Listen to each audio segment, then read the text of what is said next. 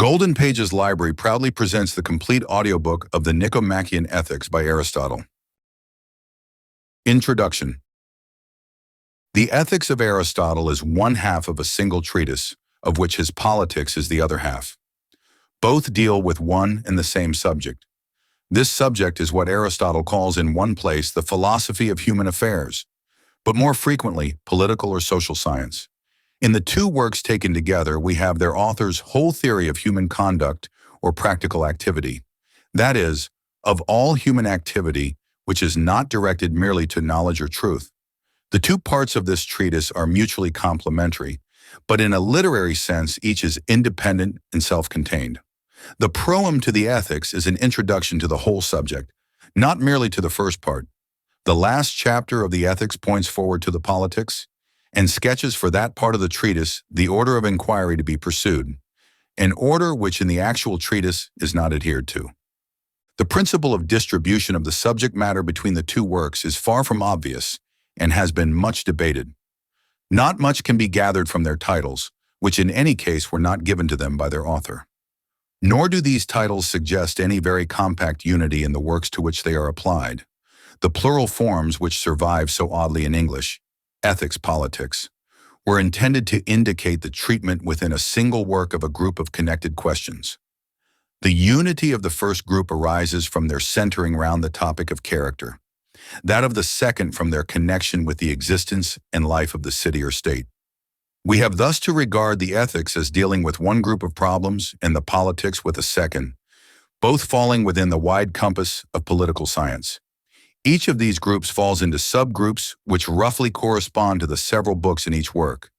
The tendency to take up one by one the various problems which had suggested themselves in the wide field obscures both the unity of the subject matter and its proper articulation. But it is to be remembered that what is offered us is avowedly rather an inquiry than an exposition of hard and fast doctrine. Nevertheless, each work aims at a relative completeness, and it is important to observe the relation of each to the other. The distinction is not that the one treats of moral and the other of political philosophy, nor again that the one deals with the moral activity of the individual and the other with that of the state, nor once more that the one gives us the theory of human conduct, while the other discusses its application in practice, though not all of these misinterpretations are equally erroneous. The clue to the right interpretation is given by Aristotle himself, where in the last chapter of the Ethics, he is paving the way for the Politics.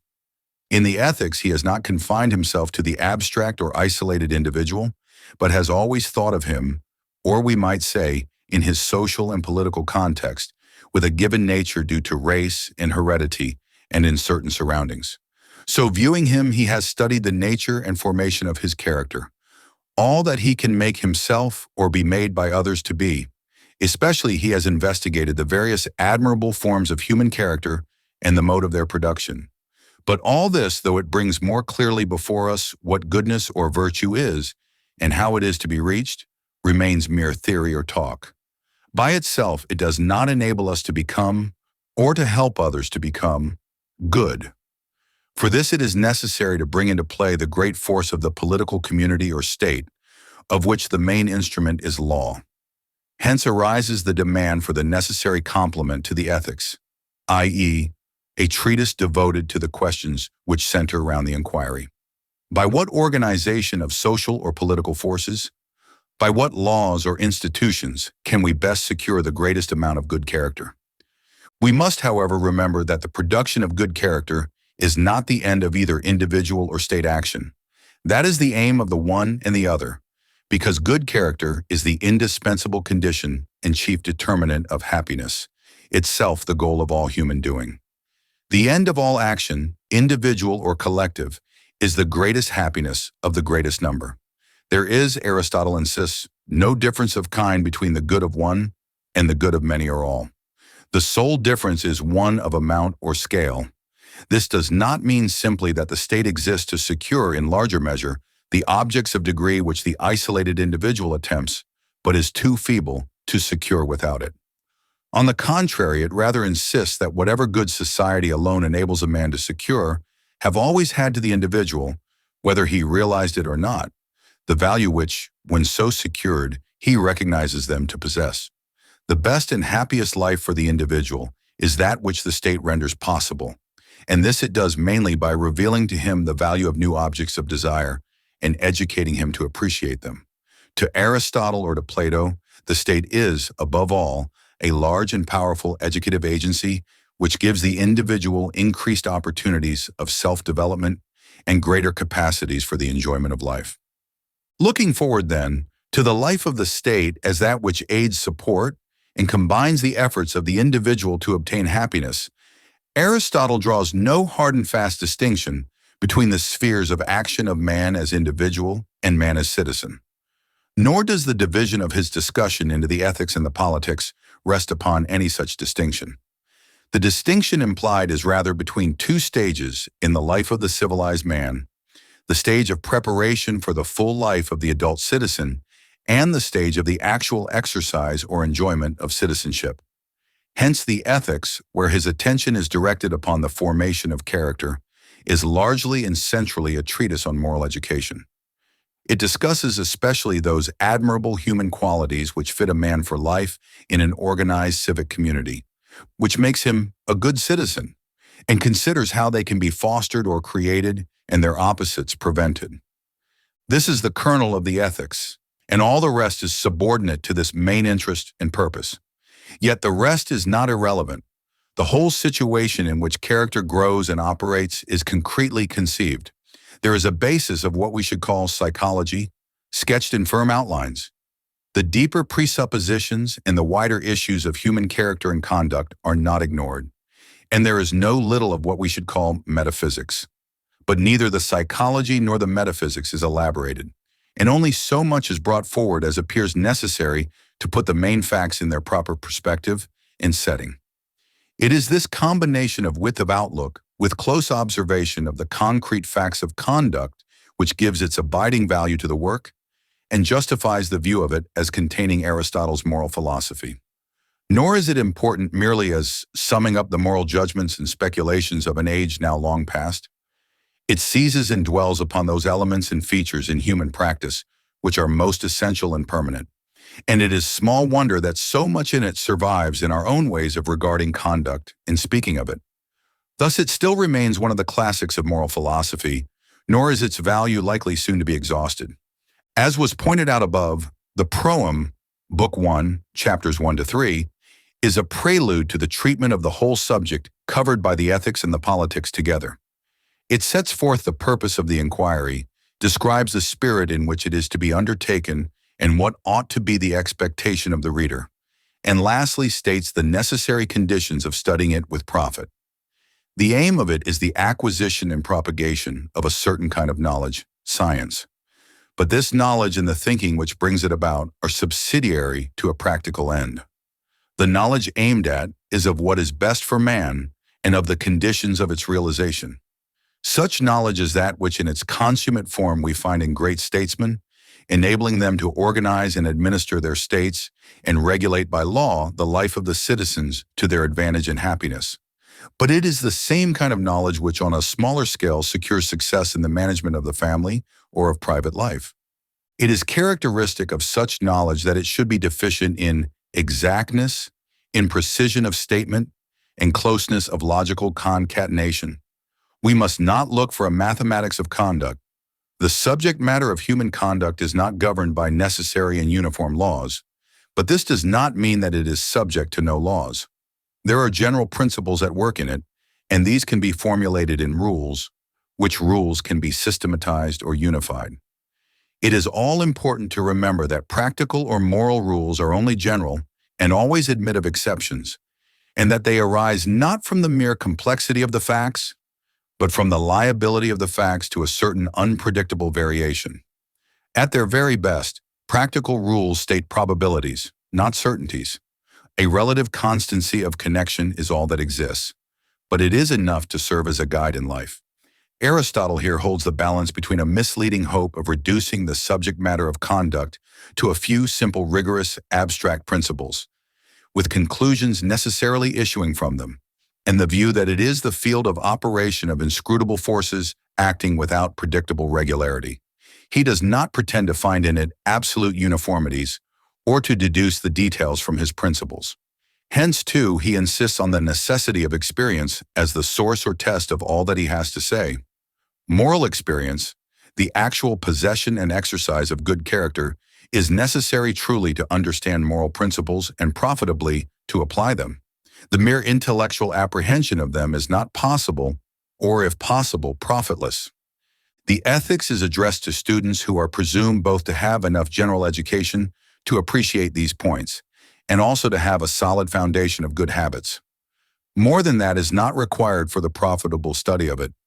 If the discussion of the nature and formation of character be regarded as the central topic of the ethics, the contents of Book 1, chapters 4 through 12 may be considered as still belonging to the introduction and setting, but these chapters contain matter of profound importance and have exercised an enormous influence upon subsequent thought.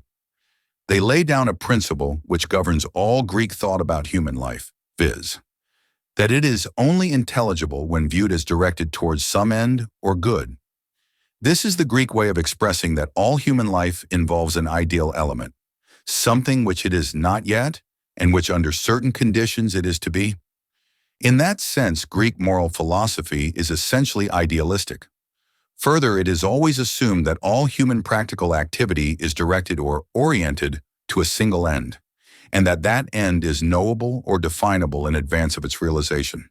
To know it is not merely a matter of speculative interest, it is of the highest practical moment, for only in the light of it can life be duly guided, and particularly only so can the state be properly organized and administered.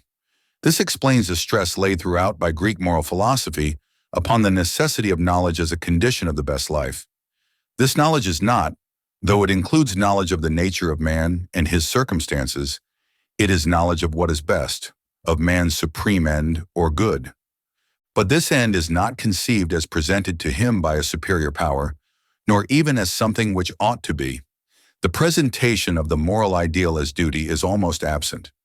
From the outset, it is identified with the object of desire, of what we not merely judge desirable but actually do desire, or that which would, if realized, satisfy human desire. In fact, it is what we all, wise and simple, agree in naming happiness, welfare, or well-being. In what then does happiness consist? Aristotle summarily sets aside the more or less popular identifications of it with abundance of physical pleasures, with political power and honor, with the mere possession of such superior gifts or attainments as normally entitle men to these, with wealth. None of these can constitute the end or good of man as such. On the other hand, he rejects his master Plato's conception of a good, which is the end of the whole universe, or at least dismisses it as irrelevant to his present inquiry. The good towards which all human desires and practical activities are directed must be one conformable to man's special nature and circumstances and attainable by his efforts. There is in Aristotle's theory of human conduct no trace of Plato's otherworldliness. He brings the moral ideal in Bacon's phrase down to right earth, and so closer to the facts and problems of actual human living. Turning from criticism of others, he states his own positive view of happiness, and, though he avowedly states it merely in outline, his account is pregnant with significance. Human happiness lies in activity or energizing, and that in a way peculiar to man with his given nature and his given circumstances. It is not theoretical, but practical. It is the activity not of reason, but still of a being who possesses reason and applies it, and it presupposes in that being the development and not merely the natural possession of certain relevant powers and capacities. The last is the prime condition of successful living and therefore of satisfaction. But Aristotle does not ignore other conditions, such as length of life, wealth, and good luck, the absence or diminution of which render happiness not impossible, but difficult of attainment. It is interesting to compare this account of happiness with Mill's and utilitarianism. Mill's is much the less consistent. At times he distinguishes and at times he identifies happiness, pleasure, contentment, and satisfaction. He wavers between belief in its general attainability and an absence of hopefulness. He mixes up in an arbitrary way such ingredients as not expecting more from life than it is capable of bestowing. Mental cultivation, improved laws, etc., and in fact leaves the whole conception vague, blurred, and uncertain. Aristotle draws the outline with a firmer hand and presents a more definite ideal. He allows for the influence on happiness of conditions only partly, if at all, within the control of man. But he clearly makes the man positive determinant of man's happiness, he and himself, and more particularly in what he makes directly of his own nature, and so indirectly of his circumstances. 'Tis in ourselves that we are thus or thus. But once more, this does not involve an artificial or abstract isolation of the individual moral agent from his relation to other persons or things from his context in society and nature, nor ignore the relative dependence of his life upon a favorable environment. The main factor which determines success or failure in human life is the acquisition of certain powers, for happiness is just the exercise or putting forth of these in actual living. Everything else is secondary and subordinate. These powers arise from the due development of certain natural aptitudes which belong, in various degrees, to human nature as such and therefore to all normal human beings. In their developed form, they are known as virtues. The Greek means simply goodnesses, perfections, excellences, or fitnesses.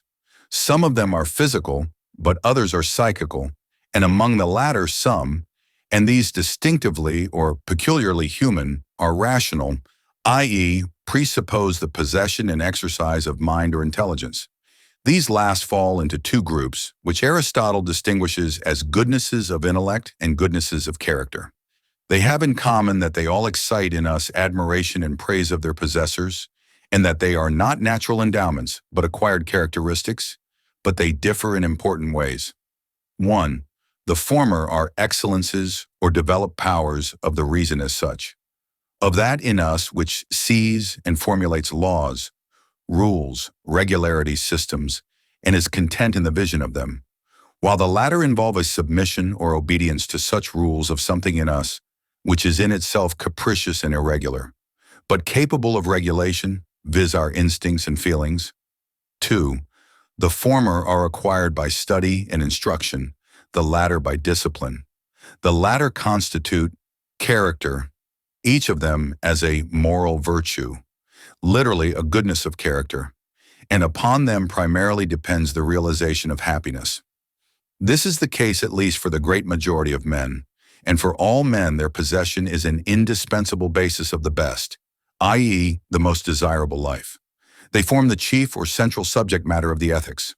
Perhaps the truest way of conceiving Aristotle's meaning here is to regard a moral virtue as a form of obedience to a maxim or rule of conduct accepted by the agent as valid for a class of recurrent situations in human life. Such obedience requires knowledge of the rule and acceptance of it as the rule of the agent's own actions, but not necessarily knowledge of its ground or of its systematic connection with other similarly known and similarly accepted rules. It may be remarked that the Greek word usually translated reason means in almost all cases in the ethics such a rule, and not the faculty which apprehends, formulates, considers them. The moral virtues and vices make up what we call character, and the important questions arise. 1. What is character? And 2. How is it formed? For character in this sense is not a natural endowment. It is formed or produced. Aristotle deals with these questions in the reverse order. His answers are peculiar and distinctive, not that they are absolutely novel, for they are anticipated in Plato, but that by him they are for the first time distinctly and clearly formulated. 1. Character, good or bad, is produced by what Aristotle calls habituation. That is, it is the result of the repeated doing of acts which have a similar or common quality. Such repetition acting upon natural aptitudes or propensities gradually fixes them in one or other of two opposite directions, giving them a bias towards good or evil. Hence, the several acts which determine goodness or badness of character must be done in a certain way, and thus the formation of good character requires discipline and direction from without. Not that the agent himself contributes nothing to the formation of his character, but that at first he needs guidance. The point is not so much that the process cannot be safely left to nature, but that it cannot be entrusted to merely intellectual instruction. The process is one of assimilation, largely by imitation and under direction and control. The result is a growing understanding of what is done, a choice of it for its own sake, a fixity and steadiness of purpose. Right acts and feelings become, through habit, easier and more pleasant, and the doing of them a second nature. The agent acquires the power of doing them freely, willingly, more and more, of himself. But what are right acts? In the first place, they are those that conform to a rule, to the right rule, and ultimately to reason. The Greeks never waver from the conviction that in the end, moral conduct is essentially reasonable conduct. But there is a more significant way of describing their rightness. And here for the first time, Aristotle introduces his famous doctrine of the mean. Reasoning from the analogy of right physical acts, he pronounces that rightness always means adaptation or adjustment to the special requirements of a situation. To this adjustment, he gives a quantitative interpretation. To do or to feel what is right in a given situation is to do or to feel just the amount required, neither more nor less. To do wrong is to do or to feel too much or too little, to fall short of or overshoot, a mean determined by the situation. The repetition of acts which lie in the mean is the cause of the formation of each and every goodness of character, and for this rules can be given. 2. What then is a moral virtue, the result of such a process duly directed? It is no mere mood of feeling, no mere liability to emotion, no mere natural aptitude or endowment. It is a permanent state of the agent's self, or, as we might in modern phrase put it, of his will. It consists in a steady, self-imposed obedience to a rule of action in certain situations which frequently recur in human life. The rule prescribes the control and regulation within limits of the agent's natural impulses to act and feel thus and thus. The situations fall into groups which constitute the fields of the several moral virtues. For each there is a rule, conformity to which secures rightness in the individual acts. Thus the moral ideal appears as a code of rules accepted by the agent, but as yet to him without rational justification and without system or unity. But the rules prescribe no mechanical uniformity. Each within its limits permits variety, and the exactly right amount adopted to the requirements of the individual situation, and every actual situation is individual, must be determined by the intuition of the moment. There is no attempt to reduce the rich possibilities of right action to a single monotonous type. On the contrary, there are acknowledged to be many forms of moral virtue, and there is a long list of them, with their correlative vices enumerated. The doctrine of the mean here takes a form in which it has impressed subsequent thinkers, but which has less importance than is usually ascribed to it. In the table of the virtues and vices, each of the virtues is flanked by two opposite vices, which are respectively the excess and defect of that which in due measure constitutes the virtue.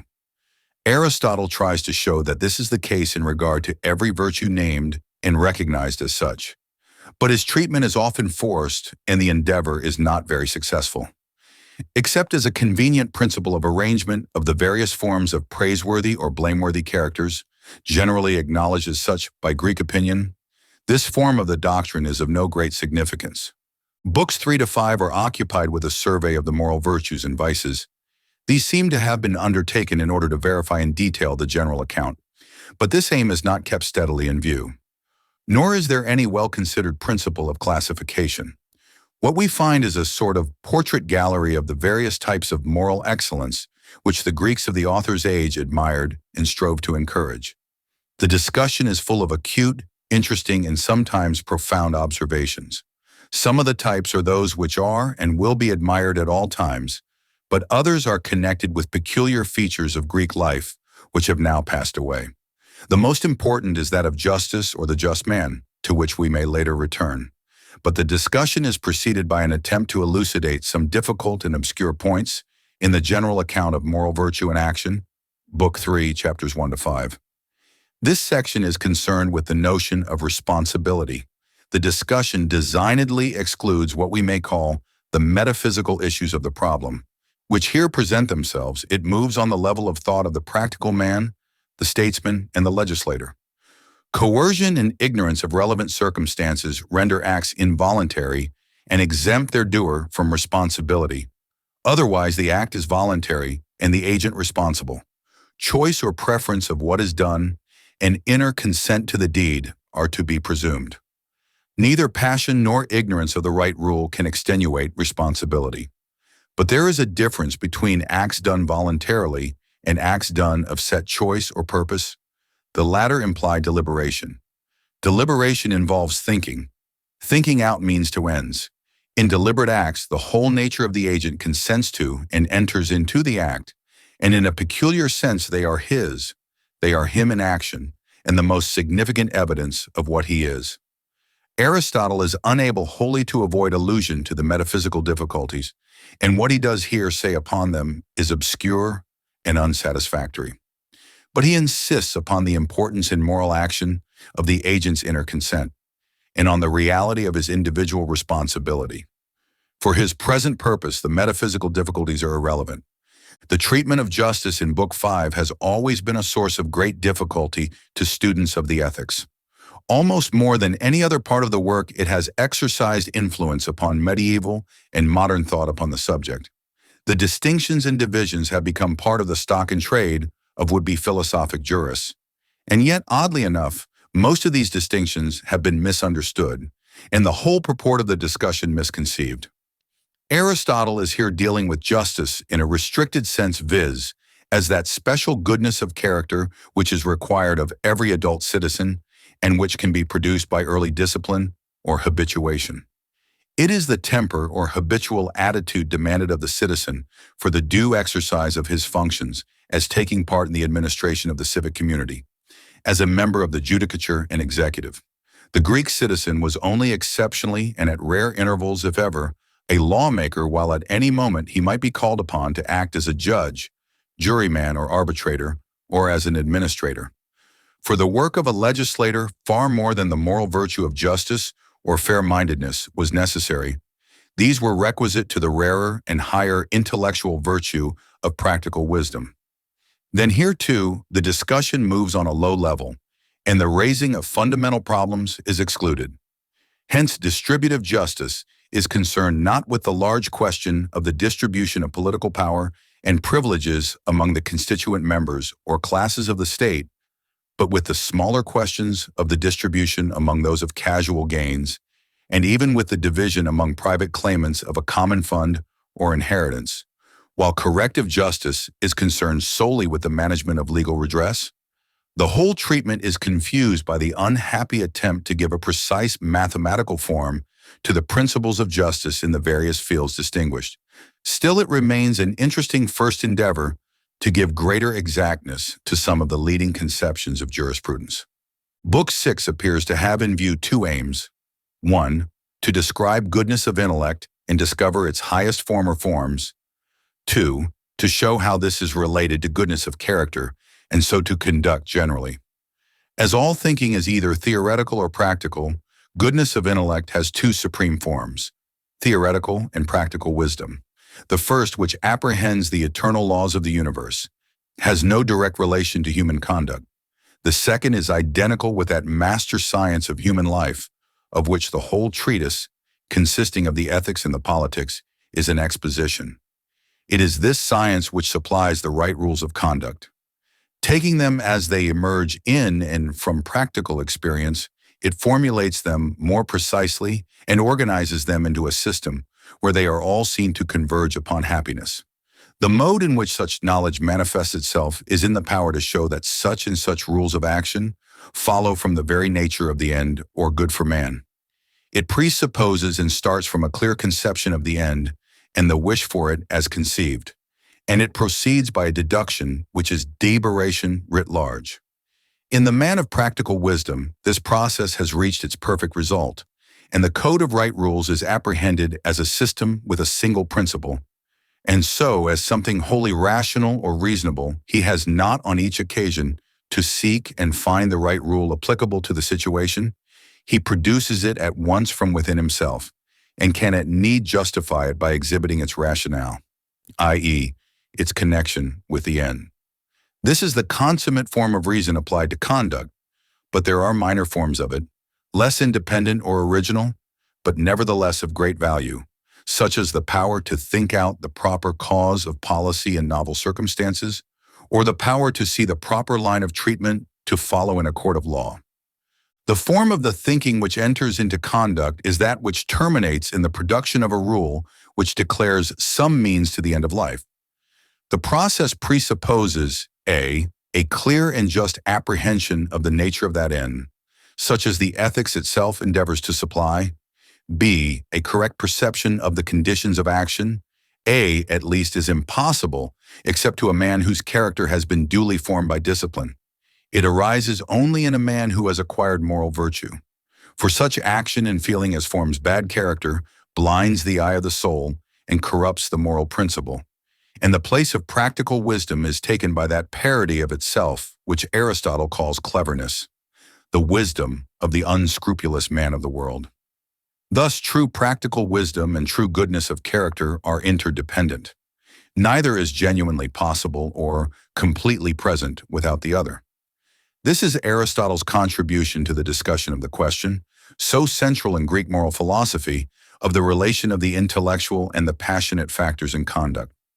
Aristotle is not an intuitionist, but he recognizes the implication in conduct of a direct and immediate apprehension, both of the end and of the character of his circumstances under which it is from moment to moment realized. The directness of such apprehension makes it analogous to sensation or sense perception, but it is on his view in the end, due to the existence or activity in man of that power in him which is the highest thing in his nature, and akin to or identical with the divine nature, mind or intelligence. It is this which reveals to us what is best for us, the ideal of a happiness which is the object of our real wish and the goal of all our efforts. But beyond and above the practical ideal of what is best for man begins to show itself another and still higher ideal, that of a life not distinctively human or in a narrow sense practical, yet capable of being participated in by man even under the actual circumstances of this world. For a time, however, this further and higher ideal is ignored. The next book, Book 7, is concerned partly with moral conditions, in which the agent seems to rise above the level of moral virtue or fall below that of moral vice, but partly and more largely with conditions in which the agent occupies a middle position between the two. Aristotle's attention is here directed chiefly towards the phenomena of incontinence, weakness of will or imperfect self-control. This condition was to the Greeks a matter of only too frequent experience, but it appeared to them peculiarly difficult to understand. How can a man know what is good or best for him, and yet chronically fail to act upon his knowledge? Socrates was driven to the paradox of denying the possibility, but the facts are too strong for him. Knowledge of the right rule may be present, nay, the rightfulness of its authority may be acknowledged, and yet time after time it may be disobeyed. The will may be good, and yet overmastered by the force of desire, so that the act done is contrary to the agent's will. Nevertheless, the act may be the agent's, and the will therefore divided against itself. Aristotle is aware of the seriousness and difficulty of the problem, but in spite of the vividness with which he pictures and the acuteness with which he analyses the situation in which such action occurs, it cannot be said that he solves the problem. It is time that he rises above the abstract view of it as a conflict between reason and passion, recognizing that passion is involved in the knowledge which in conduct prevails or is overborne, and that the force which leads to the wrong act is not blind or ignorant passion, but always has some reason in it. But he tends to lapse back into the abstraction, and his final account is perplexed and obscure. He finds the source of the phenomenon in the nature of the desire for bodily pleasures, which is not irrational but has something rational in it. Such pleasures are not necessarily or inherently bad, as has sometimes been maintained. On the contrary, they are good, but only in certain amounts or under certain conditions, so that the will is often misled, hesitates, and is lost. Books 8 and 9, on friendship, are almost an interruption of the argument. The subject matter of them was a favorite topic of ancient writers, and the treatment is smoother and more orderly than elsewhere in the Ethics. The argument is clear and may be left without comment to the readers. These books contain a necessary and attractive complement to the somewhat dry account of Greek morality in the preceding books, and there are in them profound reflections on what may be called the metaphysics of friendship or love. At the beginning of Book 10, we return to the topic of pleasure, which is now regarded from a different point of view. In Book 7, the antagonists were those who overemphasized the irrationality or badness of pleasure. Here it is rather those who so exaggerate its value as to confuse or identify it with the good or happiness. But there is offered us in this section much more than criticism of the errors of others. Answers are given both to the psychological question, what is pleasure? And to the ethical question, what is its value? Pleasure, we are told, is the natural concomitant and index of perfect activity, distinguishable but inseparable from it. The activity of a subject at its best acting upon an object at its best. It is therefore always and in itself a good, but its value rises and falls with that of the activity with which it is conjoined and which it intensifies and perfects. Hence it follows that the highest and best pleasures are those which accompany the highest and best activity. Pleasure is therefore a necessary element in the best life, but it is not the whole of it nor the principal ingredient. The value of a life depends upon the nature and worth of the activity which it involves. Given the maximum of full free action, the maximum of pleasure necessary follows. But on what sort of life is such activity possible? This leads us back to the question, what is happiness? In what life can man find the fullest satisfaction for his desires? To this question, Aristotle gives an answer which cannot but surprise us after what has preceded. True happiness, great satisfaction, cannot be found by man in any form of practical life. No, not in the fullest and freest exercise possible of the moral virtues, not in the life of the citizen or of the great soldier or statesman. To seek it, there is to court failure and disappointment. It is to be found in the life of the onlooker, the disinterested spectator, or, to put it more distinctly, in the life of the philosopher, the life of scientific and philosophic contemplation. The highest and most satisfying form of life possible to man is the contemplative life. It is only in a secondary sense and for those incapable of their life that the practical or moral ideal is the best. It is time that such a life is not distinctively human, but it is the privilege of man to partake in it, and such participation, at however rare intervals and for however short a period, is the highest happiness which human life can offer. All other activities have value only because, and in so far as they render this life possible. But it must not be forgotten that Aristotle conceives of this life as one of intense activity or energizing. It is just this which gives it its supremacy. In spite of the almost religious fervor with which he speaks of it, the most orthodox of his disciples paraphrases his meaning by describing its content as the service and vision of God. It is clear that he identified it with the life of the philosopher, as he understood it, a life of ceaseless intellectual activity in which at least at times all the distractions and disturbances inseparable from practical life seem to disappear and become as nothing. This ideal was partly an inheritance from the more ardent idealism of his master Plato, but partly it was the expression of personal experience. The nobility of this ideal cannot be questioned. The conception of the end of man or a life lived for truth, of a life blissfully absorbed in the vision of truth, is a lofty and inspiring one. But we cannot resist certain criticisms upon its presentation by Aristotle. 1.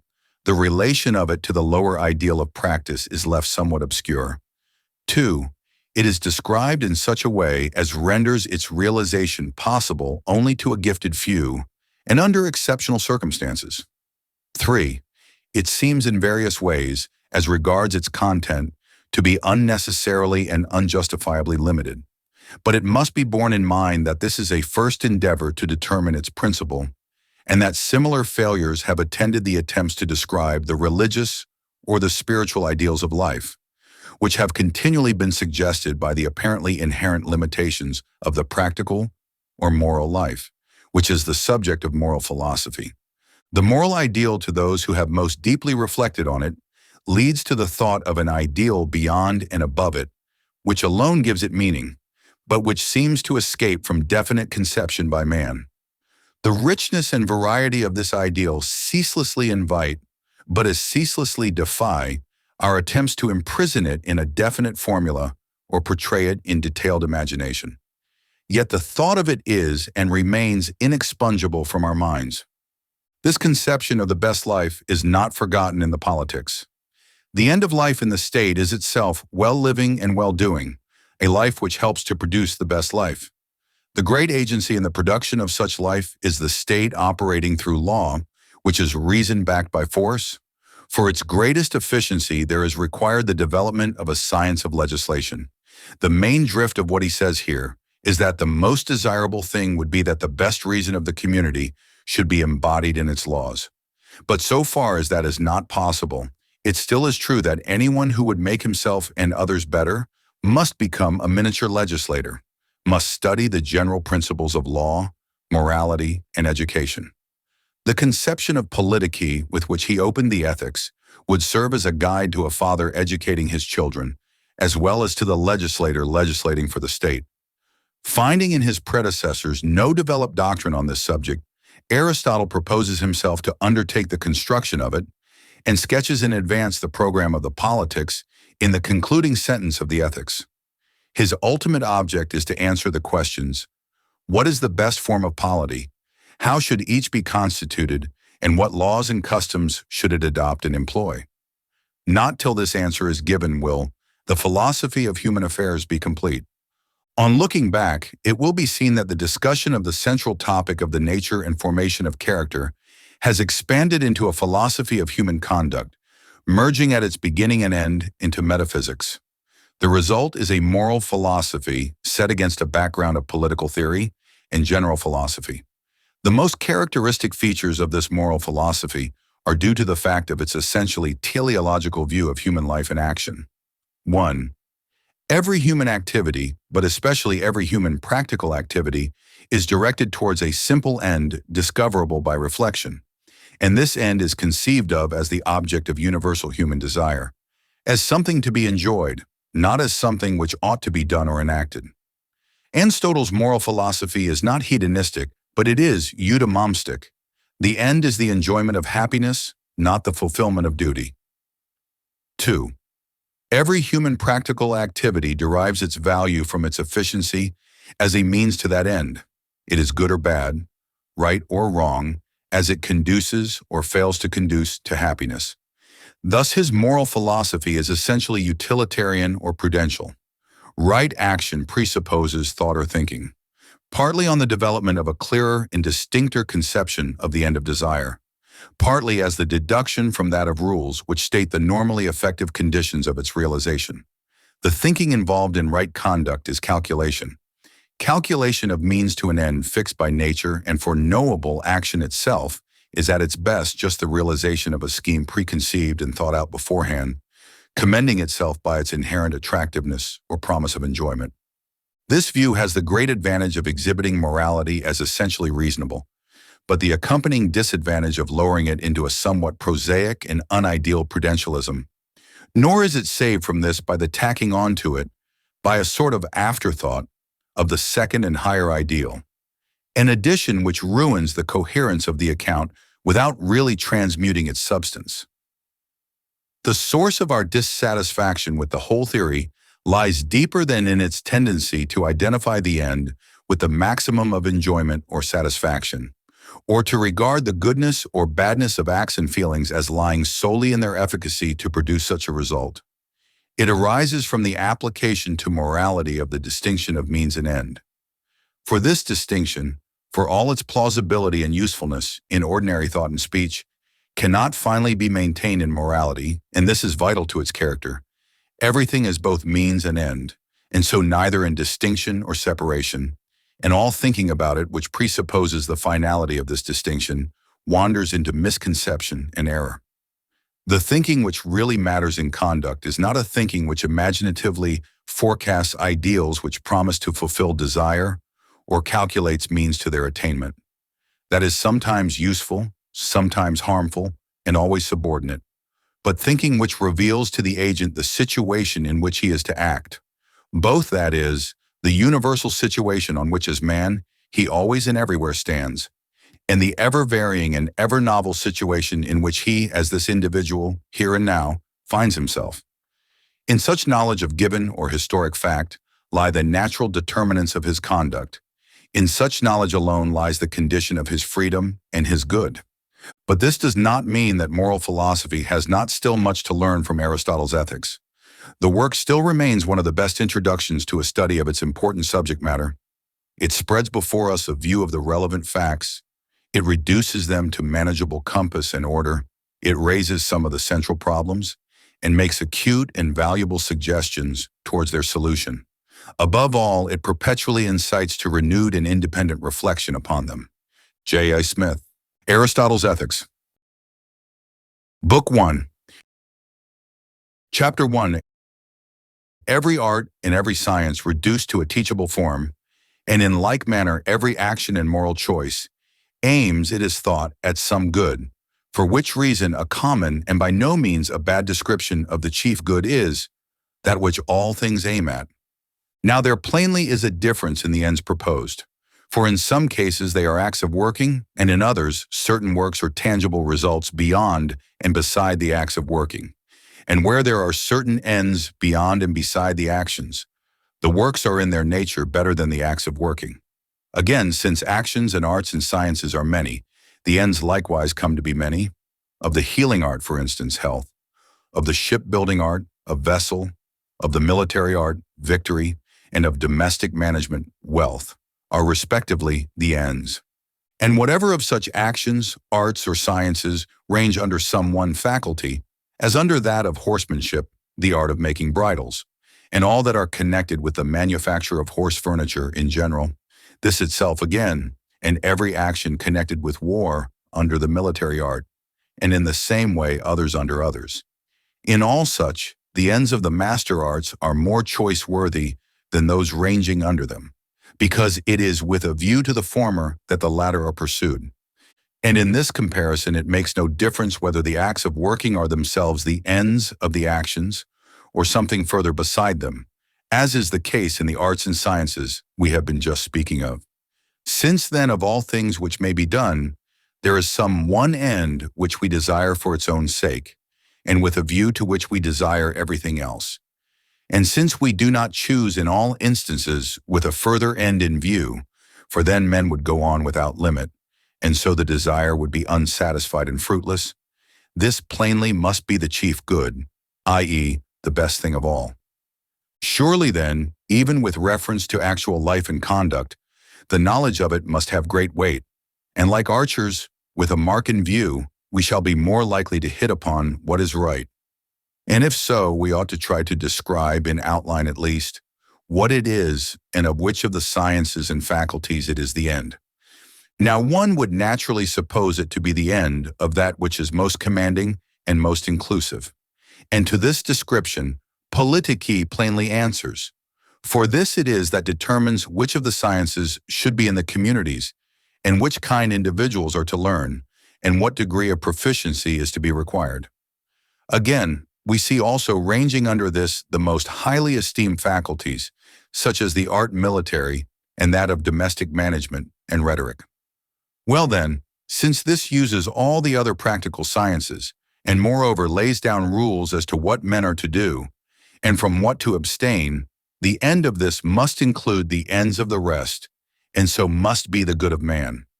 And grant that this is the same to the individual and to the community, yet surely that of the latter is plainly greater and more perfect to discover and preserve. For to do this even for a single individual were a matter for contentment, but to do it for a whole nation and for communities generally were more noble and godlike.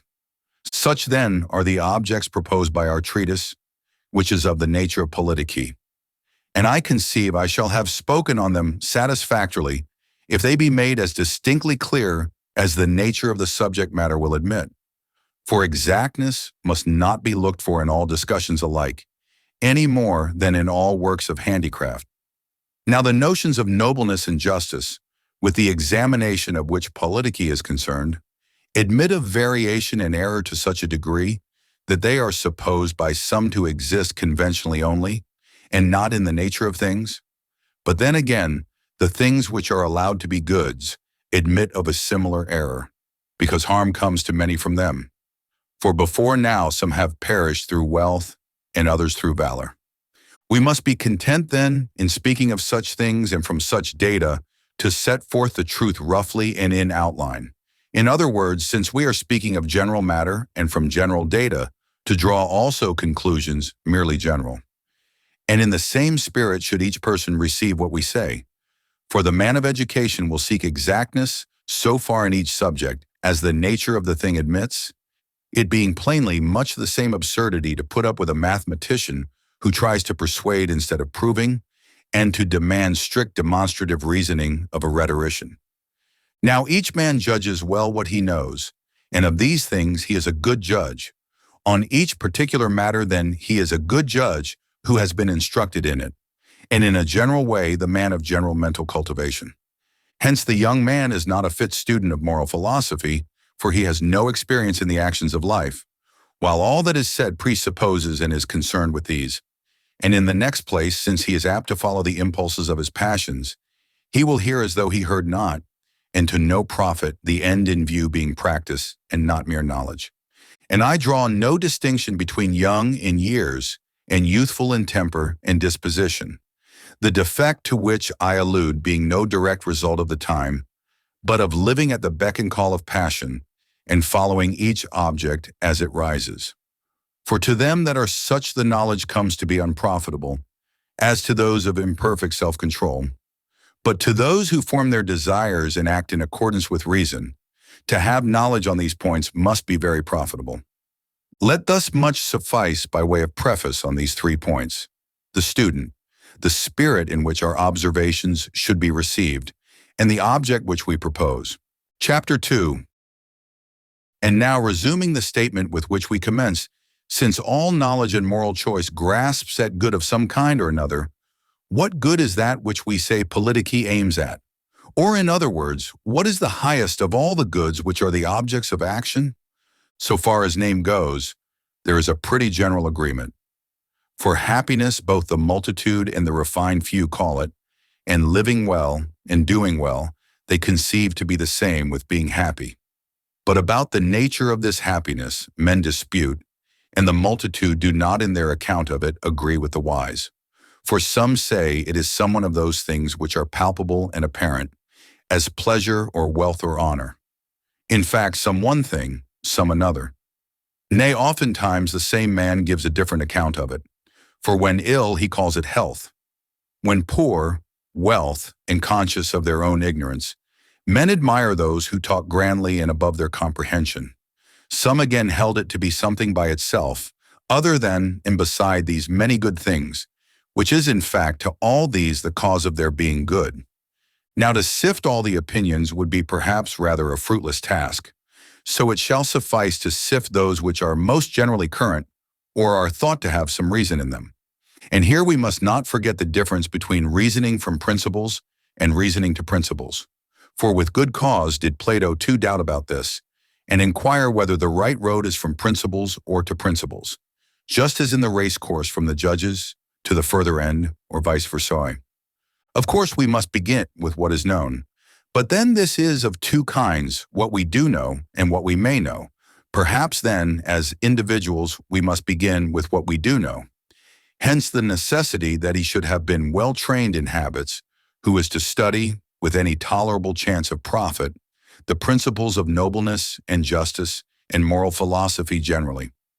For a principle is a matter of fact, and if the fact is sufficiently clear to a man, there will be no need in addition of the reason for the fact. And he that has been thus trained either has principles already or can receive them easily. As for him who neither has nor can receive them, let him hear his sentence from Hesiod. He is best of all who of himself conceiveth all things. Good again is he too who can adopt a good suggestion. But whoso neither of himself conceiveth, nor hearing from another, layeth it to heart, he is a useless man. Chapter 3. But to return from this digression, now of the chief good, i.e. of happiness, men seem to form their notions from the different modes of life, as we might naturally expect. The many and most low conceive it to be pleasure, and hence they are content with the life of sensual enjoyment. For there are three lines of life which stand out prominently to view, that just mentioned, and the life in society, and thirdly, the life of contemplation. Now the many are plainly quite slavish, choosing a life like that of brute animals. Yet they obtain some consideration, because many of the great share the tastes of Sardanapalus. The refined and active again conceive it to be honor, for this may be said to be the end of the life in society, yet it is plainly too superficial for the object of our search, because it is thought to rest with those who pay rather than with him who receives it, whereas the chief good we feel instinctively must be something which is our own, and not easily to be taken from us. And besides, men seem to pursue honor, that they may believe themselves to be good. For instance, they seek to be honored by the wise, and by those among whom they are known, and for virtue clearly, then, in the opinion at least of these men, virtue is higher than honor. In truth, one would be much more inclined to think this to be the end of the life in society, yet this itself is plainly not sufficiently final, for it is conceived possible that a man possessed of virtue might sleep or be inactive all through his life, or, as a third case, suffer the greatest evils and misfortunes. And the man who should live thus no one would call happy, except for mere disputation's sake. And for these let thus much suffice, for they have been treated of at sufficient length in my encyclia.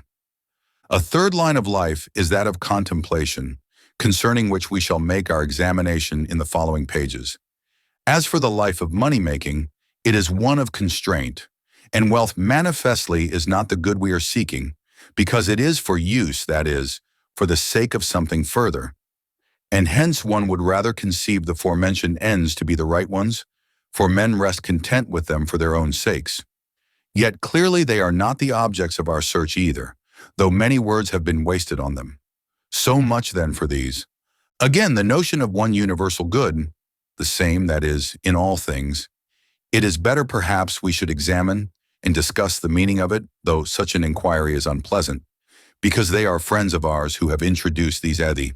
Still perhaps it may appear better, nay to be our duty where the safety of the truth is concerned, to upset if need be even our own theories, especially as we are lovers of wisdom. For since both are dear to us, we are bound to prefer the truth. Now they who invented this doctrine of edi did not apply it to those things in which they spoke of priority and posteriority, and so they never made any idea of numbers. But good is predicated in the categories of substance, quality, and relation. Now that which exists of itself, i.e., substance, is prior in the nature of things to that which is relative, because this latter is an offshoot, as it were, and result of that which is. On their own principle, then there cannot be a common idea in the case of these.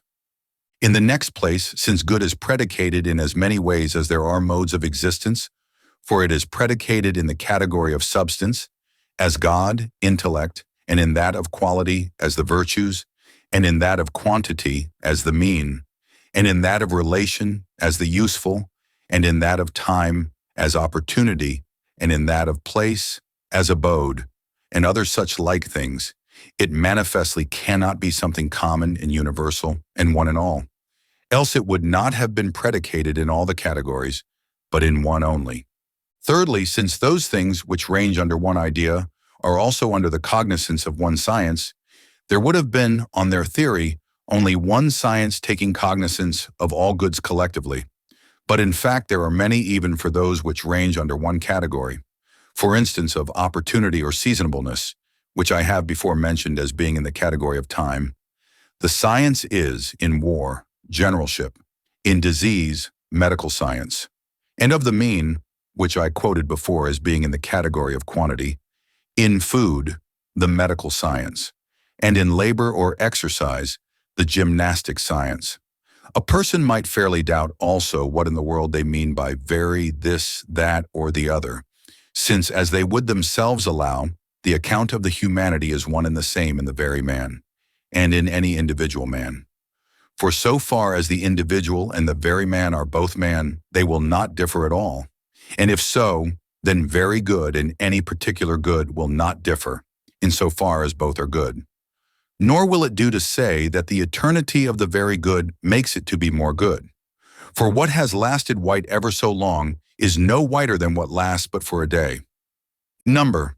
The Pythagoreans do seem to give a more credible account of the matter, who place one among the goods in their double list of goods and bads, which philosophers, in fact, Speusippus seems to have followed. But of these matters let us speak at some other time. Now there is plainly a loophole to object to what has been advanced, on the plea that the theory I have attacked is not by its advocates applied to all good, but those goods only are spoken of as being under one idea, which are pursued and with which men rest content simply for their own sakes. Whereas those things which have a tendency to produce or preserve them in any way, or to hinder their contraries, are called good because of these other goods, and after another fashion. It is manifest then that the goods may be so called in two senses, the one class for their own sakes, the other because of these. Very well then, let us separate the independent goods from the instrumental, and see whether they are spoken of as under one idea. But the question next arises, what kind of goods are we to call independent? All such as are pursued even when separated from other goods. As for instance, being wise, seeing, and certain pleasures and honors, for these, though we do pursue them with some further end in view, one would still place among the independent goods. Or does it come in fact to this, that we can call nothing independent good except the idea, and so the concrete of it will be naught? If, on the other hand, these are independent goods, then we shall require that the account of the goodness be the same clearly in all, just as that of the whiteness is in snow and white lead. But how stands the fact? Why of honor and wisdom and pleasure the accounts are distinct and different in so far as they are good? The chief good, then, is not something common and after one idea. But then how does the name come to be common? For it is not seemingly a case of fortuitous equivocation. Are different individual things called good by virtue of being from one source, or all conducing to one end, or rather by way of analogy? For that intellect is to the soul as sight to the body, and so on. However, perhaps we ought to leave these questions now, for an accurate investigation of them is more properly the business of a different philosophy. And likewise respecting the idea, for even if there is someone good predicated in common of all things that are good, or separable and capable of existing independently, manifestly it cannot be the object of human action or attainable by man. But we are in search now of something that is so. It may readily occur to anyone that it would be better to attain a knowledge of it with a view to such concrete goods as are attainable and practical, because with this as a kind of model in our hands, we shall the better know what things are good for us individually, and when we know them, we shall attain them. Some plausibility, it is true, this argument possesses, but it is contradicted by the facts of the arts and sciences. For all these, though aiming at some good, and seeking that which is deficient, yet pretermit the knowledge of it. Now it is not exactly probable that all artisans, without exception, should be ignorant of so great a help as this would be, and not even look after it. Neither is it easy to see wherein a weaver or a carpenter will be profited in respect of his craft by knowing the very good, or how a man will be the more apt to effect cures or to command an army for having seen the idea itself. For manifestly it is not health after this general and abstract fashion, which is the subject of the physician's investigation, but the health of man, or rather perhaps of this or that man, for he has to heal individuals. Thus much on these points. Chapter 4. And now let us revert to the good of which we are in search. What can it be? For manifestly it is different in different actions and arts, for it is different in the healing art and in the art military, and similarly in the rest. What then is the chief good in each? Is it not that for the sake of which the other things are done? And this in the healing art is health, and in the art military victory, and in that of house building a house, and in any other thing something else. In short, in every action and moral choice, the end. Because in all cases, men do everything else with a view to this. So that if there is some one end of all things which are and may be done, this must be the good proposed by doing, or if more than one, then these. Thus our discussion, after some traversing about, has come to the same point which we reached before, and this we must try yet more to clear up, Now, since the ends are plainly many, and of these we choose some, with a view to others, wealth, for instance, musical instruments, and in general all instruments, it is clear that all are not final, but the chief good is manifestly something final.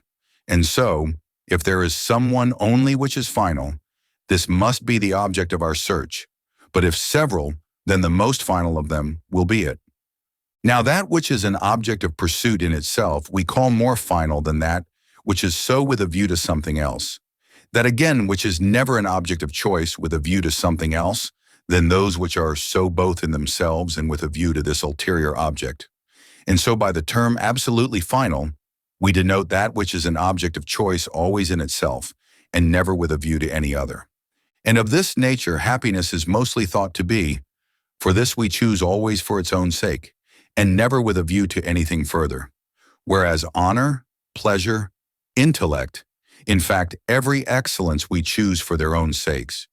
It is true because we would choose each of these even if no result were to follow.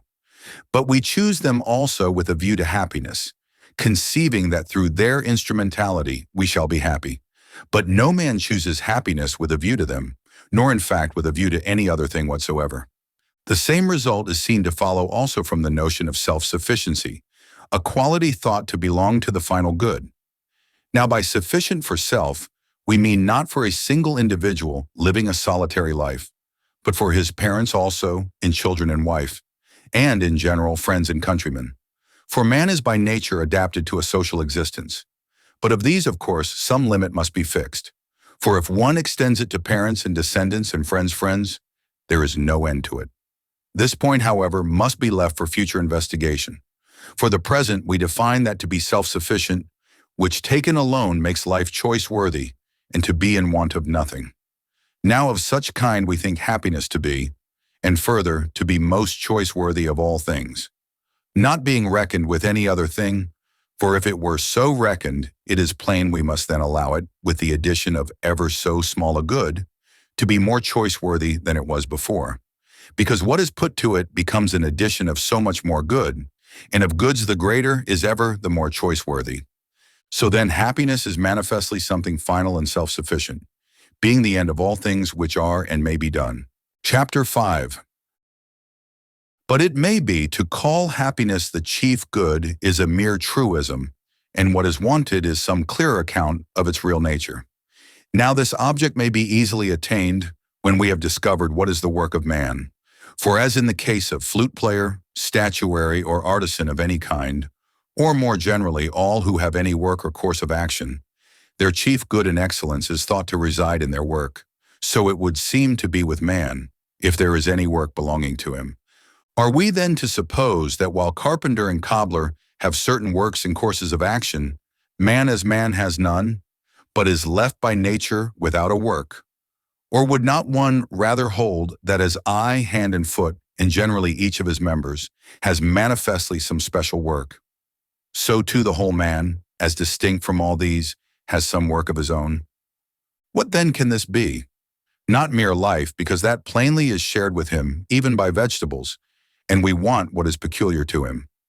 We must separate off then the life of mere nourishment and growth, and next will come the life of sensation. But this again manifestly is common to horses, oxen, and every animal. There remains then a kind of life of the rational nature apt to act. And of this nature there are two parts denominated rational, the one as being obedient to reason, the other as having and exerting it. Again, as this life is also spoken of in two ways, we must take that which is in the way of actual working, because this is thought to be most properly entitled to the name. If then the work of man is a working of the soul in accordance with reason, or at least not independently of reason, and we say that the work of any given subject, and of that subject good of its kind, are the same in kind, as for instance of a harp player and a good harp player, and so on in every case, adding to the work eminence in the way of excellence. I mean, the work of a harp player is to play the harp, and of a good harp player to play it well. If I say this is so, and we assume the work of man to be life of a certain kind, that is to say, a working of the soul, and actions with reason, and of a good man to do these things well and nobly, And in fact, everything is finished off well in the way of the excellence which peculiarly belongs to it. If all this is so, then the good of man comes to be a working of the soul in the way of excellence, or if excellence admits of degrees, in the way of the best and most perfect excellence. And we must add, en vio teleo, for as it is not one swallow or one fine day that makes a spring, so it is not one day or a short time that makes a man blessed and happy. Let this then be taken for a rough sketch of the chief good, since it is probably the right way to give first the outline and fill it in afterwards. And it would seem that any man may improve and connect what is good in the sketch, and that time is a good discoverer and cooperator in such matters. It is thus, in fact, that all improvements in the various arts have been brought about, for any man may fill up a deficiency. You must remember also what has been already stated, and not seek for exactness in all matters alike, but in each according to the subject matter, and so far as properly belongs to the system. The carpenter and geometrician, for instance, inquire into the right line in different fashion. The former so far as he wants it for his work, the latter inquires into its nature and properties, because he is concerned with the truth. So then should one do in other matters, that the incidental matters may not exceed the direct ones. And again, you must not demand the reason either in all things alike, because in some it is sufficient that the fact has been well demonstrated, which is the case with first principles. And the fact is the first step, i.e., starting point or principle. And of these first principles, some are obtained by induction, some by perception, some by a course of habituation, others in other different ways. And we must try to trace up each in their own nature, and take pains to secure their being well defined, because they have great influence on what follows. It is thought, that the starting point or principle is more than half the whole matter, and that many of the points of inquiry come simultaneously into view thereby. Chapter 6. We must now inquire concerning happiness, not only from our conclusion and the data on which our reasoning proceeds, but likewise from what is commonly said about it. Because with what is true, all things which really are in harmony, but with that which is false, the true very soon jars. Now there is a common division of goods into three classes, one being called external, the other two those of the soul and body respectively, and those belonging to the soul we call most properly and specially good.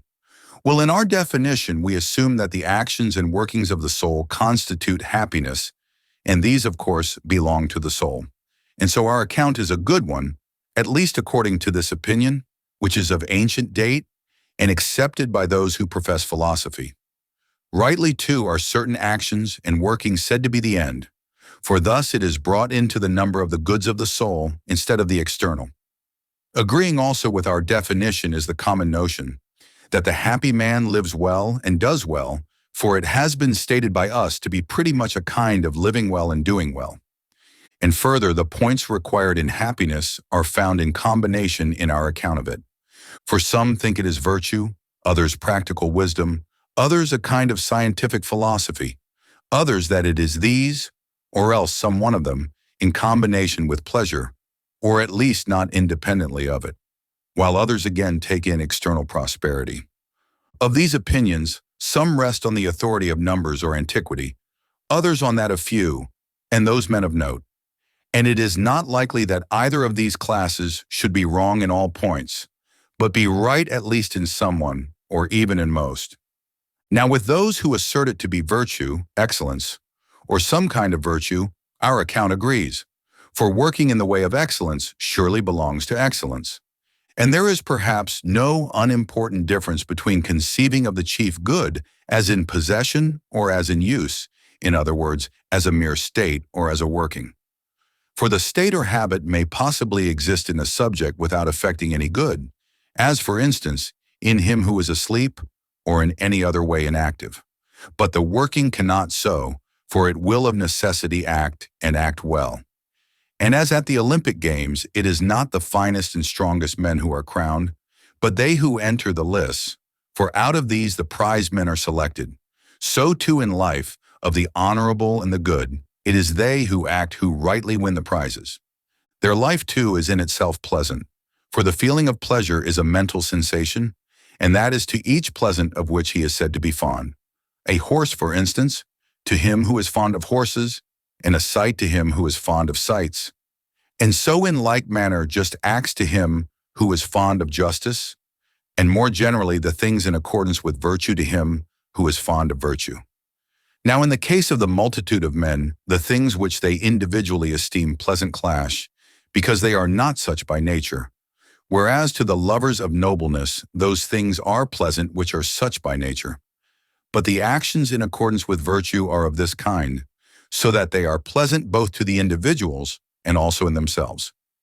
So then their life has no need of pleasure as a kind of additional appendage, but involves pleasure in itself. For besides what I have just mentioned, a man is not a good man at all who feels no pleasure in noble actions. Just as no one would call that man just who does not feel pleasure in acting justly, or liberal who does not in liberal actions, and similarly in the case of the other virtues which might be enumerated. And if this be so, then the actions in accordance with virtue must be in themselves pleasurable. Then again they are certainly good and noble, and each of these in the highest degree, if we are to take as right the judgment of the good man, for he judges as we have said. Thus then happiness is most excellent, most noble, and most pleasant, and these attributes are not separated as in the well-known Delian inscription. Most noble is that which is most just, but best is health, and naturally most pleasant is the obtaining one's desires. For all these coexist in the best acts of working, and we say that happiness is these, or one, that is, the best of them. Still, it is quite plain that it does require the addition of external goods, as we have said, because without appliances it is impossible, or at all events not easy, to do noble actions. For friends, money, and political influence are in a manner instruments whereby many things are done. Some things there are again a deficiency in which mars blessedness. Good birth, for instance, or fine offspring, or even personal beauty. For he is not at all capable of happiness who is very ugly, or is ill-born, or solitary and childless, and still less perhaps supposing him to have very bad children or friends, or to have lost good ones by death. As we have said already, the addition of prosperity of this kind does seem necessary to complete the idea of happiness. Hence some rank good fortune, and others virtue, with happiness. Chapter 7. And hence too a question is raised, whether it is a thing that can be learned or acquired by habituation or discipline of some other kind, or whether it comes in the way of divine dispensation, or even in the way of chance. Now to be sure, if anything else is a gift of the gods to men, it is probable that happiness is a gift of theirs too, and specially because of all human goods it is the highest. But this, it may be, is a question belonging more properly to an investigation different from ours. And it is quite clear that on the supposition of its not being sent from the gods direct, but coming to us by reason of virtue and learning of a certain kind, or discipline, it is yet one of the most godlike things, because the prize and end of virtue is manifestly somewhat most excellent, nay divine and blessed. It will also on this supposition be widely participated, for it may through learning and diligence of a certain kind exist in all who have not been maimed for virtue. And if it is better we should be happy thus than as a result of chance, this is in itself an argument that the case is so. Because those things which are in the way of nature, and in like manner of art and of every cause, and specially the best cause, are by nature in the best way possible. To leave them to chance what is greatest and most noble would be very much out of harmony with all these facts. The question may be determined also by a reference to our definition of happiness, that it is a working of the soul in the way of excellence or virtue of a certain kind, and of the other goods some we must have to begin with, and those which are cooperative and useful are given by nature as instruments. These considerations will harmonize also with what we said at the commencement, for we assume the end of politique to be most excellent. Now this bestows most care on making the members of the community of a certain character. Good that is, and apt to do what is honorable. With good reason then neither ox nor horse nor any other brute animal do we call happy, for none of them can partake in such working. And for this same reason a child is not happy either, because by reason of his tender age he cannot yet perform such actions. If the term is applied, it is by way of anticipation. For to constitute happiness, there must be, as we have said, complete virtue and a complete life. For many changes and chances of all kinds arise during a life, and he who is most prosperous may become involved in great misfortunes in his old age. As in the heroic poems the tale is told of Priam. But the man who has experienced such fortune and died in wretchedness, no man calls happy. Chapter 8. Are we then to call no man happy while he lives, and, as Solon would have us, look to the end? And again, if we are to maintain this position, is a man then happy when he is dead? Or is not this a complete absurdity, especially in us who say happiness is a working of a certain kind? If on the other hand we do not assert that the dead man is happy, and Solon does not mean this, but only that one would then be safe in pronouncing a man happy, as being thenceforward out of the reach of evils and misfortunes, this too admits of some dispute, since it is thought that the dead has somewhat both of good and evil, if, as we must allow, a man may have when alive, but not aware of the circumstances, as honor and dishonor, and good and bad fortune of children and descendants generally. Nor is this view again without its difficulties. For after a man has lived in blessedness to old age and died accordingly, many changes may befall him in right of his descendants. Some of them may be good and obtain positions in life according to their merits, others again quite the contrary. It is plain, too, that the descendants may at different intervals or grades stand in all manner of relations to the ancestors. Absurd indeed would be the position that even the dead man is to change about with them and become at one time happy and at another miserable. Absurd, however, it is, on the other hand, that the affairs of the descendants should in no degree and during no time affect the ancestors. But we must revert to the point first raised, since the present question will be easily determined from that. If then we are to look to the end and then pronounce the man blessed, not as being so, but as having been so at some previous time, surely it is absurd that when he is 140 years old happy, the truth is not to be asserted of him, because we are unwilling to pronounce the living happy by reason of their liability to changes, and because, whereas we have conceived of happiness as something stable and no way easily changeable, the fact is that good and bad fortune are constantly circling about the same people. For it is quite plain that if we are to depend upon the fortunes of men, we shall often have to call the same man happy, and a little while after miserable, thus representing our happy man chameleon-like and based on rottenness. Is not this the solution? That to make our sentence dependent on the changes of fortune is no way right. For not in them stands the well or the ill, but though human life needs these as accessories, which we have allowed already, the workings in the way of virtue are what determine happiness, and the contrary the contrary. And by the way, the question which has been here discussed testifies incidentally to the truth of our account of happiness. For to nothing does a stability of human results attach so much as it does to the workings in the way of virtue, since these are held to be more abiding even than the sciences. And of these last again, the most precious are the most abiding, because the blessed live in them most and most continuously, which seems to be the reason why they are not forgotten. So then this stability which is sought will be in the happy man, and he will be such through life, since always or most of all, he will be doing and contemplating the things which are in the way of virtue, and the various chances of life he will bear most nobly, and at all times and in all ways harmoniously, since he is the truly good man, or in the terms of our proverb, a faultless cube. And whereas the incidents of chance are many and differ in greatness and smallness, the small pieces of good or ill fortune evidently do not affect the balance of life, but the great and numerous, if happening for good, will make life more blessed, for it is their nature to contribute to ornament, and the using of them comes to be noble and excellent. But if for ill, they bruise, as it were, and maim the blessedness, for they bring in positive pain, and hinder many acts of working. But still, even in these, nobleness shines through when a man bears contentedly many and great mischances, not from insensibility to pain, but because he is noble and high-spirited. And if, as we have said, the acts of working are what determine the character of the life, No one of the blessed can ever become wretched, because he will never do those things which are hateful and mean.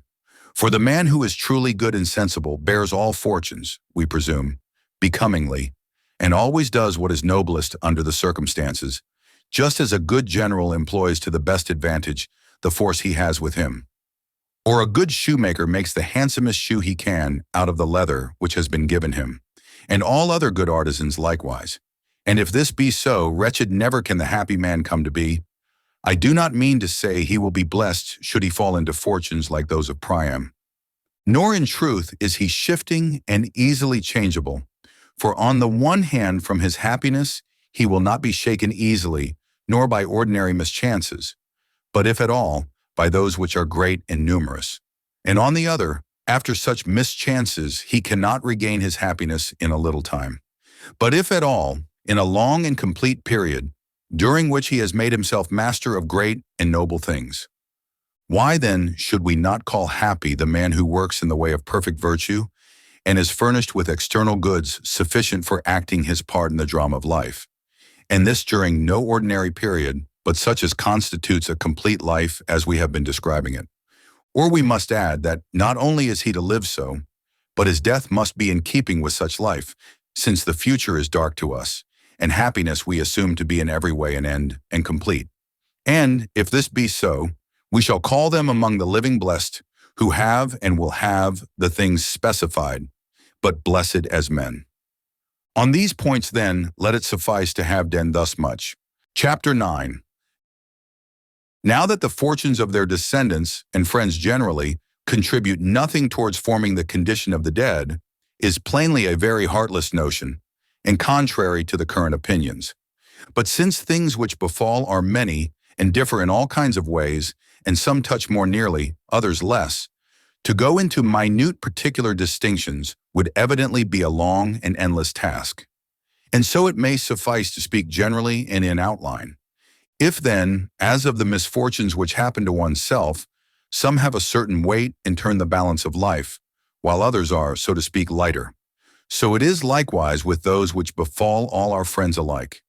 If further, whether they whom each suffering befalls be alive or dead, makes much more difference than in a tragedy, the presupposing or actual perpetration of the various crimes and horrors, we must take into our account this difference also, and still more perhaps the doubt concerning the dead, whether they really partake of any good or evil. It seems to result from all these considerations that if anything does pierce the veil and reach them, be the same good or bad, it must be something trivial and small, either in itself or to them, or at least of such a magnitude or such a kind as neither to make happy them that are not so otherwise, nor to deprive of their blessedness them that are. It is plain then that the good or ill fortunes of their friends do affect the dead somewhat, but in such kind and degree as neither to make the happy unhappy, nor produce any other such effect. Chapter 10. Having determined these points, let us examine with respect to happiness, whether it belongs to the class of things praiseworthy or things precious, for to that of faculties it evidently does not. Now it is plain that everything which is a subject of praise is praised for being of a certain kind and bearing a certain relation to something else. For instance, the just and the valiant, and generally the good man, and virtue itself we praise because of the actions and the results, and the strong man and the quick runner, and so forth, we praise for being of a certain nature and bearing a certain relation to something good and excellent, and this is illustrated by attempts to praise the gods, for they are presented in a ludicrous aspect by being referred to our standard, and this results from the fact that all praise does, as we have said, imply reference to a standard. Now, if it is to such objects that praise belongs, it is evident that what is applicable to the best objects is not praise, but something higher and better, which is plain matter of fact. For not only do we call the gods blessed and happy, but of men also we pronounce those blessed who most nearly resemble the gods. And in like manner in respect of goods, no man thinks of praising happiness as he does the principle of justice, but calls it blessed as being somewhat more godlike and more excellent. Eudoxus 42 is thought to have advanced a sound argument in support of the claim of pleasure to the highest prize, For the fact that, though it is one of the good things, it is not praised, he took for an indication of its superiority to those which are subjects of praise, a superiority he attributed also to a God and the chief good, on the ground that they form the standard to which everything besides is referred. For praise applies to virtue because it makes men apt to do what is noble, but encomia to definite works of body or mind. 41. However, it is perhaps more suitable to a regular treatise on encomia to pursue this topic with exactness.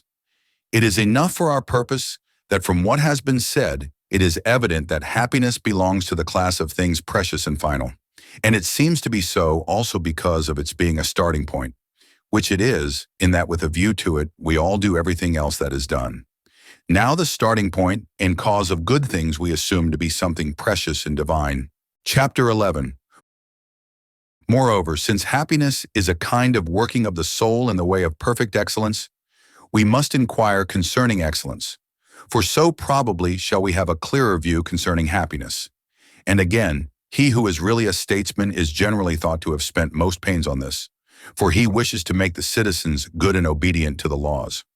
For examples of this class, we have the lawgivers of the Cretans and Lacedaemonians, and whatever other such there have been. But if this investigation belongs properly to politici, then clearly the inquiry will be in accordance with our original design. Well, we are to inquire concerning excellence, i.e., human excellence, of course, because it was the chief good of man and the happiness of man that we were inquiring of just now. And by human excellence, we mean not that of man's body, but that of his soul, for we call happiness a working of the soul. And if this is so, it is plain that some knowledge of the nature of the soul is necessary for the statesman, just as for the oculist a knowledge of the whole body, and the more so in proportion as politici is more precious and higher than the healing art. And in fact, physicians of the higher class do busy themselves much with the knowledge of the body. So then the statesman is to consider the nature of the soul, but he must do so with these objects in view, and so far only as may suffice for the objects of his special inquiry. For to carry his speculations to a greater exactness is perhaps a task more laborious than falls within his province. In fact, the few statements made on the subject in my popular treatises are quite enough, and accordingly we will adopt them here, as that the soul consists of two parts, the irrational and the rational, as to whether these are actually divided, as are the parts of the body and everything that is capable of division, or are only metaphysically speaking two, being by nature inseparable, as are convex and concave circumferences, matters not in respect of our present purpose. And of the irrational, the one part seems common to other objects, and in fact vegetative. I mean the cause of nourishment and growth. For such a faculty of the soul one would assume to exist in all things that receive nourishment, even in embryos. And this the same as in the perfect creatures, for this is more likely than that it should be a different one. Now the excellence of this manifestly is not peculiar to the human species, but common to others. For this part in this faculty is thought to work most in time of sleep, and the good and bad man are least distinguishable while asleep. Whence it is a common saying that during one half of life there is no difference between the happy and the wretched. And this accords with our anticipations, for sleep is an inactivity of the soul, insofar as it is denominated good or bad, except that in some wise some of its movements find their way through the veil, and so the good come to have better dreams than ordinary men. But enough of this. We must forego any further mention of the nutritive part, since it is not naturally capable of the excellence which is peculiarly human. And there seems to be another irrational nature of the soul, which yet in a way partakes of reason, for in the man who controls his appetites, and in him who resolves to do so and fails, we praise the reason or rational part of the soul, because it exhorts aright into the best course. But clearly there is in them, beside the reason, some other natural principle which fights with and strains against the reason. For in plain terms, just as paralyzed limbs of the body when their owners would move them to the right are borne aside in a contrary direction to the left, so is it in the case of the soul, for the impulses of men who cannot control their appetites are to contrary points. The difference is that in the case of the body we do see what is borne aside, but in the case of the soul we do not. But it may be, Not the less on that account are we to suppose that there is in the soul also somewhat besides the reason, which is opposed to this and goes against it.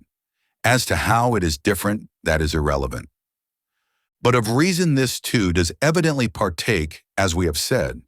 For instance, in the man of self-control it obeys reason, and perhaps in the man of perfected self-mastery, or the brave man, it is yet more obedient. In them it agrees entirely with the reason. So then the irrational is plainly twofold. The one part, the merely vegetative, has no share of reason, but that of desire, or appetition generally, does partake of it in a sense, insofar as it is obedient to it and capable of submitting to its rule. So too in common phrase we say we have logos of our father or friends, and this in a different sense from that in which we say we have logos of mathematics.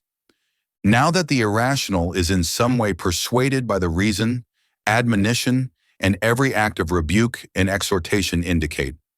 If then we are to say that this also has reason, then the rational as well as the irrational will be twofold, the one supremely and in itself, the other paying it a kind of filial regard. The excellence of man then is divided in accordance with this difference. We make two classes, calling the one intellectual and the other moral, pure science, intelligence, and practical wisdom. Intellectual, liberality, and perfected self-mastery. Moral, in speaking of a man's moral character, we do not say he is a scientific or intelligent, but a meek man, or one of perfected self-mastery.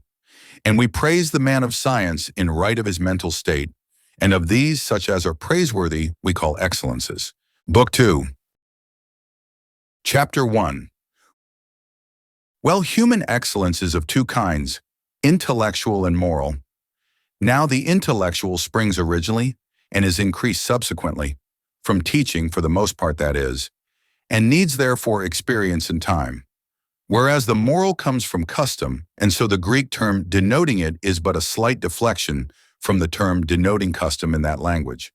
From this fact it is plain that not one of the moral virtues comes to be in us merely by nature. Because of such things as exist by nature, none can be changed by custom. A stone, for instance, by nature gravitating downwards, could never by custom be brought to ascend, not even if one were to try and accustom it by throwing it up 10,000 times. Nor could fire again be brought to descend, nor in fact could anything whose nature is in one way be brought by custom to be in another. The virtues then come to be in us neither by nature nor in despite of nature, but we are furnished by nature with a capacity for receiving them and are perfected in them through custom. Again, in whatever cases we get things by nature, we get the faculties first and perform the acts of working afterwards, an illustration of which is afforded by the case of our bodily senses. For it was not from having often seen or heard that we got these senses, but just the reverse. We had them, and so exercised them, but did not have them because we had exercised them. But the virtues we get by first performing single acts of working, which again is the case of other things, as the arts for instance. For what we have to make when we have learned how, these we learn how to make by making. Men come to be builders, for instance, by building. Harp players by playing on the harp. Exactly so, by doing just actions we come to be just. By doing the actions of self-mastery, we come to be perfected in self-mastery, and by doing brave actions brave. And to the truth of this testimony is borne by what takes place in communities, because the lawgivers make the individual members good men by habituation, and this is the intention, certainly, of every lawgiver, and all who do not effect it well fail of their intent. And herein consists the difference between a good constitution and a bad. Again, every virtue is either produced or destroyed from and by the very same circumstances. Art too in like manner. I mean it is by playing the harp that both the good and the bad harp players are formed, and similarly builders and all the rest.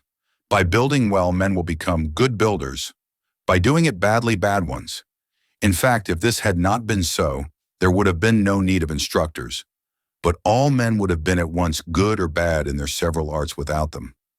So too then is it with the virtues.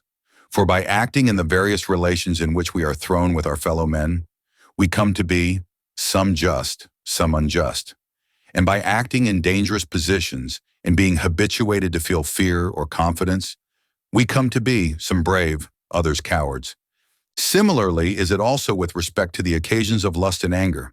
For some men come to be perfected in self-mastery and mild, others destitute of all self-control and passionate, the one class by behaving in one way under them, the other by behaving in another. Or in one word, the habits are produced from the acts of working like to them. And so what we have to do is to give a certain character to these particular acts, because the habits formed correspond to the differences of these. So then, whether we are accustomed this way or that straight from childhood makes not a small but an important difference, or rather I would say it makes all the difference. Chapter 2. Since then the object of the present treatise is not mere speculation, as it is of some others, for we are inquiring not merely that we may know what virtue is, but that we may become virtuous, else it would have been useless.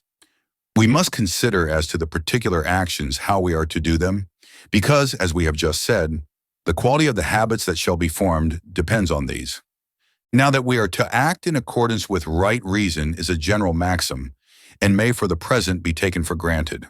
We will speak of it hereafter, and say both what right reason is, and what are its relations to the other virtues. But let this point be first thoroughly understood between us, that all which can be said on moral action must be said in outline, as it were, and not exactly. For as we remarked at the commencement, such reasoning only must be required as the nature of the subject matter admits of, and matters of moral action and expediency have no fixedness any more than matters of health. And if the subject in its general maxims is such, still less in its application to particular cases is exactness attainable. Because these fall not under any art or system of rules, but it must be left in each instance to the individual agents to look to the exigencies of the particular case, as it is in the art of healing or that of navigating a ship. Still, though the present subject is confessedly such, we must try and do what we can for it. First then this must be noted, that it is the nature of such things to be spoiled by defect and excess, as we see in the case of health and strength, since for the illustration of things which cannot be seen we must use those that can. For excessive training impairs the strength as well as deficient. Meat and drink, in like manner, in too great or too small quantities, impair the health, while in due proportion they cause, increase, and preserve it. Thus it is therefore with the habits of perfected self-mastery and courage, and the rest of the virtues. For the man who flies from and fears all things, and never stands up against anything, comes to be a coward. And he who fears nothing but goes at everything, comes to be rash. In like manner too, he that tastes of every pleasure, and abstains from none, comes to lose all self-control. While he who avoids all, as do the dull and clownish, comes as it were to lose his faculties of perception. That is to say, the habits of perfected self-mastery and courage are spoiled by the excess and defect, but by the mean state are preserved. Furthermore, not only do the origination, growth, and marring of the habits come from and by the same circumstances, but also the acts of working after the habits are formed will be exercised on the same. For so it is also with those other things which are more directly matters of sight, strength for instance. For this comes by taking plenty of food and doing plenty of work, and the man who has attained strength is best able to do these. And so it is with the virtues. For not only do we by abstaining from pleasures come to be perfected in self-mastery, but when we have come to be so, we can best abstain from them. Similarly too with courage. For it is by accustoming ourselves to despise objects of fear and stand up against them that we come to be brave, and after we have come to be so, we shall be best able to stand up against such objects. And for a test of the formation of the habits, we must take the pleasure or pain which succeeds the acts.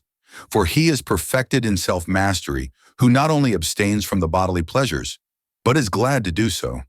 Whereas he who abstains, but is sorry to do it, has not self-mastery. He again is brave who stands up against danger, either with positive pleasure or at least without any pain. Whereas he who does it with pain is not brave. For moral virtue has for its object matter pleasures and pains, because by reason of pleasure we do what is bad, and by reason of pain decline doing what is right.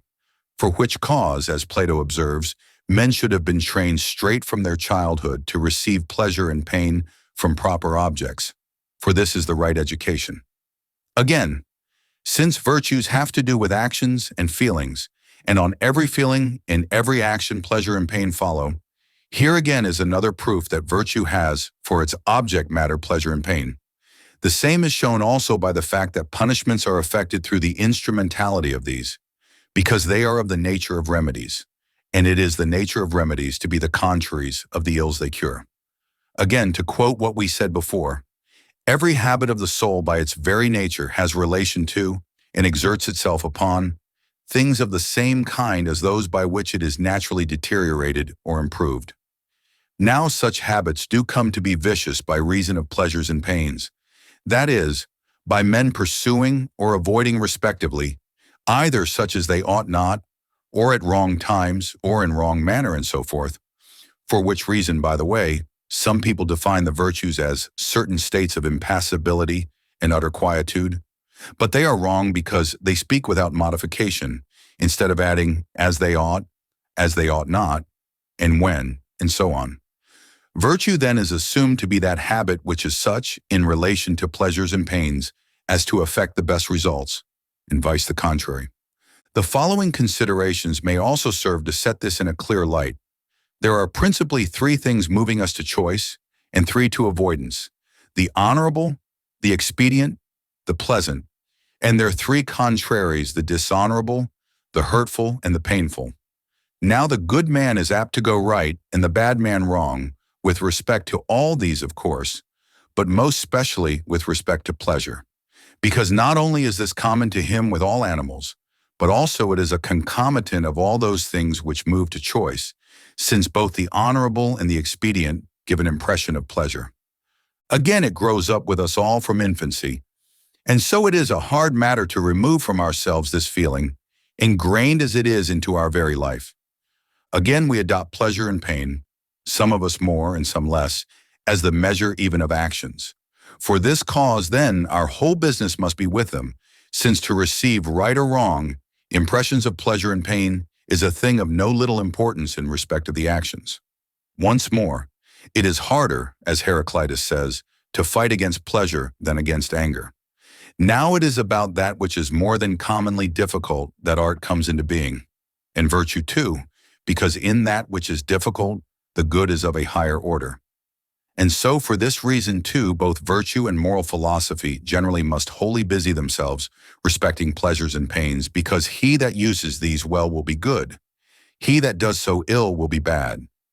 Let us then be understood to have stated that virtue has for its object matter pleasures and pains, and that it is either increased or marred by the same circumstances, differently used, by which it is originally generated, and that it exerts itself on the same circumstances out of which it was generated.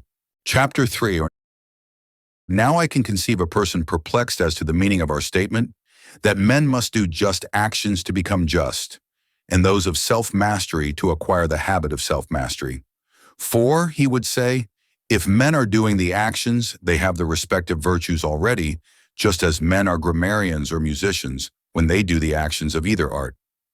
May we not reply by saying that it is not so even in the case of the arts referred to?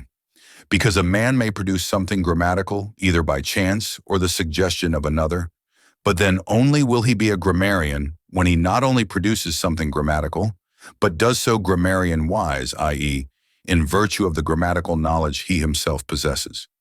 Again, the cases of the arts and the virtues are not parallel, because those things which are produced by the arts have their excellence in themselves, and it is sufficient, therefore, that these when produced should be in a certain state.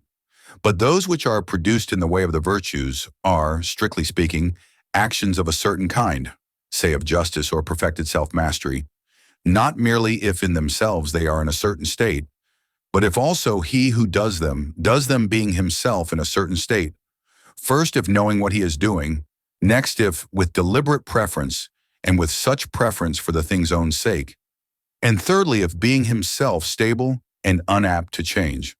Now to constitute possession of the arts, these requisites are not reckoned in, excepting the one point of knowledge, whereas for possession of the virtues knowledge avails little or nothing, But the other requisites avail not a little, but in fact are all in all, and these requisites, as a matter of fact, do come from oftentimes doing the actions of justice and perfected self-mastery. The facts, it is true, are called by the names of these habits when they are such as the just or perfectly self-mastering man would do, but he is not in possession of the virtues who merely does these facts, but he who also so does them as the just and self-mastering do them. We are right then in saying that these virtues are formed in a man by his doing the actions, but no one, if he should leave them undone, would be even in the way to become a good man.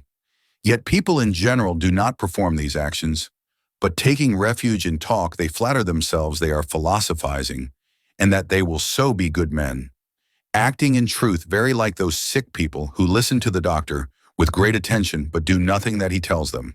Just as these then cannot be well bodily under such a course of treatment, so neither can those be mentally by such philosophizing. Chapter 4. Next we must examine what virtue is. Well, since the things which come to be in the mind are, in all, of three kinds, feelings, capacities, states, virtue, of course, must belong to one of the three classes. By feelings I mean such as lust, anger, fear, confidence, envy, joy, friendship, hatred, longing, emulation, compassion. In short, all such as are followed by pleasure or pain. By capacities, those in right of which we are said to be capable of these feelings, as by virtue of which we are able to have been made angry or grieved, or to have compassionated. By states, those in right of which we are in a certain relation, good or bad, to the aforementioned feelings. To having been made angry, for instance, we are in a wrong relation if in our anger we were too violent or too slack. But if we were in the happy medium, we are in a right relation to the feeling, and so on of the rest. Now feelings neither the virtues nor vices are, because in right of the feelings we are not denominated either good or bad, but in right of the virtues and vices we are. Again, in right of the feelings we are neither praised nor blamed, for a man is not commended for being afraid or being angry, nor blamed for being angry merely but for being so in a particular way. But in right of the virtues and vices we are. Again, both anger and fear we feel without moral choice, whereas the virtues are acts of moral choice, or at least certainly not independent of it. Moreover, in right of the feelings we are said to be moved, but in right of the virtues and vices not to be moved, but disposed in a certain way. And for these same reasons, they are not capacities, for we are not called good or bad merely because we are able to feel, nor are we praised or blamed. And again, capacities we have by nature, but we do not come to be good or bad by nature, as we have said before. Since then the virtues are neither feelings nor capacities, it remains that they must be states. Chapter 5. Now what the genus of virtue is has been said, but we must not merely speak of it thus, that it is a state, but say also what kind of a state it is. We must observe then that all excellence makes that whereof it is the excellence both to be itself in a good state and to perform its work well. The excellence of the eye, for instance, makes both the eye good and its work also, for by the excellence of the eye we see well. So too the excellence of the horse makes a horse good, and good in speed, and in carrying his rider and standing up against the enemy. If then this is universally the case, the excellence of man, i.e., virtue, must be a state whereby man comes to be good, and whereby he will perform well his proper work. Now how this shall be, it is true we have said already, but still perhaps it may throw light on the subject to see what is its characteristic nature. In all quantity then, whether continuous or discrete, one may take the greater part, the less, or the exactly equal, and these either with reference to the thing itself or relatively to us. And the exactly equal is a mean between excess and defect. Now by the mean of the thing, i.e., absolute mean, I denote that which is equidistant from either extreme, which of course is one and the same to all, and by the mean relatively to ourselves, that which is neither too much nor too little for the particular individual. This of course is not one nor the same to all. For instance, suppose 10 is too much and 2 too little. People take 6 for the absolute mean, because it exceeds the smaller sum by exactly as much as it is itself exceeded by the larger. And this mean is according to arithmetical proportion. But the mean relatively to ourselves must not be so found. For it does not follow, supposing 10 mean is too large a quantity to eat, and 2 too small, that the trainer will order his man 6. Because for the person who is to take it, this also may be too much or too little. For Milo, it would be too little, but for a man just commencing his athletic exercises too much. Similarly, 2 of the exercises themselves, as running or wrestling. So then it seems everyone possessed of skill avoids excess and defect, but seeks for and chooses the mean, not the absolute, but the relative. Now, if all skill thus accomplishes well its work, by keeping an eye on the mean, and bringing the works to this point, whence it is common enough to say of such works as are in a good state, one cannot add to or take aught from them, under the notion of excess or defect destroying goodness, but the mean state preserving it. And good artisans, as we say, work with their eye on this. And excellence, like nature, is more exact and better than any art in the world. It must have an aptitude to aim at the mean. It is moral excellence, i.e., virtue, of course, which I mean, because this it is which is concerned with feelings and actions, and in these there can be excess and defect in the mean.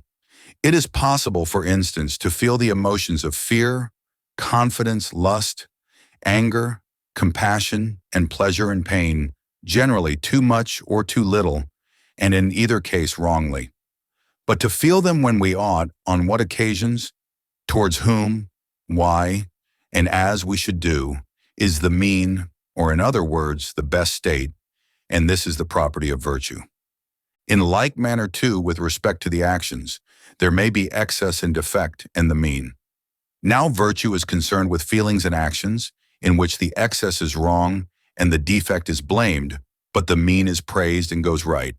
And both these circumstances belong to virtue. Virtue, then, is in a sense a mean state, since it certainly has an aptitude for aiming at the mean. Again, one may go wrong in many different ways, because, as the Pythagoreans expressed it, evil is of the class of the infinite, good of the finite, but right only in one, and so the former is easy, the latter difficult. Easy to miss the mark, but hard to hit it. And for these reasons, therefore, both the excess and defect belong to vice, and the mean state to virtue. For as the poet has it, men may be bad in many ways, but good in one alone. Chapter 6. Virtue, then, is a state apt to exercise deliberate choice, being in the relative mean, determined by reason, and as the man of practical wisdom would determine. It is a middle state between two faulty ones, in the way of excess on one side and of defect on the other. And it is so, moreover, because the faulty states on one side fall short of, and those on the other exceed, what is right both in the case of the feelings and the actions. But virtue finds, and when found adopts, the mean. And so, viewing it in respect of its essence and definition, virtue is a mean state, but in reference to the chief good and to excellence, it is the highest state possible. But it must not be supposed that every action or every feeling is capable of subsisting in this mean state, because some there are which are so named as immediately to convey the notion of badness, as malevolence, shamelessness, envy, or to instance in actions, adultery, theft, homicide. For all these and such like are blamed because they are in themselves bad, not the having too much or too little of them. In these, then, you never can go right, but must always be wrong. Nor in such does the right or wrong depend on the selection of a proper person, time, or manner. Take adultery, for instance. But simply doing any one soever of those things is being wrong.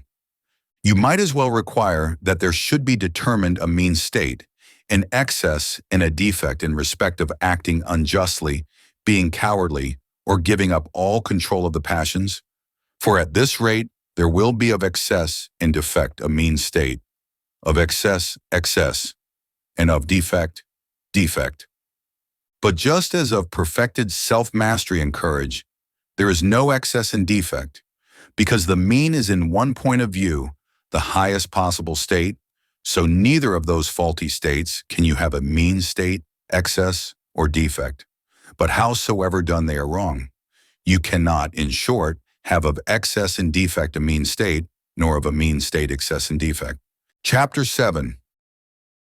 It is not enough, however, to state this in general terms. We must also apply it to particular instances, because in treatises on moral conduct, general statements have an air of vagueness, but those which go into detail, one of greater reality. For the actions, after all, must be in detail, and the general statements, to be worth anything, must hold good here. We must take these details then from the well-known scheme. In respect of fears and confidence or boldness, the mean state is courage. Men may exceed, of course, either in absence of fear or in positive confidence. The former has no name, which is a common case. The latter is called rash. Again, the man who has too much fear and too little confidence is called a coward. Second, in respect of pleasures and pains, but not all, and perhaps fewer pains than pleasures. The mean state here is perfected self-mastery, the defect total absence of self-control. As for defect in respect of pleasure, there are really no people who are chargeable with it, so of course there is really no name for such characters. But as they are conceivable, we will give them one and call them insensible. Third, in respect of giving and taking wealth, the mean state is liberality, the excess prodigality, the defect stinginess. Here each of the extremes involves really an excess and defect contrary to each other. I mean, the prodigal gives out too much and takes in too little, while the stingy man takes in too much and gives out too little. It must be understood that we are now giving merely an outline and summary intentionally, and we will, in a later part of the treatise, draw out the distinctions with greater exactness. Fourth, in respect of wealth, B, there are other dispositions besides these just mentioned. A mean state called munificence, for the munificent man differs from the liberal, the former having necessarily to do with great wealth, the latter with but small. The excess called by the names either of want of taste or vulgar profusion, and the defect paltriness, these also differ from the extremes connected with liberality, and the manner of their difference shall also be spoken of later. V, in respect of honor and dishonor, A, the mean state greatness of soul, the excess which may be called havnotis, and the defect littleness of soul. Sixth, in respect of honor and dishonor, now there is a state bearing the same relation to greatness of soul as we said just now liberality does to munificence, with the difference that is of being about a small amount of the same thing. This state having reference to small honor, as greatness of soul to great honor. A man may, of course, grasp at honor either more than he should or less. Now he that exceeds in his grasping at it is called ambitious. He that falls short unambitious. He that is just as he should be has no proper name, nor in fact have the states, except that the disposition of the ambitious man is called ambition. For this reason, those who are in either extreme lay claim to the mean as a debatable land, and we call the virtuous character sometimes by the name ambitious, sometimes by that of unambitious, and we commend sometimes the one and sometimes the other. Why we do it shall be said in the subsequent part of the treatise, but now we will go on with the rest of the virtues after the plan we have laid down. Seventh, in respect of anger, here too there is excess, defect, and a mean state. But since they may be said to have really no proper names, as we call the virtuous character meek, we will call the mean state meekness. And of the extremes, let the man who is excessive be denominated passionate, and the faulty state passionateness, and him who is deficient angerless, and the defect angerlessness. There are also three other mean states having some mutual resemblance, but still with differences. They are alike in that they all have for their object matter intercourse of words and deeds, and they differ in that one has respect to truth herein, the other two to what is pleasant, and this in two ways, the one in relaxation and amusement, the other in all things which occur in daily life. We must say a word or two about these also, that we may the better see that in all matters the mean is praiseworthy, while the extremes are neither right nor worthy of praise but of blame. Now of these it is true the majority have really no proper names, but still we must try, as in the other cases, to coin some for them for the sake of clearness and intelligibleness. I, in respect of truth. The man who is in the mean state we will call truthful, and his state truthfulness. And as to the disguise of truth, if it be on the side of exaggeration, braggadocio, and him that has it a braggadocio. If on that of diminution, reserve and reserved shall be the terms. Second, in respect of what is pleasant in the way of relaxation or amusement, the mean state shall be called easy pleasantry, and the character accordingly a man of easy pleasantry, the excess buffoonery, and the man a buffoon, the man deficient herein a clown, and his state clownishness. Third, in respect of what is pleasant in daily life, he that is as he should be may be called friendly, and his mean state friendliness. He that exceeds, if it be without any interested motive, somewhat too complacent, if with such motive, a flatterer. He that is deficient and in all instances unpleasant, quarrelsome and cross. There are mean states likewise in feelings and matters concerning them. Shamefacedness, for instance, is no virtue. Still a man is praised for being shamefaced. For in these two the one is denominated the man in the mean state, the other in the excess. The dumbfoundered, for instance, who is overwhelmed with shame on all and any occasions. The man who is in the defect, i.e., who has no shame at all in his composition, is called shameless, but the right character shamefaced. Indignation against successful vice, again, is a state in the mean between envy and malevolence. They all three have respect to pleasure and pain produced by what happens to one's neighbor. For the man who has this right feeling is annoyed at undeserved success of others, while the envious man goes beyond him and is annoyed at all success of others, and the malevolent falls so far short of feeling annoyance that he even rejoices at misfortune of others. Again is a state in the mean between envy and malevolence. They all three have respect to pleasure and pain produced by what happens to one's neighbor. For the man who has this right feeling is annoyed at undeserved success of others, while the envious man goes beyond him and is annoyed at all success of others, and the malevolent falls so far short of feeling annoyance that he even rejoices at misfortune of others. But for the discussion of these also there will be another opportunity, as of justice too, because the term is used in more senses than one. So after this we will go accurately into each and say how they are mean states, and in like manner also with respect to the intellectual excellences. Chapter 8. Now as there are three states in each case, two faulty, either in the way of excess or defect, and one right, which is the mean state, of course all are in a way opposed to one another. The extremes, for instance, not only to the mean, but also to one another, and the mean to the extremes. For just as the half is greater if compared with the less portion, and less if compared with the greater, so the mean states, compared with the defects, exceed, whether in feelings or actions, and vice versa. The brave man, for instance, shows as rash when compared with the coward, and cowardly when compared with the rash. Similarly, too, the man of perfected self-mastery, viewed in comparison with the man destitute of all perception, shows like a man of no self-control, but in comparison with the man who really has no self-control, he looks like one destitute of all perception. And the liberal man compared with the stingy seems prodigal, and by the side of the prodigal, stingy. And so the extreme characters push away, so to speak, towards each other the man in the mean state. The brave man is called a rash man by the coward, and a coward by the rash man, and in the other cases accordingly. And there being this mutual opposition, the contrariety between the extremes is greater than between either and the mean, because they are further from one another than from the mean, just as the greater or less portion differ more from each other than either from the exact half. Again, in some cases, an extreme will bear a resemblance to the mean. Rashness, for instance, to courage, and prodigality to liberality. But between the extremes there is the greatest dissimilarity.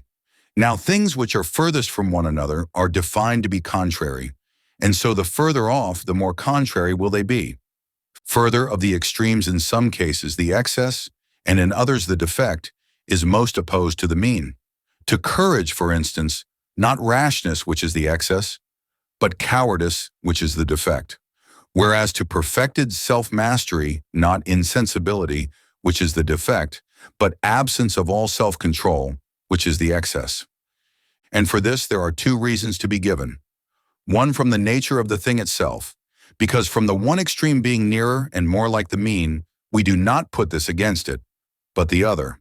As for instance, since rashness is thought to be nearer to courage than cowardice is, and to resemble it more, we put cowardice against courage rather than rashness, because those things which are further from the mean are thought to be more contrary to it. This then is one reason arising from the thing itself. There is another arising from our own constitution and make.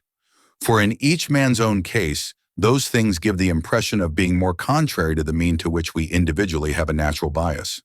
Thus we have a natural bias towards pleasures, for which reason we are much more inclined to the rejection of all self-control than to self-discipline. These things then to which the bias is, we call more contrary, and so total want of self-control, the excess, is more contrary than the defect is to perfected self-mastery. Chapter 9.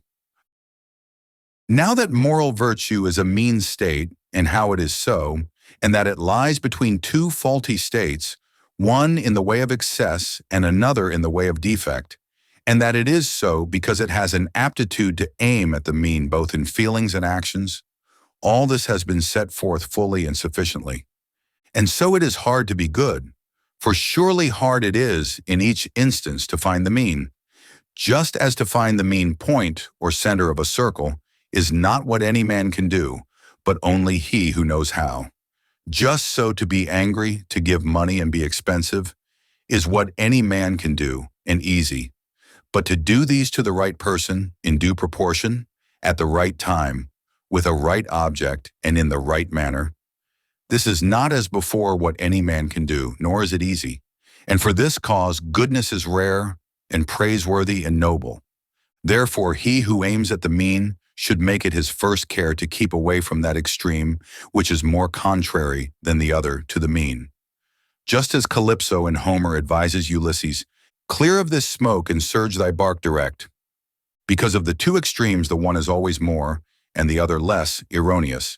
And, therefore, since to hit exactly on the mean is difficult, one must take the least of the evils as the safest plan. And this a man will be doing if he follows this method.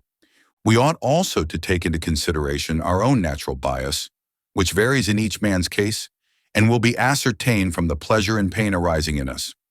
Furthermore, we should force ourselves off in the contrary direction, because we shall find ourselves in the mean, after we have removed ourselves far from the wrong side, exactly as men do in straightening bent timber. But in all cases we must guard most carefully against what is pleasant, and pleasure itself, because we are not impartial judges of it. We ought to feel, in fact, towards pleasure as did the old counselors towards Helen, and in all cases pronounce a similar sentence.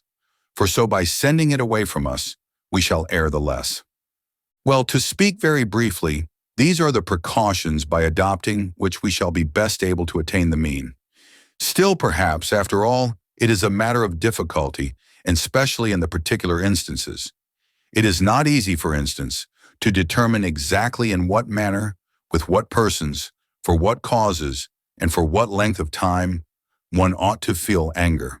For we ourselves sometimes praise those who are defective in this feeling, and we call them meek. At another, we term the hot-tempered manly and spirited. Then again, he who makes a small deflection from what is right, be it on the side of too much or too little, is not blamed, only he who makes a considerable one, for he cannot escape observation. But to what point or degree a man must err in order to incur blame, it is not easy to determine exactly in words, nor in fact any of those points which are matter of perception by the moral sense. Such questions are matters of detail, and the decision of them rests with the moral sense.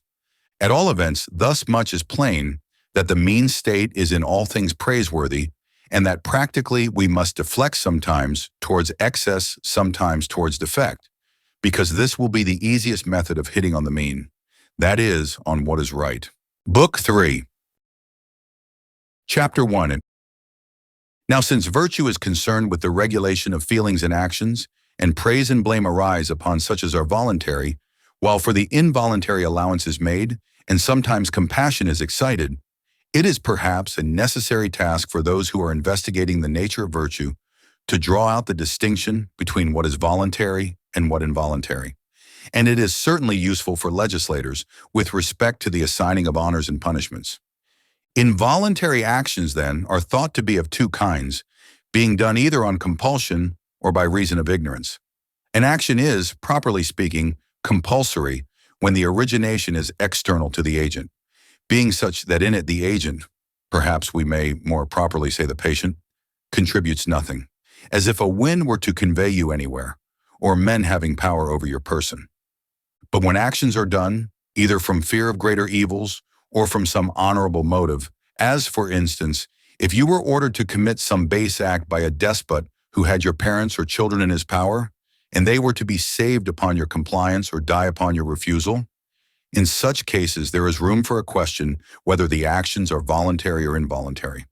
A similar question arises with respect to cases of throwing goods overboard in a storm. Abstractedly, no man throws away his property willingly, but with a view to his own and his shipmates' safety, anyone would who had any sense. The truth is, such actions are of a mixed kind, but are most like voluntary actions, for they are choice-worthy at the time when they are being done, and the end or object of the action must be taken with reference to the actual occasion. Further, we must denominate an action voluntary or involuntary at the time of doing it. Now, in the given case, the man acts voluntarily because the originating of the motion of his limbs in such actions rests with himself.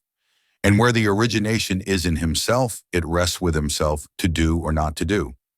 Such actions then are voluntary, though in the abstract perhaps involuntary because no one would choose any of such things in and by itself. But for such actions men sometimes are even praised, as when they endure any disgrace or pain to secure great and honorable equivalence. If vice versa, then they are blamed, because it shows a base mind to endure things very disgraceful for no honorable object, or for a trifling one. For some again no praise is given, but allowance is made, as where a man does what he should not by reason of such things as overstrain the powers of human nature, or pass the limits of human endurance. Some acts perhaps there are for which compulsion cannot be pleaded, but a man should rather suffer the worst and die. How absurd, for instance, are the pleas of compulsion with which Alcmaeon in Euripides' play excuses his matricide. But it is difficult sometimes to decide what kind of things should be chosen instead of what, or what endured in preference to what, and much more so to abide by one's decisions. For in general the alternatives are painful, and the actions required are base, and so praise or blame is awarded according as persons have been compelled or no. What kind of actions, then, are to be called compulsory? May we say, simply and abstractedly, whenever the cause is external and the agent contributes nothing, and that where the acts are in themselves, such as one would not wish but choice, worthy at the present time, and in preference to such and such things, and where the origination rests with the agent, the actions are in themselves involuntary, but at the given time and in preference to such and such things voluntary. And they are more like voluntary than involuntary because the actions consist of little details, and these are voluntary.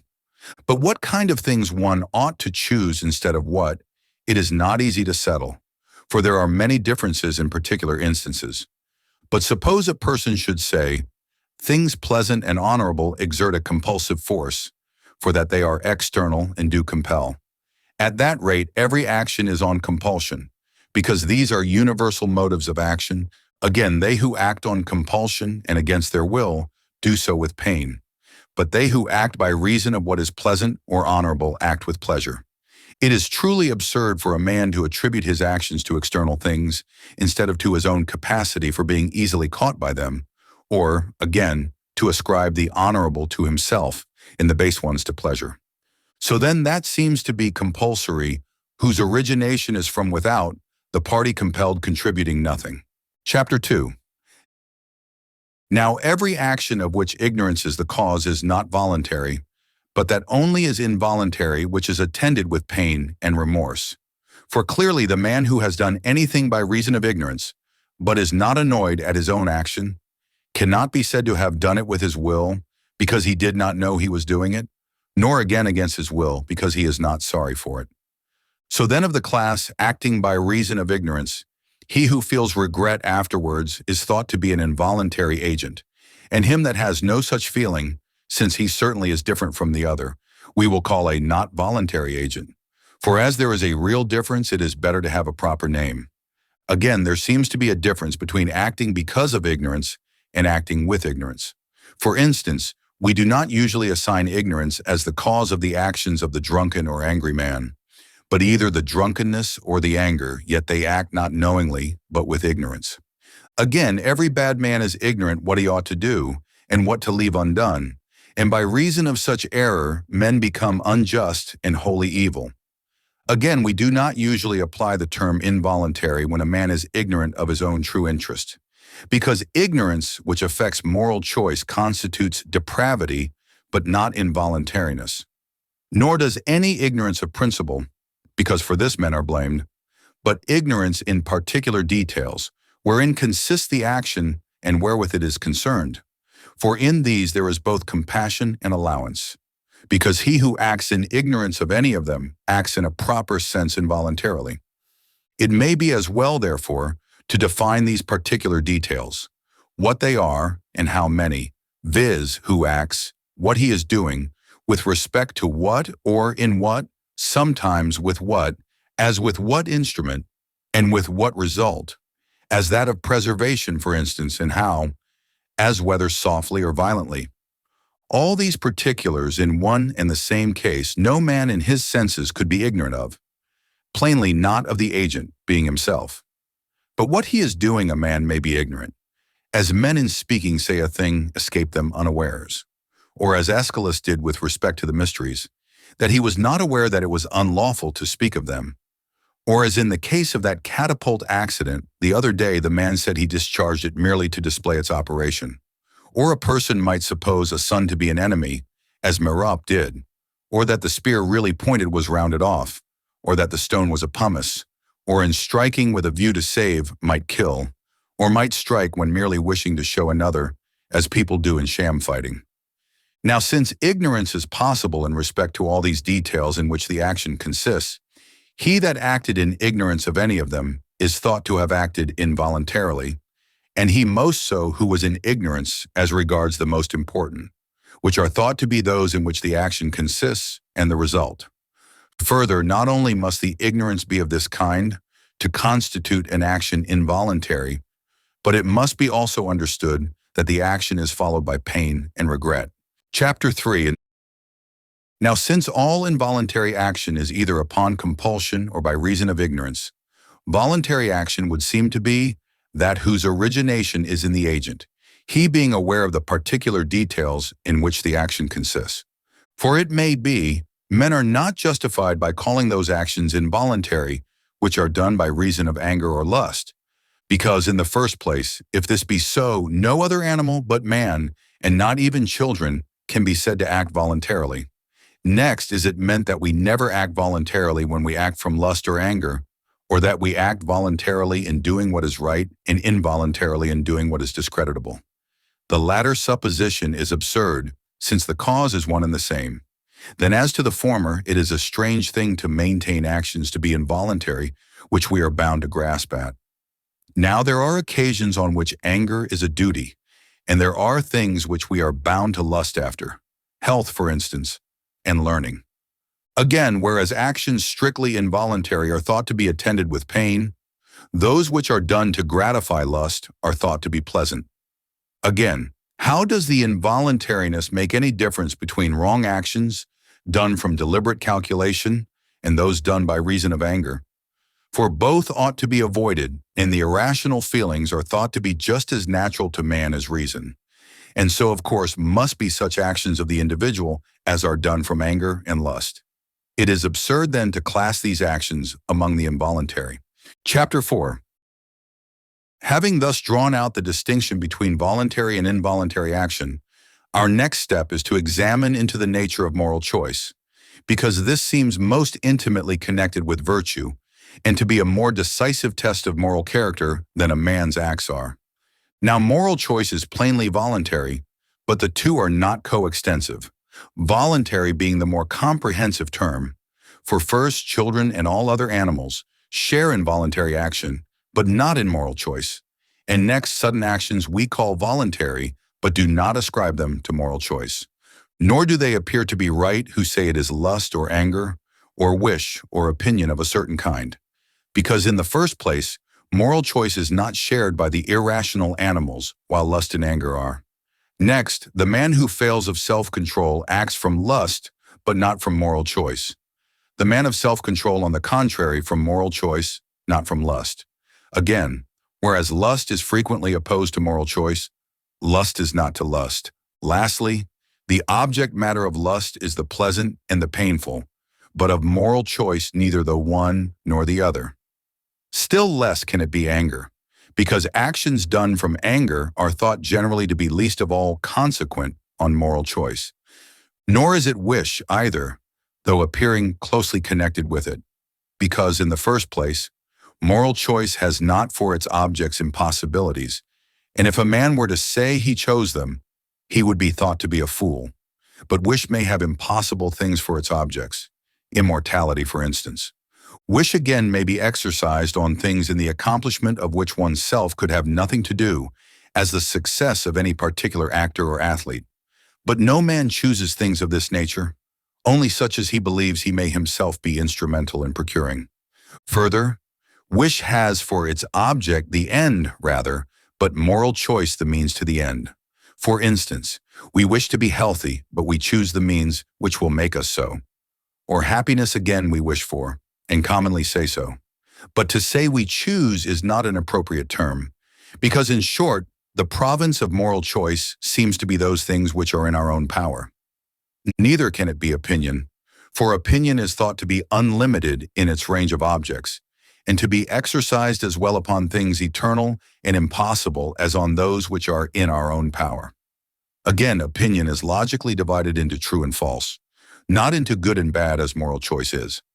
However, nobody perhaps maintains its identity with opinion simply, but it is not the same with opinion of any kind, because by choosing good and bad things, we are constituted of a certain character, but by having opinions on them we are not. Again, we choose to take or avoid and so on, but we opine what a thing is, or for what it is serviceable or how, but we do not opine to take or avoid. Further, moral choice is commended rather for having a right object than for being judicious, but opinion for being formed in accordance with truth. Again, we choose such things as we pretty well know to be good, but we form opinions respecting such as we do not know at all. And it is not thought that choosing and opining best always go together, but that some opine the better course, and yet by reason of viciousness choose not the things which they should. It may be urged that opinion always precedes or accompanies moral choice. Be it so, this makes no difference, for this is not the point in question, but whether moral choice is the same as opinion of a certain kind. Since then it is none of the aforementioned things. What is it, or how is it characterized? Voluntary it plainly is, but not all voluntary action is an object of moral choice. May we not say then it is that voluntary which has passed through a stage of previous deliberation? Because moral choice is attended with reasoning and intellectual process.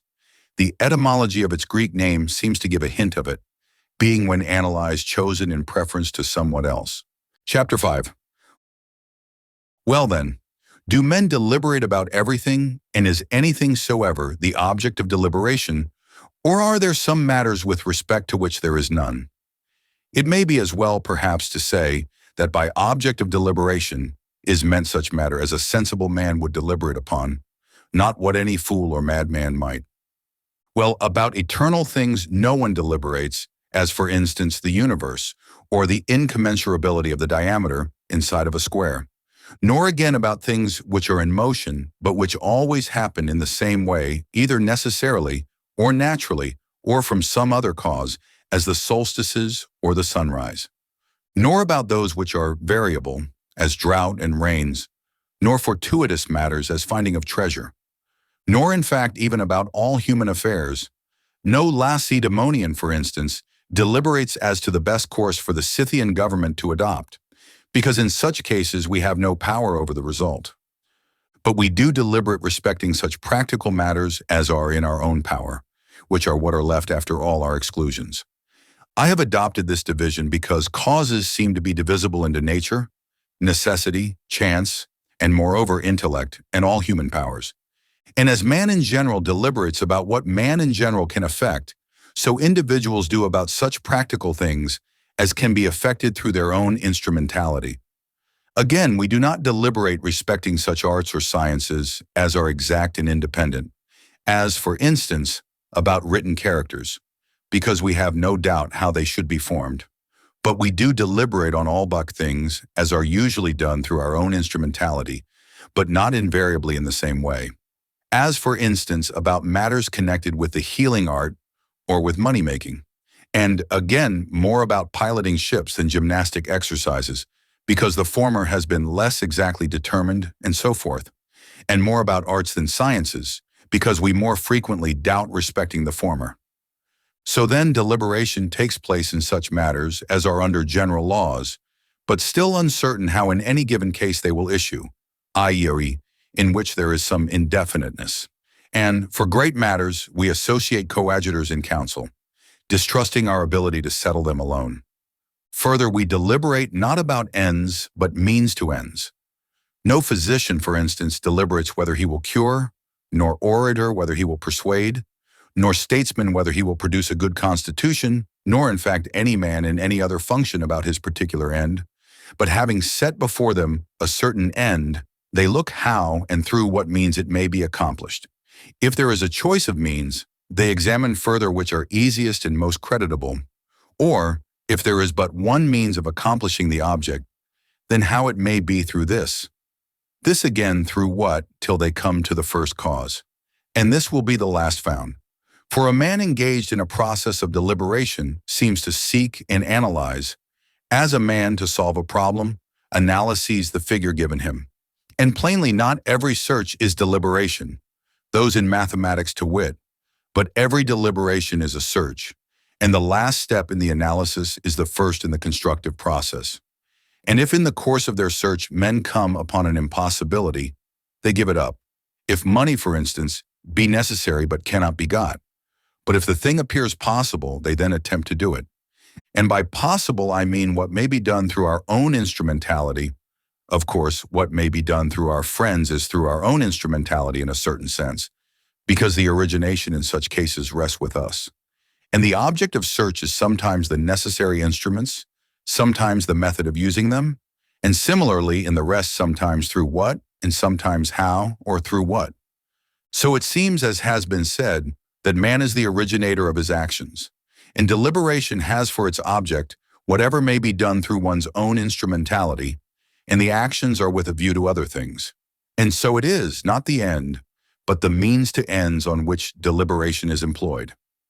Nor again is it employed on matters of detail, as whether the substance before me is bread or has been properly cooked, for these come under the province of sense, and if a man is to be always deliberating, he may go on ad infinitum. Further, exactly the same matter is the object both of deliberation and moral choice, but that which is the object of moral choice is thenceforward separated off and definite, because by object of moral choice is denoted that which after deliberation has been preferred to something else. For each man leaves off searching how he shall do a thing when he has brought the origination up to himself, i.e., to the governing principle in himself, because it is this which makes the choice. A good illustration of this is furnished by the old regal constitutions which Homer drew from, in which the kings would announce to the commonalty what they had determined before. Now, since that which is the object of moral choice is something in our own power, which is the object of deliberation and the grasping of the will, moral choice must be a grasping after something in our own power consequent upon deliberation, because after having deliberated we decide, and then grasp by our will in accordance with the result of our deliberation. Let this be accepted as a sketch of the nature and object of moral choice, that object being means to ends. Chapter 6. That which has for its object matter the end has been already stated, but there are two opinions respecting it, some thinking that its object is real good, others whatever impresses the mind with a notion of good. Now those who maintain that the object of wish is real good are beset by this difficulty, that what is wished for by him who chooses wrongly is not really an object of wish. Because on their theory, if it is an object of wish, it must be good, but it is, in the case supposed, evil. Those who maintain, on the contrary, that that which impresses the mind with a notion of good is properly the object of wish, have to meet this difficulty, that there is nothing naturally an object of wish but to each individual whatever seems good to him. Now different people have different notions, and it may chance contrary ones. But if these opinions do not satisfy us, may we not say that, abstractedly and as a matter of objective truth, the really good is the object of wish, but to each individual whatever impresses his mind with the notion of good. And so to the good man that is an object of wish, which is really and truly so, but to the bad man anything may be. Just as physically those things are wholesome to the healthy, which are really so, but other things to the sick. And so too of bitter and sweet, and hot and heavy, and so on. For the good man judges in every instance correctly, and in every instance the notion conveyed to his mind is the true one. For there are fair and pleasant things peculiar to, and so varying with, each state. And perhaps the most distinguishing characteristic of the good man is his seeing the truth in every instance, he being, in fact, the rule and measure of these matters. The multitude of men seem to be deceived by reason of pleasure, because though it is not really a good, it impresses their minds with the notion of goodness, so they choose what is pleasant as good and avoid pain as an evil. Chapter 7.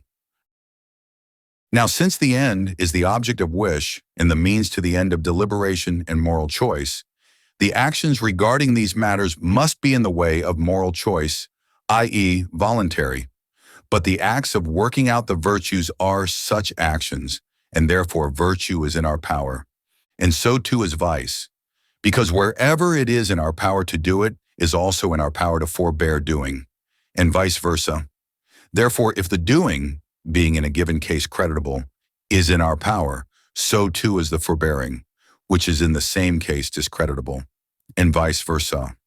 But if it is in our power to do and to forbear doing what is creditable or the contrary, and these respectively constitute the being good or bad, then the being good or vicious characters is in our power. As for the well-known saying, no man voluntarily is wicked or involuntarily happy, it is partly true, partly false, for no man is happy against his will, of course, but wickedness is voluntary. Or must we dispute the statements lately made, and not say that man is the originator or generator of his actions as much as of his children? But if this is matter of plain manifest fact, and we cannot refer our actions to any other originations beside those in our own power, those things must be in our own power, and so voluntary, the originations of which are in ourselves. Moreover, testimony seems to be borne to these positions, both privately by individuals, and by lawgivers too, in that they chastise and punish those who do wrong, unless they do so on compulsion, or by reason of ignorance, which is not self-caused, while they honor those who act rightly, under the notion of being likely to encourage the latter and restrain the former. But such things as are not in our own power, i.e., not voluntary, no one thinks of encouraging us to do, knowing it to be of no avail for one to have been persuaded not to be hot, for instance, or feel pain, or be hungry and so forth, because we shall have those sensations all the same. And what makes the case stronger is this, that they chastise for the very fact of ignorance, when it is thought to be self-caused. To the drunken, for instance, penalties are double, because the origination in such case lies in a man's own self. For he might have helped getting drunk, and this is the cause of his ignorance. Again, those also who are ignorant of legal regulations, which they are bound to know, and which are not hard to know, they chastise. And similarly in all other cases where neglect is thought to be the cause of the ignorance, under the notion that it was in their power to prevent their ignorance, because they might have paid attention. But perhaps a man is of such a character that he cannot attend to such things. Still men are themselves the causes of having become such characters by living carelessly, and also of being unjust or destitute of self-control, the former by doing evil actions, the latter by spending their time in drinking and such like, because the particular acts of working form corresponding characters, as is shown by those who are practicing for any contest or particular course of action, for such men persevere in the acts of working. As for the plea that a man did not know that habits are produced from separate acts of working, we reply, such ignorance is a mark of excessive stupidity. Furthermore, it is wholly irrelevant to say that the man who acts unjustly or dissolutely does not wish to attain the habits of these vices. For if a man wittingly does those things whereby he must become unjust, he is to all intents and purposes unjust voluntarily. But he cannot with a wish cease to be unjust and become just. For to take the analogous case, the sick man cannot with a wish be well again. Yet in a supposable case, he is voluntarily ill because he has produced his sickness by living intemperately and disregarding his physicians. There was a time then when he might have helped being ill, but now he has let himself go, he cannot any longer. Just as he who has let a stone out of his hand cannot recall it, and yet it rested with him to aim and throw it, because the origination was in his power. Just so the unjust man, and he who has lost all self-control, might originally have helped being what they are, and so they are voluntarily what they are. But now that they are become so, they no longer have the power of being otherwise. And not only are mental diseases voluntary, but the bodily are so in some men, whom we accordingly blame. For such as are naturally deformed no one blames, only such as are so by reason of want of exercise and neglect, and so too of weakness and maiming. No one would think of upbraiding, but would rather compassionate a man who is blind by nature, or from disease, or from an accident. But everyone would blame him who was so from excess of wine, or any other kind of intemperance. It seems then that in respect of bodily diseases, those which depend on ourselves are censured, those which do not are not censured, and if so, then in the case of the mental disorders, those which are censured must depend upon ourselves.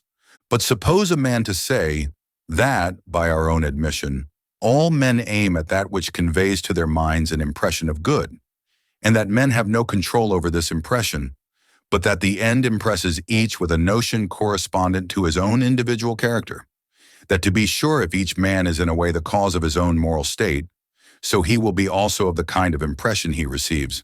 Whereas, if this is not so, no one is the cause to himself of doing evil actions, but he does them by reason of ignorance of the true end, supposing that through their means he will secure the chief good.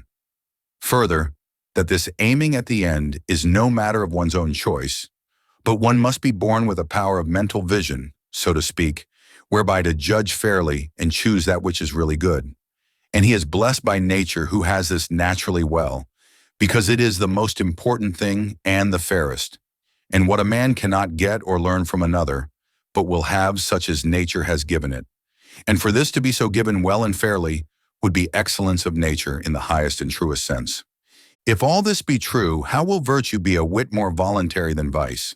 Alike to the good man and the bad, the end gives its impression and is fixed by nature, or howsoever you like to say, and they act so and so, referring everything else to this end. Whether then we suppose that the end impresses each man's mind with certain notions not merely by nature, but that there is somewhat also dependent on himself, or that the end is given by nature, and yet virtue is voluntary because the good man does all the rest voluntarily, vice must be equally so, because his own agency equally attaches to the bad man in the actions, even if not in the selection of the end. If then, as is commonly said, the virtues are voluntary, because we at least cooperate in producing our moral states, and we assume the end to be of a certain kind, according as we are ourselves of certain characters, the vices must be voluntary also, because the cases are exactly similar. Chapter 8. Well, now we have stated generally respecting the moral virtues, the genus in outline, that they are mean states, and that they are habits, and how they are formed, and that they are of themselves calculated to act upon the circumstances out of which they were formed, and that they are in our own power and voluntary, and are to be done so as right reason may direct. But the particular actions and the habits are not voluntary in the same sense, for of the actions we are masters from beginning to end, supposing, of course, a knowledge of the particular details, but only of the origination of the habits, the addition by small particular accessions not being cognizable, as is the case with sicknesses. Still they are voluntary because it rested with us to use our circumstances this way or that. Chapter 9. Here we will resume the particular discussion of the moral virtues and say what they are, what is their object matter, and how they stand respectively related to it.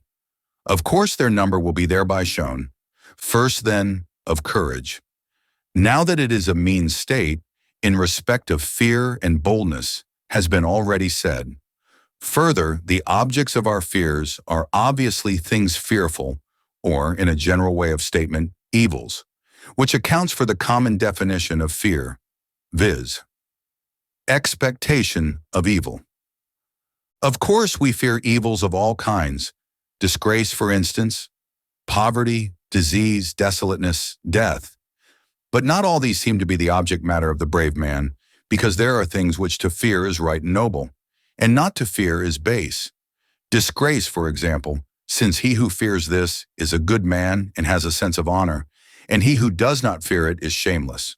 Though there are those who call him brave by analogy, because he somewhat resembles the brave man who agrees with him in being free from fear. But poverty, perhaps, or disease, and in fact whatever does not proceed from viciousness, nor is attributable to his own fault, a man ought not to fear. Still, being fearless in respect of these would not constitute a man brave in the proper sense of the term. Yet we do apply the term in right of the similarity of the cases. For there are men who, though timid in the dangers of war, are liberal men and are stout enough to face loss of wealth. And again, a man is not a coward for fearing insult to his wife or children, or envy, or any such thing, nor is he a brave man for being bold when going to be scourged. What kind of fearful things then do constitute the object matter of the brave man? First of all, must they not be the greatest, since no man is more apt to withstand what is dreadful? Now the object of the greatest dread is death, because it is the end of all things, and the dead man is thought to be capable neither of good nor evil. Still it would seem that the brave man has not for his object matter even death in every circumstance, on the sea, for example, or in sickness.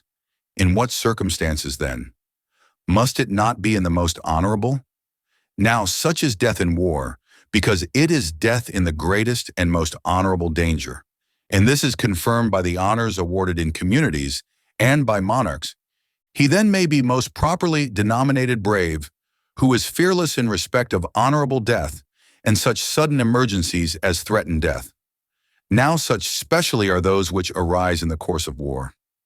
It is not meant but that the brave man will be fearless also on the sea and in sickness, but not in the same way as seafaring men, for these are light-hearted and hopeful by reason of their experience, while landsmen, though brave, are apt to give themselves up for lost and shudder at the notion of such a death.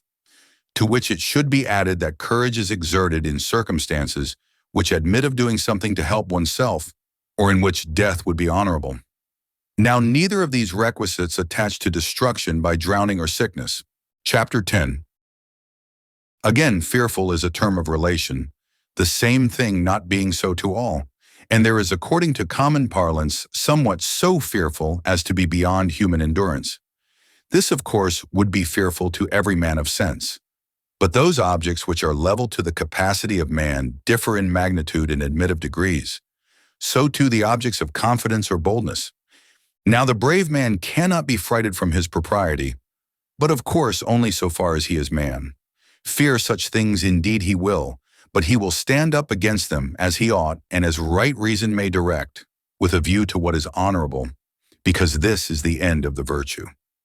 Now it is possible to fear these things too much, or too little, or again to fear what is not really fearful, as if it were such. So the errors come to be either that a man fears when he ought not to fear at all, or that he fears in an improper way, or at a wrong time, and so forth. And so too in respect of things inspiring confidence. He is brave then who withstands, and fears and is bold in respect of right objects, from a right motive, in right manner, and at right times. Since the brave man suffers or acts as he ought, and as right reason may direct. Now the end of every separate act of working is that which accords with the habit, and so to the brave man courage, which is honorable. Therefore such is also the end, since the character of each is determined by the end. So honor is the motive from which the brave man withstands things fearful and performs the acts which accord with courage. Of the characters on the side of excess, he who exceeds in utter absence of fear has no appropriate name. I observed before that many states have none. But he would be a madman or inaccessible to pain if he feared nothing, neither earthquake nor the billows, as they tell of the Celts. He again who exceeds in confidence in respect of things fearful is rash. He is thought moreover to be a braggart and to advance unfounded claims to the character of brave. The relation which the brave man really bears to objects of fear this man wishes to appear to bear, and so imitates him in whatever points he can. For this reason most of them exhibit a curious mixture of rashness and cowardice, because, affecting rashness in these circumstances, they do not withstand what is truly fearful. The man, moreover, who exceeds in feeling fear is a coward, since there attach to him the circumstances of fearing wrong objects in wrong ways and so forth. He is deficient also in feeling confidence, but he is most clearly seen as exceeding in the case of pains. He is a faint-hearted kind of man, for he fears all things. The brave man is just the contrary, for boldness is the property of the light-hearted and hopeful. So the coward, the rash, and the brave man have exactly the same object matter, but stand differently related to it. The two first mentioned respectively exceed and are deficient. The last is in a mean state, and as he ought to be. The rash again are precipitate, and being eager before danger, when actually in it fall away, while the brave are quick and sharp in action, but before are quiet and composed. Well then, as has been said, courage is a mean state in respect of objects inspiring boldness or fear, in the circumstances which have been stated, and the brave man chooses his line and withstands danger either because to do so is honorable or because not to do so is base. But dying to escape from poverty or the pangs of love or anything that is simply painful is the act not of a brave man but of a coward, because it is mere softness to fly from what is toilsome, and the suicide braves the terrors of death not because it is honorable but to get out of the reach of evil. Chapter 11. Courage proper is somewhat of the kind I have described, but there are dispositions, differing in 5 ways, which also bear in common parlance the name of courage. We will take first that which bears most resemblance to the true, the courage of citizenship, so named because the motives which are thought to actuate the members of a community in braving danger are the penalties and disgrace held out by the laws to cowardice, and the dignities conferred on the brave, which is thought to be the reason why those are the bravest people among whom cowards are visited with disgrace, and the brave held in honor.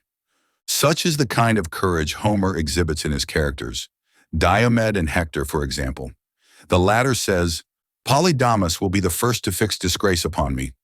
Diomed again, "For Hector surely will hereafter say, speaking in Troy, Tydides by my hand." This, I say, most nearly resembles the courage before spoken of, because it arises from virtue, from a feeling of shame, and a desire of what is noble, that is, of honor, and avoidance of disgrace, which is base. In the same rank one would be inclined to place those also who act under compulsion from their commanders, yet are they really lower, because not a sense of honor but fear is the motive from which they act, and what they seek to avoid is not that which is base, but that which is simply painful.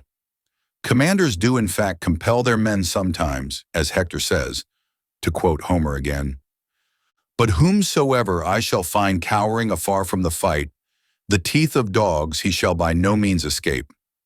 Those commanders who station staunch troops by doubtful ones, or who beat their men if they flinch, or who draw their troops up in line with the trenches, or other similar obstacles in their rear, do in effect the same as Hector, for they all use compulsion. But a man is to be brave, not on compulsion, but from a sense of honor. In the next place, experience and skill in the various particulars is thought to be a species of courage, when Socrates also thought that courage was knowledge. This quality is exhibited, of course, by different men under different circumstances. But in warlike matters, with which we are now concerned, it is exhibited by the soldiers, the regulars. For there are, it would seem, many things in war of no real importance, which these have been constantly used to see. So they have a show of courage, because other people are not aware of the real nature of these things. Then again, by reason of their skill, they are better able than any others to inflict without suffering themselves, because they are able to use their arms and have such as are most serviceable both with a view to offense and defense, so that their case is parallel to that of armed men fighting with unarmed or trained athletes with amateurs, since in contests of this kind, those are the best fighters, not who are the bravest men, but who are the strongest and are in the best condition. In fact, the regular troops come to be cowards whenever the danger is greater than their means of meeting it. Supposing, for example, that they are inferior in numbers and resources, then they are the first to fly, but the mere militia stand and fall on the ground, which, as you know, really happened at the Hermium. For in the eyes of these, flight was disgraceful and death preferable to safety bought at such a price. While the regulars originally went into the danger under a notion of their own superiority, but on discovering their error they took to flight, having greater fear of death than of disgrace. But this is not the feeling of the brave man. Thirdly, mere animal spirit is sometimes brought under the term courage. They are thought to be brave who are carried on by mere animal spirit, as are wild beasts against those who have wounded them, because in fact the really brave have much spirit, there being nothing like it for going at danger of any kind. Whence those frequent expressions in Homer, infused strength into his spirit, roused his strength and spirit, or again, and keen strength in his nostrils, his blood boiled, for all these seem to denote the arousing and impetuosity of the animal spirit. Now they that are truly brave act from a sense of honor, and this animal spirit cooperates with them, but wild beasts from pain, that is because they have been wounded or are frightened, since if they are quietly in their own haunts, forest or marsh, they do not attack men. Surely they are not brave because they rush into danger when goaded on by pain and mere spirit, without any view of the danger. Else would asses be brave when they are hungry, for though beaten they will not then leave their pasture. Profligate men besides do many bold actions by reason of their lust. We may conclude then that they are not brave who are goaded on to meet danger by pain and mere spirit, but still this temper which arises from animal spirit appears to be most natural, and would be courage of the true kind if it could have added to it moral choice and the proper motive. So men also are pained by a feeling of anger and take pleasure in revenge. But they who fight from these causes may be good fighters, but they are not truly brave, in that they do not act from a sense of honor, nor as reason directs, but merely from the present feeling. Still they bear some resemblance to that character. Nor again are the sanguine and hopeful therefore brave, since their boldness in dangers arises from their frequent victories over numerous foes. The two characters are alike, however, in that both are confident. But then the brave are so from the aforementioned causes, whereas these are so from a settled conviction of their being superior and not likely to suffer anything in return. They who are intoxicated do much the same, for they become hopeful when in that state. But when the event disappoints their expectations, they run away. Now it was said to be the character of a brave man to withstand things which are fearful to man or produce that impression, because it is honorable so to do, and the contrary is dishonorable. For this reason, it is thought to be a greater proof of courage to be fearless and undisturbed under the pressure of sudden fear than under that which may be anticipated, because courage then comes rather from a fixed habit or less from preparation. Since as to foreseen dangers, a man might take his line even from calculation and reasoning, but in those which are sudden he will do so according to his fixed habit of mind. Fifthly and lastly, those who are acting under ignorance have a show of courage, and are not very far from the hopeful, but still they are inferior inasmuch as they have no opinion of themselves, which the others have, and therefore stay and contest a field for some little time. But they who have been deceived fly the moment they know things to be otherwise than they supposed, which the Argives experienced when they fell on the Lacedaemonians, taking them for the men of Sicyon. Chapter 12. We have described then what kind of men the brave are, and what they who are thought to be, but are not really brave. It must be remarked, however, that though courage has for its object matter boldness and fear, it has not both equally so, but objects of fear much more than the former. For he that under pressure of these is undisturbed and stands related to them as he ought is better entitled to the name of brave than he who is properly affected towards objects of confidence. So then men are termed brave for withstanding painful things. It follows that courage involves pain and is justly praised, since it is a harder matter to withstand things that are painful than to abstain from such as are pleasant. It must not be thought but that the end and object of courage is pleasant, but it is obscured by the surrounding circumstances, which happens also in the gymnastic games. To the boxers the end is pleasant with a view to which they act. I mean the crown and the honors. But the receiving the blows they do is painful and annoying to flesh and blood, and so is all the labor they have to undergo. And, as these drawbacks are many, the object in view being small appears to have no pleasantness in it. If then we may say the same of courage, of course death and wounds must be painful to the brave man and against his will. Still he endures these because it is honorable so to do, or because it is dishonorable not to do so. And the more complete his virtue and his happiness so much, the more will he be pained at the notion of death. Since to such a man as he is, it is best worthwhile to live, and he with full consciousness is deprived of the greatest goods by death, and this is a painful idea. But he is not the less brave for feeling it to be so. Nay, rather, it may be he is shown to be more so, because he chooses the honor that may be reaped in war in preference to retaining safe possession of these other goods.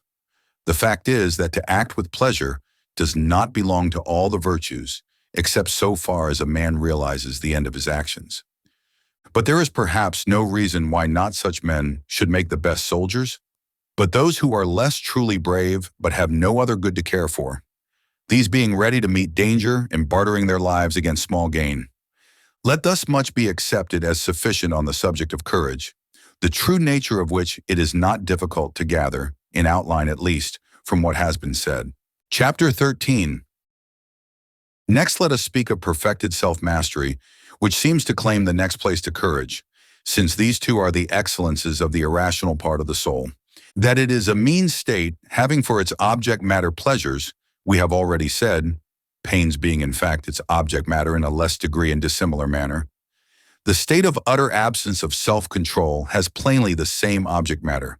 The next thing, then, is to determine what kind of pleasures.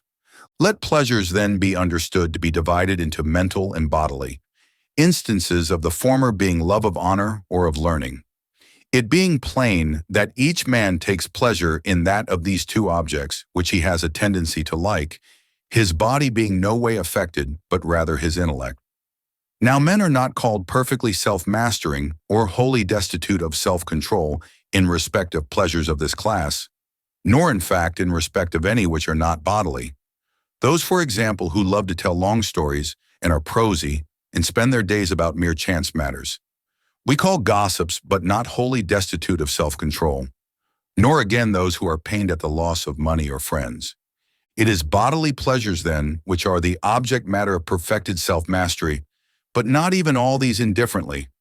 I mean that they who take pleasure in objects perceived by the sight, as colors and forms in painting, are not denominated men of perfected self-mastery or wholly destitute of self-control. And yet it would seem that one may take pleasure even in such objects as one ought to do, or excessively, or too little. So too of objects perceived by the sense of hearing. No one applies the terms before quoted respectively to those who are excessively pleased with musical tunes or acting, or to those who take such pleasure as they ought, nor again to those persons whose pleasure arises from the sense of smell, except incidentally. I mean, we do not say men have no self-control because they take pleasure in the scent of fruit, or flowers, or incense, but rather when they do so in the smells of unguents and sauces, since men destitute of self-control take pleasure herein, because hereby the objects of their lusts are recalled to their imagination. You may also see other men take pleasure in the smell of food when they are hungry. But to take pleasure in such is a mark of the character before named, since these are objects of desire to him. Now not even brutes receive pleasure in right of these senses, except incidentally. I mean, it is not the scent of hares' flesh, but the eating it which dogs take pleasure in, perception of which pleasure is caused by the sense of smell. Or again, it is not the lowing of the ox, but eating him which the lion likes. But of the fact of his nearness, the lion is made sensible by the lowing, and so he appears to take pleasure in this. In like manner, he has no pleasure in merely seeing or finding a stag or wild goat, but in the prospect of a meal. The habits of perfect self-mastery and entire absence of self-control have then for their object matter such pleasures as brutes also share in, for which reason they are plainly servile and brutish. They are touch and taste. But even taste men seem to make little or no use of, for to the sense of taste belongs the distinguishing of flavors. What men do, in fact, who are testing the quality of wines or seasoning-made dishes? But men scarcely take pleasure at all in these things. At least those whom we call destitute of self-control do not, but only in the actual enjoyment which arises entirely from the sense of touch, whether in eating or in drinking, or in grosser lusts. This accounts for the wish said to have been expressed once by a great glutton, that his throat had been formed longer than a crane's neck, implying that his pleasure was derived from the touch. The sense then with which is connected the habit of absence of self-control is the most common of all the senses, and this habit would seem to be justly a matter of reproach, since it attaches to us not in so far as we are men, but in so far as we are animals. Indeed, it is brutish to take pleasure in such things, and to like them best of all, for the most respectable of the pleasures arising from the touch have been set aside. Those, for instance, which occur in the course of gymnastic training from the rubbing and the warm bath, because the touch of the man destitute of self-control is not indifferently of any part of the body, but only of particular parts. Now of lusts or desires, some are thought to be universal, others peculiar and acquired. Thus desire for food is natural, since everyone who really needs desires also food, whether solid or liquid, or both. And as Homer says, the man in the prime of youth needs and desires intercourse with the other sex. But when we come to this or that particular kind, then neither is the desire universal, nor in all men is it directed to the same objects. And therefore the conceiving of such desires plainly attaches to us as individuals. It must be admitted, however, that there is something natural in it, because different things are pleasant to different men, and a preference of some particular objects to chance ones is universal. Well then, in the case of the desires which are strictly and properly natural, few men go wrong, and all in one direction. That is, on the side of too much. I mean, to eat and drink of such food as happens to be on the table till one is overfilled is exceeding in quantity the natural limit, since the natural desire is simply a supply of a real deficiency. For this reason, these men are called belly-mad, as filling it beyond what they ought, and it is the slavish who become of this character. But in respect of the peculiar pleasures, many men go wrong, and in many different ways. For whereas the term fond of so-and-so implies either taking pleasure in wrong objects, or taking pleasure excessively, or as the mass of men do, or in a wrong way, they who are destitute of all self-control exceed in all these ways. That is to say, they take pleasure in some things in which they ought not to do so, because they are properly objects of detestation. And in such as it is right to take pleasure in, they do so more than they ought and as the mass of men do. Well then, that excess with respect to pleasures is absence of self-control, and blameworthy is plain.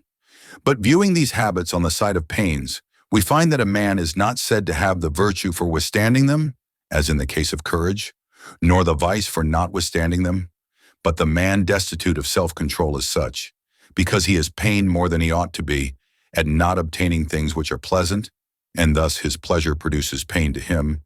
And the man of perfected self-mastery is such in virtue of not being pained by their absence, that is, by having to abstain from what is pleasant. Now the man destitute of self-control desires either all pleasant things indiscriminately or those which are specially pleasant, and he is impelled by his desire to choose these things in preference to all others. And this involves pain, not only when he misses the attainment of his objects, but in the very desiring them, since all desire is accompanied by pain. Surely it is a strange case this, being pained by reason of pleasure. As for men who are defective on the side of pleasure, who take less pleasure in things than they ought. They are almost imaginary characters, because such absence of sensual perception is not natural to man. For even the other animals distinguish between different kinds of food, and like some kinds and dislike others. In fact, could a man be found who takes no pleasure in anything, and to whom all things are alike, he would be far from being human at all. There is no name for such a character because it is simply imaginary. But the man of perfected self-mastery is in the mean with respect to these objects. That is to say, he neither takes pleasure in the things which delight the vicious man, and in fact rather dislikes them, nor at all in improper objects, nor to any great degree in any object of the class, nor is he pained at their absence, nor does he desire them, or if he does, only in moderation, and neither more than he ought, nor at improper times, and so forth. But such things as are conducive to health and good condition of body, being also pleasant, these he will grasp at in moderation and as he ought to do, and also such other pleasant things as do not hinder these objects and are not unseemly or disproportionate to his means, because he that should grasp at such would be liking such pleasures more than is proper. But the man of perfected self-mastery is not of this character, but regulates his desires by the dictates of right reason. Chapter 14. Now the vice of being destitute of all self-control seems to be more truly voluntary than cowardice, because pleasure is the cause of the former and pain of the latter, and pleasure is an object of choice, pain of avoidance, and again, pain deranges and spoils the natural disposition of its victim, whereas pleasure has no such effect and is more voluntary and therefore more justly open to reproach. It is so also for the following reason, that it is easier to be inured by habit to resist the objects of pleasure, there being many things of this kind in life, and the process of habituation being unaccompanied by danger, whereas the case is the reverse as regards the objects of fear. Again, cowardice as a confirmed habit would seem to be voluntary in a different way from the particular instances which form the habit, because it is painless, but these derange the man by reason of pain so that he throws away his arms and otherwise behaves himself unseemly, for which reason they are even thought by some to exercise a power of compulsion. But to the man destitute of self-control, the particular instances are on the contrary quite voluntary, being done with desire and direct exertion of the will. But the general result is less voluntary, since no man desires to form the habit. The name of this vice, which signifies etymologically unchastenedness, we apply also to the faults of children, there being a certain resemblance between the cases, to which the name is primarily applied and to which secondarily or derivatively is not relevant to the present subject. But it is evident that the later in point of time must get the name from the earlier. And the metaphor seems to be a very good one. For whatever grasps after base things and is liable to great increase ought to be chastened. And to this description desire and the child answer most truly, in that children also live under the direction of desire, and the grasping after what is pleasant is most prominently seen in these. Unless then the appetite be obedient and subjected to the governing principle, it will become very great. For in the fool the grasping after what is pleasant is insatiable and undiscriminating, and every acting out of the desire increases the kindred habit. And if the desires are great and violent in degree, they even expel reason entirely. Therefore they ought to be moderate and few, and in no respect to be opposed to reason. Now when the appetite is in such a state, we denominate it obedient and chastened. In short, as the child ought to live with constant regard to the orders of its educator, so should the appetitive principle with regard to those of reason. So then in the man of perfected self-mastery, the appetitive principle must be accordant with reason. For what is right is the mark at which both principles aim. That is to say, the man of perfected self-mastery desires what he ought in right manner and at right times, which is exactly what reason directs. Let this be taken for our account of perfected self-mastery. Book 4. Chapter 1. We will next speak of liberality. Now this is thought to be the mean state, having for its object matter wealth.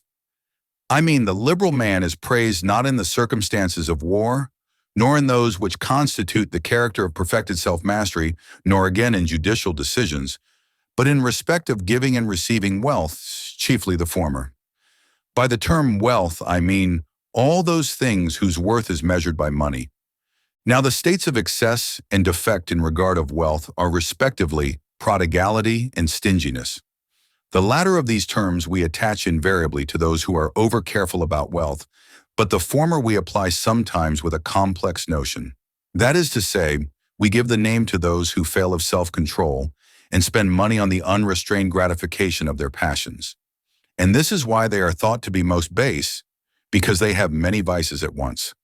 It must be noted, however, that this is not a strict and proper use of the term, since its natural etymological meaning is to denote him who has one particular evil, viz., the wasting his substance. He is unsaved, as the term literally denotes, who is wasting away by his own fault, and this he really may be said to be. The destruction of his substance is thought to be a kind of wasting of himself, since these things are the means of living. Well, this is our acceptation of the term prodigality. Again, whatever things are for use may be used well or ill, and wealth belongs to this class. He uses each particular thing best who has the virtue to whose province it belongs, so that he will use wealth best who has the virtue respecting wealth, that is to say, the liberal man. Expenditure and giving are thought to be the using of money, but receiving and keeping one would rather call the possessing of it. And so the giving to proper persons is more characteristic of the liberal man than the receiving from proper quarters and forbearing to receive from the contrary. In fact, generally, doing well by others is more characteristic of virtue than being done well by, and doing things positively honorable than forbearing to do things dishonorable. And anyone may see that the doing well by others and doing things positively honorable attaches to the act of giving, but to that of receiving only the being done well by or forbearing to do what is dishonorable. Besides, thanks are given to him who gives, not to him who merely forbears to receive, and praise even more. Again, forbearing to receive is easier than giving, the case of being too little free-handed, with one's own being commoner than taking that which is not one's own. And again, it is they who give that are denominated liberal, while they who forbear to receive are commended, not on the score of liberality, but of just dealing, while for receiving men are not in fact praised at all. And the liberal are liked almost best of all virtuous characters, because they are profitable to others, and this their profitableness consists in their giving. Furthermore, all the actions done in accordance with virtue are honorable, and done from the motive of honor. And the liberal man, therefore, will give from a motive of honor, and will give rightly, to proper persons, in right proportion, at right times, and whatever is included in the term right giving, and this too with positive pleasure, or at least without pain, since whatever is done in accordance with virtue is pleasant or at least not unpleasant, most certainly not attended with positive pain. But the man who gives to improper people, or not from a motive of honor, but from some other cause, shall be called not liberal but something else. Neither shall he be so denominated who does it with pain, this being a sign that he would prefer his wealth to the honorable action, and this is no part of the liberal man's character. Neither will such an one receive from improper sources, because the so receiving is not characteristic of one who values not wealth.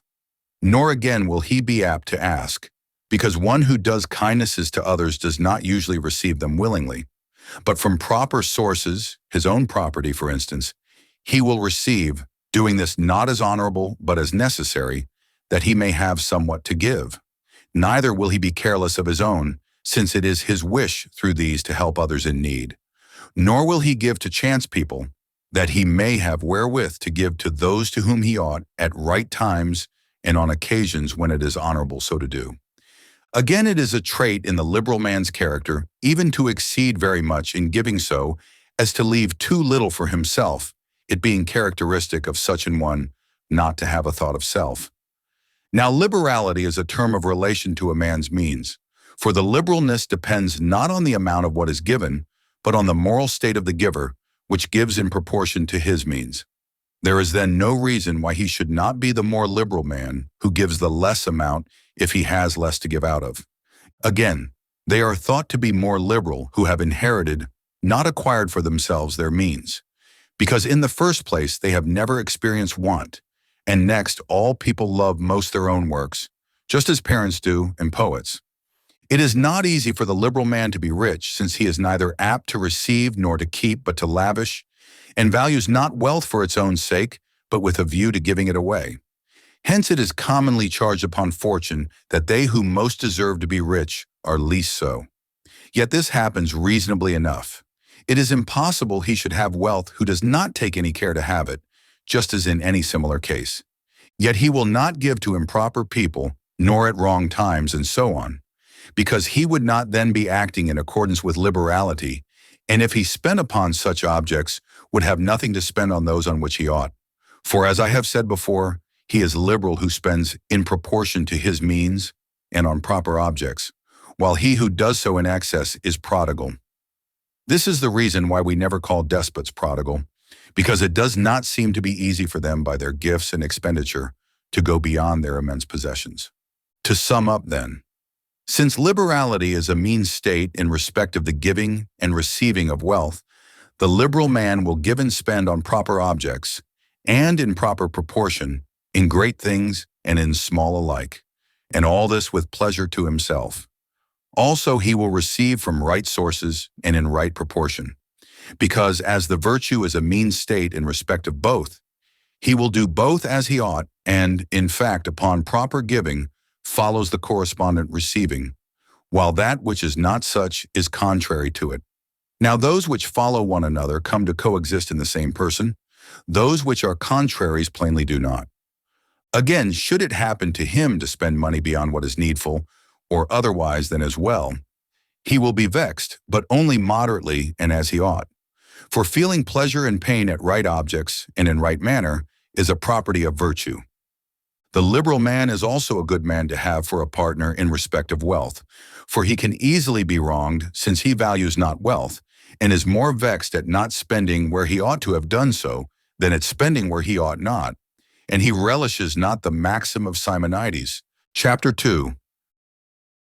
But the prodigal man goes wrong also in these points, for he is neither pleased nor pained at proper objects or in proper manner, which will become more plain as we proceed. We have said already that prodigality and stinginess are respectively states of excess and defect, and this in two things, giving and receiving. Expenditure, of course, we class under giving.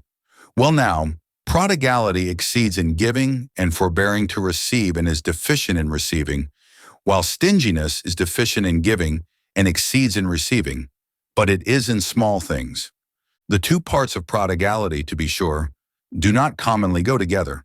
It is not easy, to give to all if you receive from none, because private individuals thus giving will soon find their means run short, and such are in fact thought to be prodigal. He that should combine both would seem to be no little superior to the stingy man, for he may be easily cured, both by advancing in years and also by the want of means, and he may come thus to the mean.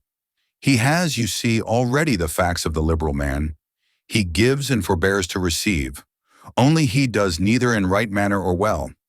So if he could be wrought upon by habituation in this respect, or change in any other way, he would be a real liberal man, for he will give to those to whom he should, and will forbear to receive whence he ought not. This is the reason, too, why he is thought not to be low in moral character, because to exceed in giving and in forbearing to receive is no sign of badness or meanness, but only of folly. Well then, he who is prodigal in this fashion is thought far superior to the stingy man for the aforementioned reasons, and also because he does good to many, but the stingy man to no one, not even to himself. But most prodigals, as has been said, combine with their other faults that of receiving from improper sources, and on this point are stingy, and they become grasping, because they wish to spend and cannot do this easily, since their means soon run short and they are necessitated to get from some other quarter. And then again, because they care not for what is honorable, they receive recklessly and from all sources indifferently, because they desire to give but care not how or whence. And for this reason, their givings are not liberal, inasmuch as they are not honorable, nor purely disinterested, nor done in right fashion. But they oftentimes make those rich who should be poor, and to those who are quiet, respectable kind of people, they will give nothing. But to flatterers or those who subserve their pleasures in any way, they will give much. And therefore most of them are utterly devoid of self-restraint. For as they are open-handed, they are liberal in expenditure upon the unrestrained gratification of their passions, and turn off to their pleasures because they do not live with reference to what is honorable. Thus then, the prodigal, if unguided, slides into these faults. But if he could get care bestowed on him, he might come to the mean and to what is right. Stinginess, on the contrary, is incurable. Old age, for instance, and incapacity of any kind is thought to make people stingy. And it is more congenial to human nature than prodigality, the mass of men being fond of money rather than apt to give. Moreover, it extends far and has many phases, the modes of stinginess being thought to be many. For as it consists of two things, defect of giving and excess of receiving, everybody does not have it entire, but it is sometimes divided, and one class of persons exceed in receiving, the other are deficient in giving. I mean those who are designated by such appellations as sparing, close-fisted, niggards, are all deficient in giving. But other men's property they neither desire nor are willing to receive, in some instances from a real moderation and shrinking from what is base. There are some people whose motive, either supposed or alleged, for keeping their property is this, that they may never be driven to do anything dishonorable. To this class belongs the skinflint, and every one of similar character, so named from the excess of not giving. Others again decline to receive their neighbor's goods from a motive of fear, their notion being that it is not easy to take other people's things yourself without their taking yours, so they are content neither to receive nor give. The other class again, who are stingy in respect of receiving, exceed in that they receive anything from any source, such as they who work at illiberal employments, brothel keepers and such like, and usurers who lend small sums at large interest, for all these receive from improper sources and improper amounts. Their common characteristic is base gaining, since they all submit to disgrace for the sake of gain, and that small. Because those who receive great things neither whence they ought, nor what they ought, as for instance despots who sack cities and plunder temples, we denominate wicked, impious, and unjust, but not stingy. Now the dicer and bath plunderer and the robber belong to the class of the stingy, for they are given to base gain. Both busy themselves and submit to disgrace for the sake of gain, and the one class incur the greatest dangers for the sake of their booty, while the others make gain of their friends to whom they ought to be giving. So both classes, as wishing to make gain from improper sources, are given to base gain, and all such receivings are stingy. And with good reason is stinginess called the contrary of liberality, both because it is a greater evil than prodigality, and because men err rather in this direction than in that of the prodigality which we have spoken of as properly and completely such. Let this be considered as what we have to say respecting liberality and the contrary vices. Chapter 3. Next in order would seem to come a dissertation on magnificence, this being thought to be, like liberality, a virtue having for its object matter wealth, but it does not, like that, extend to all transactions in respect of wealth, but only applies to such as are expensive, and in these circumstances it exceeds liberality in respect of magnitude, because it is, what the very name in Greek hints at, fitting expense on a large scale. This term is of course relative. I mean, the expenditure of equipping and commanding a trireme is not the same as that of giving a public spectacle. Fitting, of course, also is relative to the individual and the matter wherein and upon which he has to spend. And a man is not denominated magnificent for spending as he should do in small or ordinary things, as, for instance, off to the wandering beggar did I give. But for doing so in great matters, that is to say, the magnificent man is liberal, but the liberal is not thereby magnificent. The falling short of such a state is called meanness, the exceeding it vulgar profusion, want of taste, and so on, which are faulty not because they are on an excessive scale in respect of right objects, but because they show off in improper objects and in improper manner. Of these we will speak presently. The magnificent man is like a man of skill, because he can see what is fitting, and can spend largely in good taste. For as we said at the commencement, the confirmed habit is determined by the separate acts of working, and by its object matter. Well, the expenses of the magnificent man are great and fitting. Such also are his works, because this secures the expenditure being not great merely, but befitting the work. So then the work is to be proportionate to the expense, and this again to the work, or even above it. And the magnificent man will incur such expenses from the motive of honor, this being common to all the virtues. And besides, he will do it with pleasure and lavishly, excessive accuracy and calculation being mean. He will consider also how a thing may be done most beautifully and fittingly, rather than for how much it may be done, and how at the least expense. So the magnificent man must be also a liberal man, because the liberal man will also spend what he ought, and in right manner. But it is the great, that is to say, TK large scale, which is distinctive of the magnificent man, the object matter of liberality being the same, and without spending more money than another man, he will make the work more magnificent. I mean, the excellence of a possession and of a work is not the same. As a piece of property, that thing is most valuable which is worth most, gold for instance, but as a work that which is great and beautiful, because the contemplation of such an object is admirable, and so is that which is magnificent. So the excellence of a work is magnificence on a large scale. There are cases of expenditure which we call honorable, such as our dedicatory offerings to the gods, and the furnishing their temples and sacrifices, and in like manner everything that has reference to the deity, and all such public matters as are objects of honorable ambition, as when men think in any case that it is their duty to furnish a chorus for the stage splendidly, or fit out and maintain a trireme, or give a general public feast. Now in all these, as has been already stated, respect is had also to the rank and the means of the man who is doing them, because they should be proportionate to these, and befit not the work only, but also the doer of the work. For this reason, a poor man cannot be a magnificent man, since he has not means wherewith to spend largely and yet becomingly, and if he attempts it, he is a fool, inasmuch as it is out of proportion and contrary to propriety. Whereas to be in accordance with virtue, a thing must be done rightly. Such expenditure is fitting moreover for those to whom such things previously belong, either through themselves or through their ancestors or people with whom they are connected, and to the highborn or people of high repute, and so on. Because all these things imply greatness and reputation. So then the magnificent man is pretty much as I have described him, and magnificence consists in such expenditures, because they are the greatest and most honorable, and of private ones such as come but once for all, marriage to wit, and things of that kind, and any occasion which engages the interest of the community in general, or of those who are in power, and what concerns receiving and dispatching strangers, and gifts, and repaying gifts, because the magnificent man is not apt to spend upon himself but on the public good, and gifts are pretty much in the same case as dedicatory offerings.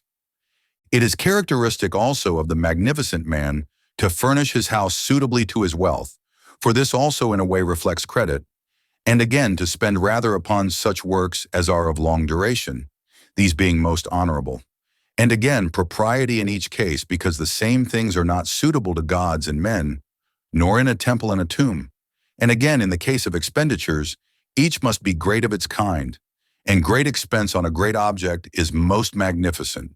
That is in any case what is great in these particular things. There is a difference too between greatness of a work and greatness of expenditure. For instance, a very beautiful ball or cup is magnificent as a present to a child, while the price of it is small and almost mean. Therefore, it is characteristic of the magnificent man to do magnificently whatever he is about, for whatever is of this kind cannot be easily surpassed, and bears a proper proportion to the expenditure. Such then is the magnificent man. The man who is in the state of excess, called one of vulgar profusion, is in excess because he spends improperly, as has been said. I mean in cases requiring small expenditure, he lavishes much and shows off out of taste, giving his club a feast fit for a wedding party, Or if he has to furnish a chorus for a comedy, giving the actors purple to wear in the first scene, as did the Megarians. And all such things he will do, not with a view to that which is really honorable, but to display his wealth, and because he thinks he shall be admired for these things. And he will spend little where he ought to spend much, and much where he should spend little. The mean man will be deficient in every case, and even where he has spent the most, he will spoil the whole effect for want of some trifle. He is procrastinating in all he does, and contrives how he may spend the least, and does even that with lamentations about the expense, and thinking that he does all things on a greater scale than he ought. Of course, both these states are faulty, but they do not involve disgrace because they are neither hurtful to others nor very unseemly. Chapter 4. The very name of great-mindedness implies that great things are its object matter, and we will first settle what kind of things. It makes no difference, of course, whether we regard the moral state in the abstract or as exemplified in an individual. Well then, he is thought to be great-minded who values himself highly and at the same time justly, because he that does so without grounds is foolish, and no virtuous character is foolish or senseless. Well, the character I have described is great-minded. The man who estimates himself lowly and at the same time justly is modest, but not great-minded, since this latter quality implies greatness, just as beauty implies a large bodily conformation, while small people are neat and well-made, but not beautiful. Again, he who values himself highly without just grounds is a vain man, though the name must not be applied to every case of unduly high self-estimation. He that values himself below his real worth is small-minded, and whether that worth is great, moderate, or small, his own estimate falls below it, and he is the strongest case of this error, who is really a man of great worth. For what would he have done had his worth been less? The great-minded man is then, as far as greatness is concerned, at the summit, but in respect of propriety, he is in the mean, because he estimates himself at his real value. The other characters, respectively, are in excess and defect. Since then he justly estimates himself at a high, or rather at the highest possible rate, his character will have respect specially to one thing.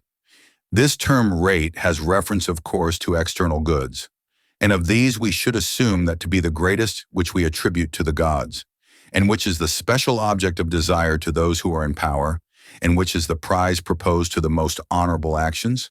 Now honor answers to these descriptions, being the greatest of external goods. So the great-minded man bears himself as he ought in respect of honor and dishonor. In fact, without need of words, the great-minded plainly have honor for their object matter, since honor is what the great consider themselves specially worthy of, and according to a certain rate. The small-minded man is deficient, both as regards himself and also as regards the estimation of the great-minded, while the vain man is in excess as regards himself, but does not get beyond the great-minded man. Now the great-minded man, being by the hypothesis worthy of the greatest things, must be of the highest excellence, since the better a man is, the more is he worth, and he who is best is worth the most. It follows then that to be truly great-minded a man must be good, and whatever is great in each virtue would seem to belong to the great-minded. It would no way correspond with the character of the great-minded to flee spreading his hands all abroad, nor to injure anyone. For with what object in view will he do what is base, in whose eyes nothing is great? In short, if one were to go into particulars, the great-minded man would show quite ludicrously unless he were a good man. He would not be in fact deserving of honor if he were a bad man, honor being the prize of virtue and given to the good. This virtue, then, of great-mindedness seems to be a kind of ornament of all the other virtues, in that it makes them better and cannot be without them. And for this reason it is a hard matter to be really and truly great-minded, for it cannot be without thorough goodness and nobleness of character. Honor, then, and dishonor are specially the object matter of the great-minded man, and at such as is great, and given by good men, he will be pleased moderately as getting his own, or perhaps somewhat less, for no honor can be quite adequate to perfect virtue. But still he will accept this because they have nothing higher to give him. But such as is given by ordinary people and on trifling grounds, he will entirely despise, because these do not come up to his deserts, and dishonor likewise, because in his case there cannot be just ground for it. Now though, as I have said, honor is specially the object matter of the great-minded man, I do not mean but that likewise in respect of wealth and power, and good or bad fortune of every kind, he will bear himself with moderation, fall out how they may. And neither in prosperity will he be overjoyed, nor in adversity will he be unduly pained. For not even in respect of honor does he so bear himself. And yet it is the greatest of all such objects, since it is the cause of power and wealth being choice-worthy, for certainly they who have them desire to receive honor through them. So to whom honor even is a small thing to him, will all other things also be so. And this is why such men are thought to be supercilious. It seems too that pieces of good fortune contribute to form this character of great-mindedness. I mean, the nobly born, or men of influence, or the wealthy, are considered to be entitled to honor, for they are in a position of eminence, and whatever is eminent by good is more entitled to honor. And this is why such circumstances dispose men rather to great-mindedness, because they receive honor at the hands of some men. Now really and truly the good man alone is entitled to honor. Only if a man unites in himself goodness with these external advantages, he is thought to be more entitled to honor. But they who have them without also having virtue are not justified in their high estimate of themselves, nor are they rightly denominated great-minded, since perfect virtue is one of the indispensable conditions to such in character. Further, such men become supercilious and insolent, it not being easy to bear prosperity well without goodness, and not being able to bear it and possessed with an idea of their own superiority to others. They despise them and do just whatever their fancy prompts. For they mimic the great-minded man, though they are not like him, and they do this in such points as they can, so without doing the actions which can only flow from real goodness, they despise others. Whereas the great-minded man despises on good grounds, for he forms his opinions truly, but the mass of men do it at random. Moreover, he is not a man to incur little risks, nor does he court danger, because there are but few things he has a value for. But he will incur great dangers, and when he does venture, he is prodigal of his life, as knowing that there are terms on which it is not worth his while to live. He is the sort of man to do kindnesses, but he is ashamed to receive them, the former putting a man in the position of superiority, the latter in that of inferiority. Accordingly, he will greatly overpay any kindness done to him, because the original actor will thus be laid under obligation and be in the position of the party benefited. Such men seem likewise to remember those they have done kindnesses to, but not those from whom they have received them, because he who has received is inferior to him who has done the kindness, and our friend wishes to be superior. Accordingly, he is pleased to hear of his own kind acts, but not of those done to himself. And this is why, in Homer, Thetis does not mention to Jupiter the kindnesses she had done him, nor did the Lacedaemonians to the Athenians, but only the benefits they had received. Further, it is characteristic of the great-minded man to ask favors not at all, or very reluctantly, but to do a service very readily, and to bear himself loftily toward the great or fortunate, but towards people of middle station affably, because to be above the former is difficult and so a grand thing, but to be above the latter is easy, and to be high and mighty towards the former is not ignoble, but to do it towards those of humble station would be low and vulgar. It would be like parading strength against the weak. And again, not to put himself in the way of honor, nor to go where others are the chief men, and to be remiss and dilatory, except in the case of some great honor or work, and to be concerned in few things and those great and famous. It is a property of him also to be open, both in his dislikes and his likings, because concealment is a consequent of fear. Likewise to be careful for reality rather than appearance, and talk and act openly, for his contempt for others makes him a bold man, for which same reason he is apt to speak the truth, except where the principle of reserve comes in, but to be reserved toward the generality of men, and to be unable to live with reference to any other but a friend, because doing so is servile, as may be seen in that all flatterers are low, and men in low estate are flatterers. Neither is his admiration easily excited, because nothing is great in his eyes. Nor does he bear malice, since remembering anything, and especially wrongs, is no part of great-mindedness, but rather overlooking them. Nor does he talk of other men. In fact, he will not speak either of himself or of any other. He neither cares to be praised himself nor to have others blamed. Nor again does he praise freely, and for this reason he is not apt to speak ill even of his enemies, except to show contempt and insolence. And he is by no means apt to make laments about things which cannot be helped, or requests about those which are trivial, because to be thus disposed with respect to these things is consequent only upon real anxiety about them. Again, he is the kind of man to acquire what is beautiful and unproductive, rather than what is productive and profitable, this being rather the part of an independent man.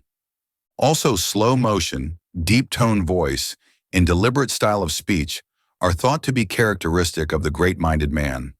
For he who is earnest about few things is not likely to be in a hurry, nor he who esteems nothing great to be very intent, and sharp tones and quickness are the result of these. Chapter 5. This then is my idea of the great-minded man, and he who is in the defect is a small-minded man, he who is in the excess a vain man. However, as we observed in respect of the last character we discussed, these extremes are not thought to be vicious exactly, but only mistaken, for they do no harm. The small-minded man, for instance, being really worthy of good, deprives himself of his deserts, and seems to have somewhat faulty from not having a sufficiently high estimate of his own desert, in fact from self-ignorance, because but for this he would have grasped after what he really is entitled to, and that is good. Still, such characters are not thought to be foolish, but rather laggards. But the having such an opinion of themselves seems to have a deteriorating effect on the character, because in all cases men's aims are regulated by their supposed desert, and thus these men, under a notion of their own want of desert, stand aloof from honorable actions and courses, and similarly from external goods. But the vain are foolish and self-ignorant, and that palpably, because they attempt honorable things as though they were worthy, and then they are detected. They also set themselves off by dress, in carriage, and such like things, and desire that their good circumstances may be seen, and they talk of them under the notion of receiving honor thereby. Small-mindedness, rather than vanity, is opposed to great-mindedness, because it is more commonly met with and is worse. Chapter 6. Well, the virtue of great-mindedness has for its object great honor, as we have said, and there seems to be a virtue having honor also for its object, as we stated in the former book, which may seem to bear to great-mindedness the same relation that liberality does to magnificence. That is, both these virtues stand aloof from what is great, but dispose us as we ought to be disposed towards moderate and small matters. Further, as in giving and receiving of wealth there is a mean state, an excess, and a defect, so likewise in grasping after honor there is the more or less than is right, and also the doing so from right sources and in right manner. For we blame the lover of honor as aiming at honor more than he ought, and from wrong sources, and him who is destitute of a love of honor as not choosing to be honored even for what is noble. Sometimes again we praise the lover of honor as manly and having a love for what is noble, and him who has no love for it as being moderate and modest, as we noticed also in the former discussion of these virtues. It is clear then that since lover of so-and-so is a term capable of several meanings, we do not always denote the same quality by the term lover of honor, but when we use it as a term of commendation, we denote more than the mass of men are, when for blame more than a man should be. And the mean state having no proper name, the extremes seem to dispute for it as unoccupied ground. But of course, where there is excess and defect, there must be also the mean. And in point of fact, men do grasp at honor more than they should, and less, and sometimes just as they ought. For instance, this state is praised, being a mean state in regard of honor, but without any appropriate name. Compared with what is called ambition, it shows like a want of love for honor, and compared with this, it shows like ambition, or compared with both, like both faults. Nor is this a singular case among the virtues. Here the extreme characters appear to be opposed, because the mean has no name appropriated to it, Chapter 7. Meekness is a mean state, having for its object matter anger. And as the character in the mean has no name, and we may almost say the same of the extremes, we give the name of meekness, leaning rather to the defect, which has no name either, to the character in the mean. The excess may be called an over-aptness to anger, for the passion is anger, and the producing causes many and various. Now he who is angry at what and with whom he ought, and further, in right manner and time, and for proper length of time, is praised. So this man will be meek, since meekness is praised. For the notion represented by the term meek man is the being imperturbable, and not being led away by passion, but being angry in that manner, and at those things, and for that length of time, which reason may direct. This character, however, is thought to err rather on the side of defect, inasmuch as he is not apt to take revenge, but rather to make allowances and forgive. And the defect, call it angerlessness or what you will, is blamed. I mean, they who are not angry at things at which they ought to be angry are thought to be foolish, and they who are angry not in right manner, nor in right time, nor with those with whom they ought. For a man who labors under this defect is thought to have no perception, nor to be pained, and to have no tendency to avenge himself, inasmuch as he feels no anger. Now to bear with scurrility in one's own person, and patiently see one's own friends suffer it, is a slavish thing. As for the excess, it occurs in all forms. Men are angry with those with whom, and at things with which, they ought not to be, and more than they ought, and too hastily, and for too great a length of time. I do not mean, however, that these are combined in any one person. That would in fact be impossible, because the evil destroys itself, and if it is developed in its full force, it becomes unbearable. Now those whom we term the passionate are soon angry, and with people with whom, and at things at which they ought not, and in an excessive degree, but they soon cool again, which is the best point about them. And this results from their not repressing their anger, but repaying their enemies, in that they show their feelings by reason of their vehemence, and then they have done with it. The choleric, again, are excessively vehement, and are angry at everything, and on every occasion, whence comes their Greek name signifying that their choler lies high. The bitter-tempered are hard to reconcile and keep their anger for a long while, because they repress the feeling. But when they have revenged themselves, then comes a lull, for the vengeance destroys their anger by producing pleasure in lieu of pain. But if this does not happen, they keep the weight on their minds, because as it does not show itself, no one attempts to reason it away, and digesting anger within oneself takes time.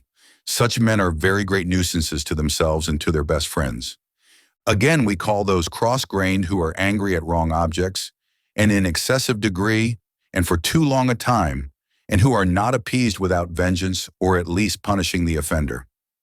To meekness we oppose the excess rather than the defect, because it is of more common occurrence, for human nature is more disposed to take than to forego revenge, and the cross-grained are worse to live with than they who are too phlegmatic.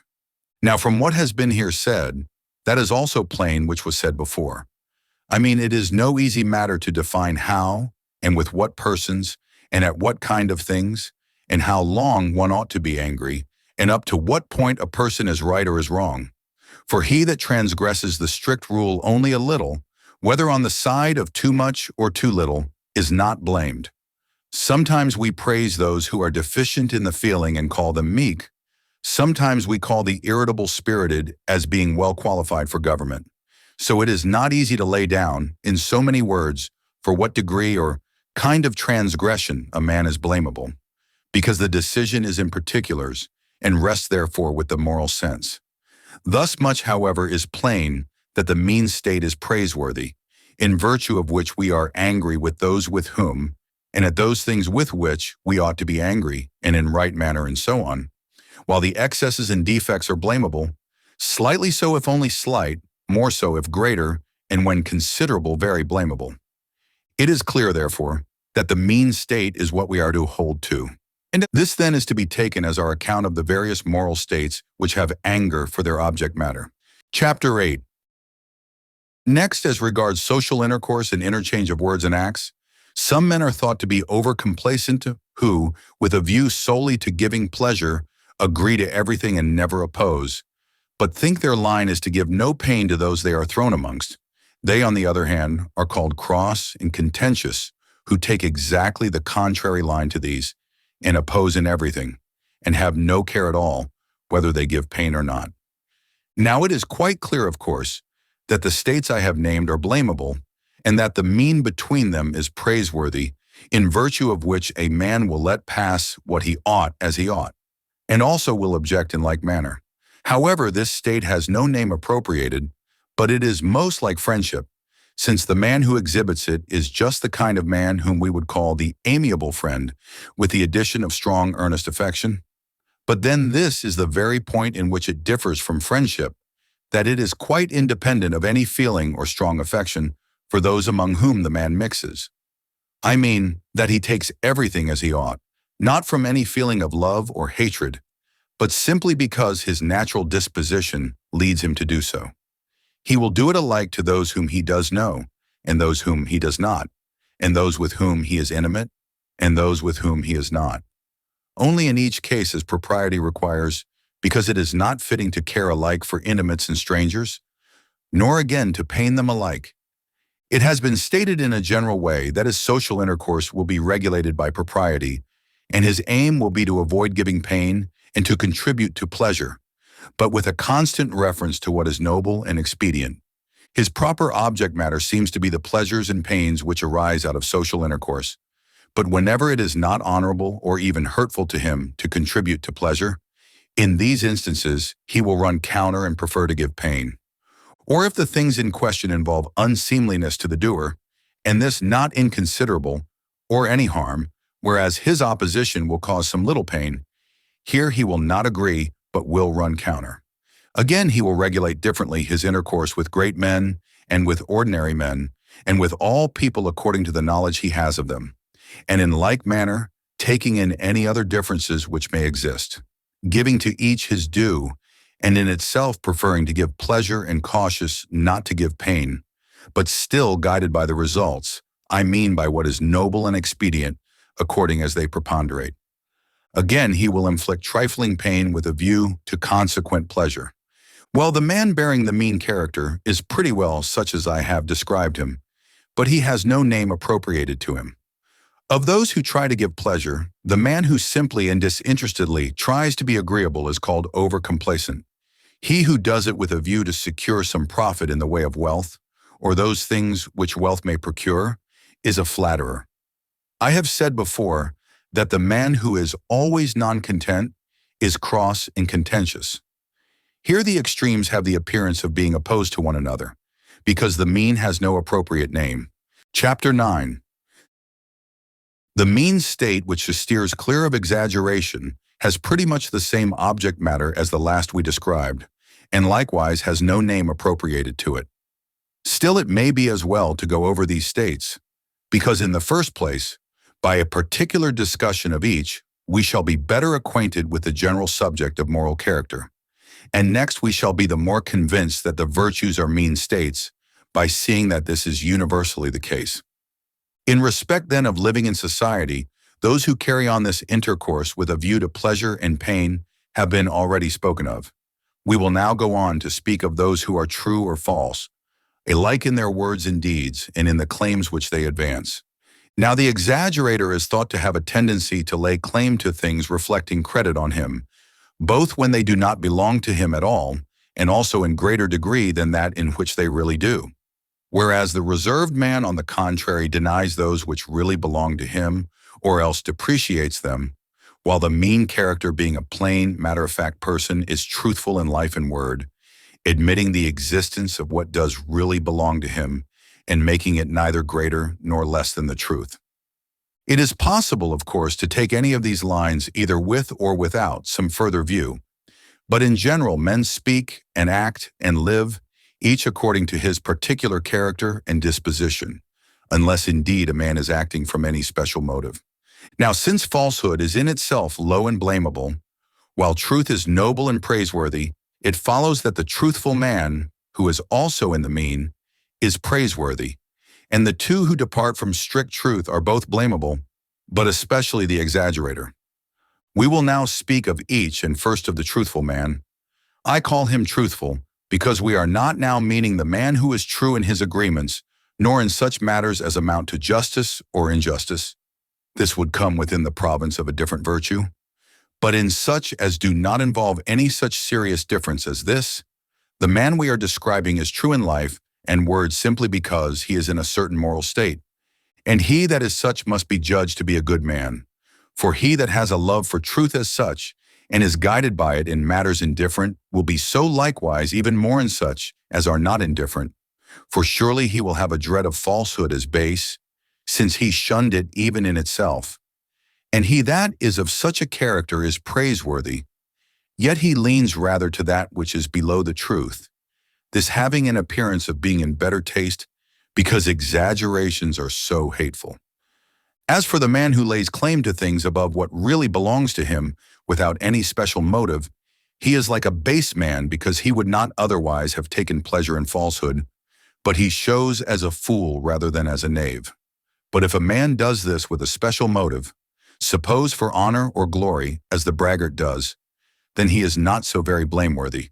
But if, directly or indirectly, for pecuniary considerations, he is more unseemly. Now the braggart is such not by his power, but by his purpose, that is to say, in virtue of his moral state, and because he is a man of a certain kind, just as there are liars who take pleasure in falsehood for its own sake, while others lie from a desire of glory or gain. They who exaggerate with a view to glory pretend to such qualities as are followed by praise or highest congratulation. They who do it with a view to gain assume those which their neighbors can avail themselves of, and the absence of which can be concealed, as a man's being a skillful soothsayer or physician. And accordingly, most men pretend to such things and exaggerate in this direction, because the faults I have mentioned are in them.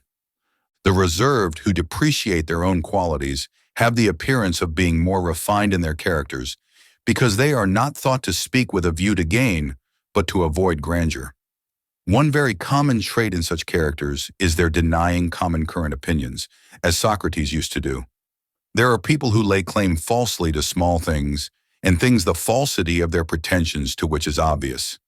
These are called factotums and are very despicable. This very reserve sometimes shows like exaggeration. Take, for instance, the excessive plainness of dress affected by the Lacedaemonians. In fact, both excess and the extreme of deficiency partake of the nature of exaggeration. But they who practice reserve and moderation, and in cases in which the truth is not very obvious and plain, give an impression of refinement. Here it is the exaggerator, as being the worst character, who appears to be opposed to the truthful man. Chapter 10. Next, as life has its pauses, and in them admits of pastime combined with jocularity, it is thought that in this respect also there is a kind of fitting intercourse, and that rules may be prescribed as to the kind of things one should say, and the manner of saying them, and in respect of hearing likewise, and there will be a difference between the saying and hearing such and such things. It is plain that in regard to these things, also there will be an excess and defect and a mean. Now they who exceed in the ridiculous are judged to be buffoons and vulgar, catching at it in any and every way and at any cost, and aiming rather at raising laughter than at saying what is seemly, and at avoiding to pain the object of their wit. They, on the other hand, who would not for the world make a joke themselves, and are displeased with such as do, are thought to be clownish and stern. But they who are jocular in good taste are denominated by a Greek term expressing properly ease of movement, because such are thought to be, as one may say, motions of the moral character. And as bodies are judged of by their motions, so too are moral characters. Now as the ridiculous lies on the surface, and the majority of men take more pleasure than they ought in jocularity and jesting, the buffoons too get this name of easy pleasantry, as if refined and gentlemanlike. But that they differ from these, and considerably too, is plain from what has been said. One quality which belongs to the mean state is tact.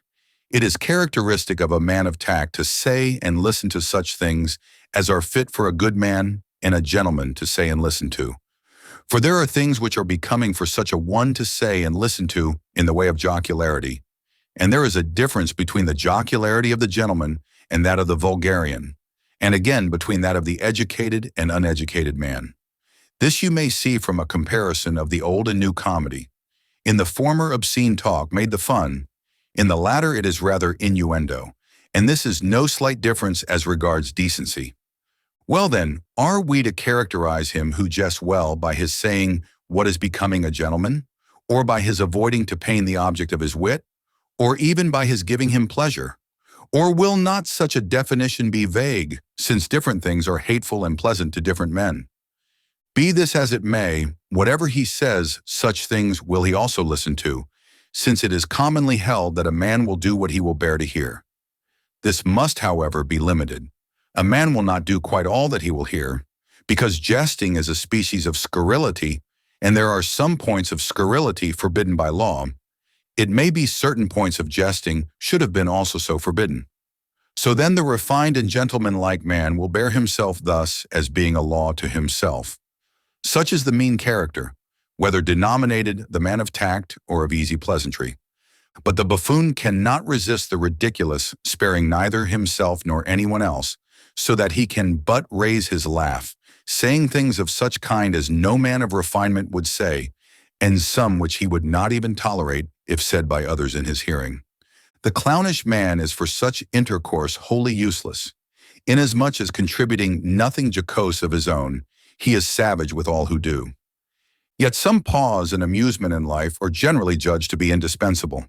The three mean states which have been described do occur in life, and the object matter of all is interchange of words and deeds. They differ in that one of them is concerned with truth, and the other two with the pleasurable, and of these two again, the one is conversant with the jocosities of life, the other with all other points of social intercourse. Chapter 11. To speak of shame as a virtue is incorrect, because it is much more like a feeling than a moral state.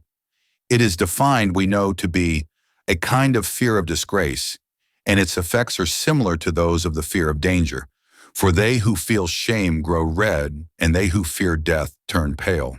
So both are evidently in a way physical, which is thought to be a mark of a feeling rather than a moral state. Moreover, it is a feeling not suitable to every age, but only to youth. We do think that the young should be shamefaced, because since they live at the beck and call of passion, they do much that is wrong, and shame acts on them as a check. In fact, we praise such young men as are shamefaced, but no one would ever praise an old man for being given to it, inasmuch as we hold that he ought not to do things which cause shame. For shame, since it arises at low bad actions, does not at all belong to the good man, because such ought not to be done at all. Nor does it make any difference to allege that some things are disgraceful really, others only because they are thought so. For neither should be done, so that a man ought not to be in the position of feeling shame. In truth, to be such a man as to do anything disgraceful is the part of a faulty character. And for a man to be such that he would feel shame if he should do anything disgraceful, and to think that this constitutes him a good man, is absurd. Because shame is felt at voluntary actions only, and a good man will never voluntarily do what is base. True it is that shame may be good on a certain supposition, as if a man should do such things, he would feel shame. But then the virtues are good in themselves, and not merely in supposed cases. And, granted that impudence and the not being ashamed to do what is disgraceful is base, it does not the more follow that it is good for a man to do such things and feel shame. Nor is self-control properly a virtue, but a kind of mixed state. However, all about this shall be set forth in a future book. Book 5. Chapter 1. Now the points for our inquiry in respect of justice and injustice are, what kind of actions are their object matter, and what kind of a mean state justice is, and between what points the abstract principle of it, i.e. the just, is a mean. And our inquiry shall be, if you please, conducted in the same method as we have observed in the foregoing parts of this treatise. We see then that all men mean by the term justice a moral state, such that in consequence of it, men have the capacity of doing what is just, and actually do it, and wish it. Similarly, also with respect to injustice, a moral state such that, in consequence of it, men do unjustly and wish what is unjust. Let us also be content, then, with these as a groundwork sketched out. I mention the two because the same does not hold with regard to states, whether of mind or body, as with regard to sciences or faculties. I mean that whereas it is thought that the same faculty or science embraces contraries, a state will not. From health, for instance, not the contrary acts are done, but the healthy ones only. We say a man walks healthily when he walks as the healthy man would. However, of the two contrary states, the one may be frequently known from the other, and oftentimes the states from their subject matter. If it be seen clearly what a good state of body is, then is it also seen what a bad state is. And from the things which belong to a good state of body, the good state itself is seen, and vice versa. If, for instance, the good state is firmness of flesh, it follows that the bad state is flabbiness of flesh, and whatever causes firmness of flesh is connected with the good state. It follows, moreover, in general, that if of two contrary terms the one is used in many senses, so also will the other be. As, for instance, if the just, then also the unjust. Now, justice and injustice do seem to be used respectively in many senses, but because the line of demarcation between these is very fine and minute, it commonly escapes notice that they are thus used, and it is not plain and manifest, as where the various significations of terms are widely different. For in these last, the visible difference is great. For instance, the word cleis is used equivocally to denote the bone which is under the neck of animals and the instrument with which people close doors. Let it be ascertained, then, in how many senses the term unjust man is used.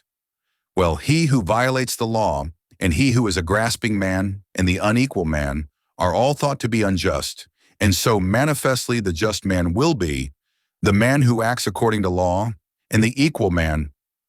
The just then will be the lawful and the equal, and the unjust, the unlawful and the unequal. Well, since the unjust man is also a grasping man, he will be so, of course, with respect to good things, but not of every kind, only those which are the subject matter of good and bad fortune, and which are in themselves always good, but not always to the individual. Yet men pray for and pursue these things.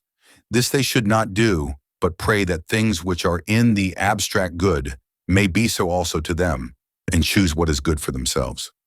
But the unjust man does not always choose actually the greater part, but even sometimes the less. As in the case of things which are simply evil, still, since the less evil is thought to be in a manner a good and the grasping is after good, therefore even in this case he is thought to be a grasping man, i.e., one who strives for more good than fairly falls to his share. Of course, he is also an unequal man, this being an inclusive and common term. Chapter 2. We said that the violator of law is unjust and the keeper of the law just. Further, it is plain that all lawful things are in a manner just, because by lawful we understand what have been defined by the legislative power, and each of these we say is just. The laws too give directions on all points, aiming either at the common good of all, or that of the best, or that of those in power, taking for the standard real goodness or adopting some other estimate. In one way we mean by just those things which are apt to produce and preserve happiness and its ingredients for the social community. Further, the law commands the doing the deeds not only of the brave man, as not leaving the ranks, nor flying, nor throwing away one's arms, but those also of the perfectly self-mastering man, as abstinence from adultery and wantonness, and those of the meek man, as refraining from striking others or using abusive language, and in like manner in respect of the other virtues and vices, commanding some things and forbidding others, rightly if it is a good law, in a way somewhat inferior if it is one extemporized. Now this justice is in fact perfect virtue, yet not simply so, but as exercised towards one's neighbor, and for this reason justice is thought oftentimes to be the best of the virtues, and neither Hesper nor the morning star so worthy of our admiration. And in a proverbial saying we express the same. All virtue is in justice comprehended. And it is in a special sense perfect virtue because it is the practice of perfect virtue. And perfect it is because he that has it is able to practice his virtue towards his neighbor and not merely on himself. I mean, there are many who can practice virtue in the regulation of their own personal conduct who are wholly unable to do it in transactions with their neighbor. And for this reason, that saying of bias is thought to be a good one. Rule will show what a man is. For he who bears rule is necessarily in contact with others, i.e., in a community. And for this same reason, justice alone of all the virtues is thought to be a good to others, because it has immediate relation to some other person, inasmuch as the just man does what is advantageous to another, either to his ruler or fellow subject. Now he is the basest of men who practices vice, not only in his own person, but towards his friends also. But he the best who practices virtue not merely in his own person, but towards his neighbor, for this is a matter of some difficulty. However, justice in this sense is not a part of virtue, but is coextensive with virtue. Nor is the injustice which answers to it a part of vice, but coextensive with vice. Now, where injustice in this sense differs from virtue appears from what has been said. It is the same really, but the point of view is not the same. In so far as it has respect to one's neighbor, it is justice. In so far as it is such and such a moral state, it is simply virtue. Chapter 3. But the object of our inquiry is justice, in the sense in which it is a part of virtue, for there is such a thing, as we commonly say, and likewise with respect to particular injustice. And of the existence of this last, the following consideration is a proof. There are many vices by practicing which a man acts unjustly, of course, but does not grasp at more than his share of good. If, for instance, by reason of cowardice, he throws away his shield, or by reason of ill temper, he uses abusive language, or by reason of stinginess, does not give a friend pecuniary assistance. But whenever he does a grasping action, it is often in the way of none of these vices, certainly not in all of them, still in the way of some vice or other, for we blame him, and in the way of injustice. There is then some kind of injustice distinct from that coextensive with vice, and related to it as a part to a whole, and some unjust related to that, which is coextensive with violation of the law as a part to a whole. Again, suppose one man seduces a man's wife with a view to gain and actually gets some advantage by it, and another does the same from impulse of lust at an expense of money and damage. This latter will be thought to be rather destitute of self-mastery than a grasping man, and the former unjust but not destitute of self-mastery. Now why? Plainly because of his gaining. Again, all other acts of injustice we refer to some particular depravity, as if a man commits adultery, to abandonment to his passions, if he deserts his comrade, to cowardice, if he strikes another, to anger, but if he gains by the act to no other vice than to injustice. Thus it is clear that there is a kind of injustice different from, and besides that, which includes all vice, having the same name because the definition is in the same genus. For both have their force in dealings with others, but the one acts upon honor, or wealth, or safety, or by whatever one name we can include all these things, and is actuated by pleasure attendant on gain, while the other acts upon all things which constitute the sphere of the good man's action. Chapter 4. Now that there is more than one kind of justice, and that there is one which is distinct from, and besides that which is coextensive with, virtue is plain. We must next ascertain what it is, and what are its characteristics. Well, the unjust has been divided into the unlawful and the unequal, and the just accordingly into the lawful and the equal. The aforementioned injustice is in the way of the unlawful. And as the unequal and the more are not the same, but differing as part to whole, because all more is unequal, but not all unequal more, so the unjust and the injustice we are now in search of are not the same with, but other than, those before mentioned, the one being the parts, the other the wholes. For this particular injustice is a part of the injustice coextensive with vice, and likewise this justice of the justice coextensive with virtue. So that what we have now to speak of is the particular justice and injustice, and likewise the particular just and unjust. Here then let us dismiss any further consideration of the justice ranking as coextensive with virtue, being the practice of virtue in all its bearings towards others, and of the correlative injustice, being similarly the practice of vice. It is clear, too, that we must separate off the just and the unjust involved in these, because one may pretty well say that most lawful things are those which naturally result in action from virtue in its fullest sense, because the law enjoins the living in accordance with each virtue and forbids living in accordance with each vice. And the producing causes of virtue in all its bearings are those enactments which have been made respecting education for society. By the way, as to individual education, in respect of which a man is simply good without reference to others, whether it is the province of politici or some other science we must determine at a future time, for it may be it is not the same thing to be a good man and a good citizen in every case. Chapter 5. Now of the particular justice and the just involved in it, one species is that which is concerned in the distributions of honor, or wealth, or such other things as are to be shared among the members of the social community, because in these one man as compared with another may have either an equal or an unequal share, and the other is that which is corrective in the various transactions between man and man. And of this latter there are two parts. Because of transactions, some are voluntary and some involuntary. Voluntary such as follow: selling, buying, use, bail, borrowing, deposit, hiring. And this class is called voluntary because the origination of these transactions is voluntary.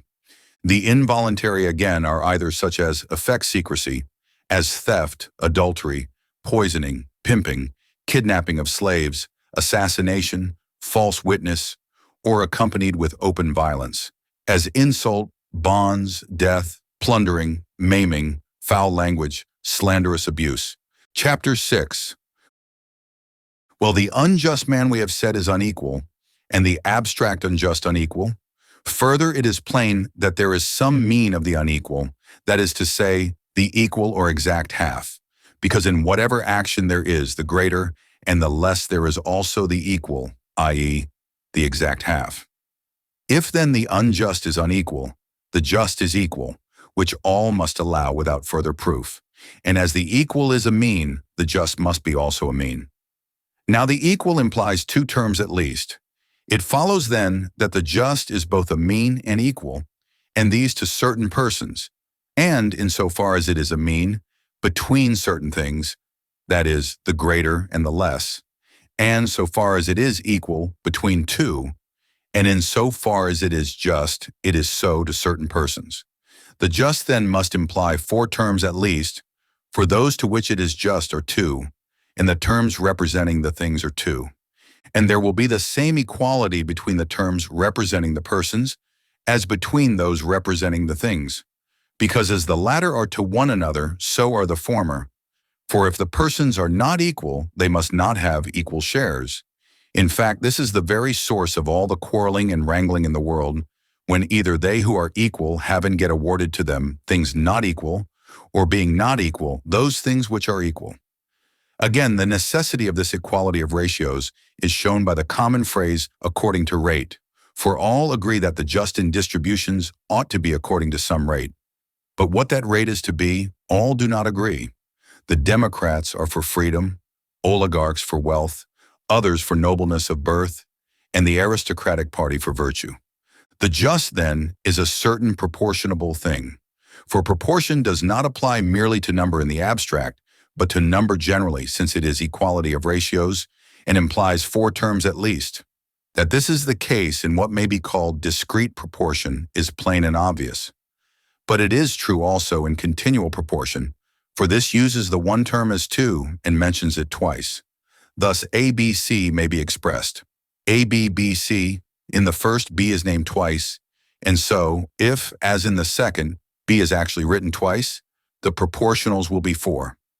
And the just likewise implies four terms at the least, and the ratio between the two pair of terms is the same because the persons and the things are divided similarly. It will stand then thus, AB, CD, and then permutando, ACBD, and then supposing C and D to represent the things.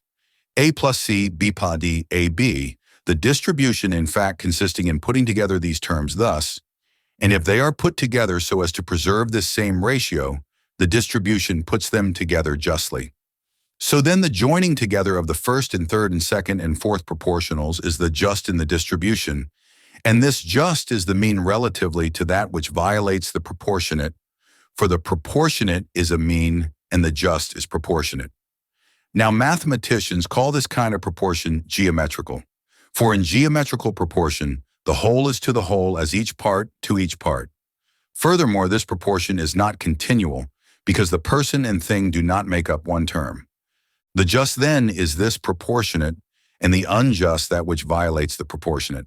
And so there comes to be the greater and the less, which in fact is the case in actual transactions, because he who acts unjustly has the greater share, and he who is treated unjustly has the less of what is good. But in the case of what is bad, this is reversed, for the less evil compared with the greater comes to be reckoned for good, because the less evil is more choice-worthy than the greater, and what is choice-worthy is good, and the more so, the greater good. This then is the one species of the just. Chapter 7. And the remaining one is the corrective, which arises in voluntary as well as involuntary transactions. Now this just has a different form from the aforementioned, for that which is concerned in distribution of common property is always according to the aforementioned proportion. I mean that if the division is made out of common property, the shares will bear the same proportion to one another as the original contributions did. And the unjust which is opposite to this just is that which violates the proportionate. But the just which arises in transactions between men is an equal in a certain sense, and the unjust and unequal, only not in the way of that proportion, but of arithmetical. Because it makes no difference whether a robbery, for instance, is committed by a good man on a bad or by a bad man on a good, nor whether a good or a bad man has committed adultery. The law looks only to the difference created by the injury and treats the men as previously equal, where the one does and the other suffers injury, or the one has done and the other suffered harm.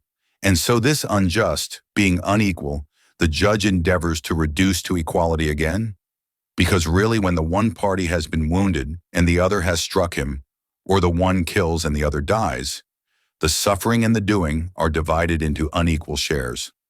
Well, the judge tries to restore equality by penalty, thereby taking from the gain. For these terms, gain and loss are applied to these cases, though perhaps the term in some particular instance may not be strictly proper, as gain, for instance, to the man who has given a blow, and loss to him who has received it. Still, when the suffering has been estimated, the one is called loss and the other gain.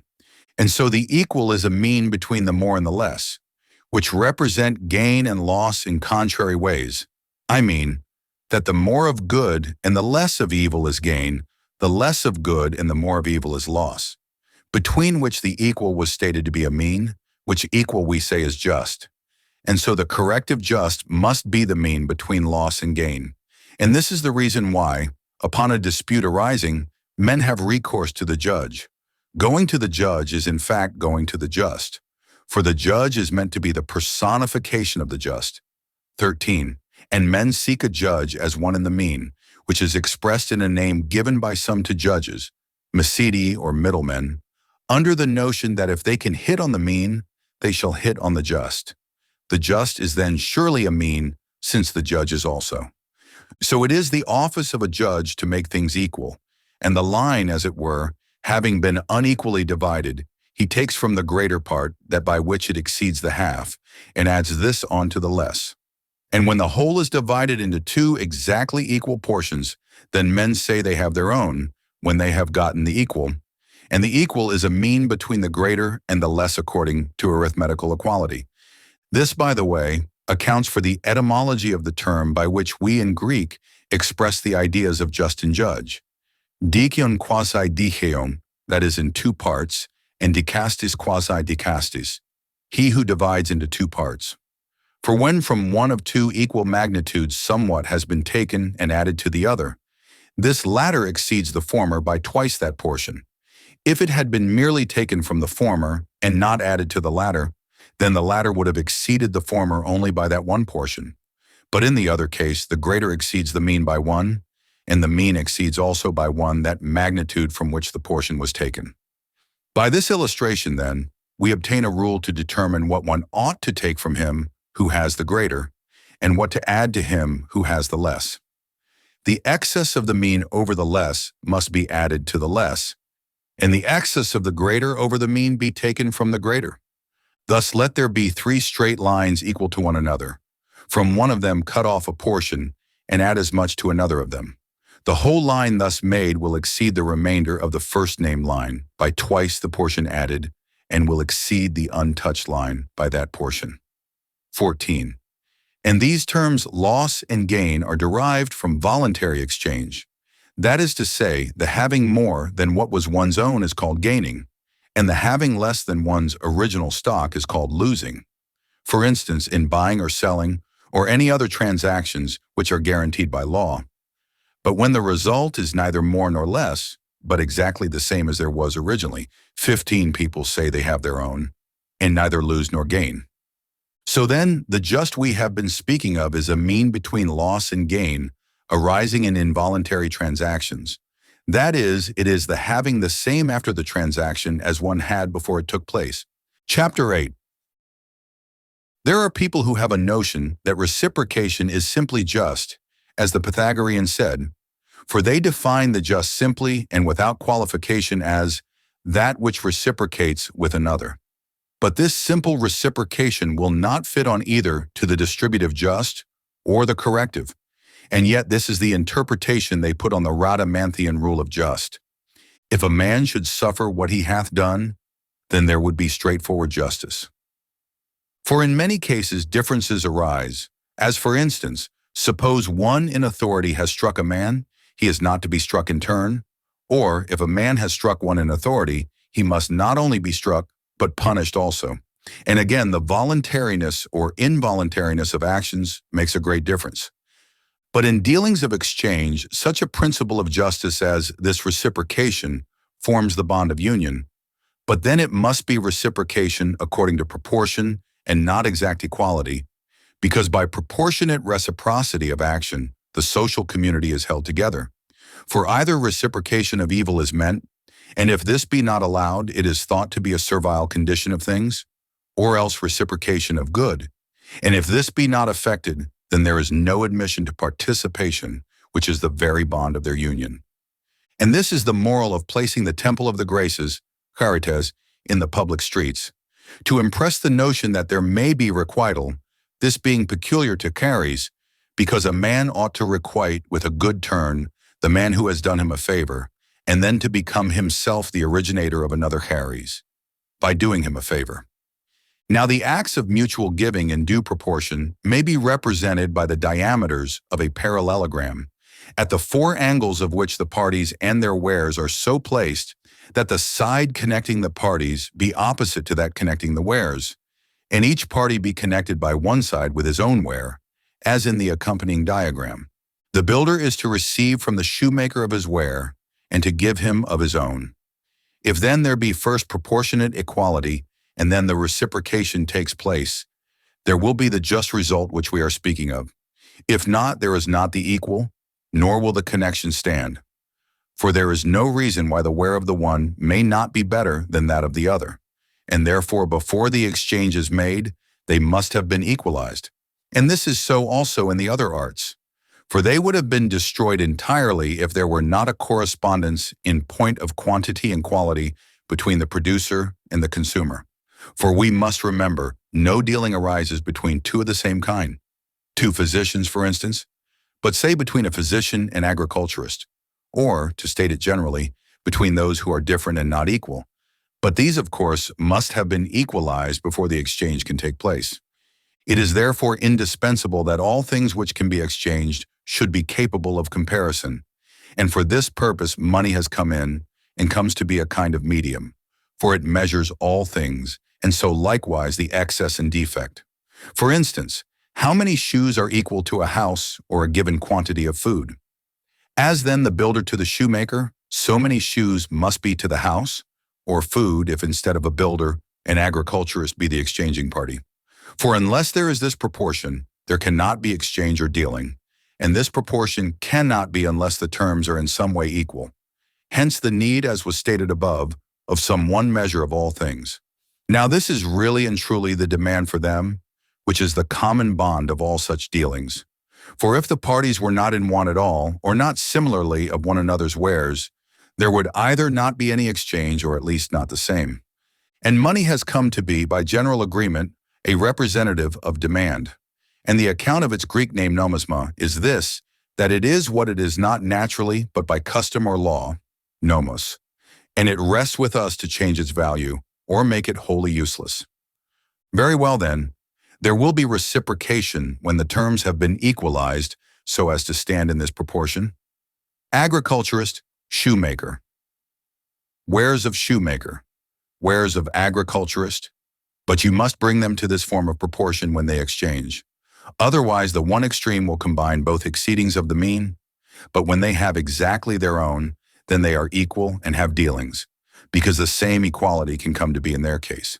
Let A represent an agriculturist, C food, B a shoemaker, D his wares equalized with A's. Then the proportion will be correct. A, B, C, D. Now reciprocation will be practicable. If it were not, there would have been no dealing. Now that what connects men in such transactions is demand as being some one thing, is shown by the fact that when either one does not want the other or neither want one another, they do not exchange at all, whereas they do when one wants what the other man has. Wine, for instance, giving in return corn for exportation. And further, money is a kind of security to us in respect of exchange at some future time, supposing that one wants nothing now that we shall have it when we do. The theory of money being that whenever one brings it, one can receive commodities in exchange. Of course, this too is liable to depreciation, for its purchasing power is not always the same, but still it is of a more permanent nature than the commodities it represents. And this is the reason why all things should have a price set upon them, because thus there may be exchange at any time, and if exchange, then dealing. So money, like a measure, making all things commensurable, equalizes them. For if there was not exchange, there would not have been dealing, nor exchange if there were not equality, nor equality if there were not the capacity of being commensurate. It is impossible that things so greatly different should be really commensurate, but we can approximate sufficiently for all practical purposes in reference to demand. The common measure must be some one thing, and also from agreement, for which reason it is called nomisma. For this makes all things commensurable. In fact, all things are measured by money. Let B represent 10 minae, A house worth 5 minae. Or in other words, half B, C a bed worth 1/10 of B. It is clear then how many beds are equal to one house, namely 5. It is obvious also that exchange was thus conducted before the existence of money. For it makes no difference whether you give for a house 5 beds or the price of 5 beds. Chapter 9.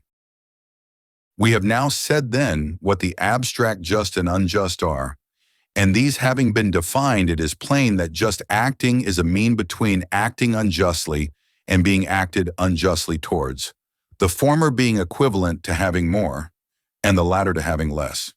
But justice, it must be observed, is a mean state not after the same manner as the forementioned virtues, but because it aims at producing the mean, while injustice occupies both the extremes. And justice is the moral state in virtue of which the just man is said to have the aptitude for practicing the just in the way of moral choice, and for making division between himself and another, or between two other men, not so as to give to himself the greater and to his neighbor the less share of what is choice, worthy, and contrariwise of what is hurtful, but what is proportionably equal and in like manner when adjudging the rights of two other men. Injustice is all this with respect to the unjust. And since the unjust is excess or defect of what is good or hurtful respectively, in violation of the proportionate, therefore injustice is both excess and defect because it aims at producing excess and defect. Excess, that is, in a man's own case of what is simply advantageous, and defect of what is hurtful. And in the case of other men in like manner, generally speaking, only that the proportionate is violated not always in one direction as before, but whichever way it happens in the given case. And of the unjust act, the less is being acted unjustly towards, and the greater the acting unjustly towards others.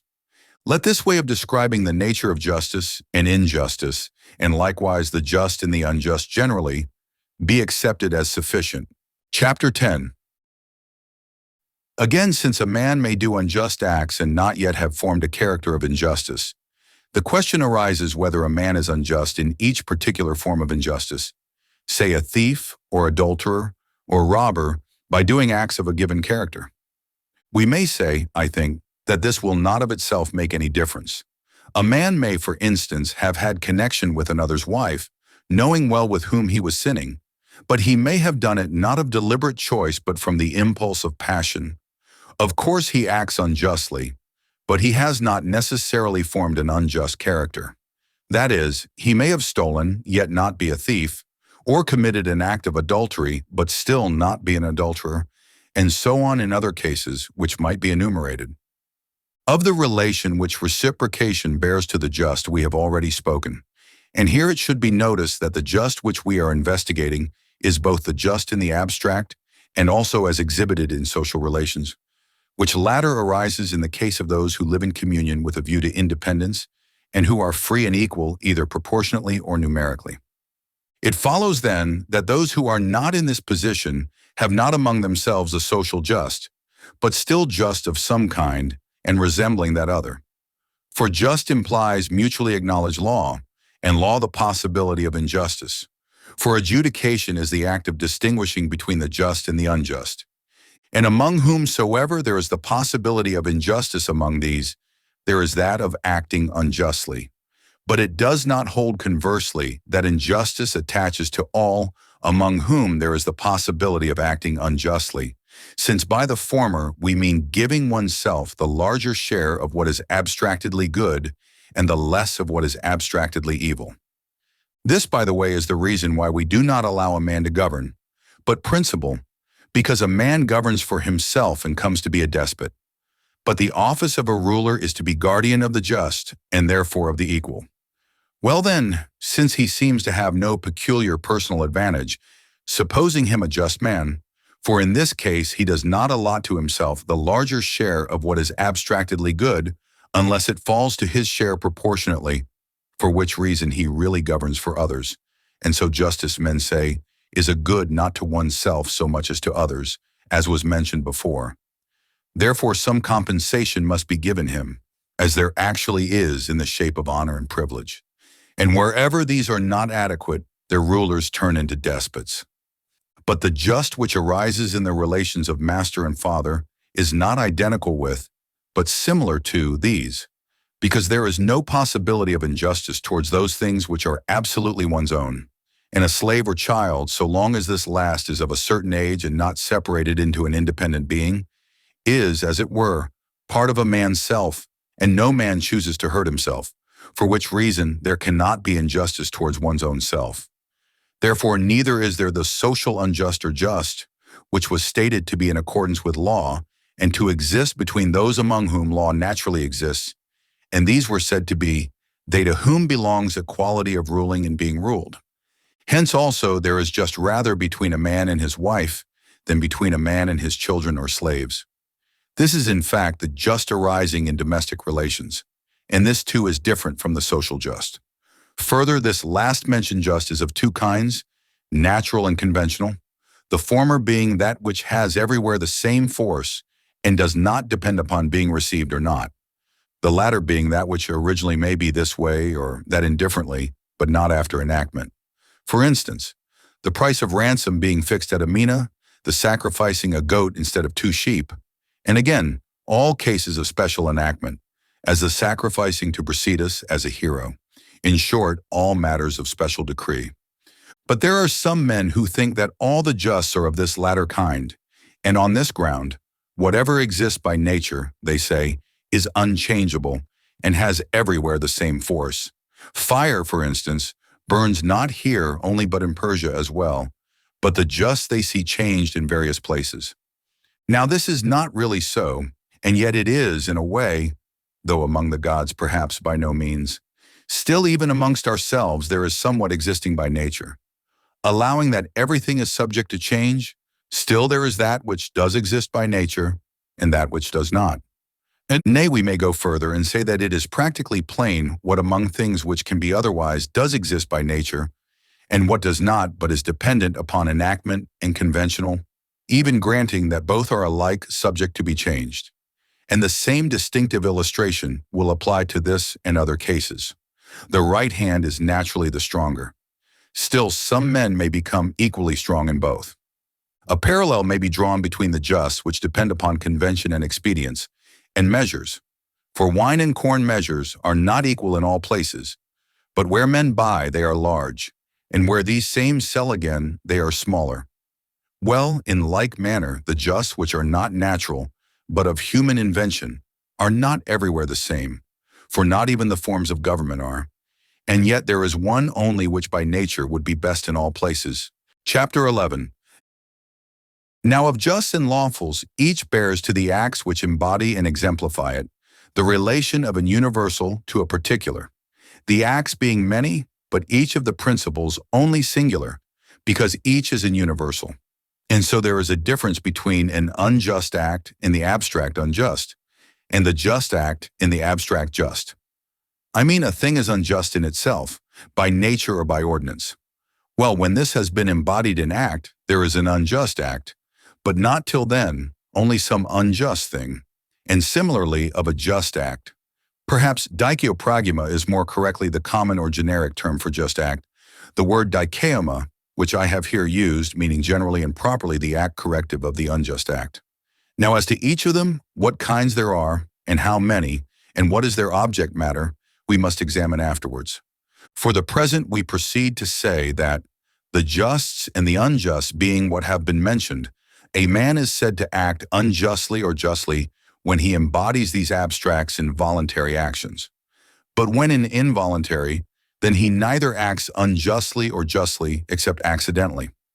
I mean that the being just or unjust is really only accidental to the agents in such cases.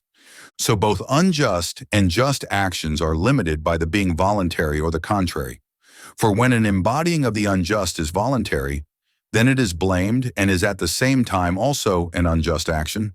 But if voluntariness does not attach, there will be a thing which is in itself unjust, but not yet an unjust action.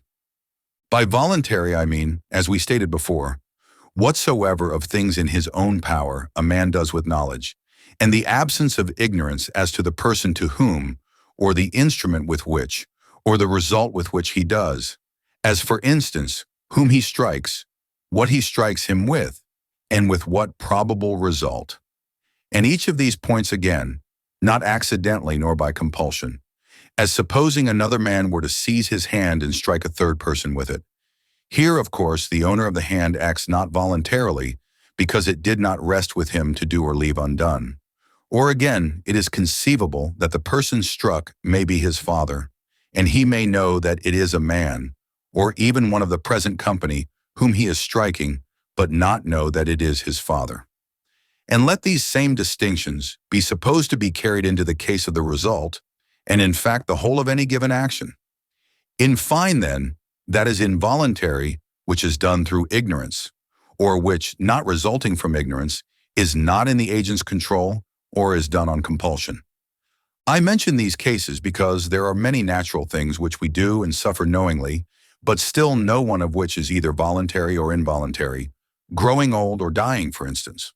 Again, accidentality may attach to the unjust in like manner as to the just acts.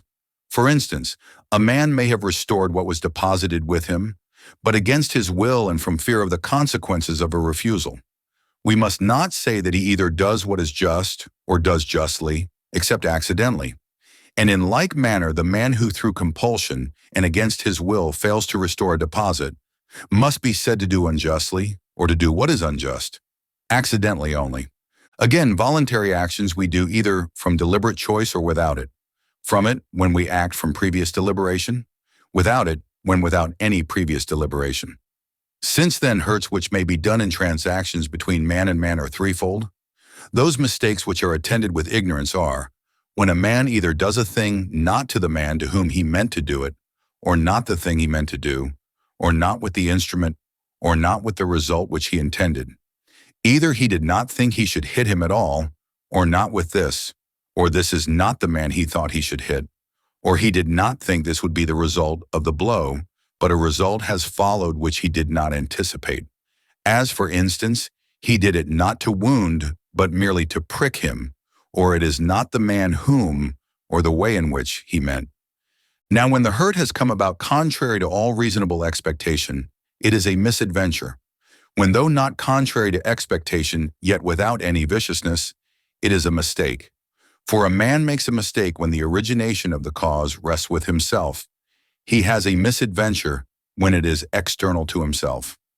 When again he acts with knowledge, but not from previous deliberation, it is an unjust action.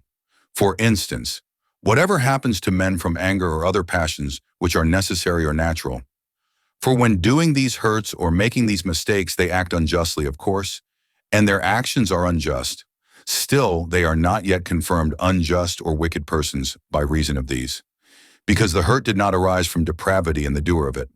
But when it does arise from deliberate choice, then the doer is a confirmed unjust and depraved man.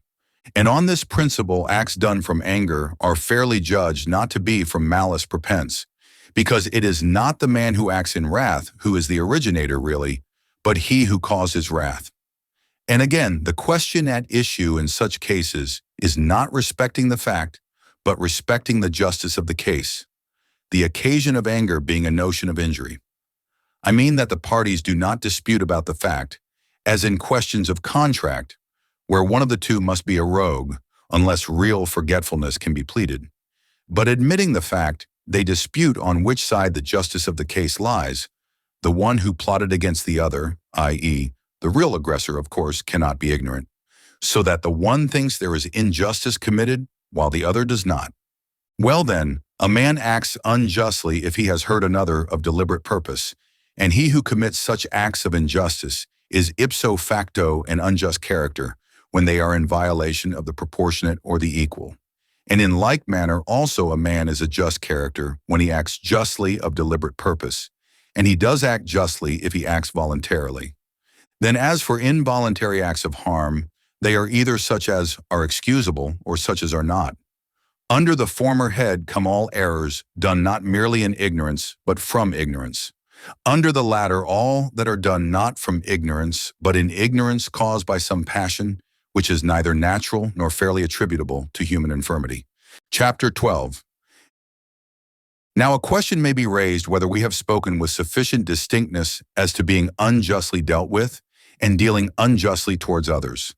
First, whether the case is possible, which Euripides has put, saying somewhat strangely, "My mother he has slain. The tale is short, either he willingly did slay her willing, or else with her will, but against his own."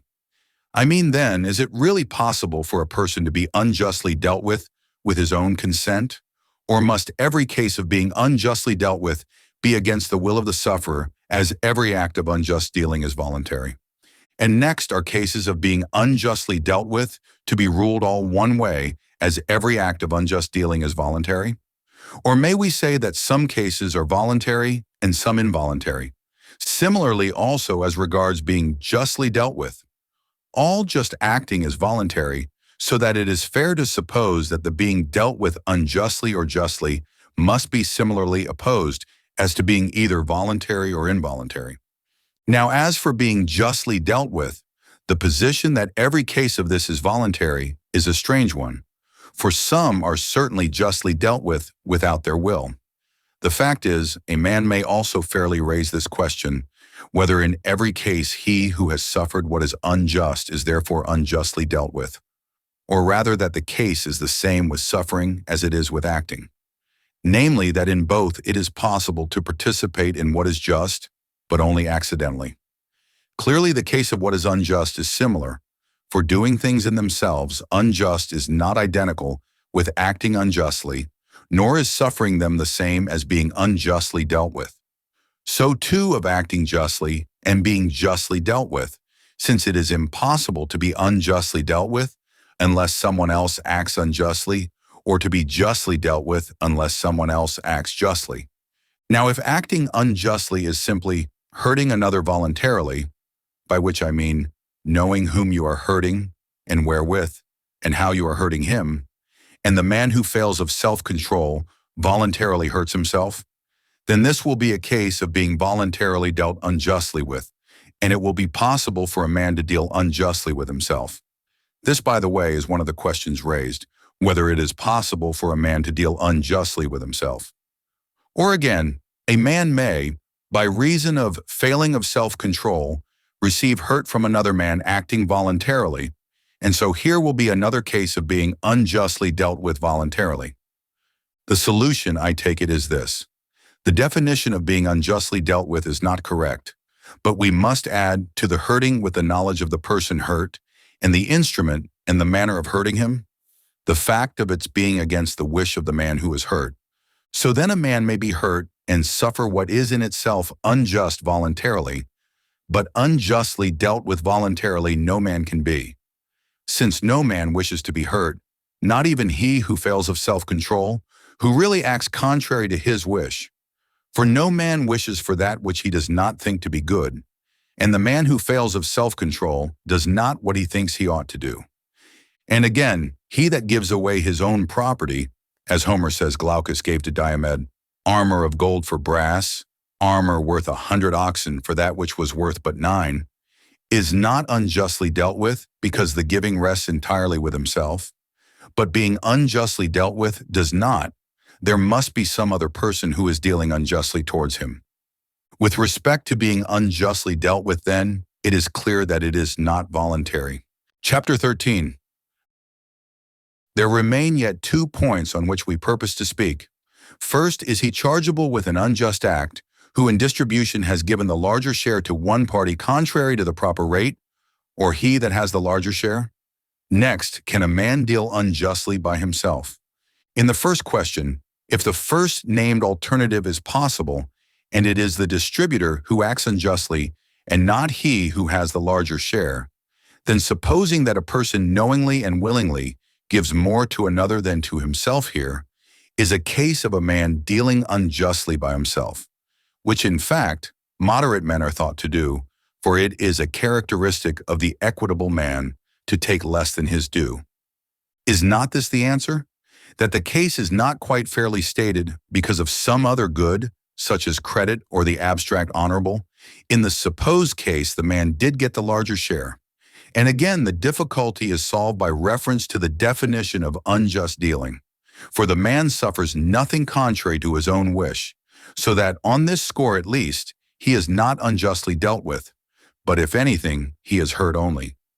It is evident also that it is the distributor who acts unjustly and not the man who has the greater share, because the mere fact of the abstract unjust attaching to what a man does not constitute unjust action, but the doing this voluntarily, and voluntariness attaches to that quarter whence is the origination of the action, which clearly is in the distributor, not in the receiver.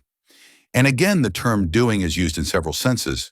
In one sense, inanimate objects kill, or the hand, or the slave by his master's bidding. So the man in question does not act unjustly, but does things which are in themselves unjust.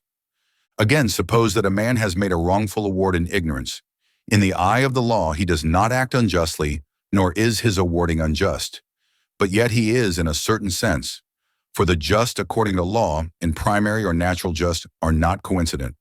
But if he knowingly decided unjustly, then he himself as well as the receiver got the larger share. That is, either of favor from the receiver or private revenge against the other party. And so the man who decided unjustly from these motives gets a larger share, in exactly the same sense as a man would who received part of the actual matter of the unjust action. Because in this case, the man who wrongly adjudged, say a field, did not actually get land but money by his unjust decision. Chapter 14. Now men suppose that acting unjustly rests entirely with themselves and conclude that acting justly is therefore also easy. But this is not really so. To have connection with a neighbor's wife, or strike one's neighbor, or give the money with one's hand, is of course easy and rests with oneself. But the doing these acts with certain inward dispositions neither is easy nor rests entirely with oneself. And in like way, the knowing what is just and what unjust men think no great instance of wisdom, because it is not hard to comprehend those things of which the laws speak. They forget that these are not just actions, except accidentally. To be just, they must be done and distributed in a certain manner. And this is a more difficult task than knowing what things are wholesome. For in this branch of knowledge it is an easy matter to know honey, wine, hellebore, cautery, or the use of the knife. But the knowing how one should administer these, with a view to health, and to whom and at what time, amounts in fact to being a physician. From this very same mistake they suppose also that acting unjustly is equally in the power of the just man. For the just man no less, nay even more, than the unjust, may be able to do the particular acts. He may be able to have intercourse with a woman or strike a man, or the brave man to throw away his shield and turn his back and run this way or that. True, but then it is not the mere doing these things which constitutes acts of cowardice or injustice, except accidentally, but the doing them with certain inward dispositions. Just as it is not the mere using or not using the knife, administering or not administering certain drugs, which constitutes medical treatment or curing, but doing these things in a certain particular way. Again, the abstract principles of justice have their province among those who partake of what is abstractedly good and can have too much or too little of these. Now there are beings who cannot have too much of them, as perhaps the gods. There are others again, to whom no particle of them is of use, those who are incurably wicked to whom all things are hurtful, others to whom they are useful to a certain degree. For this reason, then, the province of justice is among men. Chapter 15. We have next to speak of equity and the equitable, that is to say, of the relations of equity to justice and the equitable to the just. For when we look into the matter, the two do not appear identical nor yet different in kind, and we sometimes commend the equitable and the man who embodies it in his actions, so that by way of praise we commonly transfer the term also to other acts instead of the term good, thus showing that the more equitable a thing is, the better it is. At other times, following a certain train of reasoning, we arrive at a difficulty in that the equitable, though distinct from the just, is yet praiseworthy. It seems to follow either that the just is not good, or the equitable not just, since they are by hypothesis different, or if both are good, then they are identical. This is a tolerably fair statement of the difficulty which on these grounds arises in respect of the equitable, but in fact all these may be reconciled and really involve no contradiction. For the equitable is just, being also better than one form of just, but is not better than the just as though it were different from it in kind. Just and equitable then are identical, and both being good, the equitable is the better of the two. What causes the difficulty is this: the equitable is just, but not the just which is in accordance with written law, being in fact a correction of that kind of just. And the account of this is that every law is necessarily universal, while there are some things which it is not possible to speak of rightly in any universal or general statement. Where then there is a necessity for general statement, while a general statement cannot apply rightly to all cases, the law takes the generality of cases, being fully aware of the error thus involved. And rightly too notwithstanding, because the fault is not in the law, or in the framer of the law, but is inherent in the nature of the thing, because the matter of all action is necessarily such. When then the law has spoken in general terms, and there arises a case of exception to the general rule, it is proper, insofar as the lawgiver omits the case, and by reason of his universality of statement is wrong, to set right the omission by ruling it as the lawgiver himself would rule, were he there present, and would have provided by law had he foreseen the case would arise. And so the equitable is just but better than one form of just. I do not mean the abstract just, but the error which arises out of the universality of statement. And this is the nature of the equitable, a correction of law, where law is defective by reason of its universality. This is the reason why not all things are according to law, because there are things about which it is simply impossible to lay down a law, and so we want special enactments for particular cases.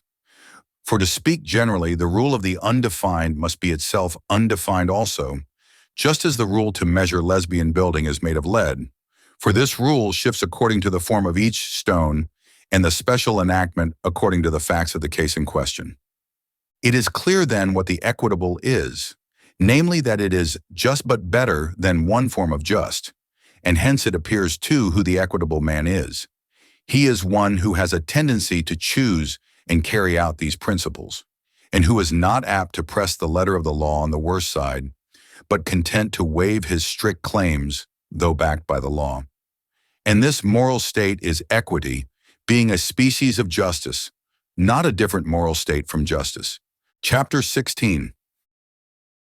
The answer to the second of the two questions indicated above, whether it is possible for a man to deal unjustly by himself, is obvious from what has been already stated. In the first place, one class of justs is those which are enforced by law in accordance with virtue in the most extensive sense of the term. For instance, the law does not bid a man kill himself, and whatever it does not bid it forbids. Well, whenever a man does hurt contrary to the law, unless by way of requital of hurt, voluntarily, i.e., knowing to whom he does it and wherewith, he acts unjustly. Now he that from rage kills himself voluntarily does this in contravention of right reason, which the law does not permit. He therefore acts unjustly, but towards whom? Towards the community, not towards himself, because he suffers with his own consent, and no man can be unjustly dealt with his own consent, and on this principle the community punishes him. That is, a certain infamy is attached to the suicide as to one who acts unjustly toward the community. Next, a man cannot deal unjustly by himself in the sense in which a man is unjust who only does unjust acts without being entirely bad. For the two things are different because the unjust man is in a way bad, as the coward is, not as though he were chargeable with badness in the full extent of the term, and so he does not act unjustly in this sense. Because if it were so, then it would be possible for the same thing to have been taken away from and added to the same person. 29. But this is really not possible, the just and the unjust always implying a plurality of persons. Again, an unjust action must be voluntary, done of deliberate purpose, and aggressive. For the man who hurts because he has first suffered and is merely requiting the same is not thought to act unjustly. But here the man does to himself and suffers the same things at the same time. Again, it would imply the possibility of being unjustly dealt with one's own consent. And besides all this, a man cannot act unjustly without his act falling under some particular crime. Now a man cannot seduce his own wife, commit a burglary on his own premises, or steal his own property. After all, the general answer to the question is to allege what was settled respecting being unjustly dealt with one's own consent. Chapter 17. It is obvious, moreover, that being unjustly dealt by and dealing unjustly by others are both wrong, because the one is having less, the other having more than the mean, and the case is parallel to that of the healthy in the healing art, and that of good condition in the art of training. But still the dealing unjustly by others is the worst of the two, because this involves wickedness and is blameworthy. Wickedness, I mean, either wholly or nearly so, for not all voluntary wrong implies injustice. But the being unjustly dealt by does not involve wickedness or injustice. In itself, then, the being unjustly dealt by is the least bad, but accidentally it may be the greater evil of the two. However, scientific statement cannot take in such considerations. A pleurisy, for instance, is called a greater physical evil than a bruise, and yet this last may be the greater accidentally. It may chance that a bruise received in a fall may cause one to be captured by the enemy and slain. Further, just in the way of metaphor and similitude, there may be, I do not say, between a man and himself exactly, but between certain parts of his nature, but not just of every kind, only such as belongs to the relation of master and slave, or to that of the head of a family. For all through this treatise, the rational part of the soul has been viewed as distinct from the irrational. Now, taking these into consideration, there is thought to be a possibility of injustice towards oneself, because herein it is possible for men to suffer somewhat in contradiction of impulses, really their own. And so it is thought that there is just of a certain kind between these parts mutually, as between ruler and ruled. Let this then be accepted as an account of the distinctions which we recognize respecting justice and the rest of the moral virtues. Book 6. Chapter 1. Having stated in a former part of this treatise that men should choose the mean instead of either the excess or defect, and that the mean is according to the dictates of right reason, we will now proceed to explain this term. For in all the habits which we have expressly mentioned, as likewise in all the others, there is, so to speak, a mark with his eye fixed on which the man who has reason tightens or slacks his rope. And there is a certain limit of those mean states which we say are in accordance with right reason, and lie between excess on the one hand and defect on the other. Now to speak thus is true enough, but conveys no very definite meaning, as in fact in all other pursuits requiring attention and diligence on which skill and science are brought to bear. It is quite true, of course, to say that men are neither to labor nor relax too much or too little, but in moderation and as right reason directs. Yet if this were all a man had, he would not be greatly the wiser. As, for instance, if in answer to the question, what are proper applications to the body, he were to be told, oh, of course, whatever the science of medicine, and in such manner as the physician directs. And so in respect of the mental states, it is requisite not merely that this should be true, which has been already stated, but further that it should be expressly laid down what right reason is, and what is the definition of it. Chapter 2. Now in our division of the excellences of the soul, we said there were two classes, the moral and the intellectual. The former we have already gone through, and we will now proceed to speak of the others, premising a few words respecting the soul itself. It was stated before, you will remember, that the soul consists of two parts, the rational and irrational. We must now make a similar division of the rational. Let it be understood then that there are two parts of the soul possessed of reason, one whereby we realize those existences whose causes cannot be otherwise than they are, and one whereby we realize those which can be otherwise than they are. For there must be answering to things generically different parts of the soul naturally adapted to each, since these parts of the soul possess their knowledge in virtue of a certain resemblance and appropriateness in themselves to the objects of which they are percipients. And let us name the former that which is apt to know, the latter that which is apt to calculate, because deliberating and calculating are the same, and no one ever deliberates about things which cannot be otherwise than they are. And so the calculative will be one part of the rational faculty of the soul. We must discover then which is the best state of each of these, because that will be the excellence of each, and this again is relative to the work each has to do. There are in the soul three functions on which depend moral action and truth: sense, intellect, appetition, whether vague desire or definite will. Now of these, sense is the originating cause of no moral action, as is seen from the fact that brutes have sense but are in no way partakers of moral action. Intellect and will are thus connected. What in the intellectual operation is affirmation and negation, that in the will is pursuit and avoidance. And so, since moral virtue is a state apt to exercise moral choice, and moral choice is will consequent on deliberation, the reason must be true and the will right, to constitute good moral choice, and what the reason affirms the will must pursue. Now this intellectual operation and this truth is what bears upon moral action. Of course, truth and falsehood must be the good and the bad of that intellectual operation, which is purely speculative, and concerned neither with action nor production, because this is manifestly the work of every intellectual faculty, while of the faculty which is of a mixed practical and intellectual nature. The work is that truth which, as I have described above, corresponds to the right movement of the will. Now the starting point of moral action is moral choice, I mean, what actually sets it in motion, not the final cause, and of moral choice, appetition, and reason directed to a certain result. And thus moral choice is neither independent of intellect, i.e. the intellectual operation, nor of a certain moral state, for right or wrong action cannot be independently of operation of the intellect and moral character. But operation of the intellect by itself moves nothing, only when directed to a certain result, i.e. exercised in moral action.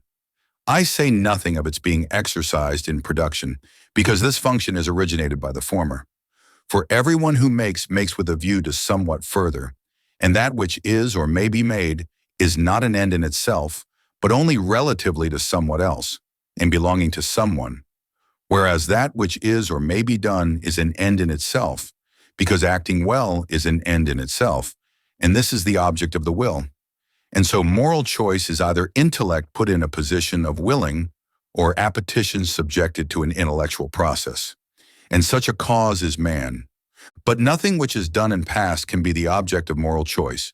For instance, no man chooses to have sacked Troy, because in fact no one ever deliberates about what is past, but only about that which is future, and which may therefore be influenced. Whereas what has been cannot not have been. And so Agathon is right in saying, "Of this alone is deity bereft, to make undone whatever hath been done. Thus then truth is the work of both the intellectual parts of the soul.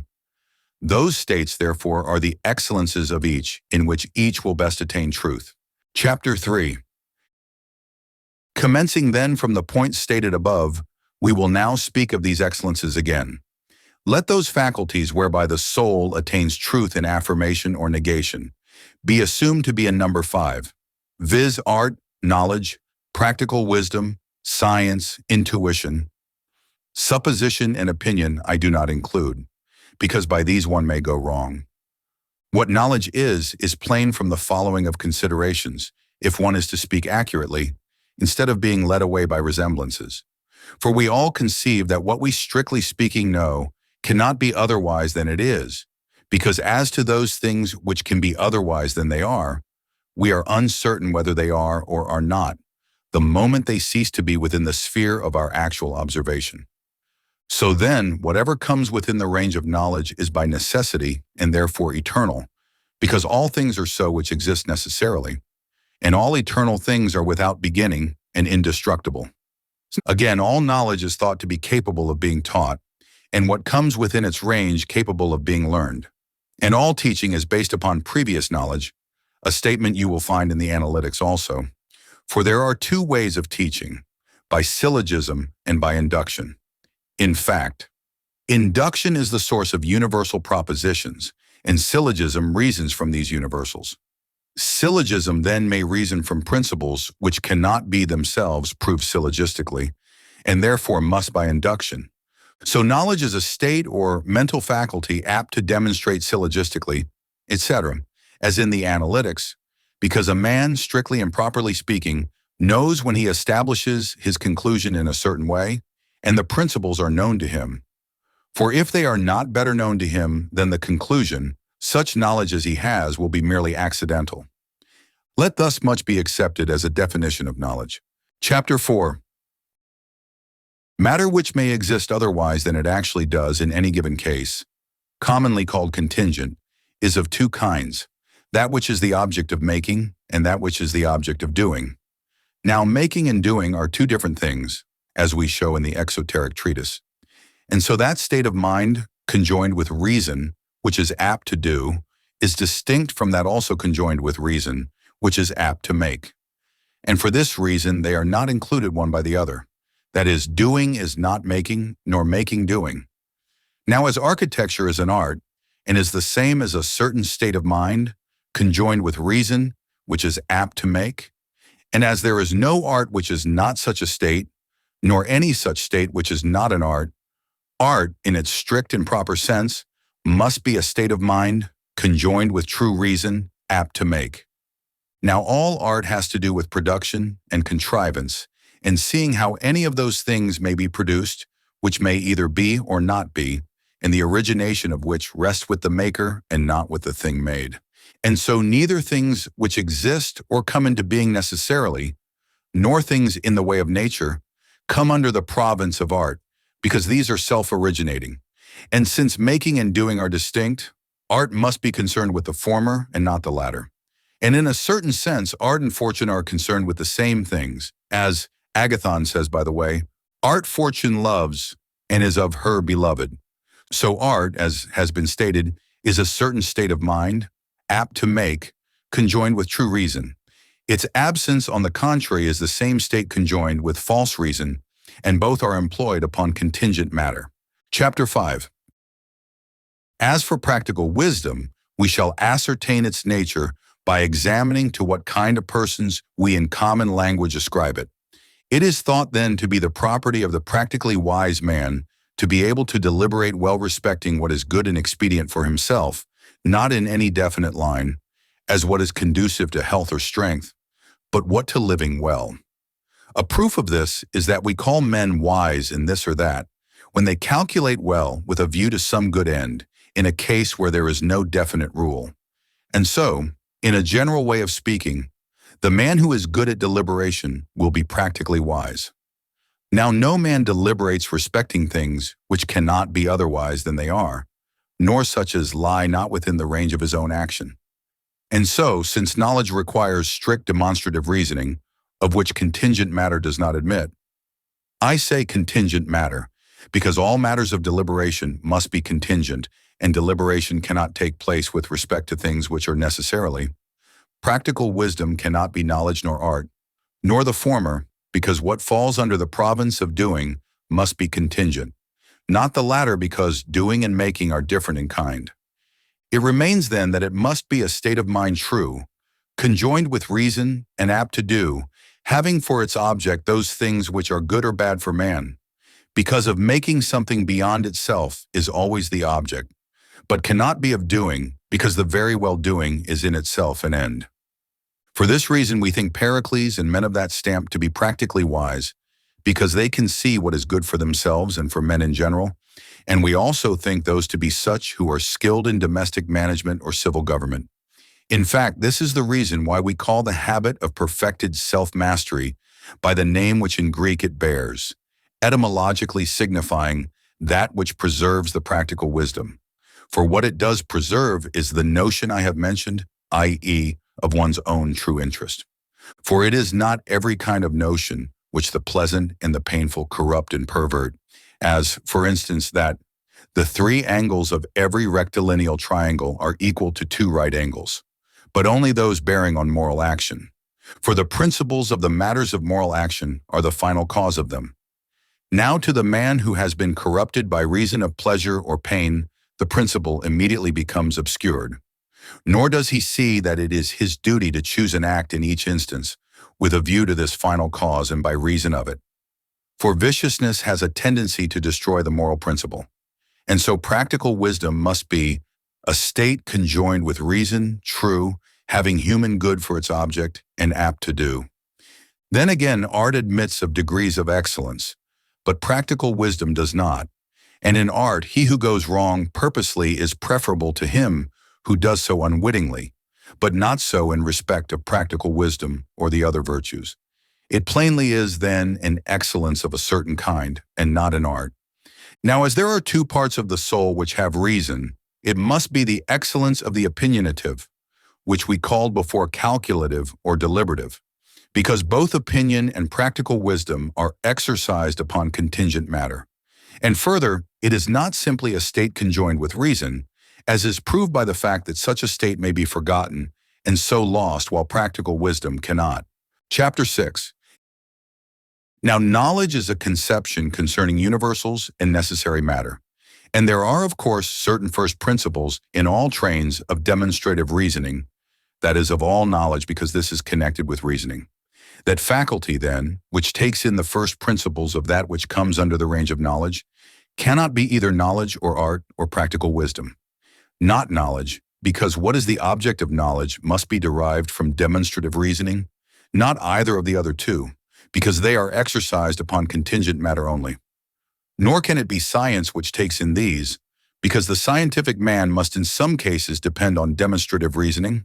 It comes then to this: since the faculties whereby we always attain truth and are never deceived when dealing with matter necessary or even contingent are knowledge, practical wisdom, science, and intuition, and the faculty which takes in first principles cannot be any of the 3 first.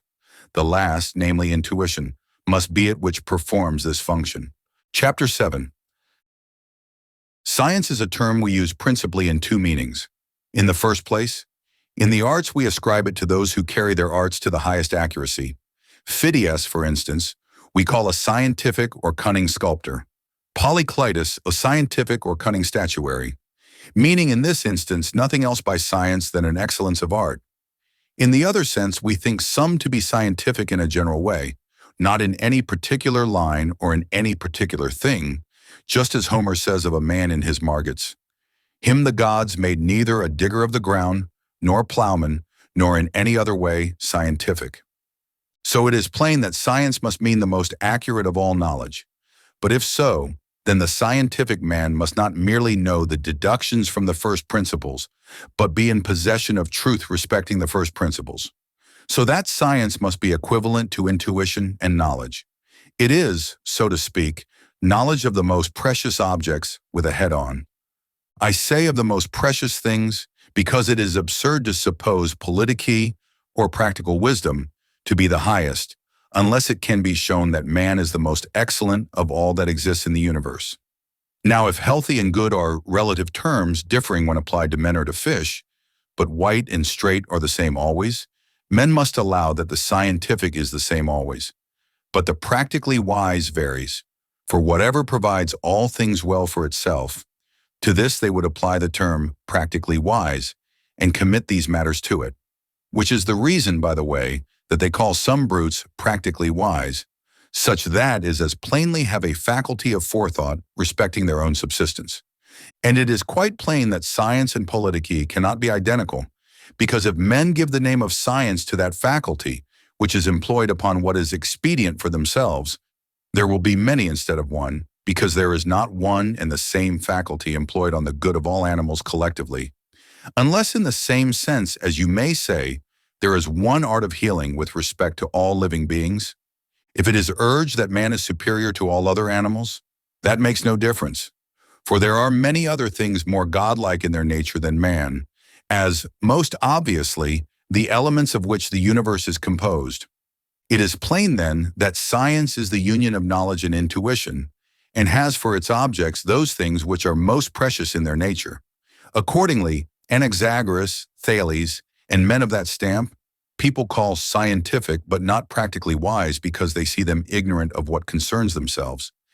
And they say that what they know is quite out of the common run, certainly, and wonderful, and hard, and very fine, no doubt, but still useless because they do not seek after what is good for them as men. Chapter 8.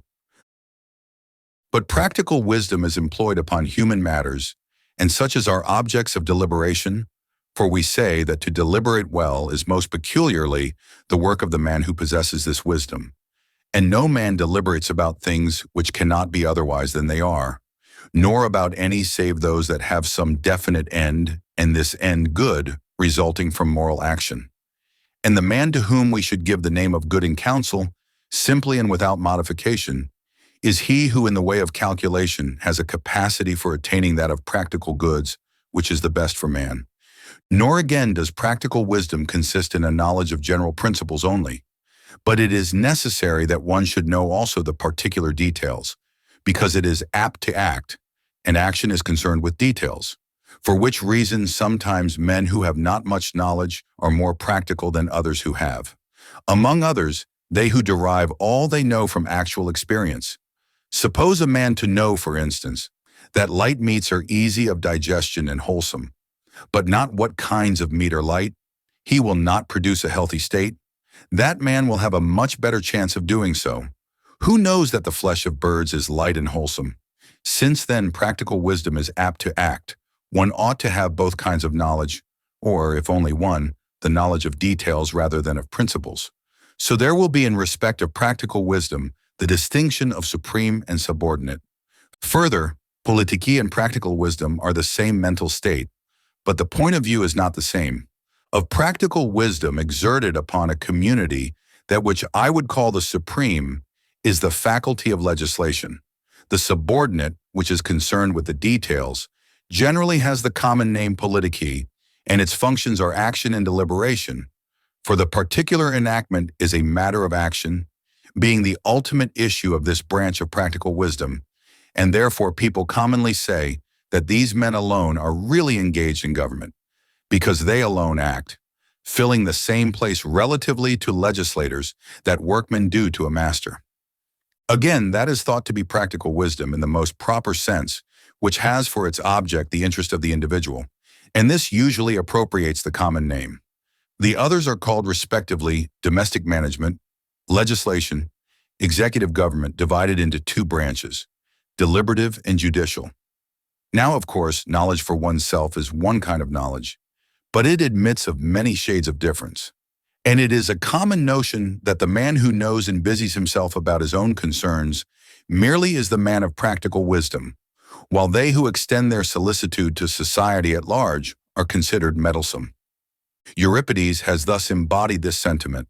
"How," says one of his characters, "how foolish am I, who whereas I might have shared equally, idly numbered among the multitude of the army.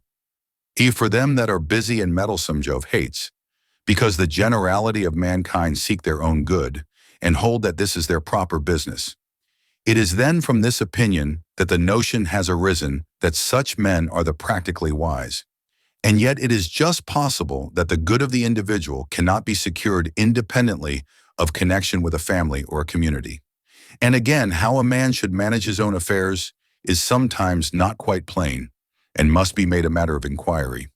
A corroboration of what I have said is the fact that the young come to be geometricians and mathematicians and scientific in such matters, but it is not thought that a young man can come to be possessed of practical wisdom. Now the reason is that this wisdom has for its object particular facts, which come to be known from experience, which a young man has not because it is produced only by length of time. By the way, a person might also inquire why a boy may be made a mathematician, but not scientific or a natural philosopher. Is not this the reason?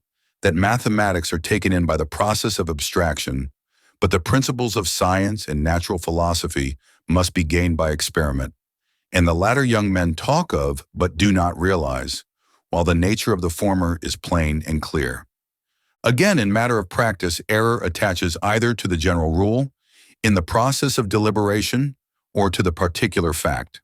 For instance, this would be a general rule: all water of a certain gravity is bad.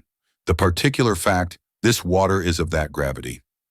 And that practical wisdom is not knowledge as plain, for it has to do with the ultimate issue, as has been said, because every object of action is of this nature. To intuition it is opposed, for this takes in those principles which cannot be proved by reasoning, while practical wisdom is concerned with the ultimate particular fact which cannot be realized by knowledge but by sense. I do not mean one of the five senses, but the same by which we take in the mathematical fact, that no rectilineal figure can be contained by less than 3 lines, i.e., that a triangle is the ultimate figure, because here also is a stopping point. This, however, is sense rather than practical wisdom, which is of another kind. Chapter 9. Now the acts of inquiring and deliberating differ, though deliberating is a kind of inquiring. We ought to ascertain about good counsel likewise what it is, whether a kind of knowledge, or opinion, or happy conjecture, or some other kind of faculty. Knowledge it obviously is not, because men do not inquire about what they know, and good counsel is a kind of deliberation, and the man who is deliberating is inquiring and calculating. Neither is it happy conjecture, because this is independent of reasoning in a rapid operation, but men deliberate a long time, and it is a common saying that one should execute speedily what has been resolved upon in deliberation, but deliberate slowly. Quick perception of causes, again, is a different faculty from good counsel, for it is a species of happy conjecture. Nor is good counsel opinion of any kind.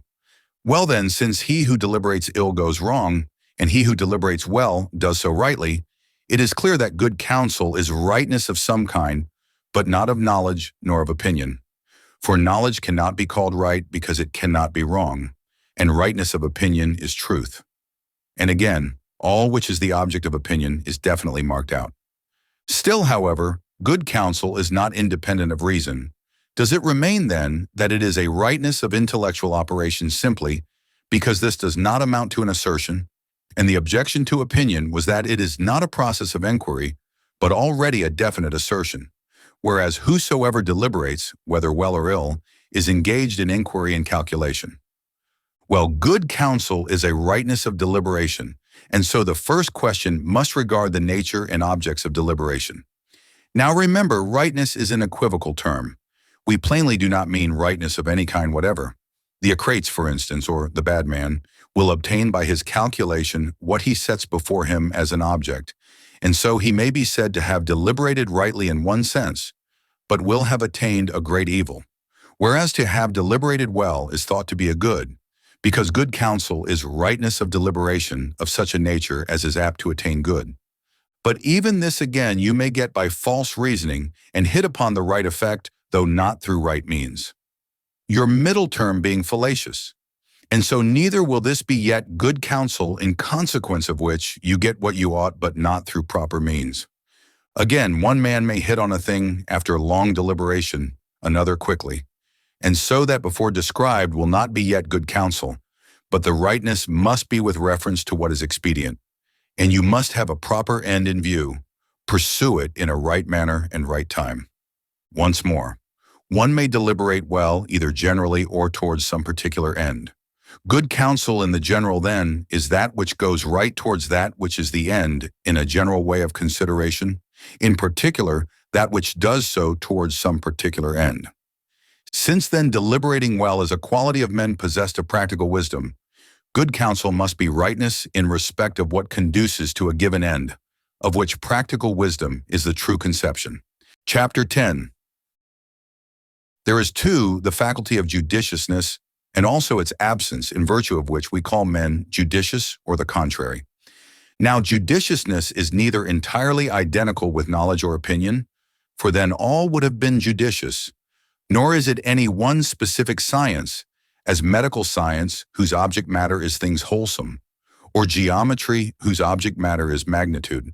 For it has not for its object things which always exist and are immutable, nor of those things which come into being just any which may chance, but those in respect of which a man might doubt and deliberate. And so it has the same object matter as practical wisdom. Yet the two faculties are not identical, because practical wisdom has the capacity for commanding and taking the initiative, for its end is what one should do or not do. But judiciousness is only apt to decide upon suggestions, though we do in Greek put well onto the faculty and its concrete noun. These really mean exactly the same as the plain words. And judiciousness is neither the having practical wisdom nor attaining it, but just as learning is termed siniene when a man uses his knowledge, so judiciousness consists in employing the opinionative faculty in judging concerning those things which come within the province of practical wisdom, when another enunciates them, and not judging merely, but judging well, for ever and kalos mean exactly the same thing. And the Greek name of this faculty is derived from the use of the term sinienai in learning, menthanin and siniena, being often used as synonymous. The faculty called gnomi, in right of which we call men evgnomones, or say they have gnomi, is the right judgment of the equitable man, a proof of which is that we most commonly say that the equitable man has a tendency to make allowance, and the making allowance in certain cases is equitable. And signomi, the word denoting allowance, is right gnomi, having a capacity of making equitable decisions. By right, I mean that of the truthful man. Chapter 11. Now all these mental states tend to the same object, as indeed common language leads us to expect. I mean, we speak of gnomi, judiciousness, practical wisdom, and practical intuition, attributing the possession of gnomi and practical intuition to the same individuals whom we denominate practically wise and judicious, because all these faculties are employed upon the extremes, i.e., on particular details, and in right of his aptitude for deciding on the matters which come within the province of the practically wise, a man is judicious and possessed of good gnomi, i.e., he is disposed to make allowance. For considerations of equity are entertained by all good men alike in transactions with their fellows. And all matters of moral action belong to the class of particulars, otherwise called extremes. For the man of practical wisdom must know them, and judiciousness and gnomi are concerned with matters of moral actions, which are extremes. Intuition, moreover, takes in the extremes at both ends. I mean, the first and last terms must be taken in not by reasoning, but by intuition, so that intuition comes to be of two kinds. And that which belongs to strict demonstrative reasonings takes in immutable, i.e., necessary, first terms, while that which is employed in practical matters takes in the extreme, the contingent, and the minor premise. For the minor premises are the source of the final cause, universals being made up out of particulars. To take in these, of course, we must have sense, i.e., in other words, practical intuition. And for this reason, these are thought to be simply gifts of nature. And whereas no man is thought to be scientific by nature, men are thought to have gnome, and judiciousness and practical intuition. A proof of which is that we think these faculties are a consequence even of particular ages.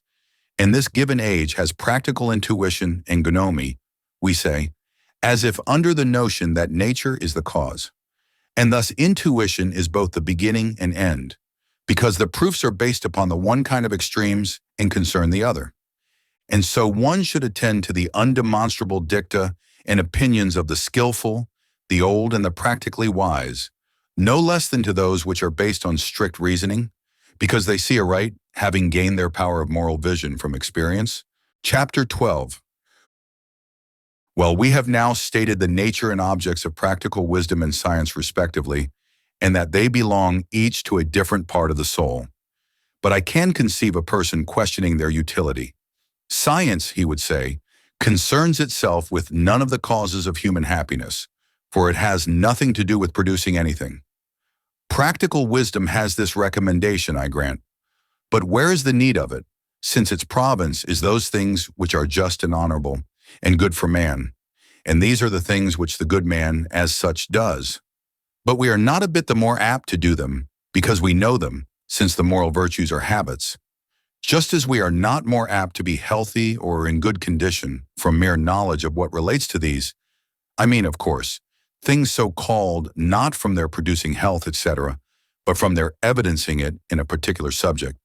For we are not more apt to be healthy and in good condition merely from knowing the art of medicine or training. If it be urged that knowing what is good does not by itself make a practically wise man, but becoming good, still this wisdom will be no use either to those that are good, and so have it already, or to those who have it not, because it will make no difference to them whether they have it themselves or put themselves under the guidance of others who have. And we might be contented to be in respect of this as in respect of health. For though we wish to be healthy still, we do not set about learning the art of healing. Furthermore, it would seem to be strange that, though lower in the scale than science, it is to be its master, which it is, because whatever produces results takes the rule and directs in each matter. This then is what we are to talk about, for these are the only points now raised. Now first we say that being respectively excellences of different parts of the soul, they must be choice-worthy, even on the supposition that they neither of them produce results. In the next place we say that they do produce results, that science makes happiness, not as the medical art, but as healthiness makes health. Because being a part of virtue in its most extensive sense, it makes a man happy by being possessed and by working. Next, man's work as man is accomplished by virtue of practical wisdom and moral virtue, the latter giving the right aim and direction, the former the right means to its attainment. But of the fourth part of the soul, the mere nutritive principle, there is no such excellence because nothing is in its power to do or leave undone. As to our not being more apt to do what is noble, and just by reason of possessing practical wisdom, we must begin a little higher up, taking this for our starting point. As we say that men may do things in themselves just and yet not be just men. For instance, when men do what the laws require of them, either against their will or by reason of ignorance or something else, at all events, not for the sake of the things themselves, and yet they do what they ought in all that the good man should do. So it seems that to be a good man one must do each act in a particular frame of mind, I mean for moral choice, and for the sake of the things themselves which are done. Now it is virtue which makes the moral choice right, But whatever is naturally required to carry out that choice comes under the province not of virtue, but of a different faculty. We must halt, as it were, a while, and speak more clearly on these points. There is then a certain faculty, commonly named cleverness, of such a nature as to be able to do and attain whatever conduces to any given purpose. Now, if that purpose be a good one, the faculty is praiseworthy. If otherwise, it goes by a name which, denoting strictly the ability, implies the willingness to do anything. We accordingly call the practically wise clever, and also those who can and will do anything. Now, practical wisdom is not identical with cleverness, nor is it without this power of adapting means to ends. But this eye of the soul, as we may call it, does not attain its proper state without goodness, as we have said before, and as is quite plain, because the syllogisms into which moral action may be analyzed have for their major premise, since ornes is the end and the chief good. Fill up the blank with just anything you please, for we merely want to exhibit the form so that anything will do. But how this blank should be filled is seen only by the good man, because vice distorts the moral vision and causes men to be deceived in respect of practical principles. It is clear, therefore, that a man cannot be a practically wise without being a good man. We must inquire again also about virtue, for it may be divided into natural virtue and matured, which two bear to each other a relation similar to that which practical wisdom bears to cleverness, one not of identity but resemblance. I speak of natural virtue because men hold that each of the moral dispositions attach to us all somehow by nature. We have dispositions towards justice, self-mastery, and courage, for instance, immediately from our birth. But still we see goodness in its highest sense as something distinct from these, and that these dispositions should attach to us in a somewhat different fashion. Children and brutes have these natural states, but then they are plainly hurtful unless combined with an intellectual element. At least thus much is matter of actual experience and observation, that as a strong body, destitute of sight, must, if set in motion, fall violently because it has not sight, so it is also in the case we are considering. But if it can get the intellectual element, it then excels in acting. Just so the natural state of virtue, being like this strong body, will then be virtue in the highest sense when it too is combined with the intellectual element. So that, as in the case of the opinionative faculty, there are two forms, cleverness and practical wisdom. So also in the case of the moral, there are two, natural virtue and matured, and of these the latter cannot be formed without practical wisdom. This leads some to say that all the virtues are merely intellectual practical wisdom, and Socrates was partly right in his inquiry and partly wrong. Wrong in that he thought all the virtues were merely intellectual practical wisdom, right in saying they were not independent of that faculty. A proof of which is that now all, in defining virtue, add on the state, mentioning also to what standard it has reference, namely that which is accordant with right reason. Now right means in accordance with practical wisdom. So then all seem to have an instinctive notion that that state which is in accordance with practical wisdom is virtue. However, we must make a slight change in their statement, because that state is virtue, not merely which is in accordance with, but which implies the possession of right reason, which upon such matters is practical wisdom. The difference between us and Socrates is this. He thought the virtues were reasoning processes, i.e., that they were all instances of knowledge in its strict sense, but we say they imply the possession of reason. From what has been said, then, it is clear that one cannot be, strictly speaking, good without practical wisdom, nor practically wise without moral goodness. And by the distinction between natural and matured virtue, one can meet the reasoning by which it might be argued that the virtues are separable because the same man is not by nature most inclined to all at once, so that he will have acquired this one before he has that other. We would reply that this is possible with respect to the natural virtues, but not with respect to those in right of which a man is denominated simply good, because they will all belong to him together with the one faculty of practical wisdom. It is plain, too, that even had it not been apt to act, we should have needed it, because it is the excellence of a part of the soul, and that the moral choice cannot be right independently of practical wisdom and moral goodness, because this gives the right end, that causes the doing these things which conduce to the end. Then again, it is not master of science, i.e., of the superior part of the soul, just as neither is the healing art master of health, for it does not make use of it, but looks how it may come to be. So it commands for the sake of it, but does not command it. The objection is, in fact, about as valid as if a man should say politiki governs the gods because it gives orders about all things in the Comunti. Appendix. On Epistemi from iPost. Analytical Chapter 1 and 2. Such parts only are translated as throw light on the ethics. All teaching and all intellectual learning proceeds on the basis of previous knowledge, as will appear on an examination of all. The mathematical sciences, in every other system, draw their conclusions in this method. So too of reasonings, whether by syllogism or induction.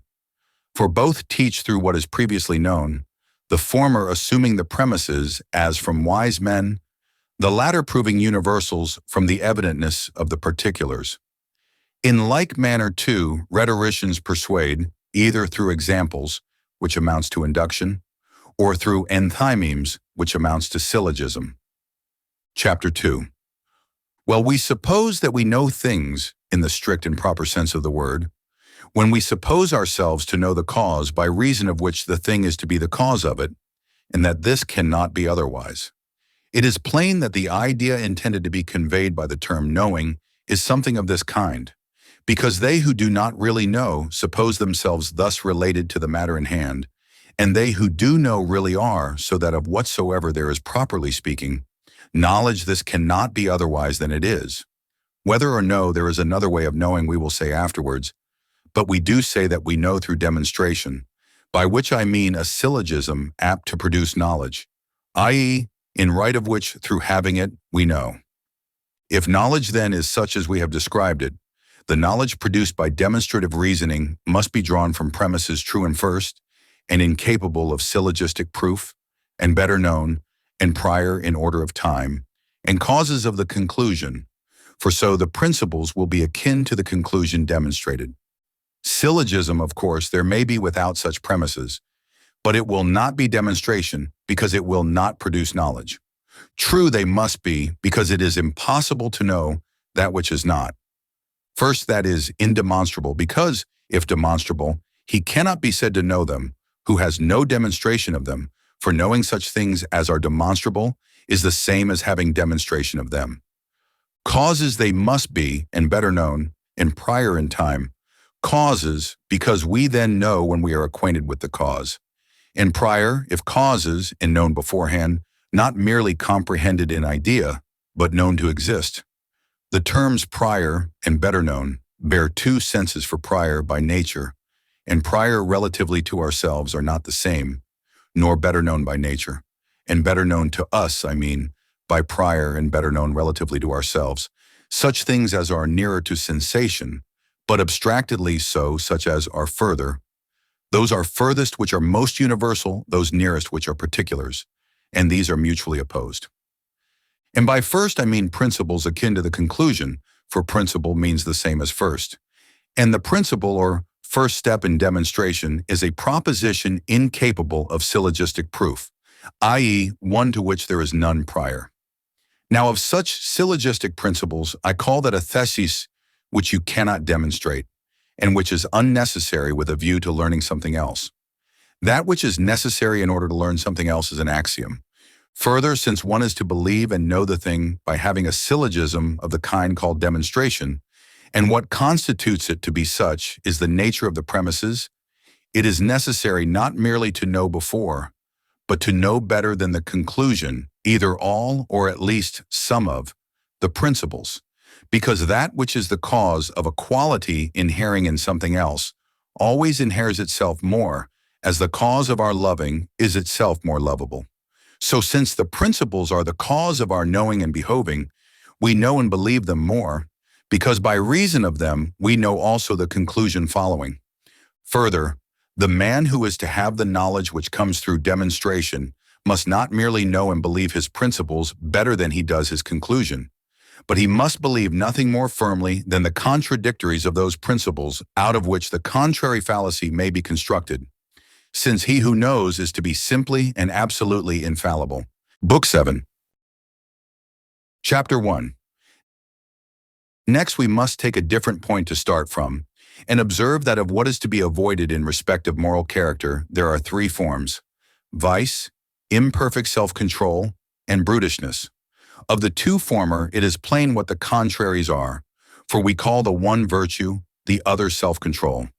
And as answering to brutishness, it will be most suitable to assign superhuman, i.e., heroical and godlike virtue, as in Homer, Priam says of Hector, that he was very excellent, nor was he like the offspring of mortal man, but of a god. And so, if, as is commonly said, men are raised to the position of gods by reason of very high excellence in virtue, the state opposed to the brutish will plainly be of this nature. Because as brutes are not virtuous or vicious, so neither are gods. But the state of these is something more precious than virtue, of the former something different in kind from vice. And as on the one hand, it is a rare thing for a man to be godlike, a term the Lacedaemonians are accustomed to use when they admire a man exceedingly, seos anir they call him, so the brutish man is rare. The character is found most among barbarians, and some cases of it are caused by disease or maiming. Also such men as exceed in vice all ordinary measures we therefore designate by this opprobrious term. Well, we must in a subsequent place make some mention of this disposition, and vice has been spoken of before. For the present we must speak of imperfect self-control and its kindred faults of softness and luxury on the one hand, and of self-control and endurance on the other, since we are to conceive of them not as being the same states exactly as virtue and vice respectively, nor again as differing in kind. And we should adopt the same course as before, i.e., state the phenomena, and after raising and discussing difficulties which suggest themselves, then exhibit, if possible, all the opinions afloat respecting these affections of the moral character. Or, if not all, the greater part and the most important.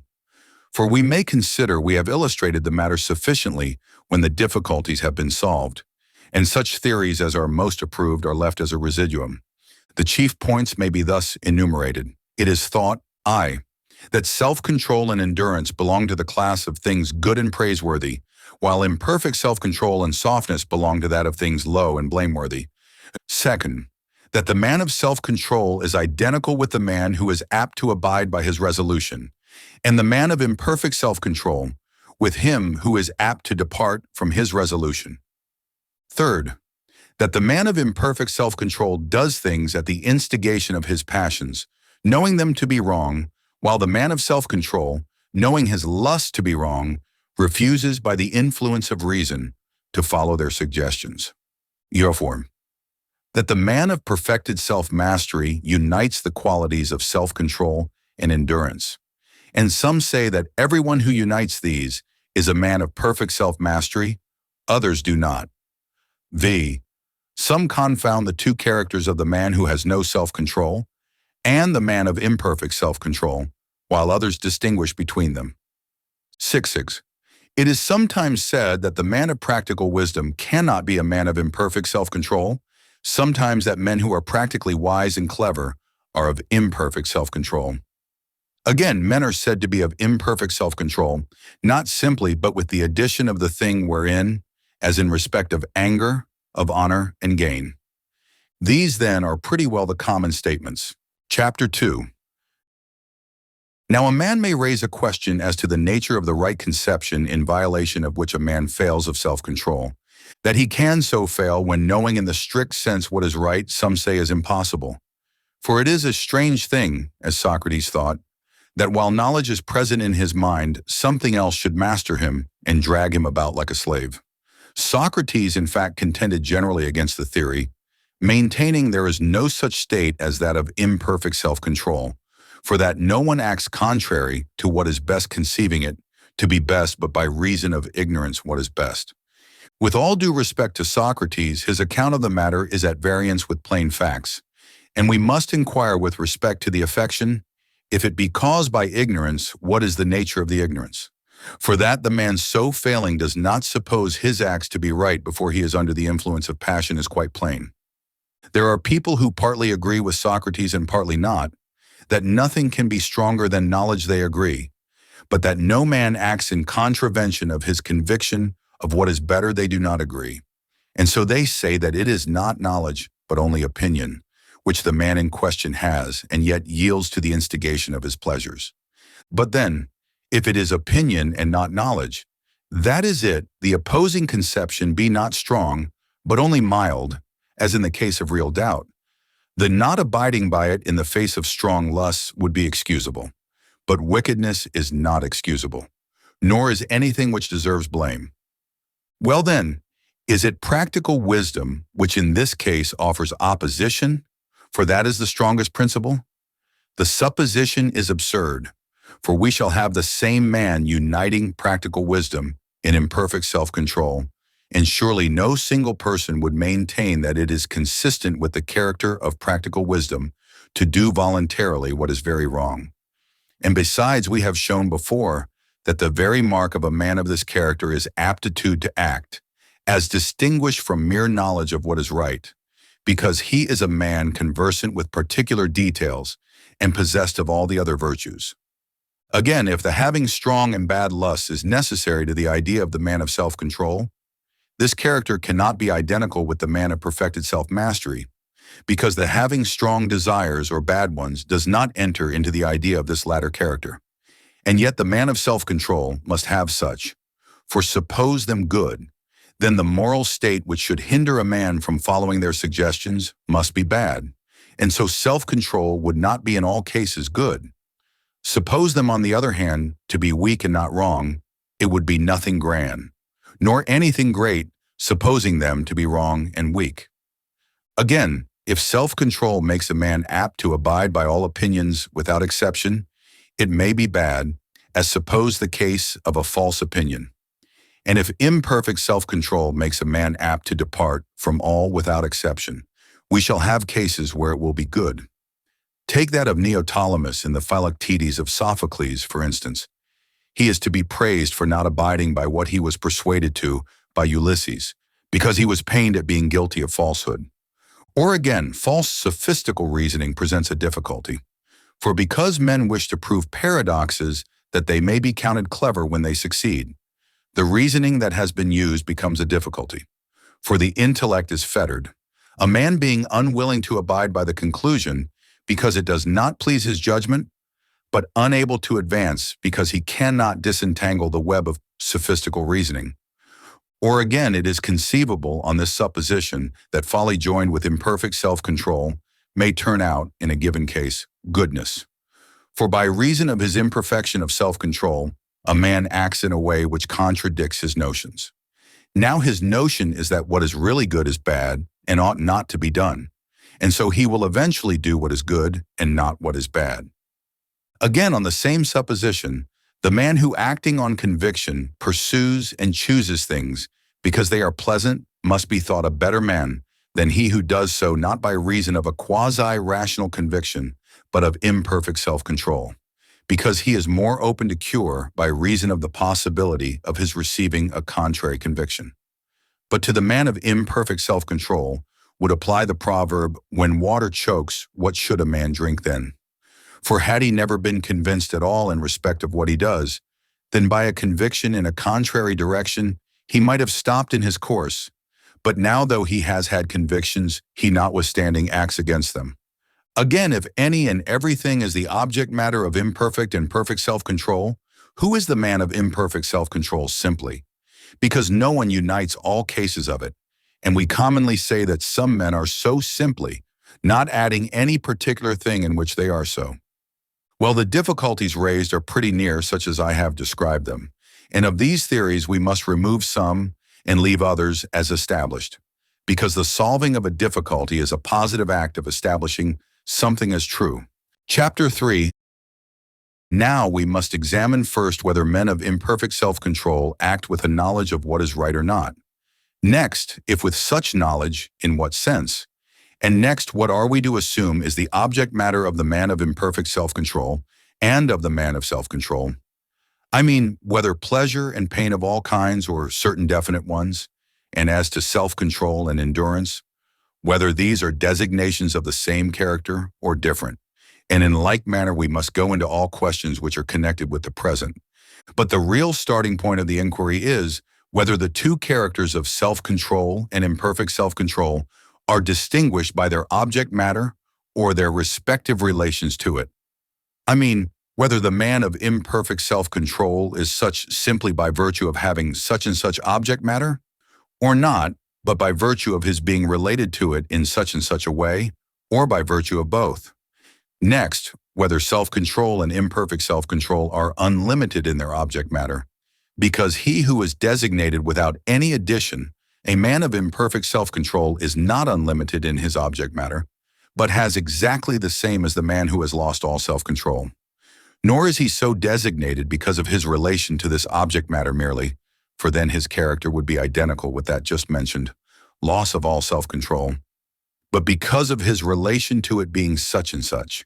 For the man who has lost all self-control is led on with deliberate moral choice, holding that it is his line to pursue pleasure as it rises, while the man of imperfect self-control does not think that he ought to pursue it, but does pursue it all the same. Now, as to the notion that it is true opinion and not knowledge in contravention of which men fail in self-control, it makes no difference to the point in question, because some of those who hold opinions have no doubt about them, but suppose themselves to have accurate knowledge. If then it is urged that men holding opinions will be more likely than men who have knowledge to act in contravention of their conceptions, as having but a moderate belief in them, we reply, knowledge will not differ in this respect from opinion, because some men believe their own opinions no less firmly than others do their positive knowledge. Heraclitus is a case in point. Rather, the following is the account of it. The term knowing has two senses. Both the man who does not use his knowledge and he who does are said to know. There will be a difference between a man's acting wrongly, who though possessed of knowledge does not call it into operation, and is doing so who has it and actually exercises it. The latter is a strange case, but the mere having, if not exercising, presents no anomaly. Again, as there are two kinds of propositions affecting action, universal and particular, there is no reason why a man may not act against his knowledge, having both propositions in his mind, using the universal but not the particular. For the particulars are the objects of moral action. There is a difference also in universal propositions. A universal proposition may relate partly to a man's self and partly to the thing in question. Take the following, for instance. Dry food is good for every man. This may have the two minor premises. This is a man, and so is dry food. But whether a given substance is so and so, a man either has not the knowledge or does not exert it. According to these different senses, there will be an immense difference, so that for a man to know in the one sense, and yet act wrongly, would be nothing strange, but in any of the other senses, it would be a matter for wonder. Again, men may have knowledge in a way different from any of those which have been now stated, for we constantly see a man's state so differing by having and not using knowledge, that he has it in a sense and also has not. When a man is asleep, for instance, or mad or drunk, well, men under the actual operation of passion are in exactly similar conditions, for anger, lust, and some other such like things manifestly make changes even in the body, and in some they even cause madness.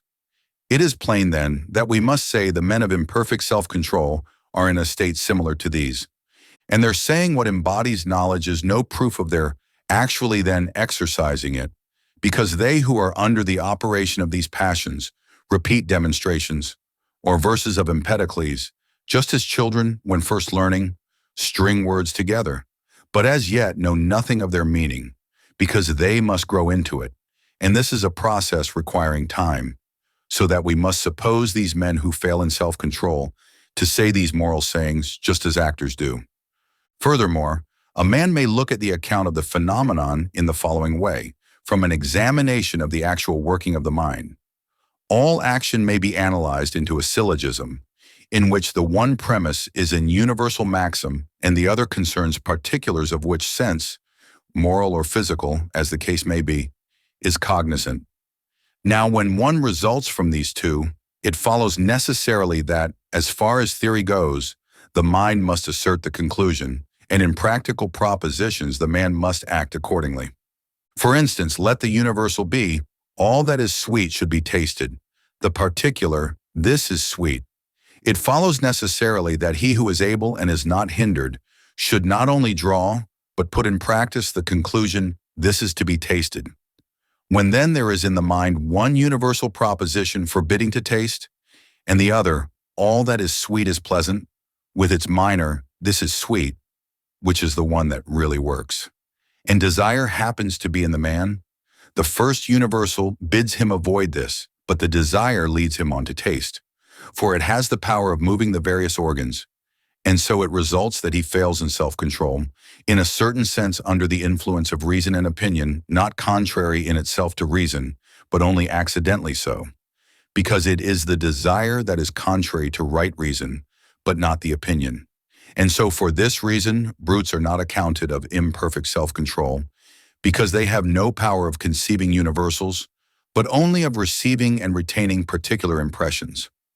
As to the manner in which the ignorance is removed and the man of imperfect self-control recovers his knowledge, the account is the same as with respect to him who is drunk or asleep, and is not peculiar to this affection, so physiologists are the right people to apply to.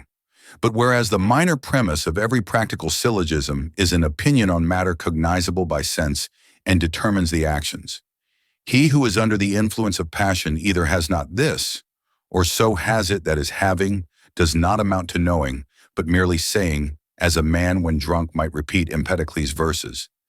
And because the minor term is neither universal, nor is thought to have the power of producing knowledge in like manner as the universal term. And so the result which Socrates was seeking comes out, that is to say, the affection does not take place in the presence of that which is thought to be specially and properly knowledge.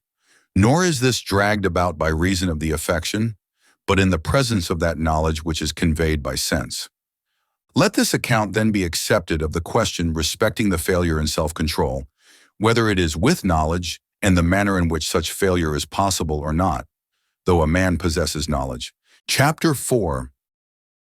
The next question to be discussed is whether there is a character to be designated by the term of imperfect self-control simply, or whether all who are so are to be accounted such in respect of some particular thing, and if there is such a character, what is his object matter? Now that pleasures and pains are the object matter of men of self-control and of endurance, and also of men of imperfect self-control and softness, is plain. Further, things which produce pleasure are either necessary or objects of choice in themselves, but yet admitting of excess. All bodily things which produce pleasure are necessary, and I call such those which relate to food and other grosser appetites. In short, such bodily things as we assumed were the object matter of absence of self-control and of perfected self-mastery.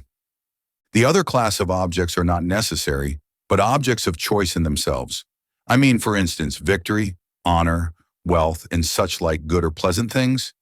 And those who are excessive in their liking for such things, contrary to the principle of right reason, which is in their own breasts, we do not designate men of imperfect self-control, simply, but with the addition of the thing, wherein, as in respect of money, or gain, or honor, or anger, and not simply, because we consider them as different characters and only having that title in right of a kind of resemblance, as when we add to a man's name, conqueror in the Olympic Games, the account of him as man differs but little from the account of him as the man who conquered in the Olympic Games, but still it is different.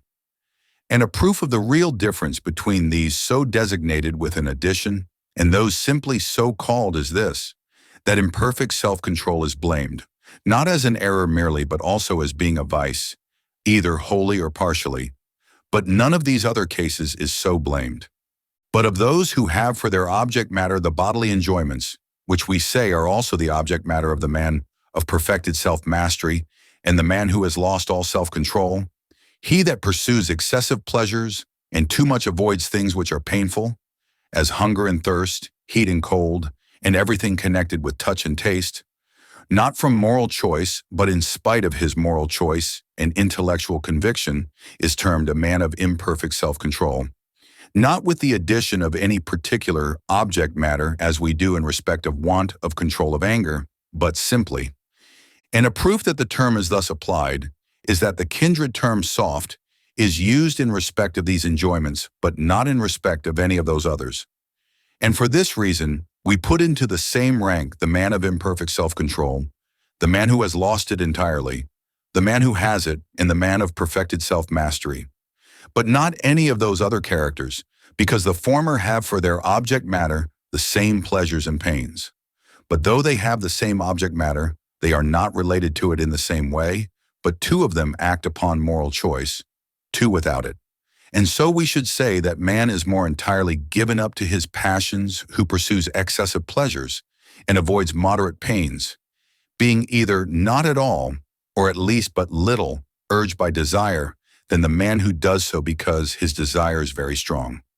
Because we think, what would the former be likely to do if he had the additional stimulus of youthful lust and violent pain, consequent on the want of those pleasures which we have denominated necessary?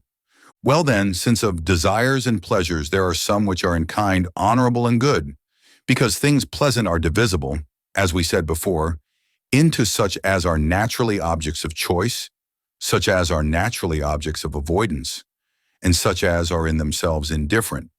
Money, gain, honor, victory, for instance. In respect of all such and those that are indifferent, men are blamed not merely for being affected by or desiring or liking them, but for exceeding in any way in these feelings.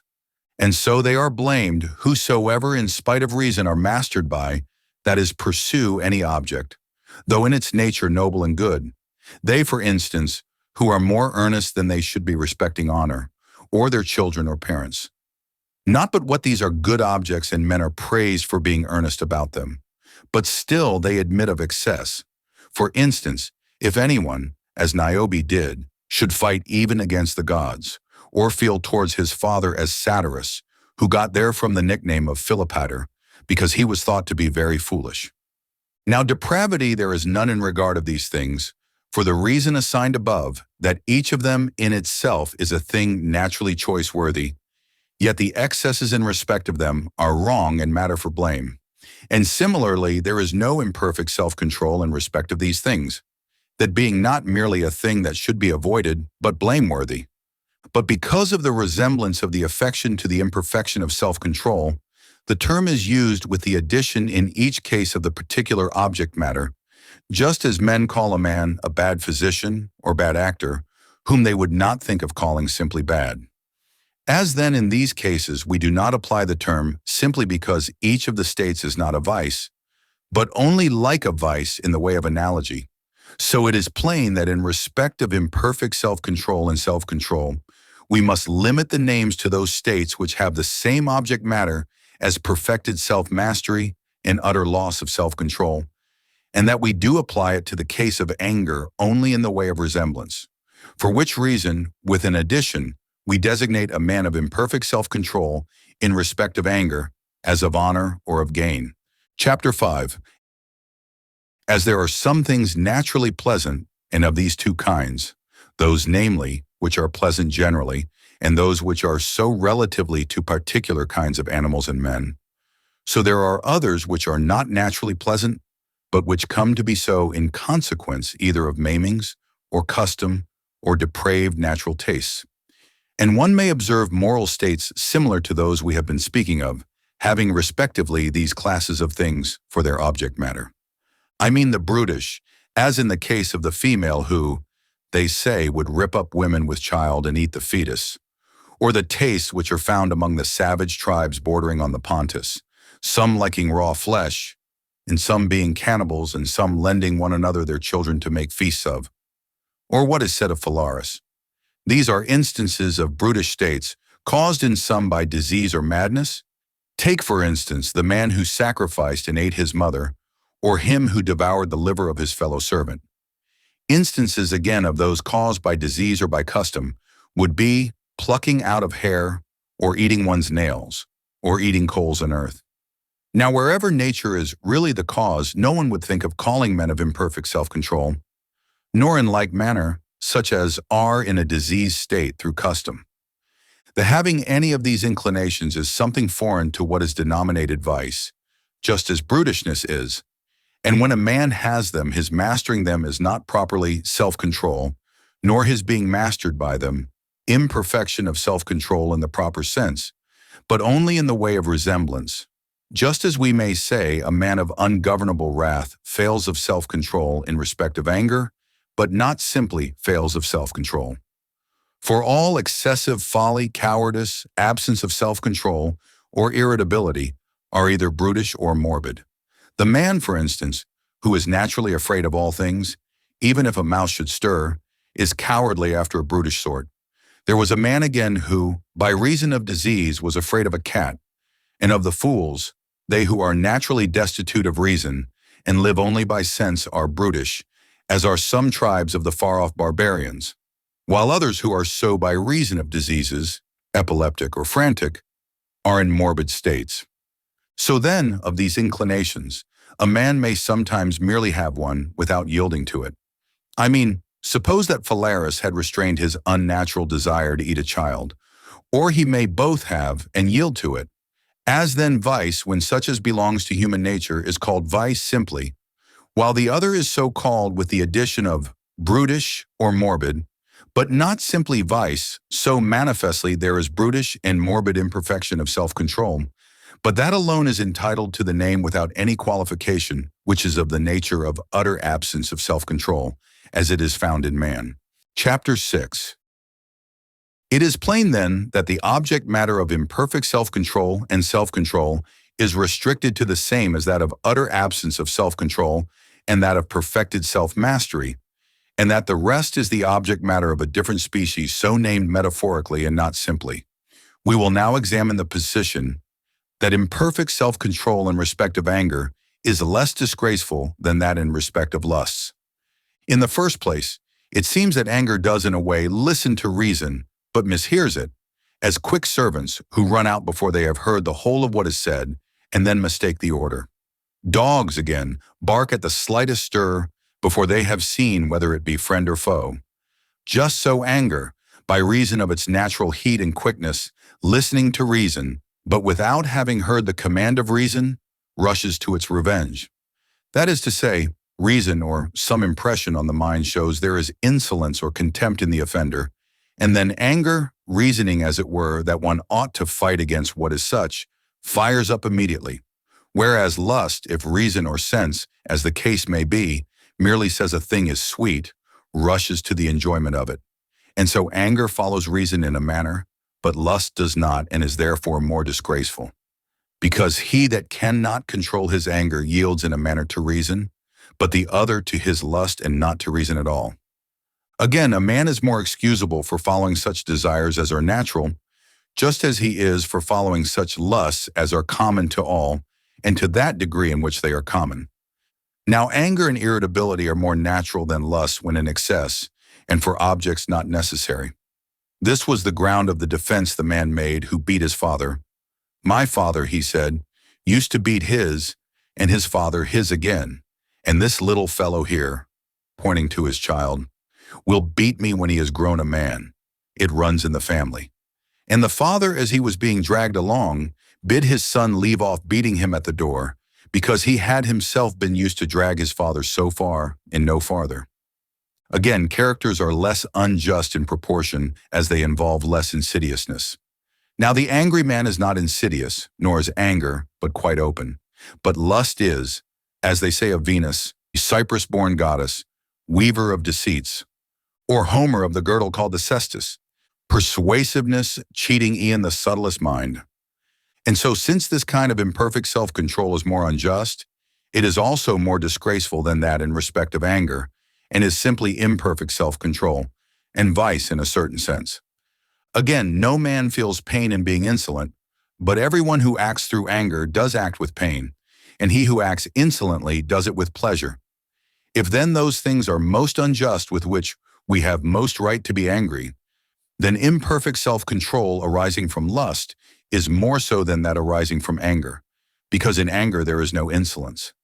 Well then, it is clear that imperfect self-control in respect of lusts is more disgraceful than that in respect of anger, and that the object matter of self-control and the imperfection of it are bodily lusts and pleasures.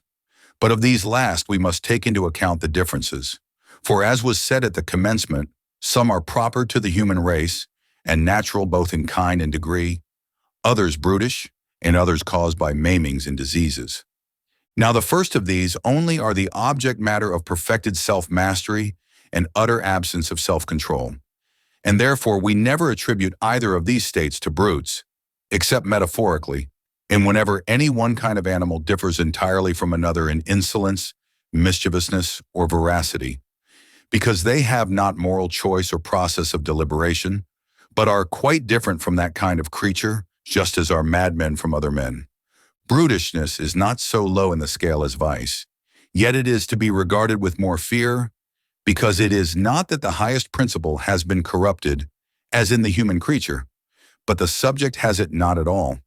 It is much the same, therefore, as if one should compare an inanimate with an animate being, which were the worse. For the badness of that which has no principle of origination is always less harmful. Now intellect is a principle of origination. A similar case would be the comparing injustice and an unjust man together, for in different ways each is the worst. A bad man would produce 10,000 times as much harm as a bad brute. Chapter 7.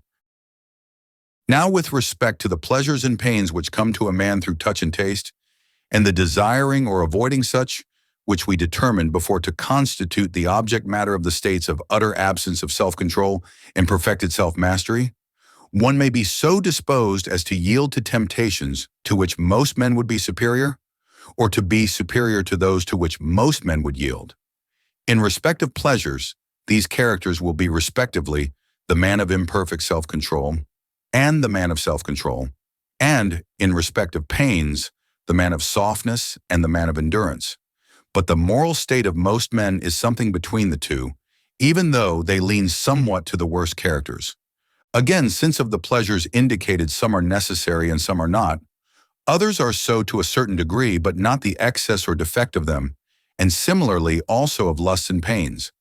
The man who pursues the excess of pleasant things, or such as are in themselves excess, or from moral choice, for their own sake, and not for anything else which is to result from them, is a man utterly void of self-control, for he must be incapable of remorse, and so incurable, because he that has not remorse is incurable.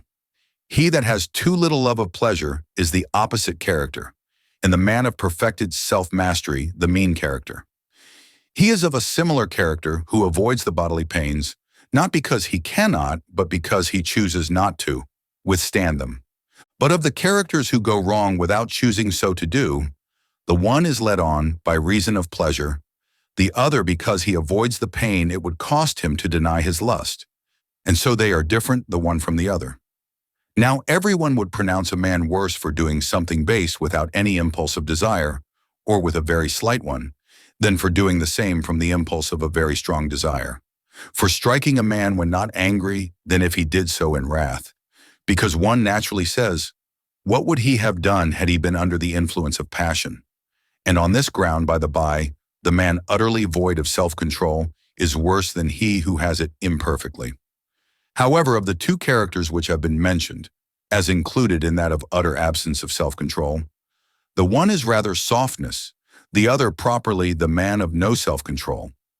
Furthermore, to the character of imperfect self-control is opposed that of self-control, and to that of softness that of endurance, because endurance consists in continued resistance, but self-control in actual mastery, and continued resistance and actual mastery are as different as not being conquered is from conquering.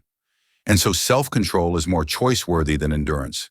Again, he who fails when exposed to those temptations against which the common run of men hold out, and are well able to do so, is soft and luxurious, luxury being a kind of softness. The kind of man, I mean, to let his robe drag in the dirt to avoid the trouble of lifting it, and who, aping the sick man, does not, however, suppose himself wretched, though he is like a wretched man, So it is too with respect to self-control and the imperfection of it. If a man yields to pleasures or pains which are violent and excessive, it is no matter for wonder, but rather for allowance if he made what resistance he could. Instances are Philoctetes in Theodectes' drama when wounded by the viper, or Cercyon in the Alope of Carcinus, or men who in trying to suppress laughter burst into a loud continuous fit of it, as happened, you remember, to Xenophontus. But it is a matter for wonder when a man yields to and cannot contend against those pleasures or pains which the common herd are able to resist, always supposing his failure not to be owing to natural constitution or disease. I mean, as the Scythian kings are constitutionally soft, or the natural difference between the sexes. Again, the man who is a slave to amusement is commonly thought to be destitute of self-control, but he really is soft, because amusement is an act of relaxing, being an act of resting, and the character in question is one of those who exceed due bounds in respect of this. Moreover, of imperfect self-control, there are two forms, precipitancy and weakness. Those who have it in the latter form, though they have made resolutions, do not abide by them by reason of passion. The others are led by passion because they have never formed any resolutions at all. While there are some who, like those who by tickling themselves beforehand, get rid of ticklishness, having felt and seen beforehand the approach of temptation, and roused up themselves in their resolution, yield not to passion, whether the temptation be somewhat pleasant or somewhat painful. The precipitate form of imperfect self-control, they are most liable to who are constitutionally of a sharp or melancholy temperament, because the one by reason of the swiftness, the other by reason of the violence of their passions do not wait for reason, because they are disposed to follow whatever notion is impressed upon their minds. Again, the man utterly destitute of self-control, as was observed before, is not given to remorse, for it is part of his character that he abides by his moral choice. But the man of imperfect self-control is almost made up of remorse, and so the case is not as we determined it before, but the former is incurable and the latter may be cured. For depravity is like chronic diseases, dropsy and consumption, for instance. But imperfect self-control is like acute disorders, the former being a continuous evil, the latter not so. And in fact, imperfect self-control and confirmed vice are different in kind, the latter being imperceptible to its victim, the former not so. But of the different forms of imperfect self-control, those are better who are carried off their feet by a sudden access of temptation than they who have reason but do not abide by it. These last being overcome by passion, less in degree, and not wholly without premeditation as are the others. For the man of imperfect self-control is like those who are soon intoxicated, and by little wine, and less than the common run of men. Well then, that imperfection of self-control is not confirmed. Viciousness is plain, and yet perhaps it is such in a way, because in one sense it is contrary to moral choice, and in another the result of it. At all events, in respect of the actions, the case is much like what Nicomachus said of the Milesians. The people of Miletus are not fools, but they do just the kind of things that fools do, and so they of imperfect self-control are not unjust, but they do unjust acts. But to resume, since the man of imperfect self-control is of such a character as to follow bodily pleasures in excess and in defiance of right reason, without acting on any deliberate conviction, whereas the man utterly destitute of self-control does act upon a conviction which rests on his natural inclination to follow after these pleasures. The former may be easily persuaded to a different course, but the latter not, for virtue and vice respectively preserve and corrupt the moral principle. Now the motive is the principle or starting point in moral actions, just as axioms and postulates are in mathematics. And neither in morals nor mathematics is it reason which is apt to teach the principle, but excellence either natural or acquired by custom, in holding right notions with respect to the principle. He who does this in morals is the man of perfected self-mastery, and the contrary character is the man utterly destitute of self-control. Again, there is a character liable to be taken off his feet in defiance of right reason because of passion, whom passion so far masters as to prevent his acting in accordance with right reason, but not so far as to make him be convinced that it is his proper line to follow after such pleasures without limit. This character is the man of imperfect self-control, better than he who is utterly destitute of it, and not a bad man simply and without qualification, because in him the highest and best part, eudaimonia principle, is preserved, and there is another character opposed to him who is apt to abide by his resolutions, and not to depart from them.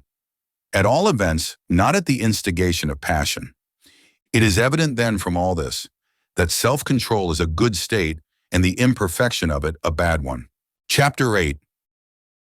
Next comes the question, whether a man is a man of self-control for abiding by his conclusions and moral choice, be they, of what kind they may, or only by the right one. Or again, a man of imperfect self-control for not abiding by his conclusions and moral choice, be they, of whatever kind. Or to put the case we did before, is he such for not abiding by false conclusions and wrong moral choice? Is not this the truth, that incidentally it is by conclusions and moral choice of any kind that the one character abides and the other does not? But per se true conclusions and right moral choice. To explain what is meant by incidentally and per se. Suppose a man chooses or pursues this thing for the sake of that, he is said to pursue and choose that per se, but this only incidentally. For the term per se, we use commonly the word simply, and so in a way it is opinion of any kind soever by which the two characters respectively abide or not. But he is simply entitled to the designations who abides or not by the true opinion. There are also people who have a trick of abiding by their own opinions, who are commonly called positive, as they who are hard to be persuaded, and whose convictions are not easily changed. Now these people bear some resemblance to the character of self-control, just as the prodigal to the liberal, or the rash man to the brave. But they are different in many points. The man of self-control does not change by reason of passion and lust, yet when occasion so requires, he will be easy of persuasion. But the positive man changes not at the call of reason, though many of this class take up certain desires and are led by their pleasures. Among the class of positive are the opinionated, the ignorant, and the bearish, the first from the motives of pleasure and pain. I mean, they have the pleasurable feeling of a kind of victory in not having their convictions changed, and they are pained when their decrees, so to speak, are reversed, so that, in fact, they rather resemble the man of imperfect self-control than the man of self-control. Again, there are some who depart from their resolutions not by reason of any imperfection of self-control. Take, for instance, Neoptolemus in the Philoctetes of Sophocles. Here certainly pleasure was the motive of his departure from his resolution, but then it was one of a noble sort, for to be truthful was noble in his eyes, and he had been persuaded by Ulysses to lie. So it is not everyone who acts from the motive of pleasure who is utterly destitute of self-control, or base, or of imperfect self-control. Only he who acts from the impulse of a base pleasure. Chapter 9. Moreover, as there is a character who takes less pleasure than he ought in bodily enjoyments, and he also fails to abide by the conclusion of his reason, the man of self-control is the mean between him and the man of imperfect self-control. That is to say, the latter fails to abide by them because of somewhat too much, the former because of somewhat too little, while the man of self-control abides by them and never changes by reason of anything else than such conclusions.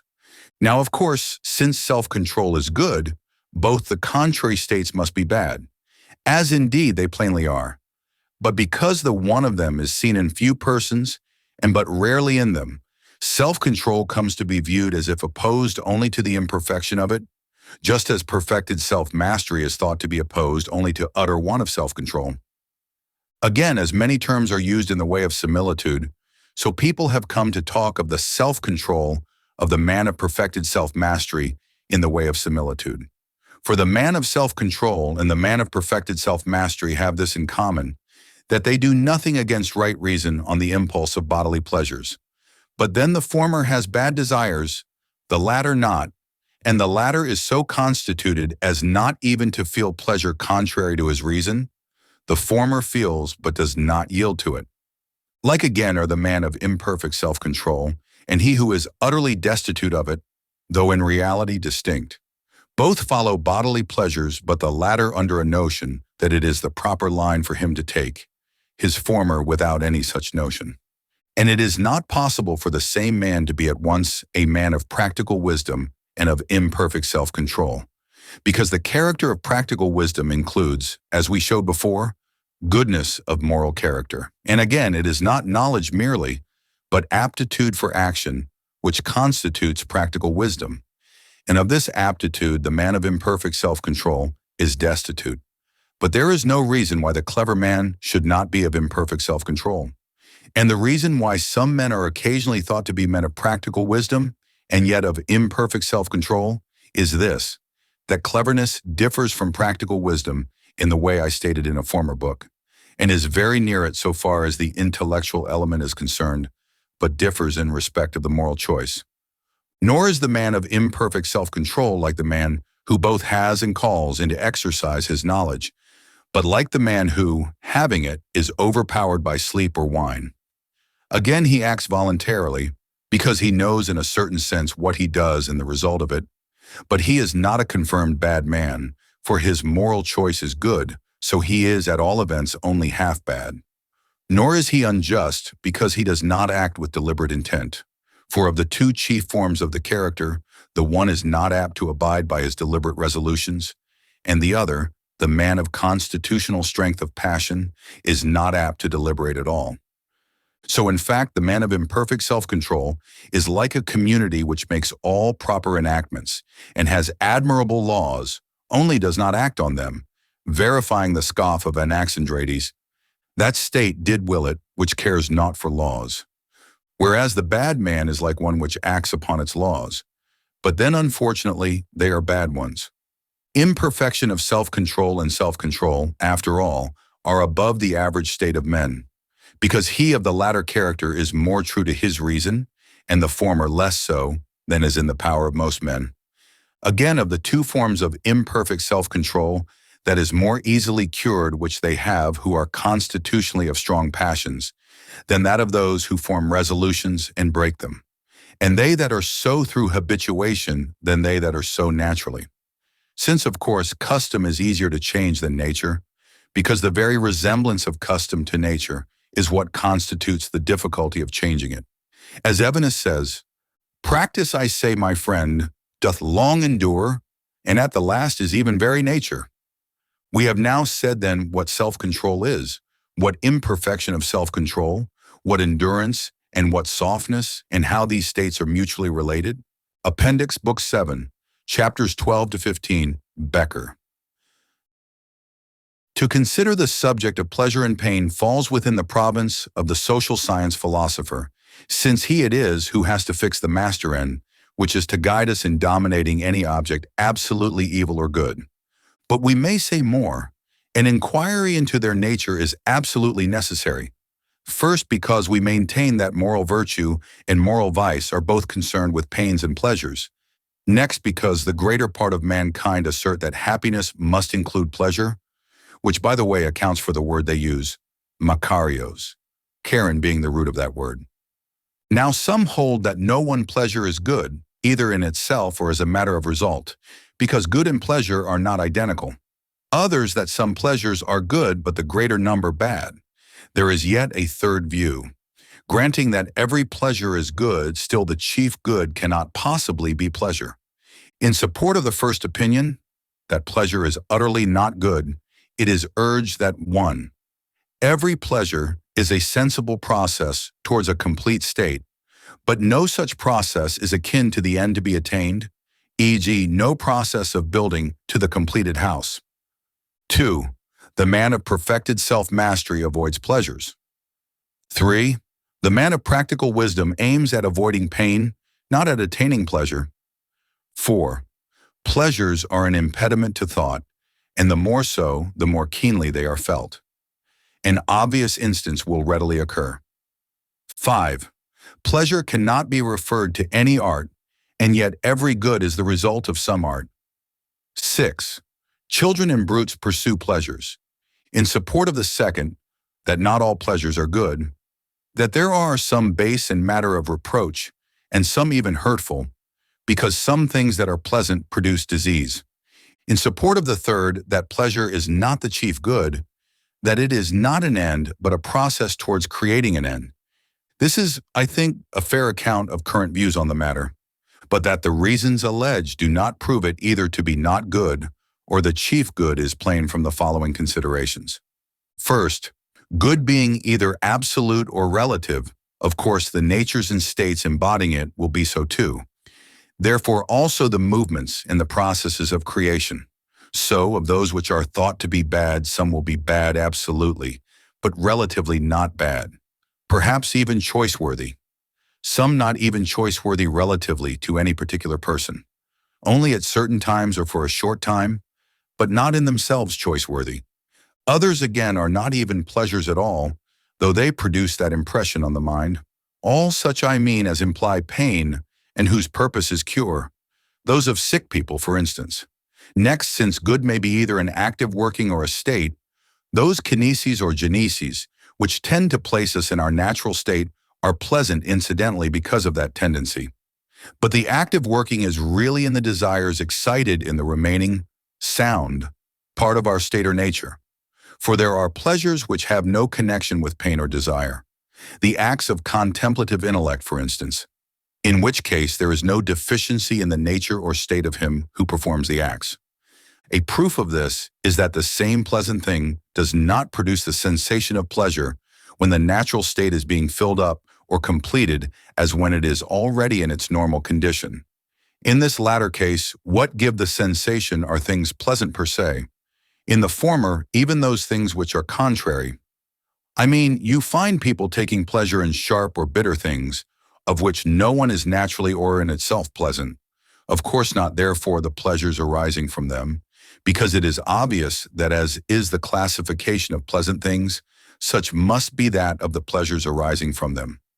Next, it does not follow that there must be something else better than any given pleasure because, as some say, the end must be better than the process which creates it. For it is not true that all pleasures are processes or even attended by any process, but some are active workings or even ends. In fact, they result not from our coming to be something, but from our using our powers. Again, it is not true that the end is, in every case, distinct from the process. It is true only in the case of such processes as conduce to the perfecting of the natural state. For which reason it is wrong to say that pleasure is a sensible process of production. For process, etc., should be substituted active working of the natural state for sensible, unimpeded. The reason of its being thought to be a process, etc., is that it is good in the highest sense. People confusing active working and process, whereas they really are distinct. Next, as to the argument that there are bad pleasures because some things which are pleasant are also hurtful to health, it is the same as saying that some healthful things are bad for business. In this sense, of course, both may be said to be bad, but then this does not make them out to be bad simpliciter. The exercise of the pure intellect sometimes hurts a man's health, but what hinders practical wisdom, or any state whatever is, not the pleasure peculiar to, but some pleasure foreign to it. The pleasures arising from the exercise of the pure intellect, or from learning only promote each. Next, no pleasure is the work of any art. What else would you expect? No active working is the work of any art, only the faculty of so working. Still the perfumer's art or the cook's are thought to belong to pleasure. Next, the man of perfected self-mastery avoids pleasures. The man of practical wisdom aims at escaping pain rather than at attaining pleasure. Children and brutes pursue pleasures. One answer will do for all. We have already said in what sense all pleasures are good per se, and in what sense not all are good. It is the latter class that brutes and children pursue, such as are accompanied by desire and pain, that is the bodily pleasures, which answer to this description, and the excesses of them.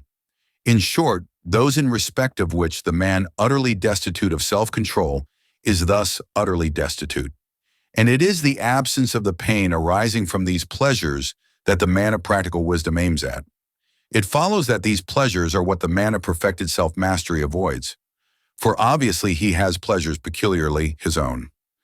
Then again, it is allowed that pain is an evil and a thing to be avoided, partly as bad per se, partly as being a hindrance in some particular way.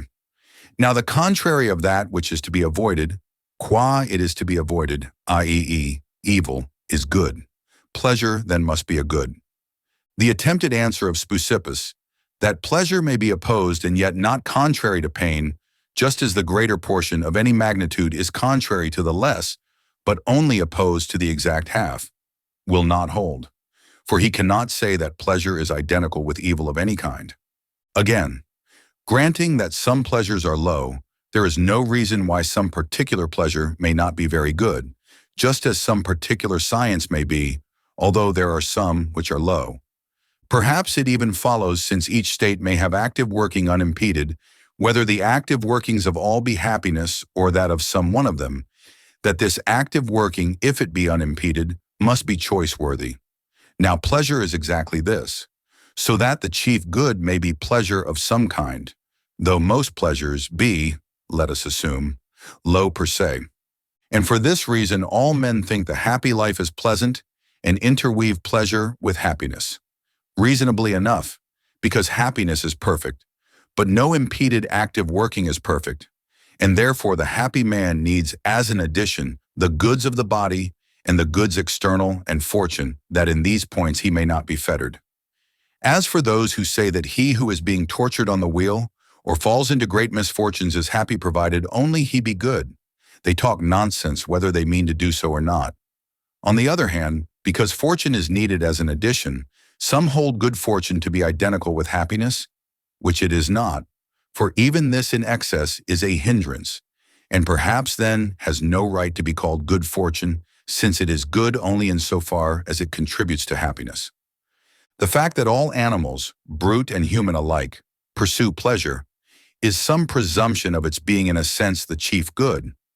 There must be something in what most folks say.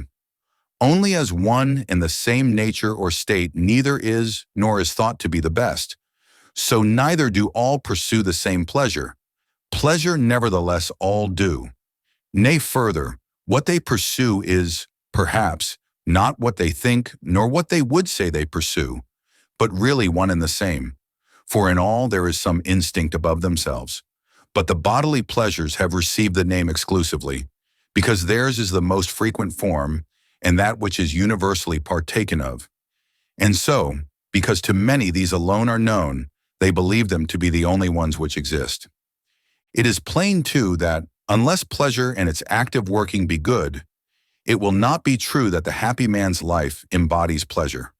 For why will he want it on the supposition that it is not good, and that he can live even with pain? Because assuming that pleasure is not good, then pain is neither evil nor good, and so why should he avoid it? Besides, the life of the good man is not more pleasurable than any other, unless it be granted that his active workings are so too. Some inquiry into the bodily pleasures is also necessary for those who say that some pleasures, to be sure, are highly choice-worthy, the good ones to wit, but not the bodily pleasures. That is, those which are the object matter of the man utterly destitute of self-control. If so, we ask, why are the contrary pains bad? They cannot be, on their assumption, because the contrary of bad is good. May we not say that the necessary bodily pleasures are good in the sense in which that which is not bad is good, or that they are good only up to a certain point? Because such states or movements as cannot have too much of the better, cannot have too much of pleasure, but those which can of the former can also of the latter. Now the bodily pleasures do admit of excess. In fact, the low bad man is such because he pursues the excess of them instead of those which are necessary. Meat, drink, and the objects of other animal appetites do give pleasure to all, but not in right manner or degree to all. But his relation to pain is exactly the contrary. It is not excessive pain, but pain at all that he avoids, which makes him to be in this way to a bad low man. Because only in the case of him who pursues excessive pleasure is pain contrary to excessive pleasure. It is not enough, however, merely to state the truth. We should also show how the false view arises, because this strengthens conviction. I mean, when we have given a probable reason why that impresses people as true, which really is not true. It gives them a stronger conviction of the truth. And so we must now explain why the bodily pleasures appear to people to be more choice-worthy than any others. The first obvious reason is that bodily pleasure drives out pain. And because pain is felt in excess, men pursue pleasure in excess, i.e., generally bodily pleasure, under the notion of its being a remedy for that pain. These remedies, moreover, come to be violent ones, which is the very reason they are pursued, since the impression they produce on the mind is owing to their being looked at side by side with their contrary. And, as has been said before, there are the two following reasons why bodily pleasure is thought to be not good. 1.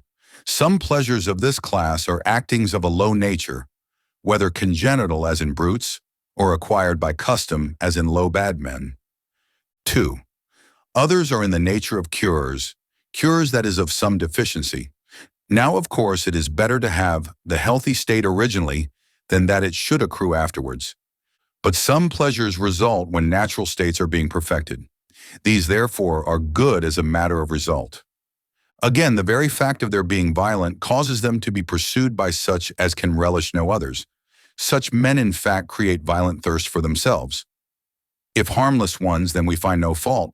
If harmful, then it is bad and low, because they have no other things to take pleasure in, and the neutral state is distasteful to some people constitutionally. For toil of some kind is inseparable from life, as physiologists testify, telling us that the acts of seeing or hearing are painful, only that we are used to the pain and do not find it out. Similarly, in youth, the constant growth produces a state much like that of vinous intoxication, and youth is pleasant. Again, men of the melancholic temperament constantly need some remedial process, because the body from its temperament is constantly being worried, and they are in a chronic state of violent desire. But pleasure drives out pain, not only such pleasure as is directly contrary to pain, but even any pleasure provided it be strong. And this is how men come to be utterly destitute of self-mastery, i.e., low and bad. But those pleasures which are unconnected with pains do not admit of excess, i.e., such as belong to objects which are naturally pleasant and not merely as a matter of result. By the latter class, I mean such as are remedial, and the reason why these are thought to be pleasant is that the cure results from the action in some way of that part of the constitution which remains sound. By pleasant naturally, I mean such as put into action a nature which is pleasant. The reason why no one in the same thing is invariably pleasant is that our nature is not simple, but complex, involving something different from itself, so far as we are corruptible beings. Suppose then that one part of this nature be doing something this something is, to the other part unnatural. But if there be an equilibrium of the two natures, then whatever is being done is indifferent. It is obvious that if there be any whose nature is simple and not complex, to such a being the same course of acting will always be the most pleasurable. For this reason it is that the divinity feels pleasure which is always one, i.e., simple, not motion merely but also motionlessness acts, and pleasure resides rather in the absence than in the presence of motion. The reason why the poet's dictum, change is of all things most pleasant, is true, is a baseness in our blood. For as the bad man is easily changeable, bad must be also the nature that craves change, i.e., it is neither simple nor good. We have now said our say about self-control and its opposite, and about pleasure and pain, what each is, and how the one said is good, the other bad. We have yet to speak of friendship. Book 8. Chapter 1. Next would seem properly to follow a dissertation on friendship, because in the first place, it is either itself a virtue or connected with virtue, and next it is a thing most necessary for life, since no one would choose to live without friends, though he should have all the other good things in the world. And in fact, men who are rich or possessed of authority and influence are thought to have special need of friends. For where is the use of such prosperity if there be taken away the doing of kindnesses of which friends are the most usual and most commendable objects? Or how can it be kept or preserved without friends? Because the greater it is, so much the more slippery and hazardous. In poverty, moreover, and all other adversities, men think friends to be their only refuge. Furthermore, friendship helps the young to keep from error, the old in respect of attention and such deficiencies in action as their weakness makes them liable to. And those who are in their prime, in respect of noble deeds, they too together going, Homer says, you may remember, because they are thus more able to devise plans and carry them out. Again, it seems to be implanted in us by nature, as for instance, in the parent towards the offspring and the offspring towards the parent, not merely in the human species, but likewise in birds and most animals, and in those of the same tribe towards one another, and especially in men of the same nation. For which reason we commend those men who love their fellows, and one may see in the course of travel how close of kin and how friendly man is to man. Furthermore, friendship seems to be the bond of social communities, and legislators seem to be more anxious to secure it than justice even. I mean, unanimity is somewhat like to friendship, and this they certainly aim at, and especially drive out faction, as being inimical. Again, where people are in friendship, justice is not required. But on the other hand, though they are just, they need friendship in addition, and that principle which is most truly just is thought to partake of the nature of friendship. Lastly, not only is it a thing necessary but honorable likewise, since we praise those who are fond of friends, and the having numerous friends is thought a matter of credit to a man. Some go so far as to hold that good man and friend are terms synonymous. Chapter 2. Yet the disputed points respecting it are not few. Some men lay down that it is a kind of resemblance, and that men who are like one another are friends, whence come the common sayings, like will to like, birds of a feather, and so on. Others, on the contrary, say that all such come under the maxim, two of a trade never agree.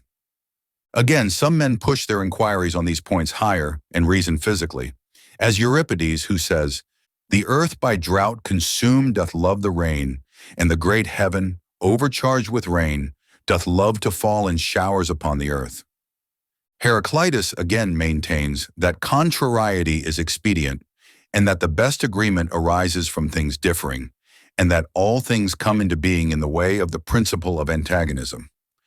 Empedocles, among others, in direct opposition to these, affirms that like aims at like. These physical questions we will take leave to omit, inasmuch as they are foreign to the present inquiry, and we will examine such as are proper to man and concern moral characters and feelings. As for instance, does friendship arise among all without distinction, or is it impossible for bad men to be friends? And is there but one species of friendship, or several? For they who ground the opinion that there is but one on the fact that friendship admits of degrees hold that upon insufficient proof, because things which are different in species admit likewise of degrees. On this point we have spoken before. Chapter 3.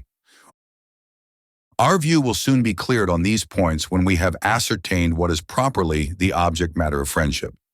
For it is thought that not everything indiscriminately, but some peculiar matter alone, is the object of this affection. That is to say, what is good or pleasurable or useful. Now it would seem that that is useful through which accrues any good or pleasure, and so the objects of friendship as absolute ends are the good and the pleasurable.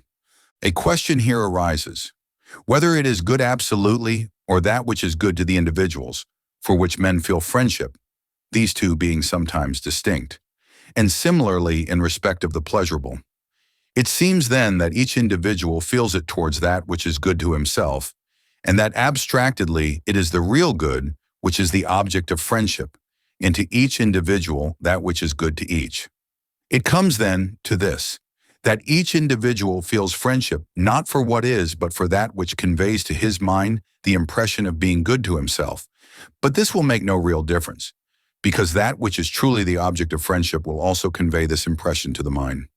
There are then three causes from which men feel friendship, but the term is not applied to the case of fondness for things inanimate, because there is no requital of the affection nor desire for the good of those objects. It certainly savors of the ridiculous to say that a man fond of wine wishes well to it.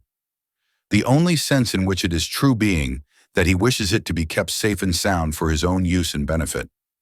But to the friend they say one should wish all good for his sake, and when men do thus wish good to another, he not reciprocating the feeling. People call them kindly, because friendship they describe as being kindliness between persons who reciprocate it. But must they not add that the feeling must be mutually known? For many men are kindly disposed towards those whom they have never seen, but whom they conceive to be amiable or useful. And this notion amounts to the same thing as a real feeling between them. Well, these are plainly kindly disposed towards one another. But how can one call them friends while their mutual feelings are unknown to one another? To complete the idea of friendship, then, it is requisite that they have kindly feelings towards one another and wish one another good from one of the aforementioned causes, and that these kindly feelings should be mutually known. Chapter 4. As the motives to friendship differ in kind, so do the respective feelings in friendships. The species, then, of friendship are three, in number equal to the objects of it, since in the line of each there may be mutual affection, mutually known. Now they who have friendship for one another desire one another's good according to the motive of their friendship. Accordingly, they whose motive is utility have no friendship for one another really, but only insofar as some good arises to them from one another. And they whose motive is pleasure are in like case. I mean, they have friendship for men of easy pleasantry, not because they are of a given character, but because they are pleasant to themselves. So then they whose motive to friendship is utility love their friends for what is good to themselves. They whose motive is pleasure do so for what is pleasurable to themselves. That is to say, not insofar as the friend beloved is, but insofar as he is useful or pleasurable. These friendships then are a matter of result, since the object is not beloved in that he is the man he is, but in that he furnishes advantage or pleasure, as the case may be. Such friendships are, of course, very liable to dissolution if the parties do not continue alike. I mean that the others cease to have any friendship for them when they are no longer pleasurable or useful. Now it is the nature of utility not to be permanent, but constantly varying. So, of course, when the motive which made them friends is vanished, the friendship likewise dissolves, since it existed only relatively to those circumstances. Friendship of this kind is thought to exist principally among the old, because men at that time of life pursue not what is pleasurable, but what is profitable. And in such of men in their prime and of the young as are given to the pursuit of profit.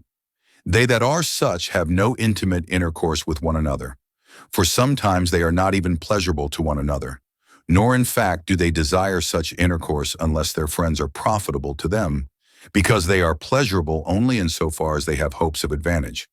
With these friendships is commonly ranked that of hospitality.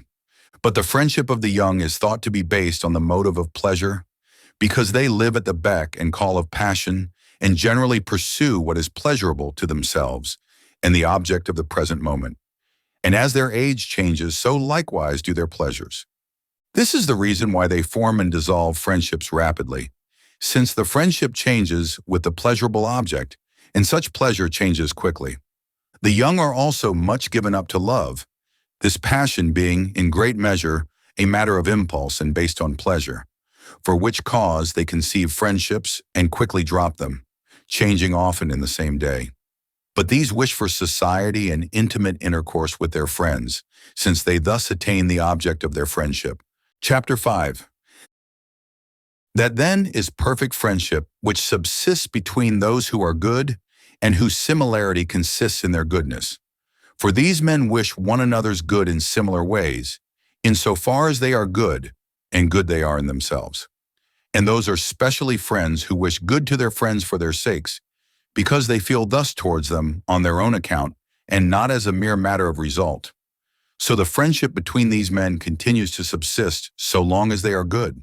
And goodness, we know, has in it a principle of permanence. Moreover, each party is good abstractedly, and also relatively to his friend. For all good men are not only abstractedly good, but also useful to one another. Such friends are also mutually pleasurable, because all good men are so abstractedly and also relatively to one another, inasmuch as to each individual those actions are pleasurable which correspond to his nature, and all such as are like them. Now when men are good, these will be always the same, or at least similar. Friendship then under these circumstances is permanent, as we should reasonably expect, since it combines in itself all the requisite qualifications of friends.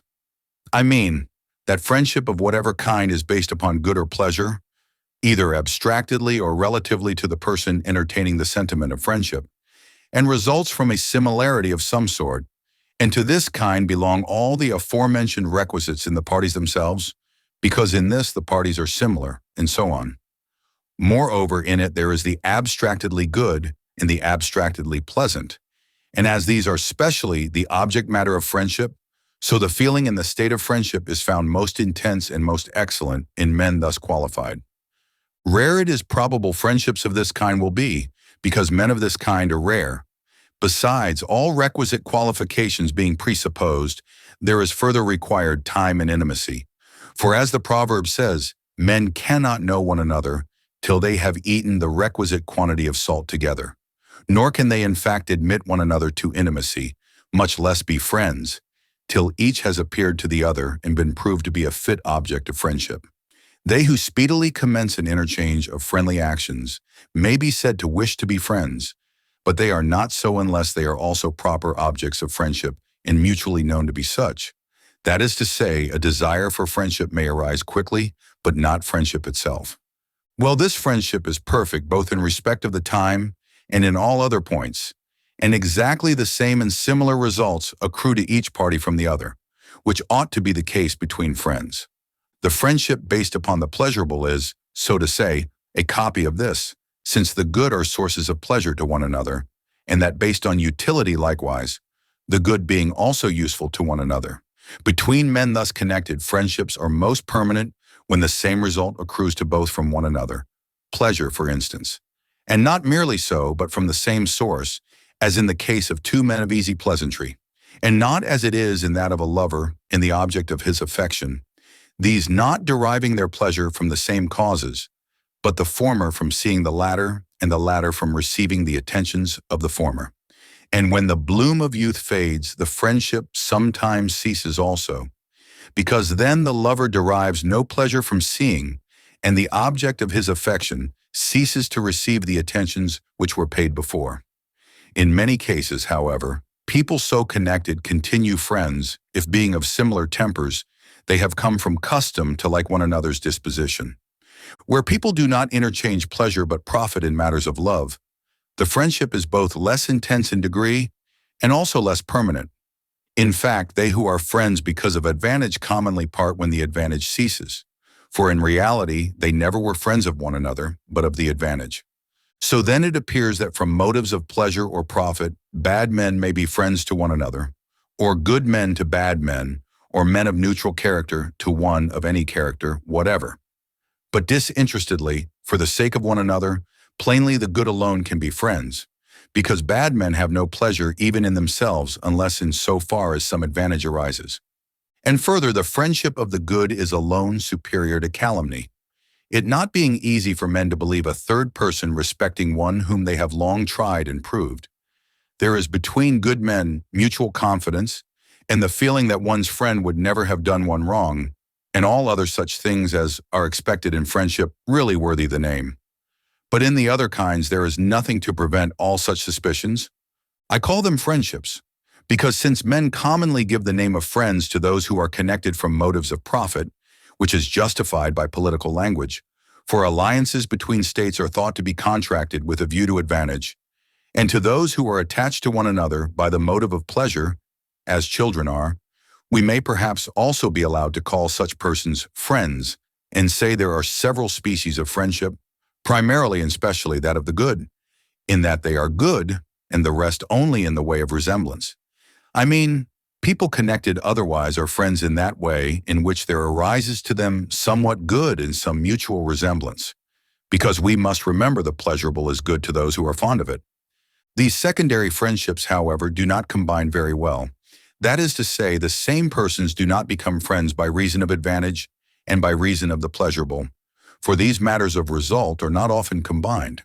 And friendship having been divided into these kinds, bad men will be friends by reason of pleasure or profit, this being their point of resemblance, while the good are friends for one another's sake, that is, in so far as they are good. These last may be termed abstractedly and simply friends, the former as a matter of result and termed friends from their resemblance to these last. Chapter 6. Further, just as in respect of the different virtues some men are termed good in respect of a certain inward state, others in respect of acts of working, so is it in respect of friendship. I mean, they who live together take pleasure in and impart good to one another. But they who are asleep or are locally separated do not perform acts, but only are in such a state as to act in a friendly way if they acted at all. Distance has, in itself, no direct effect upon friendship, but only prevents the acting it out. Yet if the absence be protracted, it is thought to cause a forgetfulness even of the friendship, and hence it has been said, "Many and many a friendship doth want of intercourse destroy."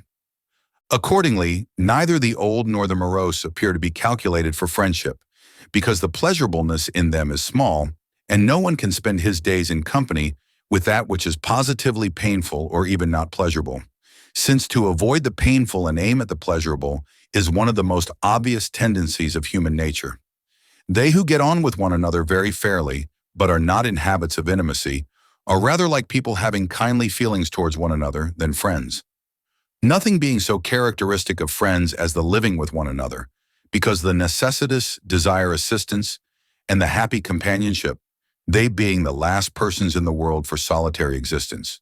But people cannot spend their time together unless they are mutually pleasurable and take pleasure in the same objects, a quality which is thought to appertain to the friendship of companionship. Chapter 7. The connection then subsisting between the good is friendship par excellence, as has already been frequently said, since that which is abstractedly good or pleasant is thought to be an object of friendship in choice worthy, and to each individual whatever is such to him, and the good man to the good man for both these reasons. Now the entertaining the sentiment is like a feeling, but friendship itself like a state, because the former may have for its object even things inanimate, but requital of friendship is attended with moral choice, which proceeds from a moral state.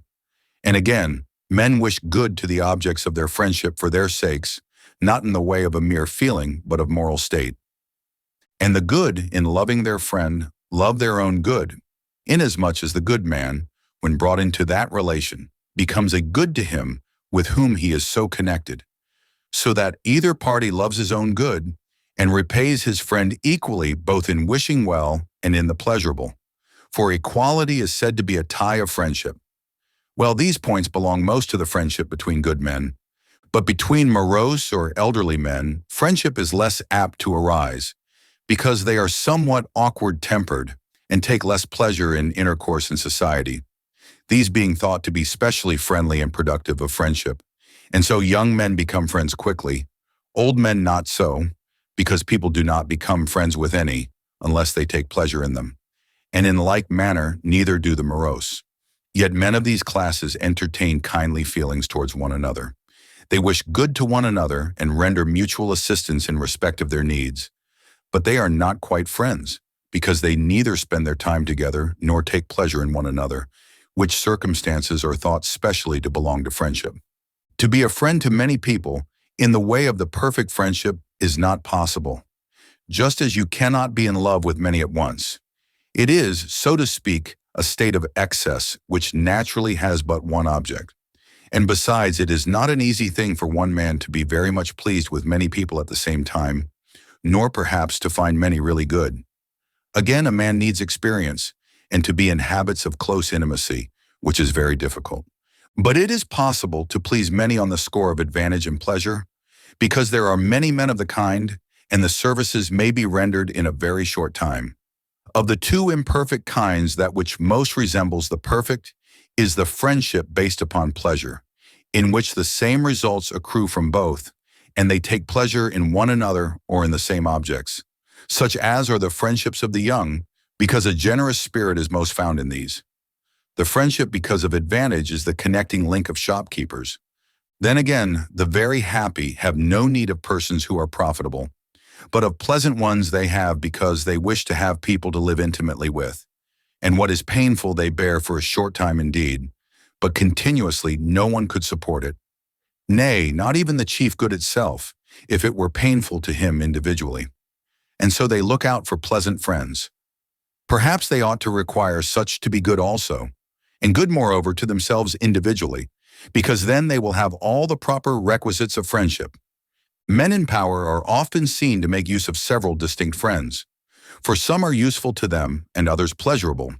But the two are not often united, because they do not, in fact, seek such as shall combine pleasantness and goodness, nor such as shall be useful for honorable purposes.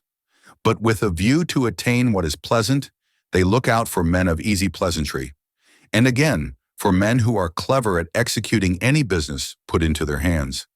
And these qualifications are not commonly found united in the same man. It has been already stated that the good man unites the qualities of pleasantness and usefulness. But then such a one will not be a friend to a superior unless he be also his superior in goodness. For if this be not the case, he cannot, being surpassed in one point, make things equal by a proportionate degree of friendship. And characters who unite superiority of station and goodness are not common. Chapter 8. Now all the kinds of friendship which have been already mentioned exist in a state of equality, inasmuch as either the same results accrue to both, and they wish the same things to one another, or else they barter one thing against another. Pleasure, for instance, against profit. It has been said already that friendships of this latter kind are less intense in degree and less permanent. And it is their resemblance or dissimilarity to the same thing which makes them to be thought to be and not to be friendships. They show like friendships in right of their likeness to that which is based on virtue, the one kind having the pleasurable, the other the profitable, both of which belong also to the other. And again, they do not show like friendships by reason of their unlikeness to that true kind, which unlikeness consists herein, that while that is above calumny and so permanent, these quickly change and differ in many other points. But there is another form of friendship, that, namely, in which the one party is superior to the other, as between father and son, elder and younger, husband and wife, ruler and ruled. These also differ one from another. I mean, the friendship between parents and children is not the same as between ruler and the ruled, nor has the father the same towards the son as the son towards the father, nor the husband towards the wife as she towards him, because the work and therefore the excellence of each of these is different, and different therefore are the causes of their feeling friendship. Distinct and different therefore are their feelings and states of friendship. And the same results do not accrue to each from the other, nor in fact ought they to be looked for. But when children render to their parents what they ought to the authors of their being, and parents to their sons what they ought to their offspring, the friendship between such parties will be permanent and equitable. Further, the feeling of friendship should be in a due proportion in all friendships which are between superior and inferior. I mean, the better man, or the more profitable and so forth, should be the object of a stronger feeling than he himself entertains. Because when the feeling of friendship comes to be after a certain rate, then equality in a certain sense is produced, which is thought to be a requisite in friendship. It must be remembered, however, that the equal is not in the same case as regards justice and friendship. For in strict justice, the exactly proportioned equal ranks first, and the actual numerically equal ranks second, while in friendship this is exactly reversed. And that equality is thus requisite is plainly shown by the occurrence of a great difference of goodness, or badness, or prosperity, or something else. For in this case, people are not any longer friends, nay, they do not even feel that they ought to be. The clearest illustration is perhaps the case of the gods, because they are most superior in all good things. It is obvious, too, in the case of kings, for they who are greatly their inferiors do not feel entitled to be friends to them, nor do people very insignificant to be friends to those of very high excellence or wisdom. Of course, in such cases, it is out of the question to attempt to define up to what point they may continue friends, for you may remove many points of agreement, and the friendship lasts nevertheless. But when one of the parties is very far separated, as a god from men, it cannot continue any longer. This has given room for a doubt, whether friends do really wish to their friends the very highest goods, as that they may be gods, because in case the wish were accomplished, they would no longer have them for friends, nor in fact would they have the good things they had, because friends are good things. If then it has been rightly said that a friend wishes to his friend good things for that friend's sake, it must be understood that he is to remain such as he now is. That is to say, he will wish the greatest good to him, of which as man he is capable. Yet perhaps not all, because each man desires good for himself most of all. It is thought that desire for honor makes the mass of men wish rather to be the objects of the feeling of friendship than to entertain it themselves. And for this reason, they are fond of flatterers, a flatterer being a friend inferior, or at least pretending to be such, and rather to entertain towards another the feeling of friendship than to be himself the object of it. Since the former is thought to be nearly the same as being honored, which the mass of men desire. And yet men seem to choose honor, not for its own sake, but incidentally. I mean, the common run of men delight to be honored by those in power because of the hope it raises. That is, they think they shall get from them anything they may happen to be in want of, so they delight in honor as an earnest of future benefit. They again who grasp at honor at the hands of the good, and those who are really acquainted with their merits desire to confirm their own opinion about themselves. So they take pleasure in the conviction that they are good, which is based on the sentence of those who assert it. But in being the objects of friendship, men delight for its own sake, and so this may be judged to be higher than being honored, and friendship to be in itself choice-worthy. Friendship, moreover, is thought to consist in feeling, rather than being the object of, the sentiment of friendship, which is proved by the delight mothers have in the feeling. Some there are who give their children to be adopted and brought up by others, and knowing them bear this feeling towards them, never seeking to have it returned, if both are not possible, but seeming to be content with seeing them well off, and bearing this feeling themselves towards them, even though they, by reason of ignorance, never render to them any filial regard or love. Since then friendship stands rather in the entertaining than in being the object of, the sentiment, and they are praised who are fond of their friends, it seems that entertaining the sentiment is the excellence of friends. And so in whomsoever this exists in due proportion, these are stable friends, and their friendship is permanent. And in this way may they who are unequal best be friends, because they may thus be made equal. Equality, then, and similarity are a tie to friendship, and specially the similarity of goodness, because good men, being stable in themselves, are also stable as regards others, and neither ask degrading services nor render them, but so to say, rather prevent them. For it is the part of the good neither to do wrong themselves, nor to allow their friends in so doing. The bad, on the contrary, have no principle of stability. In fact, they do not even continue like themselves. Only they come to be friends for a short time from taking delight in one another's wickedness. Those connected by motives of profit or pleasure hold together somewhat longer. So long, that is to say, as they can give pleasure or profit mutually. The friendship based on motives of profit is thought to be most of all formed out of contrary elements. The poor man, for instance, is thus a friend of the rich and the ignorant of the man of information. That is to say, a man desiring that of which he is, as it happens in want, gives something else in exchange for it. To this same class we may refer the lover and beloved, the beautiful and the ill-favored. For this reason, lovers sometimes show in a ridiculous light by claiming to be the objects of as intense a feeling as they themselves entertain. Of course, if they are equally fit objects of friendship, they are perhaps entitled to claim this. But if they have nothing of the kind, it is ridiculous. Perhaps, moreover, the contrary does not aim at its contrary for its own sake.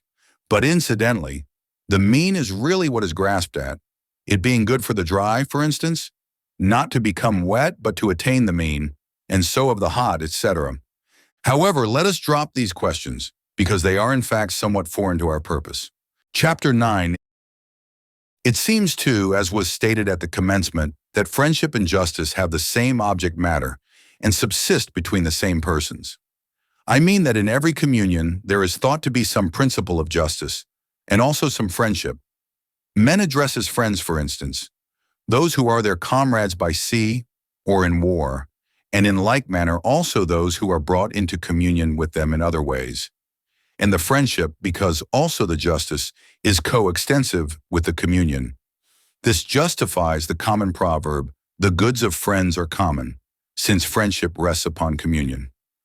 Now brothers and intimate companions have all in common, but other people have their property separate, and some have more in common and others less, because the friendships likewise differ in degree. So too do the various principles of justice involved, not being the same between parents and children as between brothers, nor between companions as between fellow citizens merely, and so on of all the other conceivable friendships. Different also are the principles of injustice as regards these different grades, and the acts become intensified by being done to friends. For instance, it is worse to rob your companion than one who is merely a fellow citizen, to refuse help to a brother than to a stranger, and to strike your father than anyone else. So then the justice naturally increases with the degree of friendship, as being between the same parties and of equal extent. All cases of communion are parts, so to say, of the great social one, since in them men associate with a view to some advantage and to procure some of those things which are needful for life. And the great social communion is thought originally to have been associated and to continue for the sake of some advantage. This being the point at which legislators aim, affirming that to be just, which is generally expedient. All the other cases of communion aim at advantage in particular points. The crew of a vessel at that which is to result from the voyage which is undertaken with a view to making money, or some such object.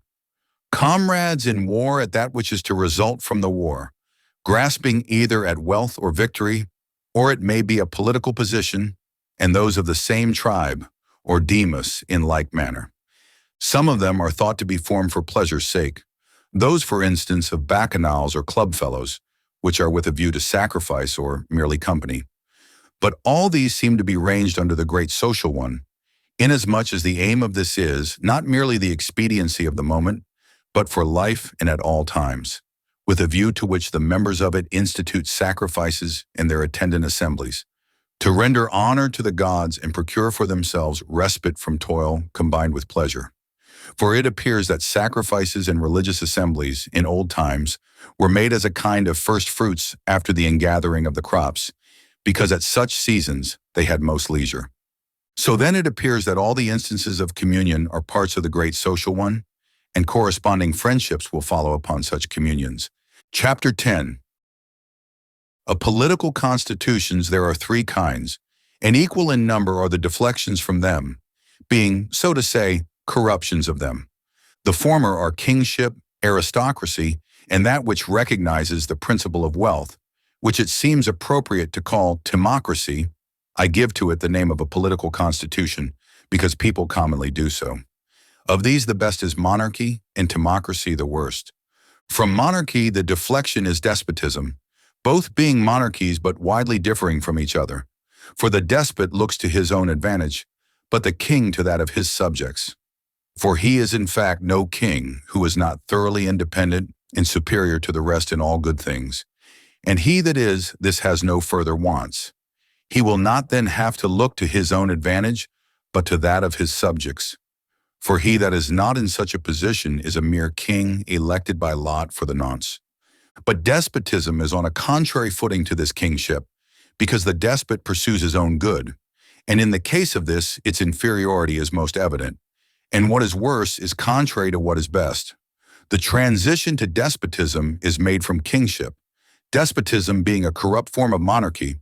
That is to say, the bad king comes to be a despot.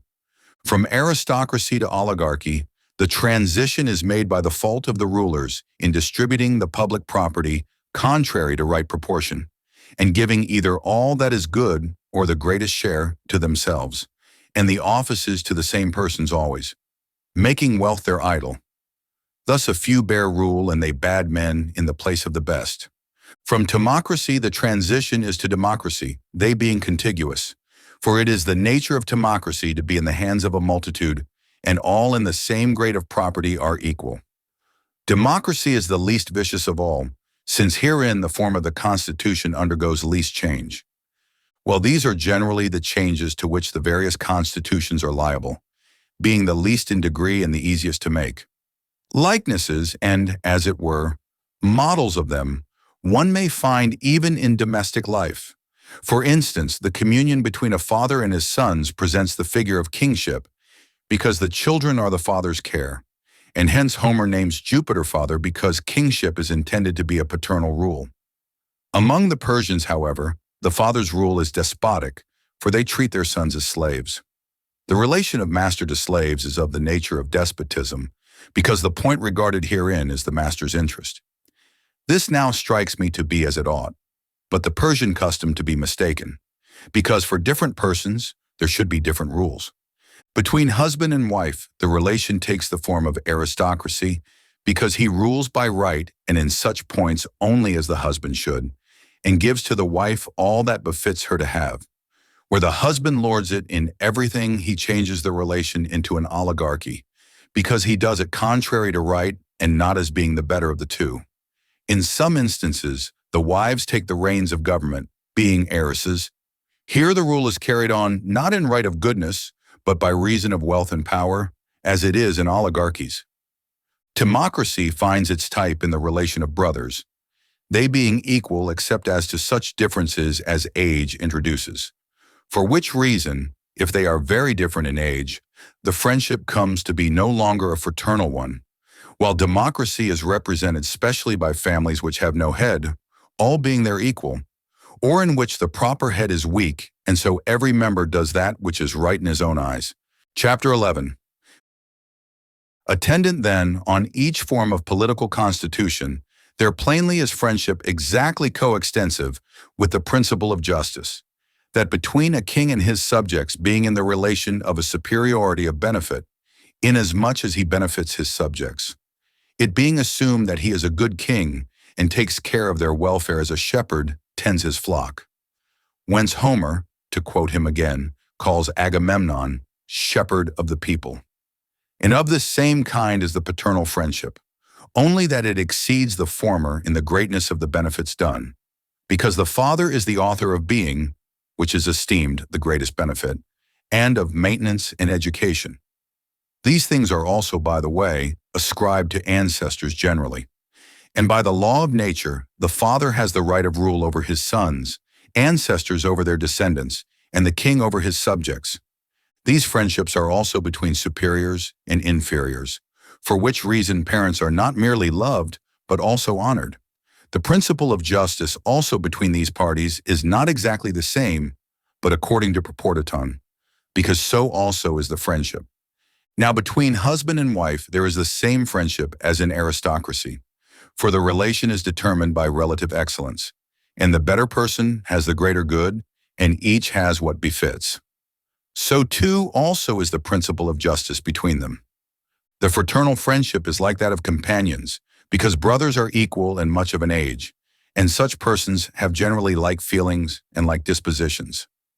Like to this also is the friendship of a democracy, because the citizens are intended to be equal and equitable. Rule therefore passes from hand to hand and is distributed on equal terms.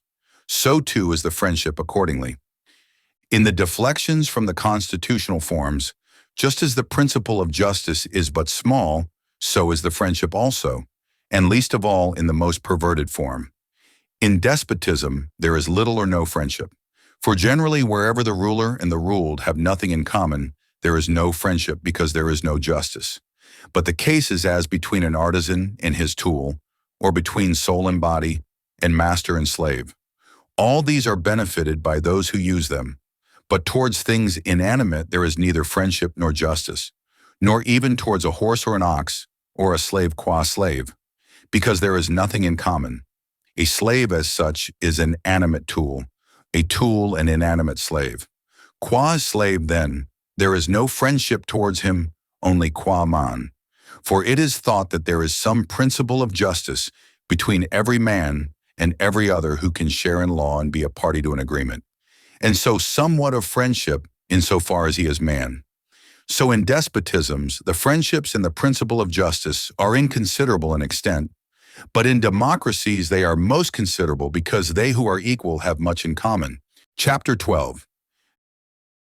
Now of course all friendship is based upon communion, as has been already stated, but one would be inclined to separate off from the rest the friendship of kindred and that of companions, whereas those of men of the same city or tribe or crew and all such are more peculiarly, it would seem, based upon communion, inasmuch as they plainly exist in right of some agreement expressed or implied. Among these one may rank also the friendship of hospitality, the friendship of kindred is likewise of many kinds, and appears in all its varieties to depend on the parental.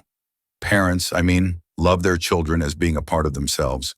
Children love their parents as being themselves somewhat derived from them. But parents know their offspring more than these know that they are from the parents. And the source is more closely bound to that which is produced than that which is produced is to that which formed it.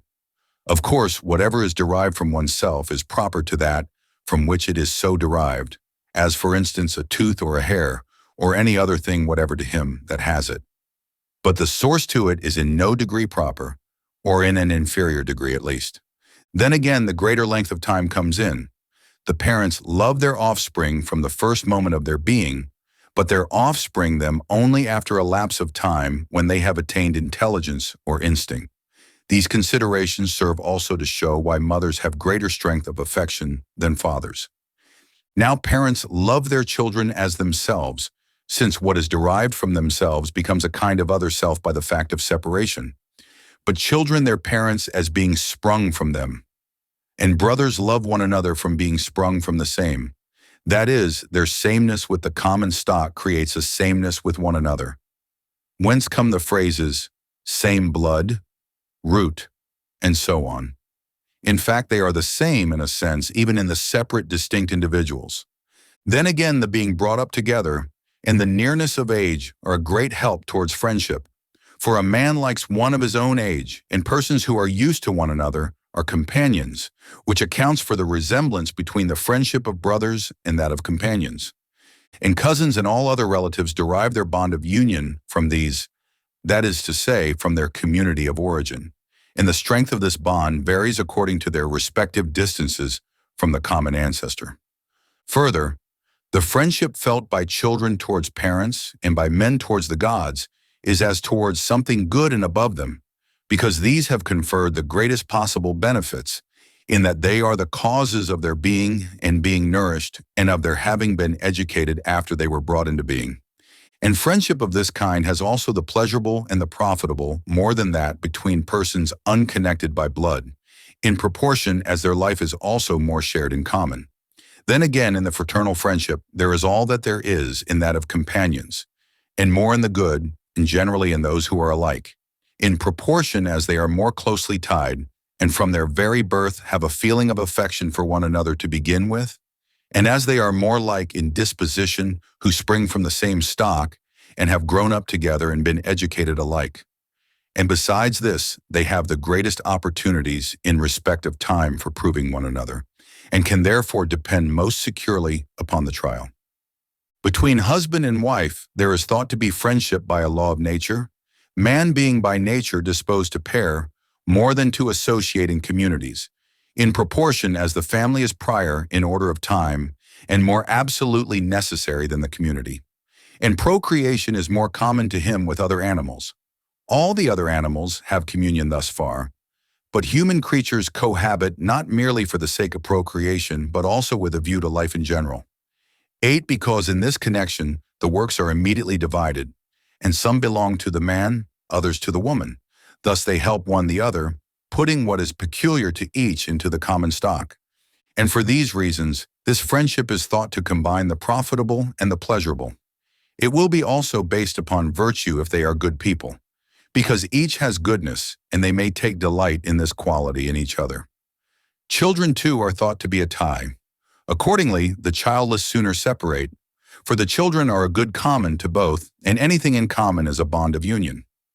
The question how a man is to live with his wife, or, more generally, one friend with another, appears to be no other than this: how it is just that they should, because plainly there is not the same principle of justice between a friend and friend, as between strangers or companions or mere chance fellow travelers. Chapter 13. There are then, as was stated at the commencement of this book, 3 kinds of friendship, and in each there may be friends on a footing of equality, and friends in the relation of superior and inferior. We find, that people who are alike in goodness become friends and better with worse, and so also pleasant people. Again, because of advantage, people are friends, either balancing exactly their mutual profitableness or differing from one another herein.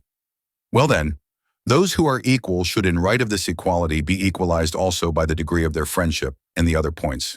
And those who are on a footing of inequality by rendering friendship in proportion to the superiority of the other party. Fault-finding and blame arises, either solely or most naturally, in friendship of which utility is the motive. For they who are friends by reason of goodness are eager to do kindnesses to one another, because this is a natural result of goodness and friendship. And when men are vying with each other for this end, there can be no fault-finding nor contention. Since no one is annoyed at one who entertains for him the sentiment of friendship and does kindnesses to him, but if of a refined mind he requites him with kind actions. And suppose that one of the two exceeds the other, yet as he is attaining his object, he will not find fault with his friend, for good is the object of each party. Neither can there well be quarrels between men who are friends for pleasure's sake, because supposing them to delight in living together, then both attain their desire. Or if not, a man would be put in a ridiculous light who should find fault with another for not pleasing him, since it is in his power to forbear intercourse with him. But the friendship because of advantage is very liable to fault-finding, because as the parties use one another with a view to advantage, the requirements are continually enlarging, and they think they have less than of right belongs to them, and find fault because though justly entitled, they do not get as much as they want, while they who do the kindnesses can never come up to the requirements of those to whom they are being done. It seems also that as the just is of two kinds, the unwritten and the legal, so friendship because of advantages of two kinds, what may be called the moral and the legal. And the most fruitful source of complaints is that parties contract obligations and discharge them not in the same line of friendship. The legal is upon specified conditions, either purely tradesmanlike from hand to hand, or somewhat more gentlemanly as regards time, but still by agreement a quid pro quo. In this legal kind, the obligation is clear and admits of no dispute. The friendly element is the delay in requiring its discharge, and for this reason in some countries no actions can be maintained at law for the recovery of such debts, it being held that they who have dealt on the footing of credit must be content to abide the issue. That which may be termed the moral kind is not upon specified conditions, but a man gives as to his friend and so on, but still he expects to receive an equivalent or even more, as though he had not given but lent. He also will find fault, because he does not get the obligation discharged in the same way as it was contracted. Now this results from the fact that all men, or the generality at least, wish what is honorable, but, when tested, choose what is profitable, and the doing kindnesses disinterestedly is honorable while receiving benefits is profitable. In such cases one should, if able, make a return proportionate to the good received, and do so willingly, because one ought not to make a disinterested friend of a man against his inclination. One should act, I say, as having made a mistake originally in receiving kindness from one from whom one ought not to have received it, he being not a friend, nor doing the act disinterestedly. One should therefore discharge oneself of the obligation, as having received a kindness on specified terms. And if able, a man would engage to repay the kindness, while if he were unable, even the doer of it would not expect it of him, so that if he is able, he ought to repay it. But one ought at the first to ascertain from whom one is receiving kindness, and on what understanding, that on that same understanding one may accept it or not. A question admitting of dispute is whether one is to measure a kindness by the good done to the receiver of it, and make this the standard by which to requite, or by the kind intention of the doer. For they who have received kindnesses frequently plead in depreciation that they have received from their benefactors such things as were small for them to give, or such as they themselves could have got from others, while the doers of the kindnesses affirm that they gave the best they had, and what could not have been got from others, and under danger, or in such like straits. May we not say that as utility is the motive of the friendship, the advantage conferred on the receiver must be the standard? Because he it is who requests the kindness, and the other serves him in his need on the understanding that he is to get an equivalent. The assistance rendered is then exactly proportionate to the advantage which the receiver has obtained, and he should therefore repay as much as he gained by it, or even more, this being more creditable. In friendships based on goodness, the question, of course, is never raised, but herein the motive of the doer seems to be the proper standard, since virtue and moral character depend principally on motive. Chapter 14. Quarrels arise also in those friendships in which the parties are unequal, because each party thinks himself entitled to the greater share. And of course, when this happens, the friendship is broken up. The man who is better than the other thinks that having the greater share pertains to him of right, for that more is always awarded to the good man. And similarly, the man who is more profitable to another than that other to him. One who is useless, or they say, ought not to share equally, for it comes to a tax, and not a friendship, unless the fruits of the friendship are reaped in proportion to the works done. Their notion being that as in a money partnership, they who contribute more receive more, so should it be in friendship likewise. On the other hand, the needy man and the less virtuous advance the opposite claim. They urge that it is the very business of a good friend to help those who are in need. Else what is the use of having a good or powerful friend if one is not to reap the advantage at all? Now each seems to advance a right claim and to be entitled to get more out of the connection than the other, only not more of the same thing. But the superior man should receive more respect, the needy man more profit, respect being the reward of goodness and beneficence, profit being the aid of need. This is plainly the principle acted upon in political communities. He receives no honor who gives no good to the common stock. For the property of the public is given to him who does good to the public, and honor is the property of the public. It is not possible both to make money out of the public and receive honor likewise, because no one will put up with the less in every respect. So to him who suffers loss as regards money they award honor, but money to him who can be paid by gifts. Since, as has been stated before, the observing due proportion equalizes and preserves friendship. Like rules then should be observed in the intercourse of friends who are unequal, and to him who advantages another in respect of money or goodness, that other should repay honor, making requital according to his power. Because friendship requires what is possible, not what is strictly due, this being not possible in all cases, as in the honors paid to the gods and to parents. No man could ever make the due return in these cases, and so he is thought to be a good man who pays respect according to his ability. For this reason it may be judged never to be allowable for a son to disown his father, whereas a father may his son, because he that owes is bound to pay.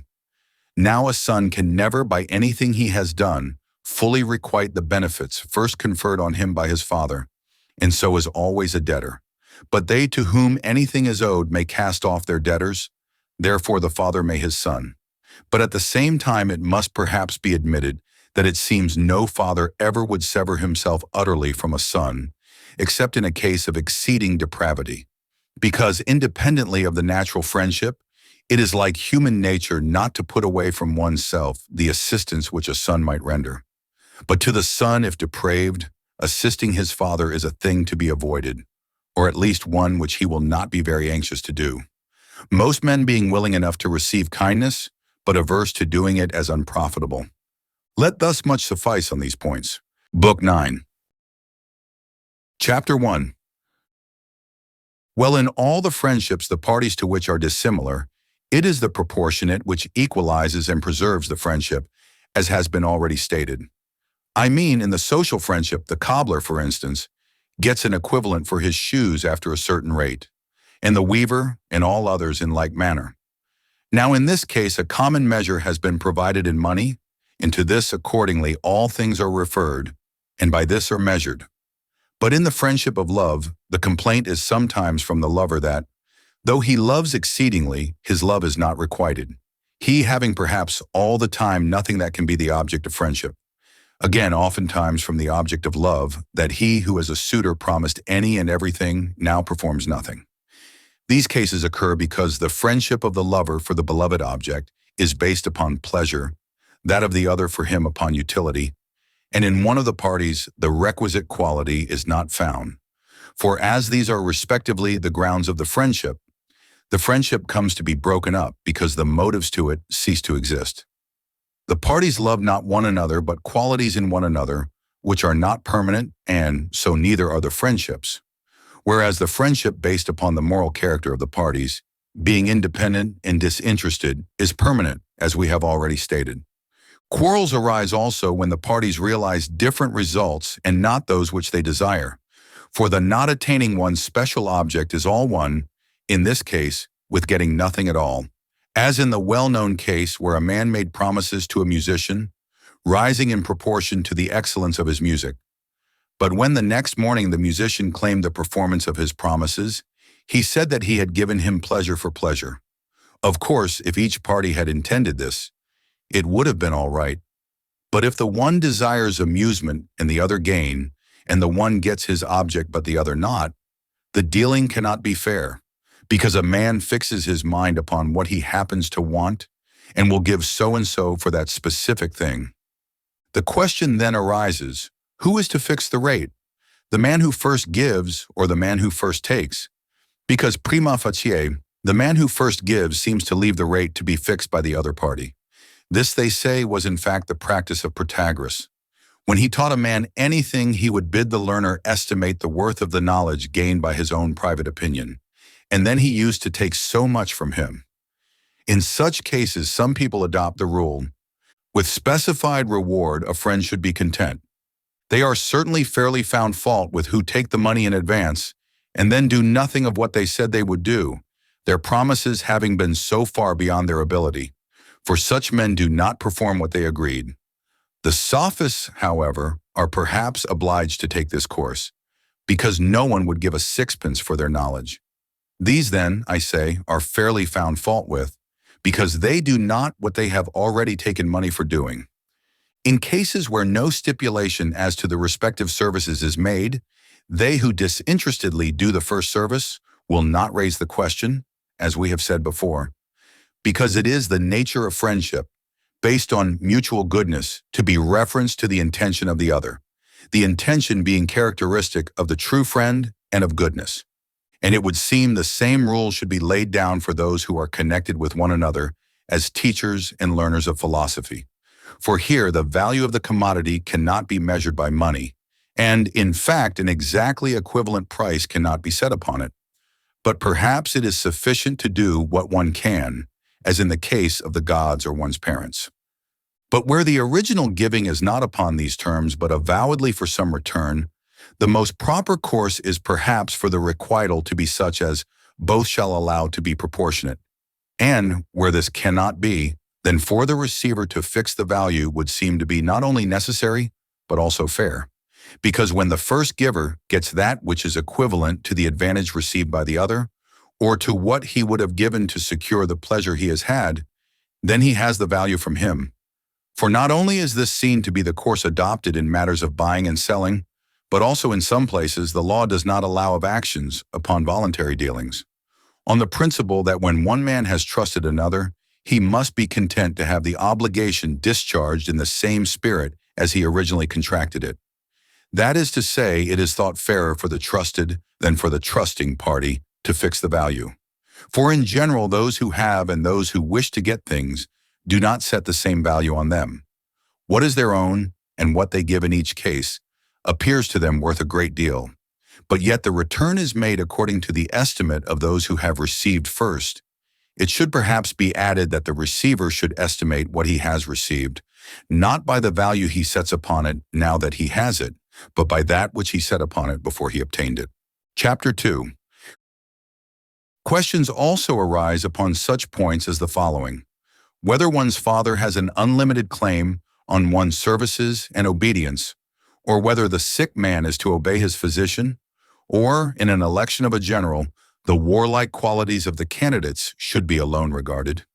In like manner, whether one should do a service rather to one's friend or to a good man, whether one should rather requite a benefactor or give to one's companion, supposing that both are not within one's power, is not the true answer that it is no easy task to determine all such questions accurately, inasmuch as they involve numerous differences of all kinds in respect of amount and what is honorable and what is necessary? It is obvious, of course, that no one person can unite in himself all claims. Again, the requital of benefits is, in general, a higher duty than doing unsolicited kindnesses to one's companion. In other words, the discharging of a debt is more obligatory upon one than the duty of giving to a companion. And yet this rule may admit of exceptions. For instance, which is the higher duty? For one who has been ransomed out of the hands of robbers to ransom and return his ransomer, be he who he may, or to repay him on his demand though he has not been taken by robbers, or to ransom his own father? For it would seem that a man ought to ransom his father even in preference to himself. Well then, as has been said already, as a general rule the debt should be discharged, but if in a particular case the giving greatly preponderates as being either honorable or necessary, we must be swayed by these considerations.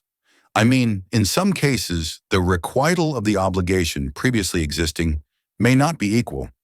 Suppose, for instance, that the original benefactor has conferred a kindness on a good man, knowing him to be such, whereas this said good man has to repay it believing him to be a scoundrel. And again, in certain cases, no obligation lies on a man to lend to one who has lent to him. Suppose, for instance, that a bad man lent to him as being a good man, under the notion that he should get repaid, whereas the said good man has no hope of repayment from him being a bad man.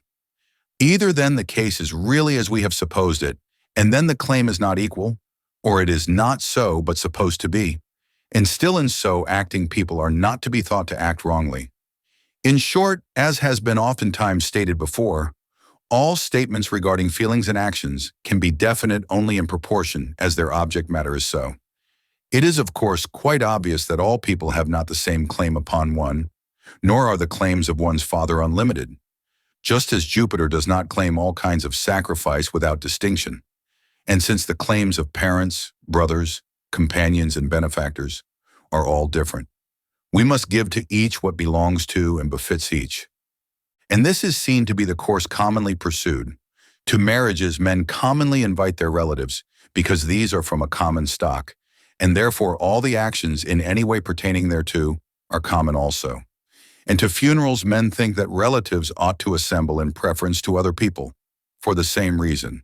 And it would seem that in respect of maintenance, it is our duty to assist our parents in preference to all others, as being their debtors, and because it is more honorable to succor in these respects the authors of our existence than ourselves. Honor likewise we ought to pay to our parents just as to the gods, but then not all kinds of honor, not the same, for instance, to a father as to a mother, nor again to a father the honor due to a scientific man or to a general, but that which is a father's due, and in like manner to a mother that which is a mother's. To all our elders also the honor befitting their age, by rising up in their presence, turning out of the way for them, and all similar marks of respect. To our companions again, or brothers, frankness and free participation in all we have. And to those of the same family or tribe or city with ourselves, and all similarly connected with us, we should constantly try to render their due, and to discriminate what belongs to each in respect of nearness of connection, or goodness, or intimacy. Of course, in the case of those of the same class, the discrimination is easier. In that of those who are in different classes, it is a matter of more trouble. This, however, should not be a reason for giving up the attempt, but we must observe the distinctions so far as it is practicable to do so. Chapter 3. A question is also raised as to the propriety of dissolving or not dissolving those friendships the parties to which do not remain what they were when the connection was formed. Now surely in respect of those whose motive to friendship is utility or pleasure, there can be nothing wrong in breaking up the connection when they no longer have those qualities, because they were friends, not of one another, but of those qualities. And these having failed, it is only reasonable to expect that they should cease to entertain the sentiment. But a man has reason to find fault if the other party, being really attached to him because of advantage or pleasure, pretended to be so because of his moral character. In fact, as we said at the commencement, the most common source of quarrels between friends is their not being friends on the same grounds as they suppose themselves to be. Now, when a man has been deceived in having supposed himself to excite the sentiment of friendship by reason of his moral character, the other party doing nothing to indicate he has but himself to blame. But when he has been deceived by the pretense of the other, he has a right to find fault with the man who has so deceived him, even more than with utterers of false coin, in proportion to the greater preciousness of that which is the object matter of the villainy. But suppose a man takes up another as being a good man, who turns out and is found by him to be a scoundrel, is he bound still to entertain friendship for him? Or may we not say at once it is impossible, since it is not everything which is the object matter of friendship, but only that which is good, and so there is no obligation to be a bad man's friend, nor in fact ought one to be such. For one ought not to be a lover of evil, nor to be assimilated to what is base, which would be implied, because we have said before, like is friendly to like. Are we then to break with him instantly? Not in all cases, only where our friends are incurably depraved. When there is a chance of amendment, we are bound to aid in repairing the moral character of our friends even more than their substance, in proportion as it is better and more closely related to friendship. Still, he who should break off the connection is not to be judged to act wrongly, for he never was a friend to such a character as the other now is. And therefore, since the man is changed, and he cannot reduce him to his original state, he backs out of the connection. To put another case, suppose that one party remains what he was when the friendship was formed, while the other becomes morally improved and widely different from his friend in goodness. Is the improved character to treat the other as a friend? May we not say it is impossible? The case, of course, is clearest where there is a great difference, as in the friendships of boys. For suppose that of two boyish friends, the one still continues a boy in mind, and the other becomes a man of the highest character. How can they be friends? Since they neither are pleased with the same objects nor like and dislike the same things. For these points will not belong to them as regards one another, and without them it was assumed they cannot be friends, because they cannot live in intimacy. And of the case of those who cannot do so, we have spoken before. Well then, is the improved party to bear himself towards his former friend in no way differently to what he would have done had the connection never existed? Surely he ought to bear in mind the intimacy of past times. And just as we think ourselves bound to do favors for our friends in preference to strangers, so to those who have been friends and are so no longer, we should allow somewhat on the score of previous friendship, whenever the cause of severance is not excessive depravity on their part. Chapter 4. Now the friendly feelings which are exhibited towards our friends, and by which friendships are characterized, seem to have sprung out of those which we entertain toward ourselves. I mean, people define a friend to be one who intends and does what is good, or what he believes to be good, to another for that other's sake, or one who wishes his friend to be and to live for that friend's own sake, which is the feeling of mothers towards their children and of friends who have come into collision. Others again, one who lives with another and chooses the same objects, or one who sympathizes with his friend in his sorrows and in his joys. This too is especially the case with mothers. Well, by some one of these marks people generally characterize friendship, and each of these the good man has towards himself, and all others have them insofar as they suppose themselves to be good. For as has been said before, goodness, that is the good man, seems to be a measure to everyone else. For he is at unity in himself, and with every part of his soul he desires the same objects. And he wishes for himself both what is, and what he believes to be, good, and he does it, it being characteristic of the good man to work at what is good, and for the sake of himself, inasmuch as he does it for the sake of his intellectual principle, which is generally thought to be a man's self. Again, he wishes himself, and specially this principle, whereby he is an intelligent being, to live and be preserved in life, because existence is a good to him that is a good man. But it is to himself that each individual wishes what is good, and no man, conceiving the possibility of his becoming other than he now is, chooses that that new self should have all things indiscriminately. A god, for instance, has at the present moment the chief good, but he has it in right of being whatever he actually now is. And the intelligent principle must be judged to be each man's self, or at least eminently so, though other principles help, of course, to constitute him the man he is. Furthermore, the good man wishes to continue to live with himself, for he can do it with pleasure, in that his memories of past actions are full of delight and his anticipations of the future are good, and such are pleasurable. Then again, he has good store of matter for his intellect to contemplate, and he most especially sympathizes with his self and its griefs and joys, because the objects which give him pain and pleasure are at all times the same, not one thing today and a different one tomorrow, because he is not given to repentance, if one may so speak. It is then because each of these feelings are entertained by the good man towards his own self, and a friend feels towards a friend as towards himself, a friend being in fact another self, that friendship is thought to be some one of these things, and they are accounted friends in whom they are found. Whether or no there can really be friendship between a man and his self is a question we will not at present entertain.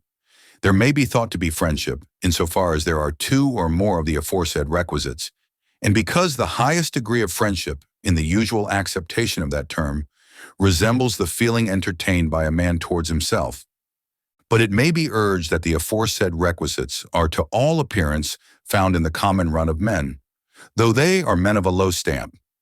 May it not be answered that they share in them only in so far as they please themselves and conceive themselves to be good? For certainly they are not either really, or even apparently, found in any one of those who are very depraved and villainous. We may almost say not even in those who are bad men at all, for they are at variance with themselves and lust after different things from those which in cool reason they wish for, just as men who fail of self-control.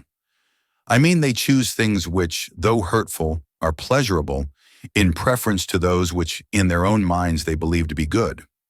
Others again, from cowardice and indolence, decline to do what still they are convinced is best for them, while they who from their depravity have actually done many dreadful actions hate and avoid life, and accordingly kill themselves.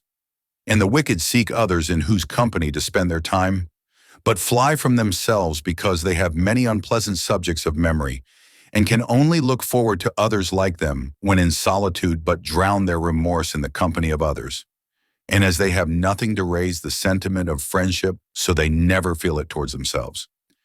Neither, in fact, can they who are of this character sympathize with themselves in their joys and sorrows, because their soul is, as it were, rent by faction, and the one principle, by reason of the depravity in them, is grieved at abstaining from certain things, while the other and better principle is pleased thereat.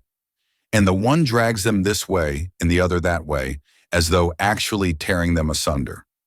And though it is impossible actually to have at the same time the sensations of pain and pleasure, yet after a little time the man is sorry for having been pleased, and he could wish that those objects had not given him pleasure, for the wicked are full of remorse. It is plain then that the wicked man cannot be in the position of a friend even towards himself, because he has in himself nothing which can excite the sentiment of friendship. If then to be thus is exceedingly wretched, it is a man's duty to flee from wickedness with all his might and to strive to be good, because thus may he be friends with himself and may come to be a friend to another. Chapter 5. Kindly feeling, though resembling friendship, is not identical with it, because it may exist in reference to those whom we do not know, and without the object of it being aware of its existence, which friendship cannot. This, by the way, has also been said before. And further, it is not even affection, because it does not imply intensity nor yearning, which are both consequences of affection. Again, affection requires intimacy, but kindly feeling may arise quite suddenly, as happens sometimes in respect of men against whom people are matched in any way. I mean, they come to be kindly disposed to them and sympathize in their wishes, but still they would not join them in any action, because, as we said, they conceive this feeling of kindness suddenly and so have but a superficial liking. What it does seem to be is the starting point of a friendship, just as pleasure, received through the sight, is the commencement of love. For no one falls in love without being first pleased with the personal appearance of the beloved object, and yet he who takes pleasure in it does not therefore necessarily love, but when he wearies for the object in its absence and desires its presence. Exactly in the same way, men cannot be friends without having passed through the stage of kindly feeling. And yet they who are in that stage do not necessarily advance to friendship. They merely have an inert wish for the good of those toward whom they entertain the feeling, but would not join them in any action, nor put themselves out of the way for them.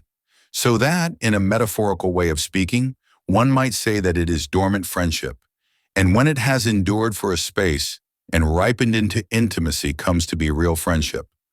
But not that whose object is advantage or pleasure, because such motives cannot produce even kindly feeling.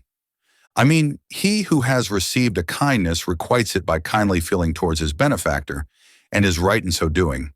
But he who wishes another to be prosperous, because he has hope of advantage through his instrumentality, does not seem to be kindly disposed to that person, but rather to himself. Just as neither is he his friend if he pays court to him for any interested purpose. Kindly feeling always arises by reason of goodness and a certain amiability, when one man gives another the notion of being a fine fellow, or a brave man, etc., as we said was the case sometimes with those matched against one another. Chapter 6. Unity of sentiment is also plainly connected with friendship, and therefore is not the same as unity of opinion, because this might exist even between people unacquainted with one another. Nor do men usually say people are united in sentiment merely because they agree in opinion on any point, as for instance, on points of astronomical science, unity of sentiment herein not having any connection with friendship.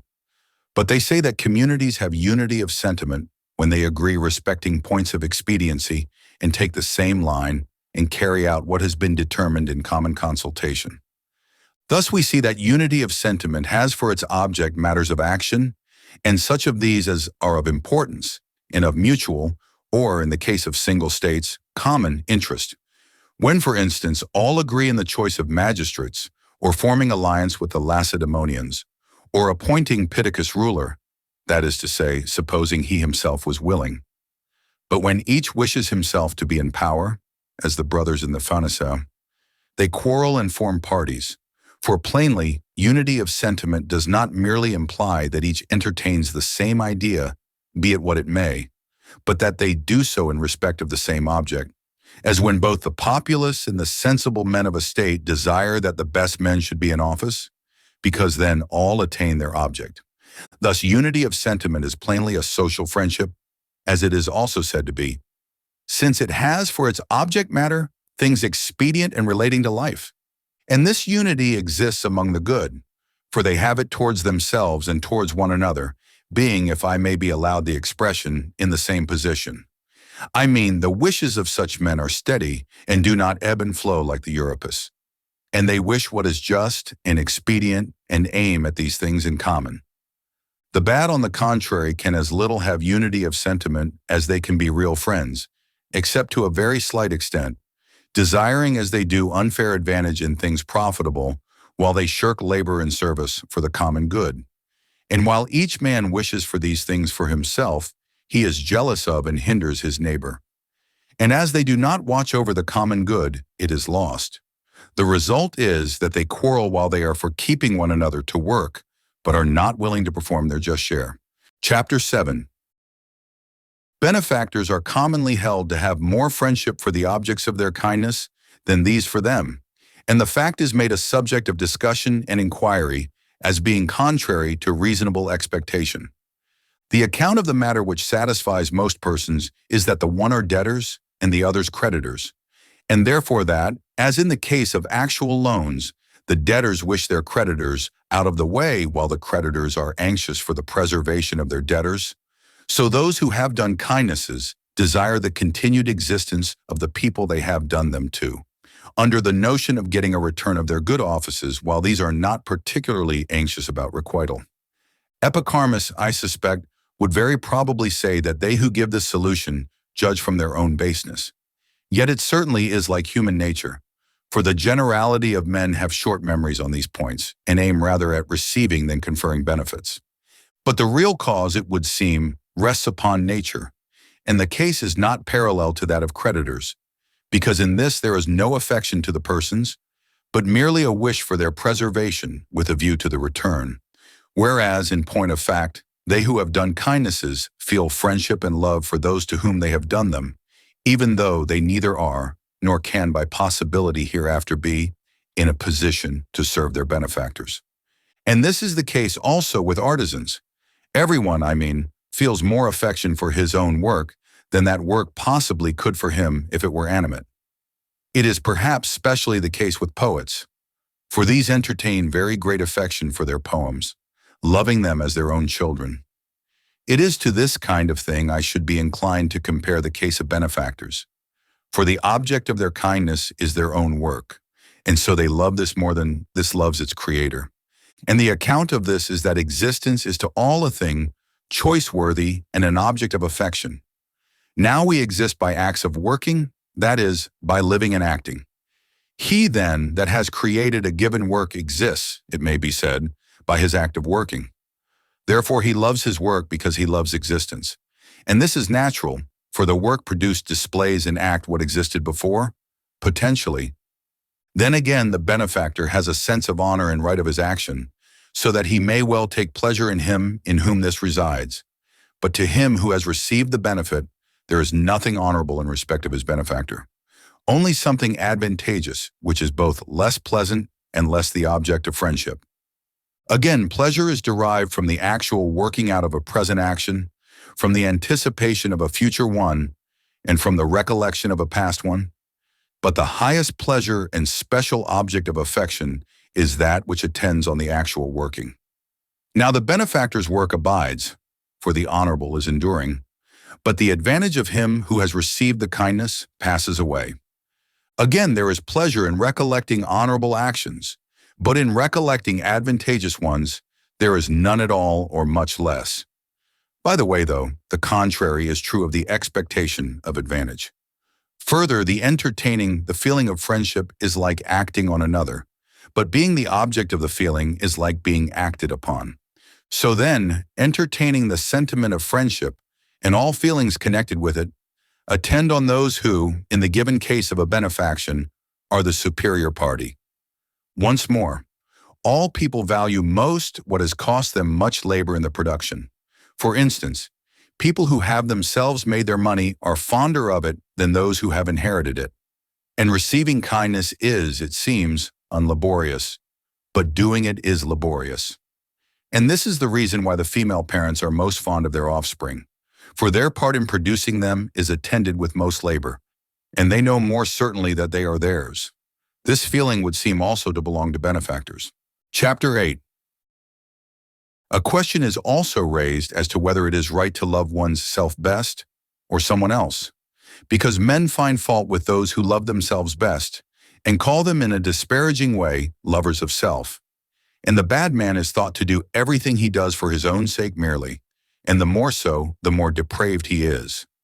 Accordingly, men reproach him with never doing anything unselfish, whereas the good man acts from a sense of honor, and the more so, the better man he is, and for his friend's sake, and is careless of his own interest.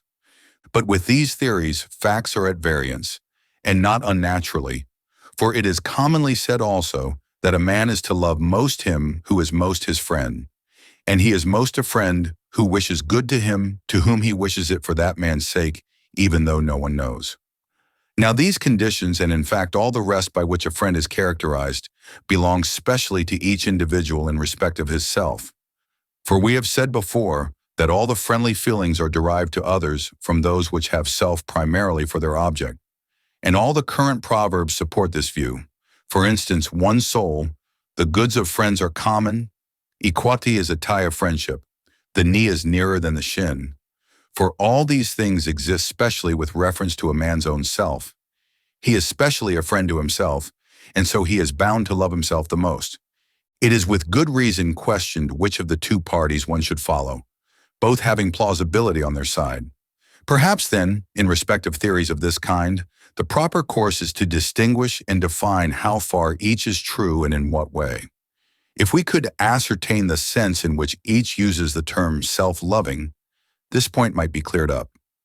Well, now they who use it disparagingly give the name to those who, in respect of wealth and honors and pleasures of the body, give to themselves the larger share, because the mass of mankind grasp after these and are earnest about them as being the best things, which is the reason why they are matters of contention. They who are covetous in regard to these gratify their lusts and passions in general, that is to say, the irrational part of their soul. Now the mass of mankind are so disposed, for which reason the appellation has taken its rise from that mass which is low and bad. Of course, they are justly reproached who are self-loving in this sense, and that the generality of men are accustomed to apply the term to denominate those who do give such things to themselves is quite plain. Suppose, for instance, that a man were anxious to do, more than other men, acts of justice or self-mastery or any other virtuous acts, and in general were to secure to himself that which is abstractedly noble and honorable. No one would call him self-loving, nor blame him. Yet might such an one be judged to be more truly self-loving?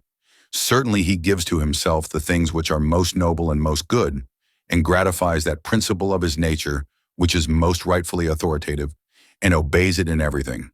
And just as that which possesses the highest authority is thought to constitute a community or any other system, so also in the case of man. And so he is most truly self-loving who loves and gratifies this principle. Again, men are said to have, or to fail of having, self-control, according as the intellect controls or not, it being plainly implied thereby that this principle constitutes each individual. And people are thought to have done of themselves, and voluntarily, those things specially which are done with reason. It is plain, therefore, that this principle does, either entirely or specially, constitute the individual man, and that the good man specially loves this. For this reason, then, he must be specially self-loving, in a kind other than that which is reproached, and as far superior to it as living in accordance with reason is to living at the beck and call of passion, and aiming at the truly noble to aiming at apparent advantage. Now all approve and commend those who are eminently earnest about honorable actions, and if all would vie with one another in respect of the callan, and be intent upon doing what is most truly noble and honorable, society at large would have all that is proper, while each individual in particular would have the greatest of goods, virtue being assumed to be such. And so the good man ought to be self-loving, because by doing what is noble he will have advantage himself and will do good to others. But the bad man ought not to be, because he will harm himself and his neighbors by following low and evil passions.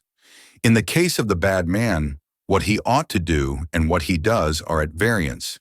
But the good man does what he ought to do, because all intellect chooses what is best for itself, and the good man puts himself under the direction of intellect. Of the good man it is true likewise that he does many things for the sake of his friends and his country, even to the extent of dying for them, if need be, for money and honors, and, in short, all the good things which others fight for. He will throw away while eager to secure to himself the callan. He will prefer a brief and great joy to a tame and enduring one, and to live nobly for 1 year rather than ordinarily for many, and one great and noble action to many trifling ones. And this is perhaps that which befalls men who die for their country and friends. They choose great glory for themselves, and they will lavish their own money that their friends may receive more, for hereby the friend gets the money but the man himself the callan. So in fact he gives to himself the greater good. It is the same with honors and offices. All these things he will give up to his friend, because this reflects honor and praise on himself. And so with good reason is he esteemed a fine character, since he chooses the honorable before all things else. It is possible also to give up the opportunities of action to a friend, and to have caused a friend's doing a thing may be more noble than having done it oneself. In short, in all praiseworthy things, the good man does plainly give to himself a larger share of the honorable. In this sense, it is right to be self-loving. In the vulgar acceptation of the term, it is not. Chapter 9. A question is raised also respecting the happy man, whether he will want friends or no. Some say that they who are blessed and independent have no need of friends, for they already have all that is good, and so, as being independent, want nothing further. Whereas the notion of a friend's office is to be as it were a second self, and procure for a man what he cannot get by himself. Hence the saying, when fortune gives us good, what need we friends? On the other hand, it looks absurd, while we are assigning to the happy man all other good things, not to give him friends, which are, after all, thought to be the greatest of external goods. Again, if it is more characteristic of a friend to confer than to receive kindnesses, and if to be beneficent belongs to the good man and to the character of virtue, And if it is more noble to confer kindnesses on friends than strangers, the good man will need objects for his benefactions. And out of this last consideration springs a question whether the need of friends be greater in prosperity or adversity, since the unfortunate man wants people to do him kindnesses, and they who are fortunate want objects for their kind acts. Again, it is perhaps absurd to make our happy man a solitary, because no man would choose the possession of all goods in the world on the condition of solitariness, man being a social animal and formed by nature for living with others.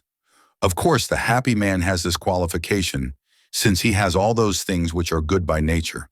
And it is obvious that the society of friends and good men must be preferable to that of strangers and ordinary people. And we conclude, therefore, that the happy man does need friends. But then, what do they mean whom we quoted first, and how are they right? Is it not that the mass of mankind mean by friends those who are useful? And of course, the happy man will not need such, because he has all good things already. Neither will he need such as are friends with a view to the pleasurable, or at least only to a slight extent, because his life, being already pleasurable, does not want pleasure imported from without. And so, since the happy man does not need friends of these kinds, he is thought not to need any at all. But it may be this is not true, for it was stated originally that happiness is a kind of working. Now working plainly is something that must come into being, not be already there like a mere piece of property.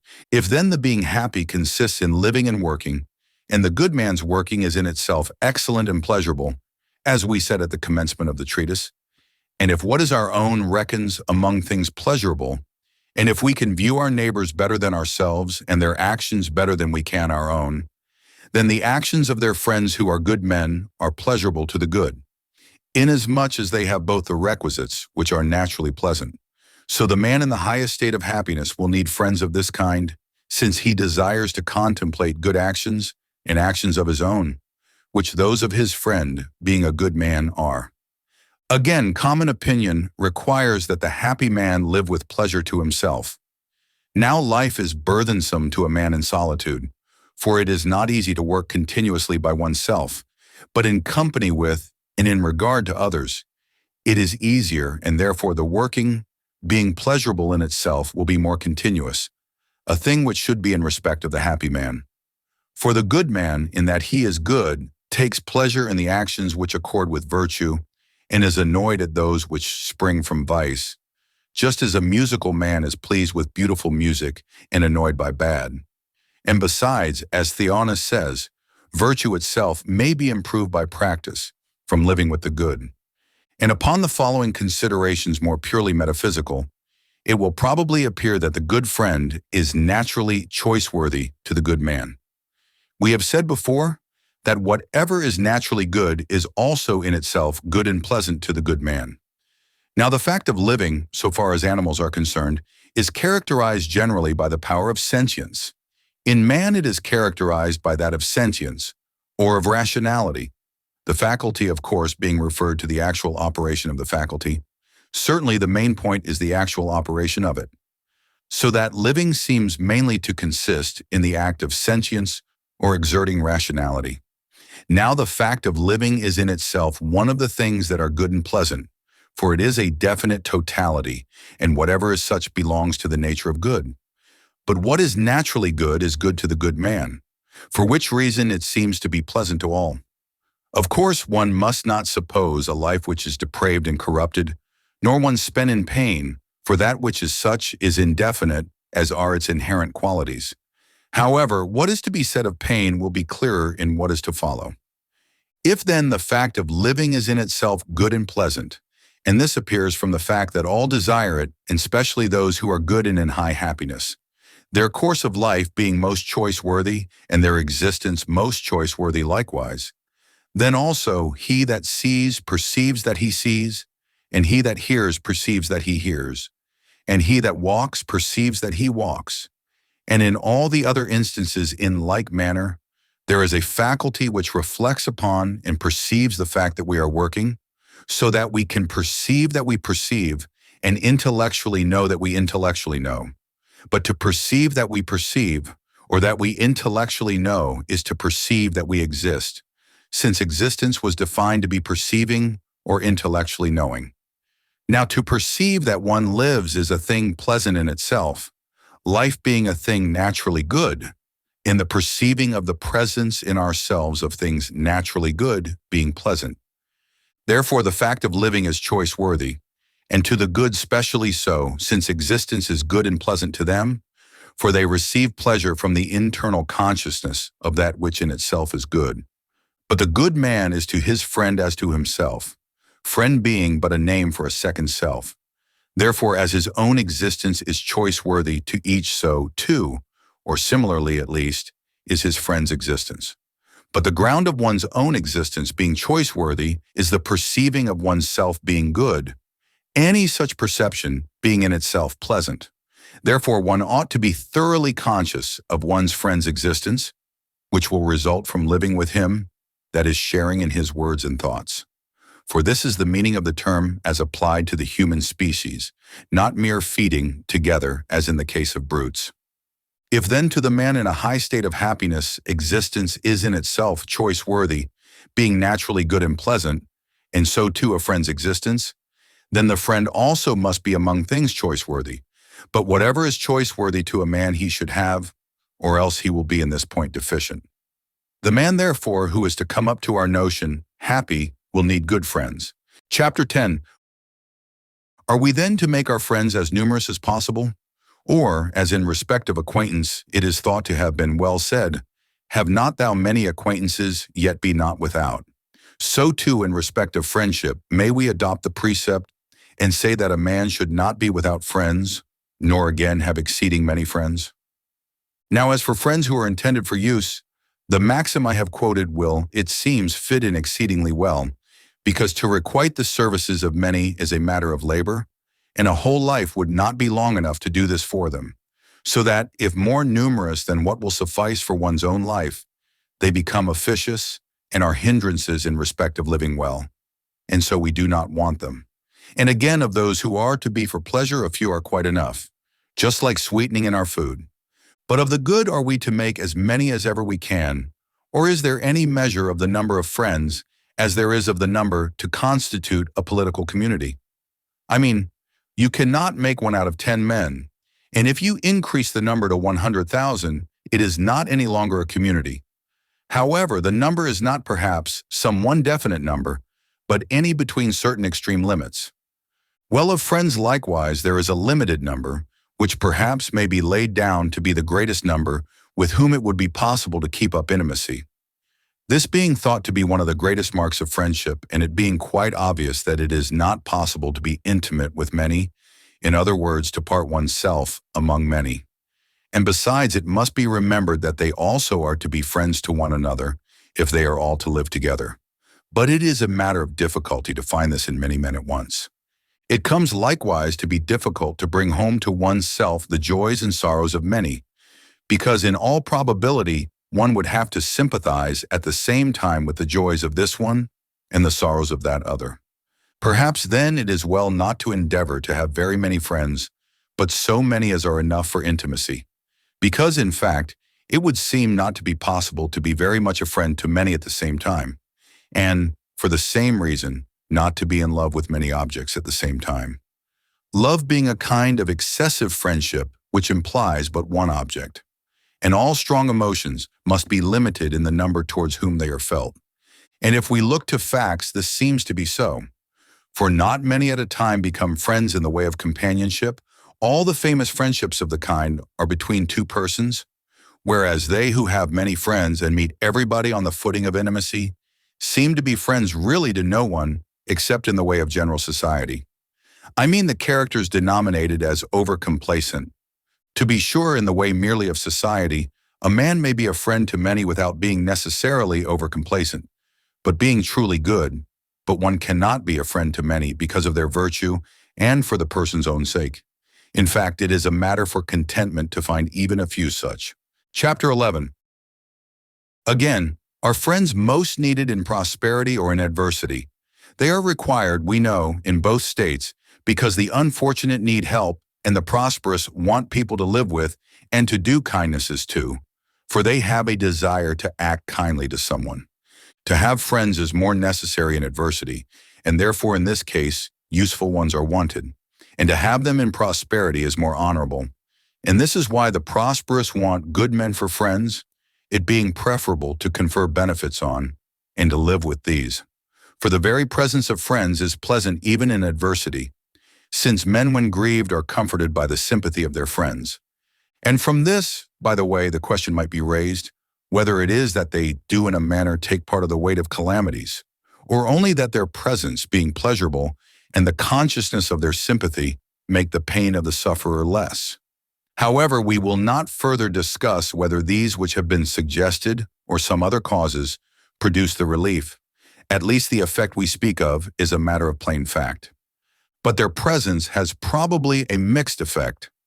I mean, not only is the very seeing friends pleasant, especially to one in misfortune, an actual help towards lessening the grief is afforded, the natural tendency of a friend, if he is gifted with tact, being to comfort by look and word, because he is well acquainted with the sufferer's temper and disposition, and therefore knows what things give him pleasure and pain, but also the perceiving a friend to be grieved at his misfortunes causes the sufferer pain, because everyone avoids being cause of pain to his friends.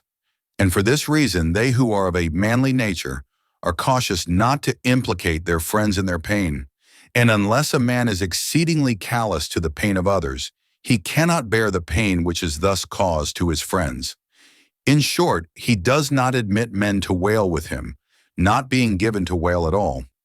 Women, it is true, and men who resemble women, like to have others to groan with them, and love such as friends and sympathizers.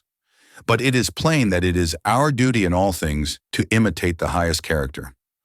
On the other hand, the advantages of friends in our prosperity are the pleasurable intercourse and the consciousness that they are pleased at our good fortune.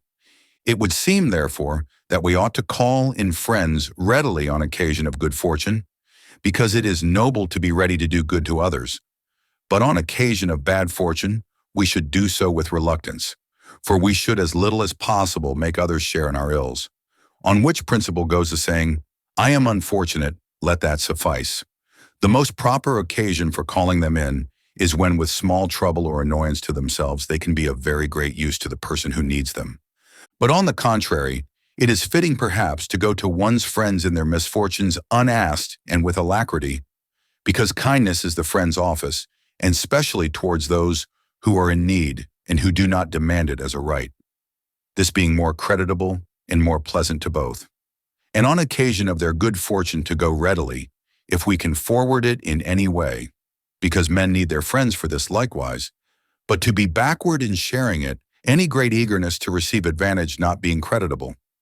One should perhaps be cautious not to present the appearance of sullenness in declining the sympathy or help of friends, for this happens occasionally.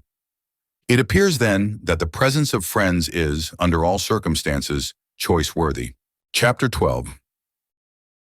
May we not say then that as seeing the beloved object is most prized by lovers, and they choose this sense rather than any of the others because love is engendered in the eyes with gazing fed, in like manner intimacy is to friends most choice-worthy, friendship being communion? Again, as a man is to himself, so is he to his friend. Now with respect to himself, the perception of his own existence is choice-worthy, therefore is it also in respect of his friend. And besides, their friendship is acted out in intimacy, and so with good reason they desire this. And whatever in each man's opinion constitutes existence, or whatsoever it is for the sake of which they choose life, herein they wish their friends to join with them. And so some men drink together, others gamble, others join in gymnastic exercises or hunting, others study philosophy together, in each case spending their days together in that which they like best of all things in life. For since they wish to be intimate with their friends, they do and partake in those things whereby they think to attain this object. Therefore the friendship of the wicked comes to be depraved, for being unstable, they share in what is bad and become depraved in being made like to one another. But the friendship of the good is good, growing with their intercourse. They improve also, as it seems, by repeated acts and by mutual correction, for they receive impress from one another in the points which give them pleasure. Whence, says the poet, Thou from the good, good things shalt surely learn. Here then, we will terminate our discourse of friendship. The next thing is to go into the subject of pleasure. Book 10. Chapter 1. Next, it would seem, follows a discussion respecting pleasure, for it is thought to be most closely bound up with our kind. And so men train the young, guiding them on their course by the rudders of pleasure and pain. And to like and dislike what one ought is judged to be most important for the formation of good moral character. Because these feelings extend all one's life through, giving a bias towards and exerting an influence on the side of virtue and happiness, since men choose what is pleasant and avoid what is painful. Subjects such as these, then, it would seem, we ought by no means to pass by, and especially since they involve much difference of opinion. There are those who call pleasure the chief good. There are others who, on the contrary, maintain that it is exceedingly bad. Some perhaps from a real conviction that such is the case, others from a notion that it is better, in reference to our life and conduct, to show up pleasure as bad, even if it is not so really, arguing that, as the mass of men have a bias towards it and are the slaves of their pleasures, it is right to draw them to the contrary, for that so they may possibly arrive at the mean. I confess I suspect the soundness of this policy. In matters respecting men's feelings and actions, theories are less convincing than facts. Whenever, therefore, they are found conflicting with actual experience, they not only are despised but involve the truth in their fall. He, for instance, who deprecates pleasure, if once seen to aim at it, gets the credit of backsliding to it as being universally such as he said it was, the mass of men being incapable of nice distinctions.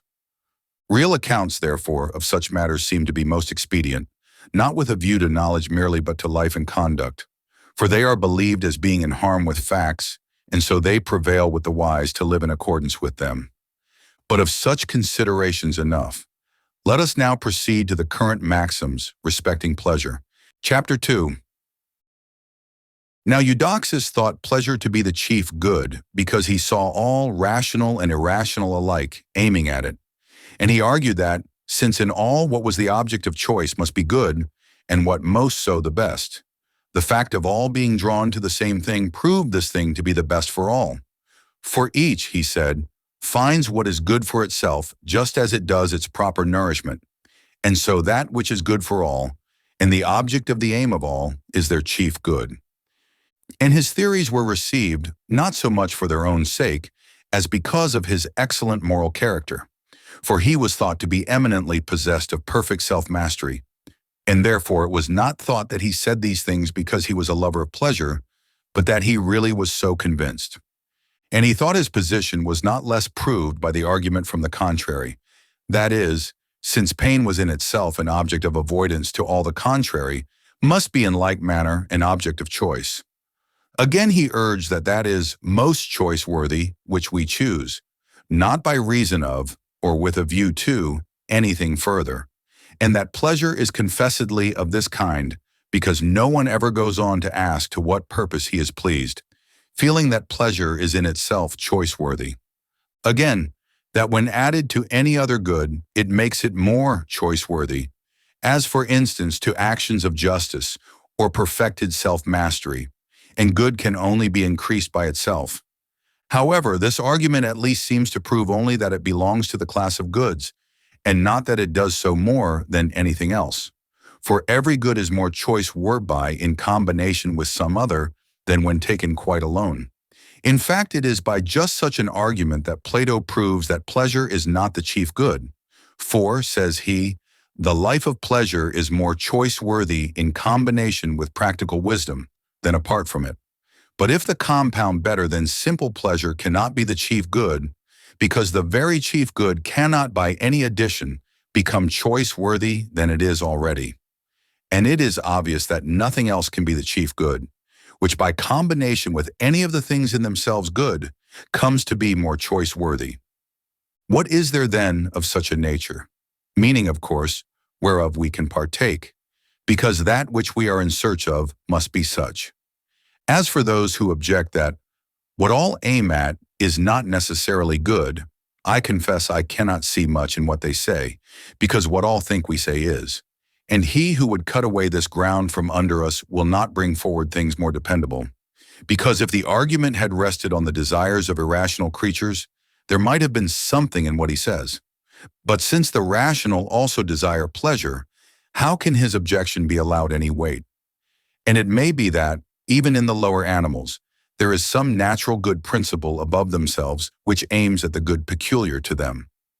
Nor does that seem to be sound, which is urged respecting the argument from the contrary. I mean, some people say, it does not follow that pleasure must be good, because pain is evil, since evil may be opposed to evil, and both evil and good to what is indifferent. Now what they say is right enough in itself, but does not hold in the present instance.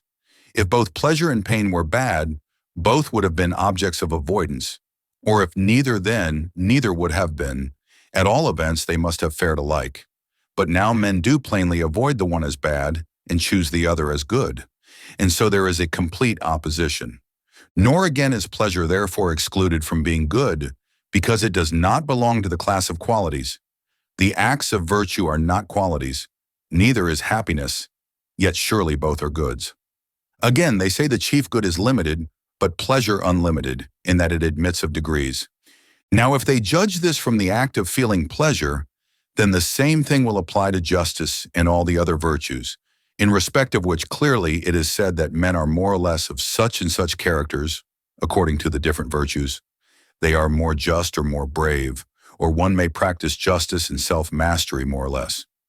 If, on the other hand, they judge in respect of the pleasures themselves, then it may be they miss the true cause, namely that some are unmixed and others mixed. For just as health being in itself limited, admits of degrees, why should not pleasure do so and yet be limited?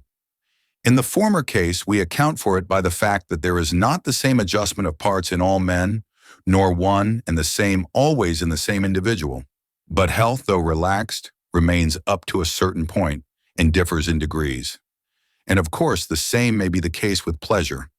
Again, assuming the chief good to be perfect and all movements and generations imperfect, they try to show that pleasure is a movement and a generation. Yet they do not seem warranted in saying even that it is a movement. For to every movement are thought to belong swiftness and slowness, and if not in itself, as to that of the universe, yet relatively. But to pleasure neither of these belongs. For though one may have got quickly into the state pleasure, as into that of anger, one cannot be in the state quickly, nor relatively to the state of any other person.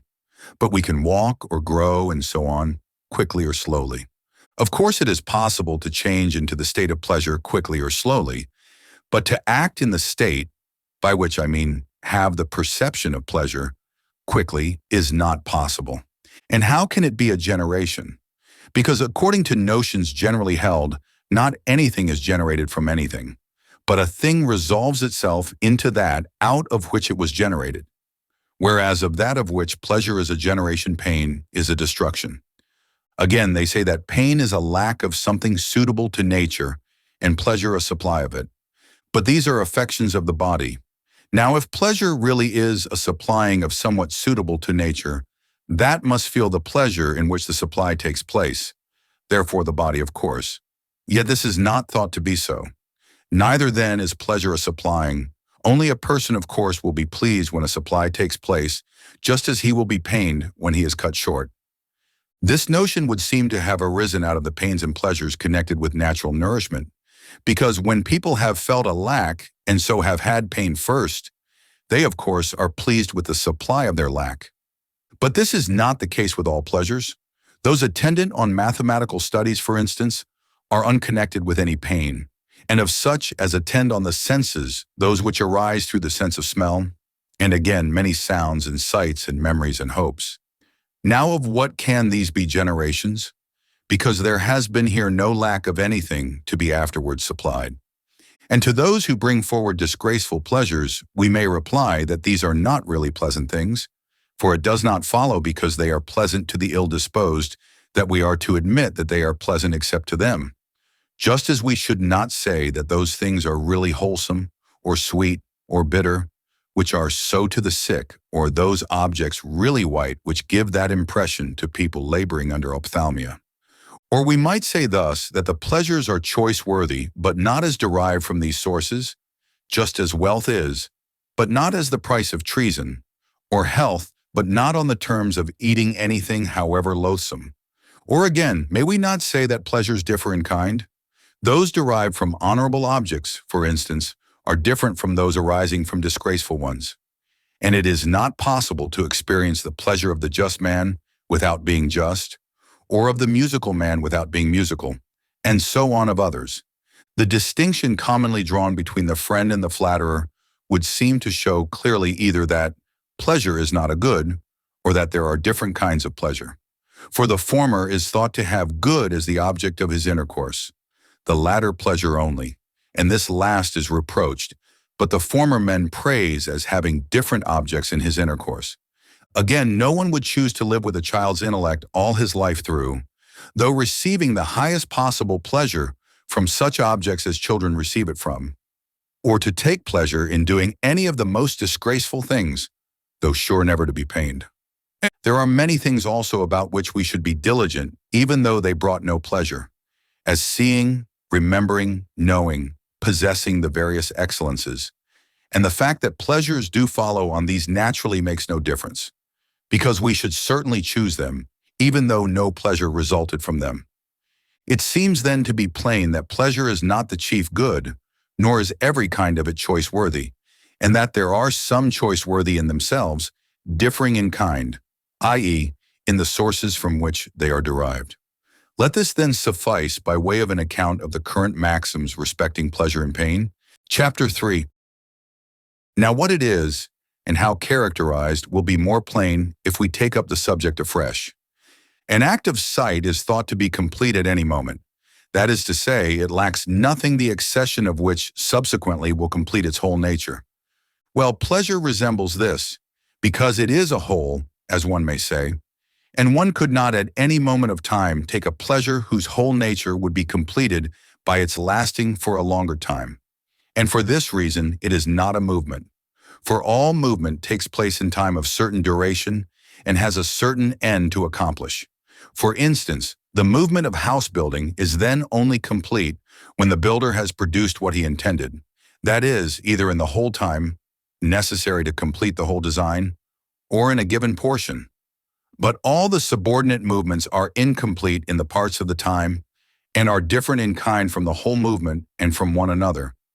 I mean, for instance, that the fitting the stones together is a movement different from that of fluting the column, and both again from the construction of the temple as a whole, but this last is complete as lacking nothing to the result proposed, whereas that of the basement or of the triglyph is incomplete because each is a movement of a part merely.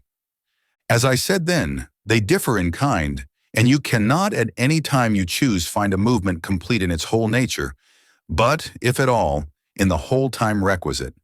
And so it is with the movement of walking and all others. For if motion be a movement from one place to another place, then of it too there are different kinds, flying, walking, leaping, and such like. And not only so, but there are different kinds even in walking. The where from and where to are not the same in the whole course as in a portion of it, nor in one portion as in another. Nor is crossing this line the same as crossing that, because a man is not merely crossing a line, but a line in a given place, and this is in a different place from that. Of movement, I have discoursed exactly in another treatise. I will now therefore only say that it seems not to be complete at any given moment, and that most movements are incomplete and specifically different, since the whence and whither constitute different species. But of pleasure the whole nature is complete at any given moment. It is plain then that pleasure and movement must be different from one another, and that pleasure belongs to the class of things whole and complete. And this might appear also from the impossibility of moving except in a definite time, whereas there is none with respect to the sensation of pleasure, for what exists at the very present moment is a kind of whole. From these considerations, then, it is plain that people are not warranted in saying that pleasure is a movement or a generation, because these terms are not applicable to all things, only to such as are divisible and not wholes. I mean that of an act of sight there is no generation, nor is there of a point, nor of a monad, nor is any one of these a movement or a generation. Neither then of pleasure is there movement or generation, because it is, as one may say, a whole. Chapter 4. Now since every percipient faculty works upon the object answering to it, and perfectly the faculty in a good state upon the most excellent of the objects within its range, for perfect working is thought to be much what I have described, and we will not raise any question about saying the faculty works, instead of that subject wherein the faculty resides. In each case, the best working is that of the faculty in its best state upon the best of the objects answering to it. And this will be further, most perfect, and most pleasant. For pleasure is attendant upon every percipient faculty, and in like manner on every intellectual operation and speculation. And that is most pleasant, which is most perfect. And that most perfect, which is the working of the best faculty, upon the most excellent of the objects within its range. And pleasure perfects the working. But pleasure does not perfect it in the same way as the faculty and object of perception do, being good, just as health and the physician are not in similar senses causes of a healthy state. And that pleasure does arise upon the exercise of every percipient faculty is evident. For we commonly say that sights and sounds are pleasant. It is plain also that this is especially the case when the faculty is most excellent and works upon a similar object. And when both the object and faculty of perception are such, pleasure will always exist, supposing, of course, an agent and a patient. Furthermore, pleasure perfects the act of working not in the way of an inherent state, but as a supervening finish, such as is bloom in people at their prime. Therefore, so long as the object of intellectual or sensitive perception is such as it should be, and also the faculty which discerns or realizes the object, there will be pleasure in the working. Because when that which has the capacity of being acted on, and that which is apt to act are alike and similarly related, the same result follows naturally. How is it then that no one feels pleasure continuously? Is it not that he wearies, because all human faculties are incapable of unintermitting exertion? And so, of course, pleasure does not arise either, because that follows upon the act of working. But there are some things which please when new, but afterwards not in the like way, for exactly the same reason, that at first the mind is roused and works on these objects with its powers at full tension, just as they who are gazing steadfastly at anything, but afterwards the act of working is not of the kind it was at first, but careless, and so the pleasure too is dulled. Again, a person may conclude that all men grasp at pleasure, because all aim likewise at life, and life is an act of working, and every man works at and with those things which also he best likes. The musical man, for instance, works with his hearing at music, the studious man with his intellect at speculative questions and so forth. And pleasure perfects the acts of working, and so life after which men grasp. No wonder then that they aim also at pleasure, because to each it perfects life, which is itself choice-worthy. We will take leave to omit the question whether we choose life for pleasure's sake of pleasure, for life's sake, because these two plainly are closely connected and admit not of separation, since pleasure comes not into being without working, and again, every working pleasure perfects. And this is one reason why pleasures are thought to differ in kind, because we suppose that things which differ in kind must be perfected by things so differing, it plainly being the case with the productions of nature and art, as animals and trees and pictures and statues and houses and furniture. And so we suppose that in like manner acts of working which are different in kind are perfected by things differing in kind. Now intellectual workings differ specifically from those of the senses, and these last from one another, therefore so do the pleasures which perfect them. This may be shown also from the intimate connection subsisting between each pleasure and the working which it perfects. I mean that the pleasure proper to any working increases that working, for they who work with pleasure sift all things more closely and carry them out to a greater degree of nicety. For instance, those men become geometricians who take pleasure in geometry, and they apprehend particular points more completely. In like manner, men who are fond of music or architecture or anything else improve each on his own pursuit because they feel pleasure in them. Thus the pleasures aid in increasing the workings, And things which do so aid are proper and peculiar. But the things which are proper and peculiar to others specifically different are themselves also specifically different. Yet even more clearly may this be shown from the fact that the pleasures arising from one kind of workings hinder other workings.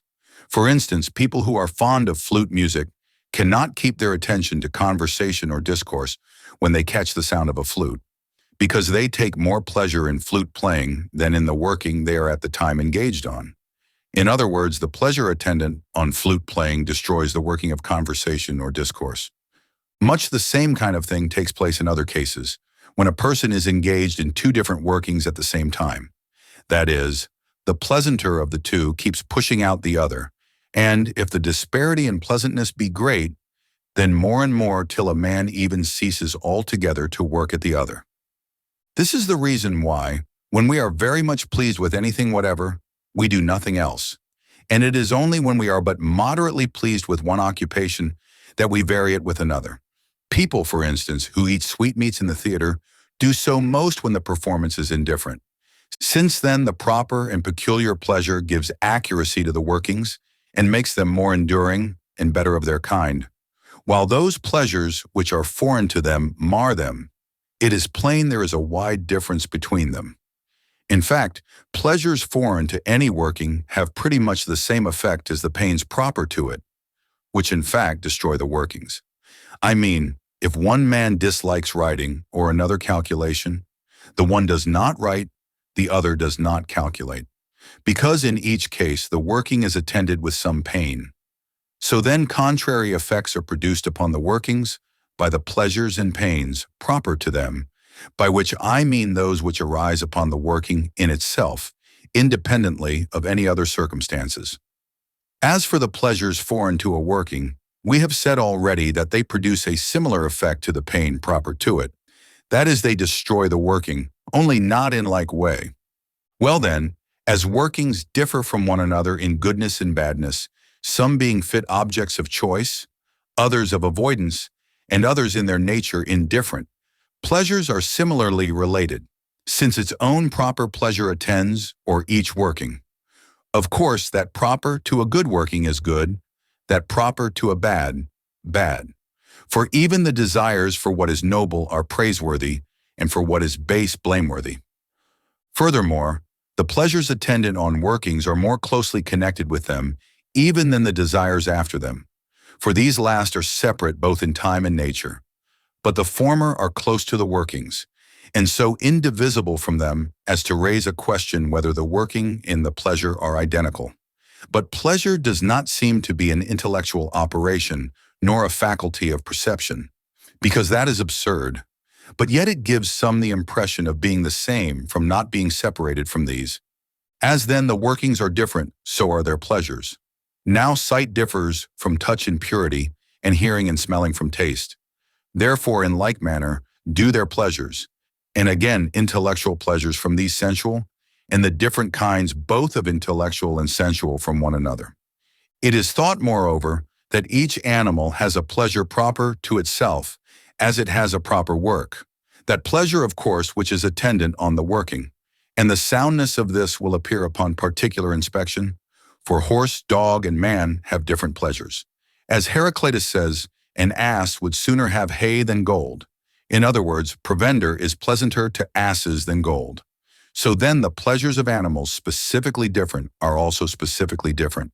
But those of the same we may reasonably suppose are without difference. Yet in the case of human creatures they differ not a little. For the very same things please some, and pain others. And what are painful and hateful to some are pleasant to and liked by others. The same is the case with sweet things. The same will not seem so to the man in a fever as to him who is in health. Nor will the invalid and the person in robust health have the same notion of warmth. The same is the case with other things also. Now in all such cases that is held to be, which impresses the good man with the notion of being such and such. And if this is a second maxim, as it is usually held to be, and virtue, that is, the good man, in that he is such, is the measure of everything, then those must be real pleasures which gave him the impression of being so, and those things pleasant in which he takes pleasure. Nor is it at all astonishing that what are to him unpleasant should give another person the impression of being pleasant, for men are liable to many corruptions and marrings, and the things in question are not pleasant really, only to these particular persons, and to them only as being thus disposed. Well, of course you may say, it is obvious that we must assert those which are confessedly disgraceful to be real pleasures, except to depraved tastes, but of those which are thought to be good what kind, or which must we say is the pleasure of man? Is not the answer plain from considering the workings, because the pleasures follow upon these? If then there be one or several workings which belong to the perfect and blessed man, the pleasures which perfect these workings must be said to be specially and properly the pleasures of man, and all the rest in a secondary sense and in various degrees according as the workings are related to those highest and best ones. Chapter 5. Now that we have spoken about the excellences of both kinds and friendship in its varieties and pleasures, it remains to sketch out happiness, since we assume that to be the one end of all human things, and we shall save time and trouble by recapitulating what was stated before. Well then, we said that it is not a state merely, because if it were, it might belong to one who slept all his life through and merely vegetated, or to one who fell into very great calamities.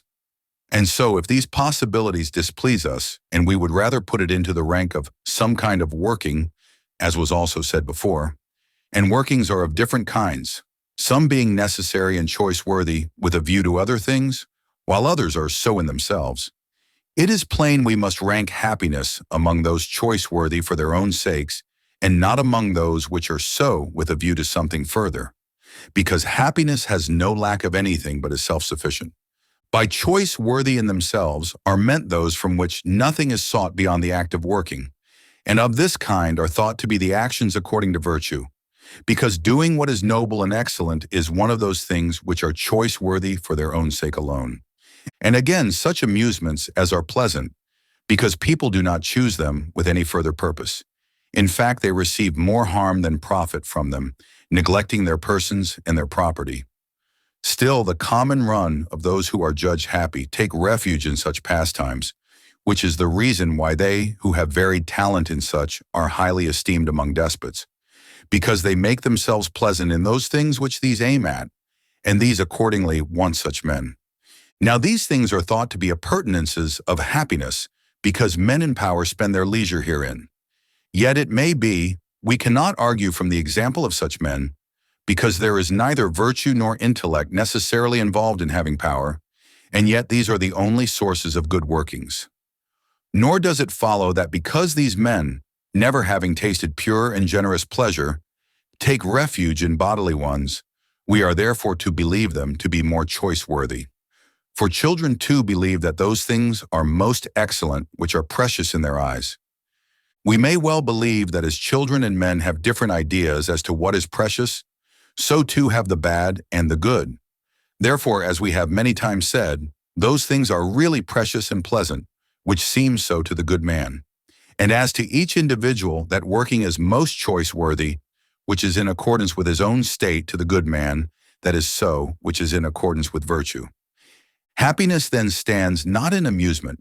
In fact, the very notion is absurd of the end being amusement, and of one's toiling and enduring hardness all one's life long with a view to amusement. For everything in the world, so to speak, we choose with some further end in view, except happiness, for that is the end comprehending all others. Now to take pains and to labor with a view to amusement is plainly foolish and very childish. But to amuse oneself with a view to steady employment afterwards, as Nicomachus says, is thought to be right. For amusement is like rest, and men want rest because unable to labor continuously. Rest, therefore, is not an end, because it is adopted with a view to working afterwards. Again, it is held that the happy life must be won in the way of excellence, and this is accompanied by earnestness, and stands not in amusement. Moreover, those things which are done in earnest, we say, are better than things merely ludicrous and joined with amusement. And we say that the working of the better part, or the better man, is more earnest, and the working of the better is at once better and more capable of happiness. Then again, as for bodily pleasures, any ordinary person, or even a slave, might enjoy them, just as well as the best man living. But happiness no one supposes a slave to share, except so far as it is implied in life. Because happiness stands not in such pastimes but in the workings in the way of excellence, as has also been stated before. Chapter 6. Now if happiness is a working in the way of excellence, of course that excellence must be the highest, that is to say, the excellence of the best principle. Whether then this best principle is intellect or some other which is thought naturally to rule and to lead and to conceive of noble and divine things, whether being in its own nature divine or the most divine of all our internal principles, the working of this in accordance with its own proper excellence must be the perfect happiness. That it is contemplative has been already stated, and this would seem to be consistent with what we said before and with truth, for in the first place, this working is of the highest kind, since the intellect is the highest of our internal principles, and the subjects with which it is conversant the highest of all, which fall within the range of our knowledge. Next, it is also most continuous, for we are better able to contemplate than to do anything else whatever, continuously. Again, we think pleasure must be in some way an ingredient in happiness, and of all workings in accordance with excellence, that in the way of science is confessedly most pleasant. At least the pursuit of science is thought to contain pleasures admirable for purity and permanence, and it is reasonable to suppose that the employment is more pleasant to those who have mastered than to those who are yet seeking for it. And the self-sufficiency which people speak of will attach chiefly to the contemplative working. Of course, the actual necessaries of life are needed alike by the man of science, and the just man, and all the other characters. But supposing all sufficiently supplied with these, the just man needs people towards whom, and in concert with whom, to practice his justice. And in like manner the man of perfected self-mastery, and the brave man, and so on of the rest. Whereas the man of science can contemplate and speculate even when quite alone, and the more entirely he deserves the appellation, the more able is he to do so. It may be he can do better for having fellow workers, but still he is certainly most self-sufficient. Again, this alone would seem to be rested in for its own sake, since nothing results from it beyond the fact of having contemplated, whereas from all things which are objects of moral action, we do mean to get something beside the doing them, be the same more or less. Also happiness is thought to stand in perfect rest, for we toil that we may rest, and war that we may be at peace. Now all the practical virtues require either society or war for their working, and the actions regarding these are thought to exclude rest, those of war entirely, because no one chooses war, nor prepares for war's sake. He would indeed be thought a bloodthirsty villain who should make enemies of his friends to secure the existence of fighting and bloodshed. The working also of the statesman excludes the idea of rest, and beside the actual work of government, seeks for power and dignities, or at least happiness, for the man himself and his fellow citizens. A happiness distinct from the national happiness, which we evidently seek as being different and distinct.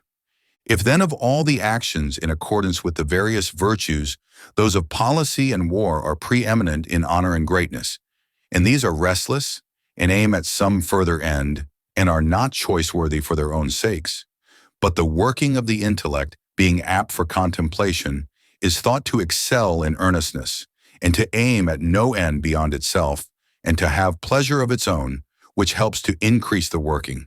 And if the attributes of self-sufficiency and capacity of rest and unweariedness, as far as is compatible with the infirmity of human nature, and all other attributes of the highest happiness, plainly belong to this working, this must be perfect happiness, if attaining a complete duration of life, which condition is added because none of the points of happiness is incomplete.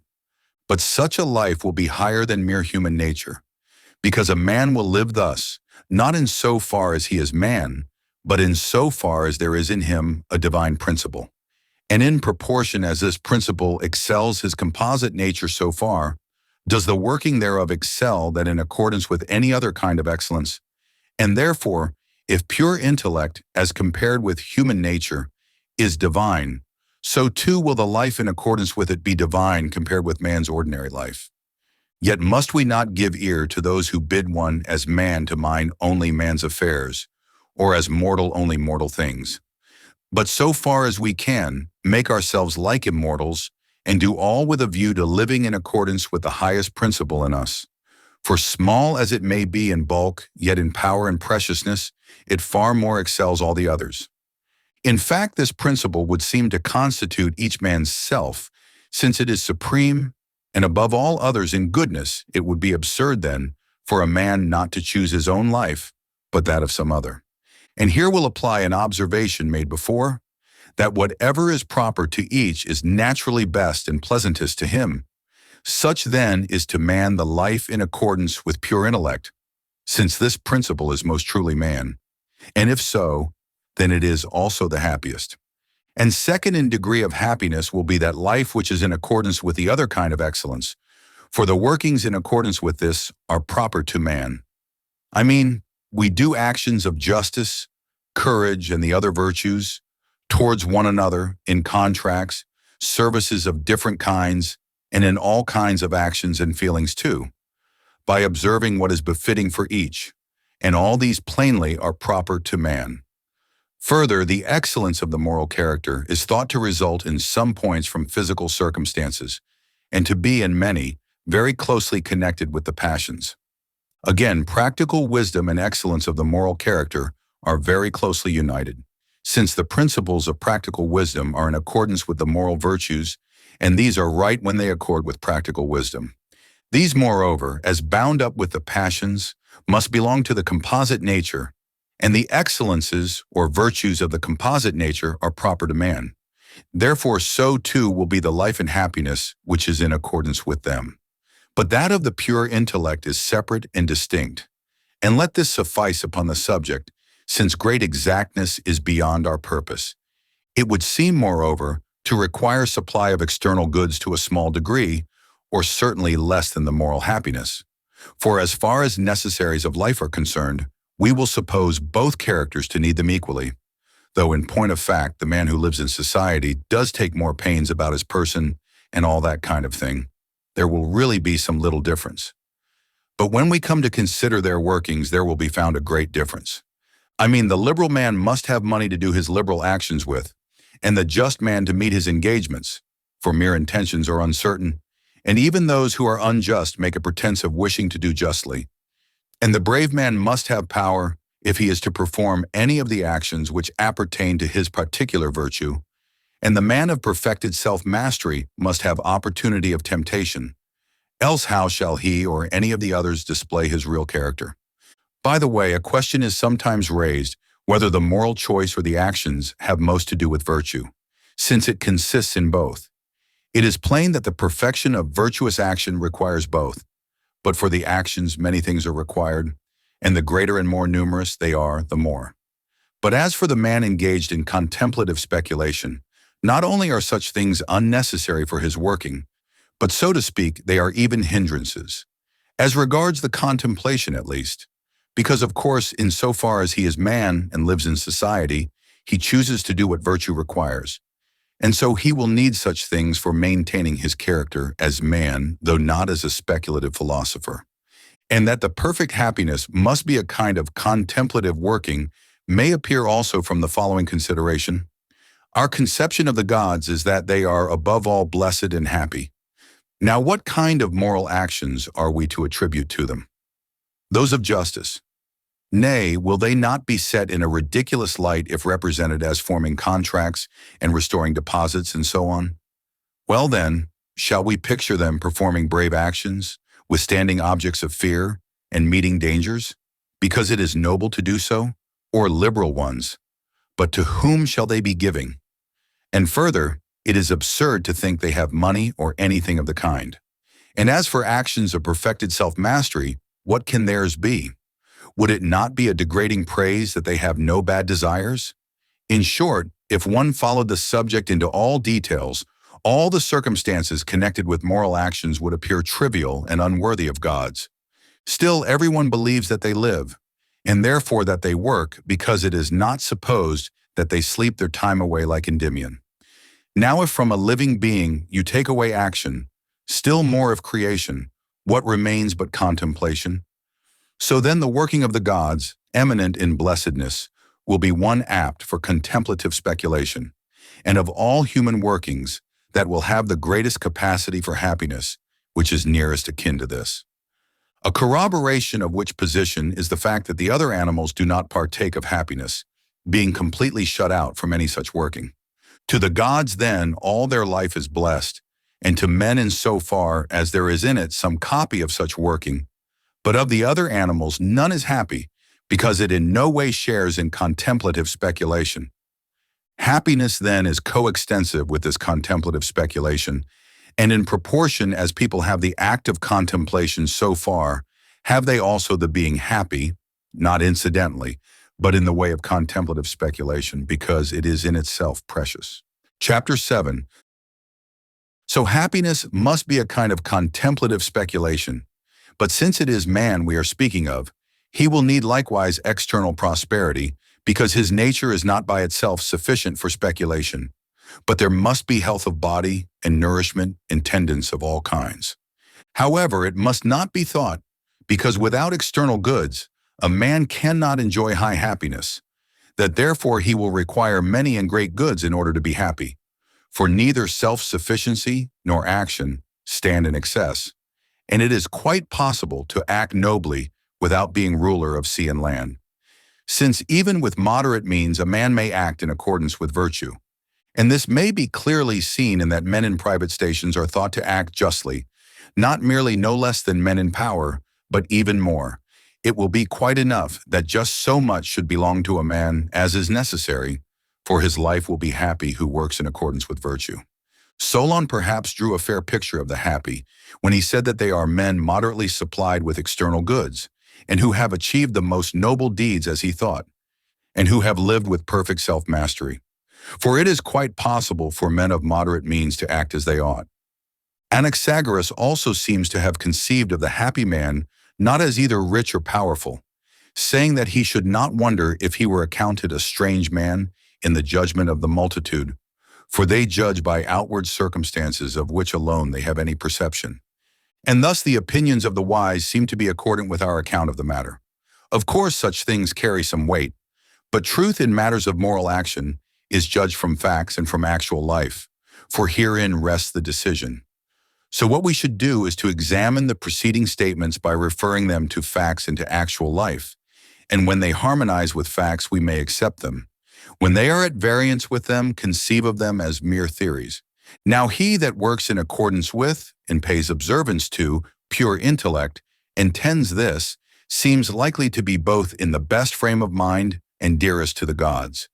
Because if, as is thought, any care is bestowed on human things by the gods, then it must be reasonable to think that they take pleasure in what is best and most akin to themselves. And this must be the pure intellect. And that they requite with kindness those who love and honor this most, as paying observance to what is dear to them, and as acting rightly and nobly. And it is quite obvious that the man of science chiefly combines all these. He is therefore dearest to the gods, and it is probable that he is at the same time most happy. Thus then on this view also the man of science will be most happy. Chapter 8. Now then that we have said enough in our sketchy kind of way on these subjects, on the virtues, and also on friendship and pleasure, are we to suppose that our original purpose is completed? Must we not rather acknowledge what is commonly said, that in matters of moral action, mere speculation and knowledge is not the real end, but rather practice? And if so, then neither in respect of virtue is knowledge enough. We must further strive to have and exert it, and take whatever other means there are of becoming good. Now if talking and writing were of themselves sufficient to make men good, they would justly, as Theonis observes, have reaped numerous and great rewards, and the thing to do would be to provide them. But in point of fact, while they plainly have the power to guide and stimulate the generous among the young, and to base upon true virtuous principle any noble and truly high-minded disposition, they as plainly are powerless to guide the mass of men to virtue and goodness, because it is not their nature to be amenable to a sense of shame, but only to fear, nor to abstain from what is low and mean, because it is disgraceful to do it, but because of the punishment attached to it. In fact, as they live at the beck and call of passion, they pursue their own proper pleasures and the means of securing them. and they avoid the contrary pains. But as for what is noble and truly pleasurable, they have not an idea of it, inasmuch as they have never tasted of it. Men such as these, then, what mere words can transform? No, indeed, it is either actually impossible or a task of no mean difficulty to alter by words what has been of old taken into men's very dispositions. And it may be, it is a ground for contentment if with all the means and appliances for goodness in our hands we can attain to virtue. The formation of a virtuous character some ascribe to nature, some to custom, and some to teaching. Now nature's part, be it what it may, obviously does not rest with us, but belongs to those who in the truest sense are fortunate by reason of certain divine agency. Then, as for words and precept, they, it is to be feared, will not avail withal, but it may be necessary for the mind of the disciple to have been previously prepared for liking and disliking as he ought, just as the soil must, to nourish the seed sown. For he that lives in obedience to passion cannot hear any advice that would dissuade him, nor if he heard, understand. Now him that is thus, how can one reform? In fact, generally, passion is not thought to yield to reason, but to brute force. So then there must be, to begin with, a kind of affinity to virtue in the disposition, which must cleave to what is honorable and loathe what is disgraceful. But to get right guidance towards virtue from the earliest youth is not easy unless one is brought up under laws of such kind, because living with self-mastery and endurance is not pleasant to the mass of men, and especially not to the young. For this reason, the food and manner of living generally ought to be the subject of legal regulation, because things when become habitual will not be disagreeable. Yet perhaps it is not sufficient that men while young should get right food intendance, but inasmuch as they will have to practice and become accustomed to certain things even after they have attained to man's estate, we shall want laws on these points as well. And, in fine, respecting one's whole life, since the mass of men are amenable to compulsion rather than reason, and to punishment rather than to a sense of honor. And therefore some men hold that while lawgivers should employ the sense of honor to exhort and guide men to virtue, under the notion that they will then obey who have been well trained in habits, they should impose chastisement and penalties on those who disobey and are of less promising nature, and the incurable expel entirely, because the good man and he who lives under a sense of honor will be obedient to reason, and the baser sort, who grasp at pleasure, will be kept in check like beasts of burthen by pain. Therefore also they say that the pains should be such as are most contrary to the pleasures which are liked. As has been said already, he who is to be good must have been brought up and habituated well, and then live accordingly under good institutions, and never do what is low and mean, either against or with his will. Now these objects can be attained only by men living in accordance with some guiding intellect and right order, with power to back them.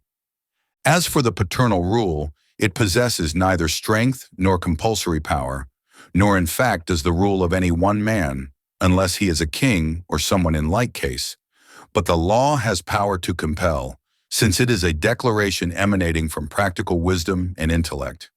And people feel enmity towards their fellow men who oppose their impulses, however rightly they may do so.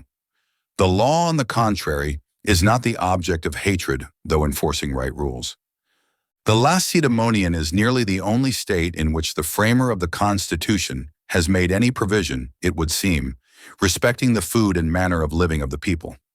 In most states, these points are entirely neglected, and each man lives just as he likes, ruling his wife and children Cyclops fashion.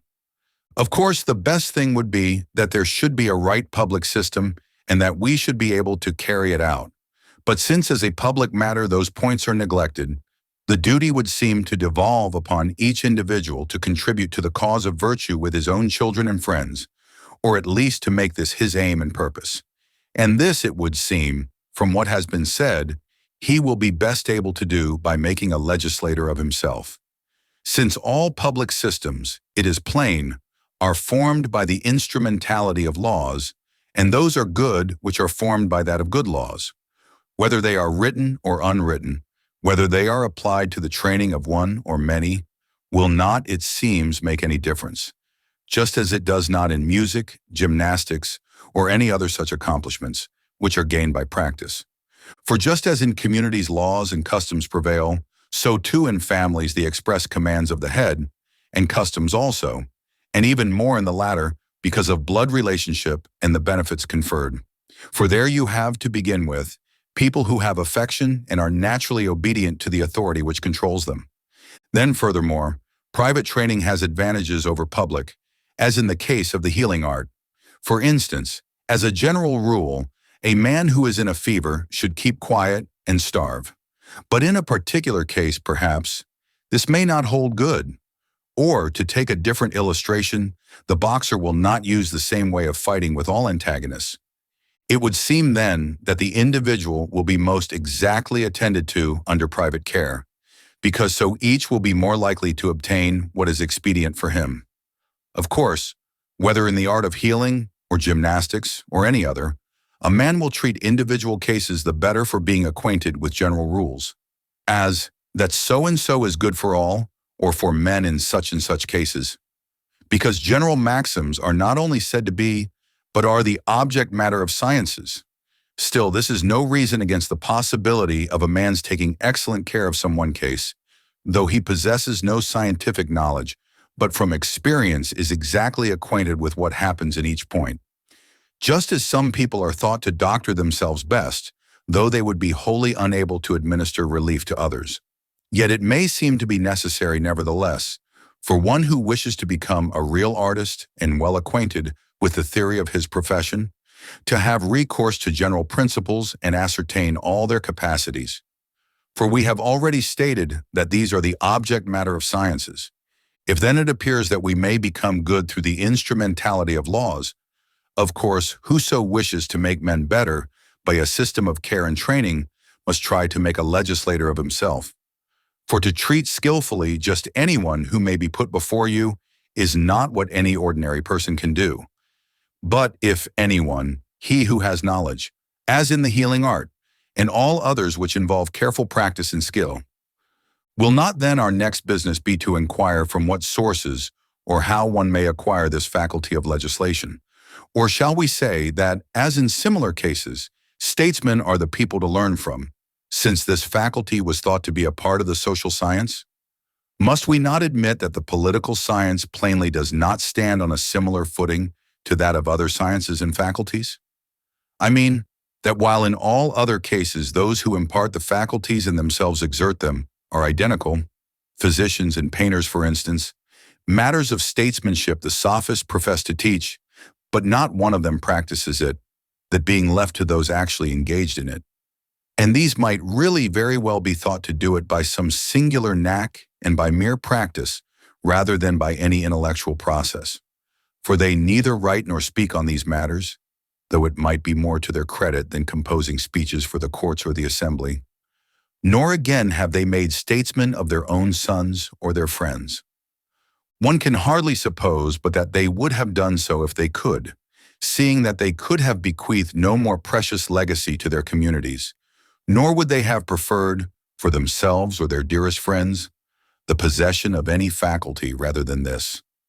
Practice, however, seems to contribute no little to its acquisition. Merely breathing the atmosphere of politics would never have made statesmen of them, and therefore we may conclude that they who would acquire a knowledge of statesmanship must have in addition practice. But of the sophists, they who profess to teach it are plainly a long way off from doing so. In fact, they have no knowledge at all of its nature and objects. If they had, they would never have put it on the same footing with rhetoric or even on a lower. Neither would they have conceived it to be an easy matter to legislate by simply collecting such laws as are famous, because of course one could select the best, as though the selection were not a matter of skill, and the judging a right a very great matter, as in music. For they alone, who have practical knowledge of a thing, can judge the performances rightly, or understand with what means and in what way they are accomplished, and what harmonizes with what. The unlearned must be content with being able to discover whether the result is good or bad, as in painting. Now, laws may be called the performances or tangible results of political science. How then can a man acquire from these the faculty of legislation, or choose the best? We do not see men made physicians by compilations.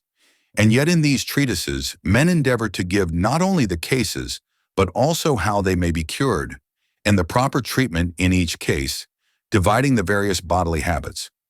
Well, these are thought to be useful to professional men, but to the unprofessional, useless. In like manner, it may be that collections of laws and constitutions would be exceedingly useful to such as are able to speculate on them and judge what is well and what ill, and what kind of things fit in with what others. But they who without this qualification should go through such matters cannot have right judgment, unless they have it by instinct, though they may become more intelligent in such matters. Since then those who have preceded us have left uninvestigated the subject of legislation, it will be better perhaps for us to investigate it ourselves, and, in fact, the whole subject of polity, that thus what we may call human philosophy may be completed as far as in us lies. First, then, let us endeavor to get whatever fragments of good there may be in the statements of our predecessors. Next, from the polities we have collected, ascertain what kind of things preserve or destroy communities, and what particular constitutions, and the cause why some are well and others ill managed. For after such inquiry, we shall be the better able to take a concentrated view as to what kind of constitution is best, what kind of regulations are best for each, and what laws and customs. Notes: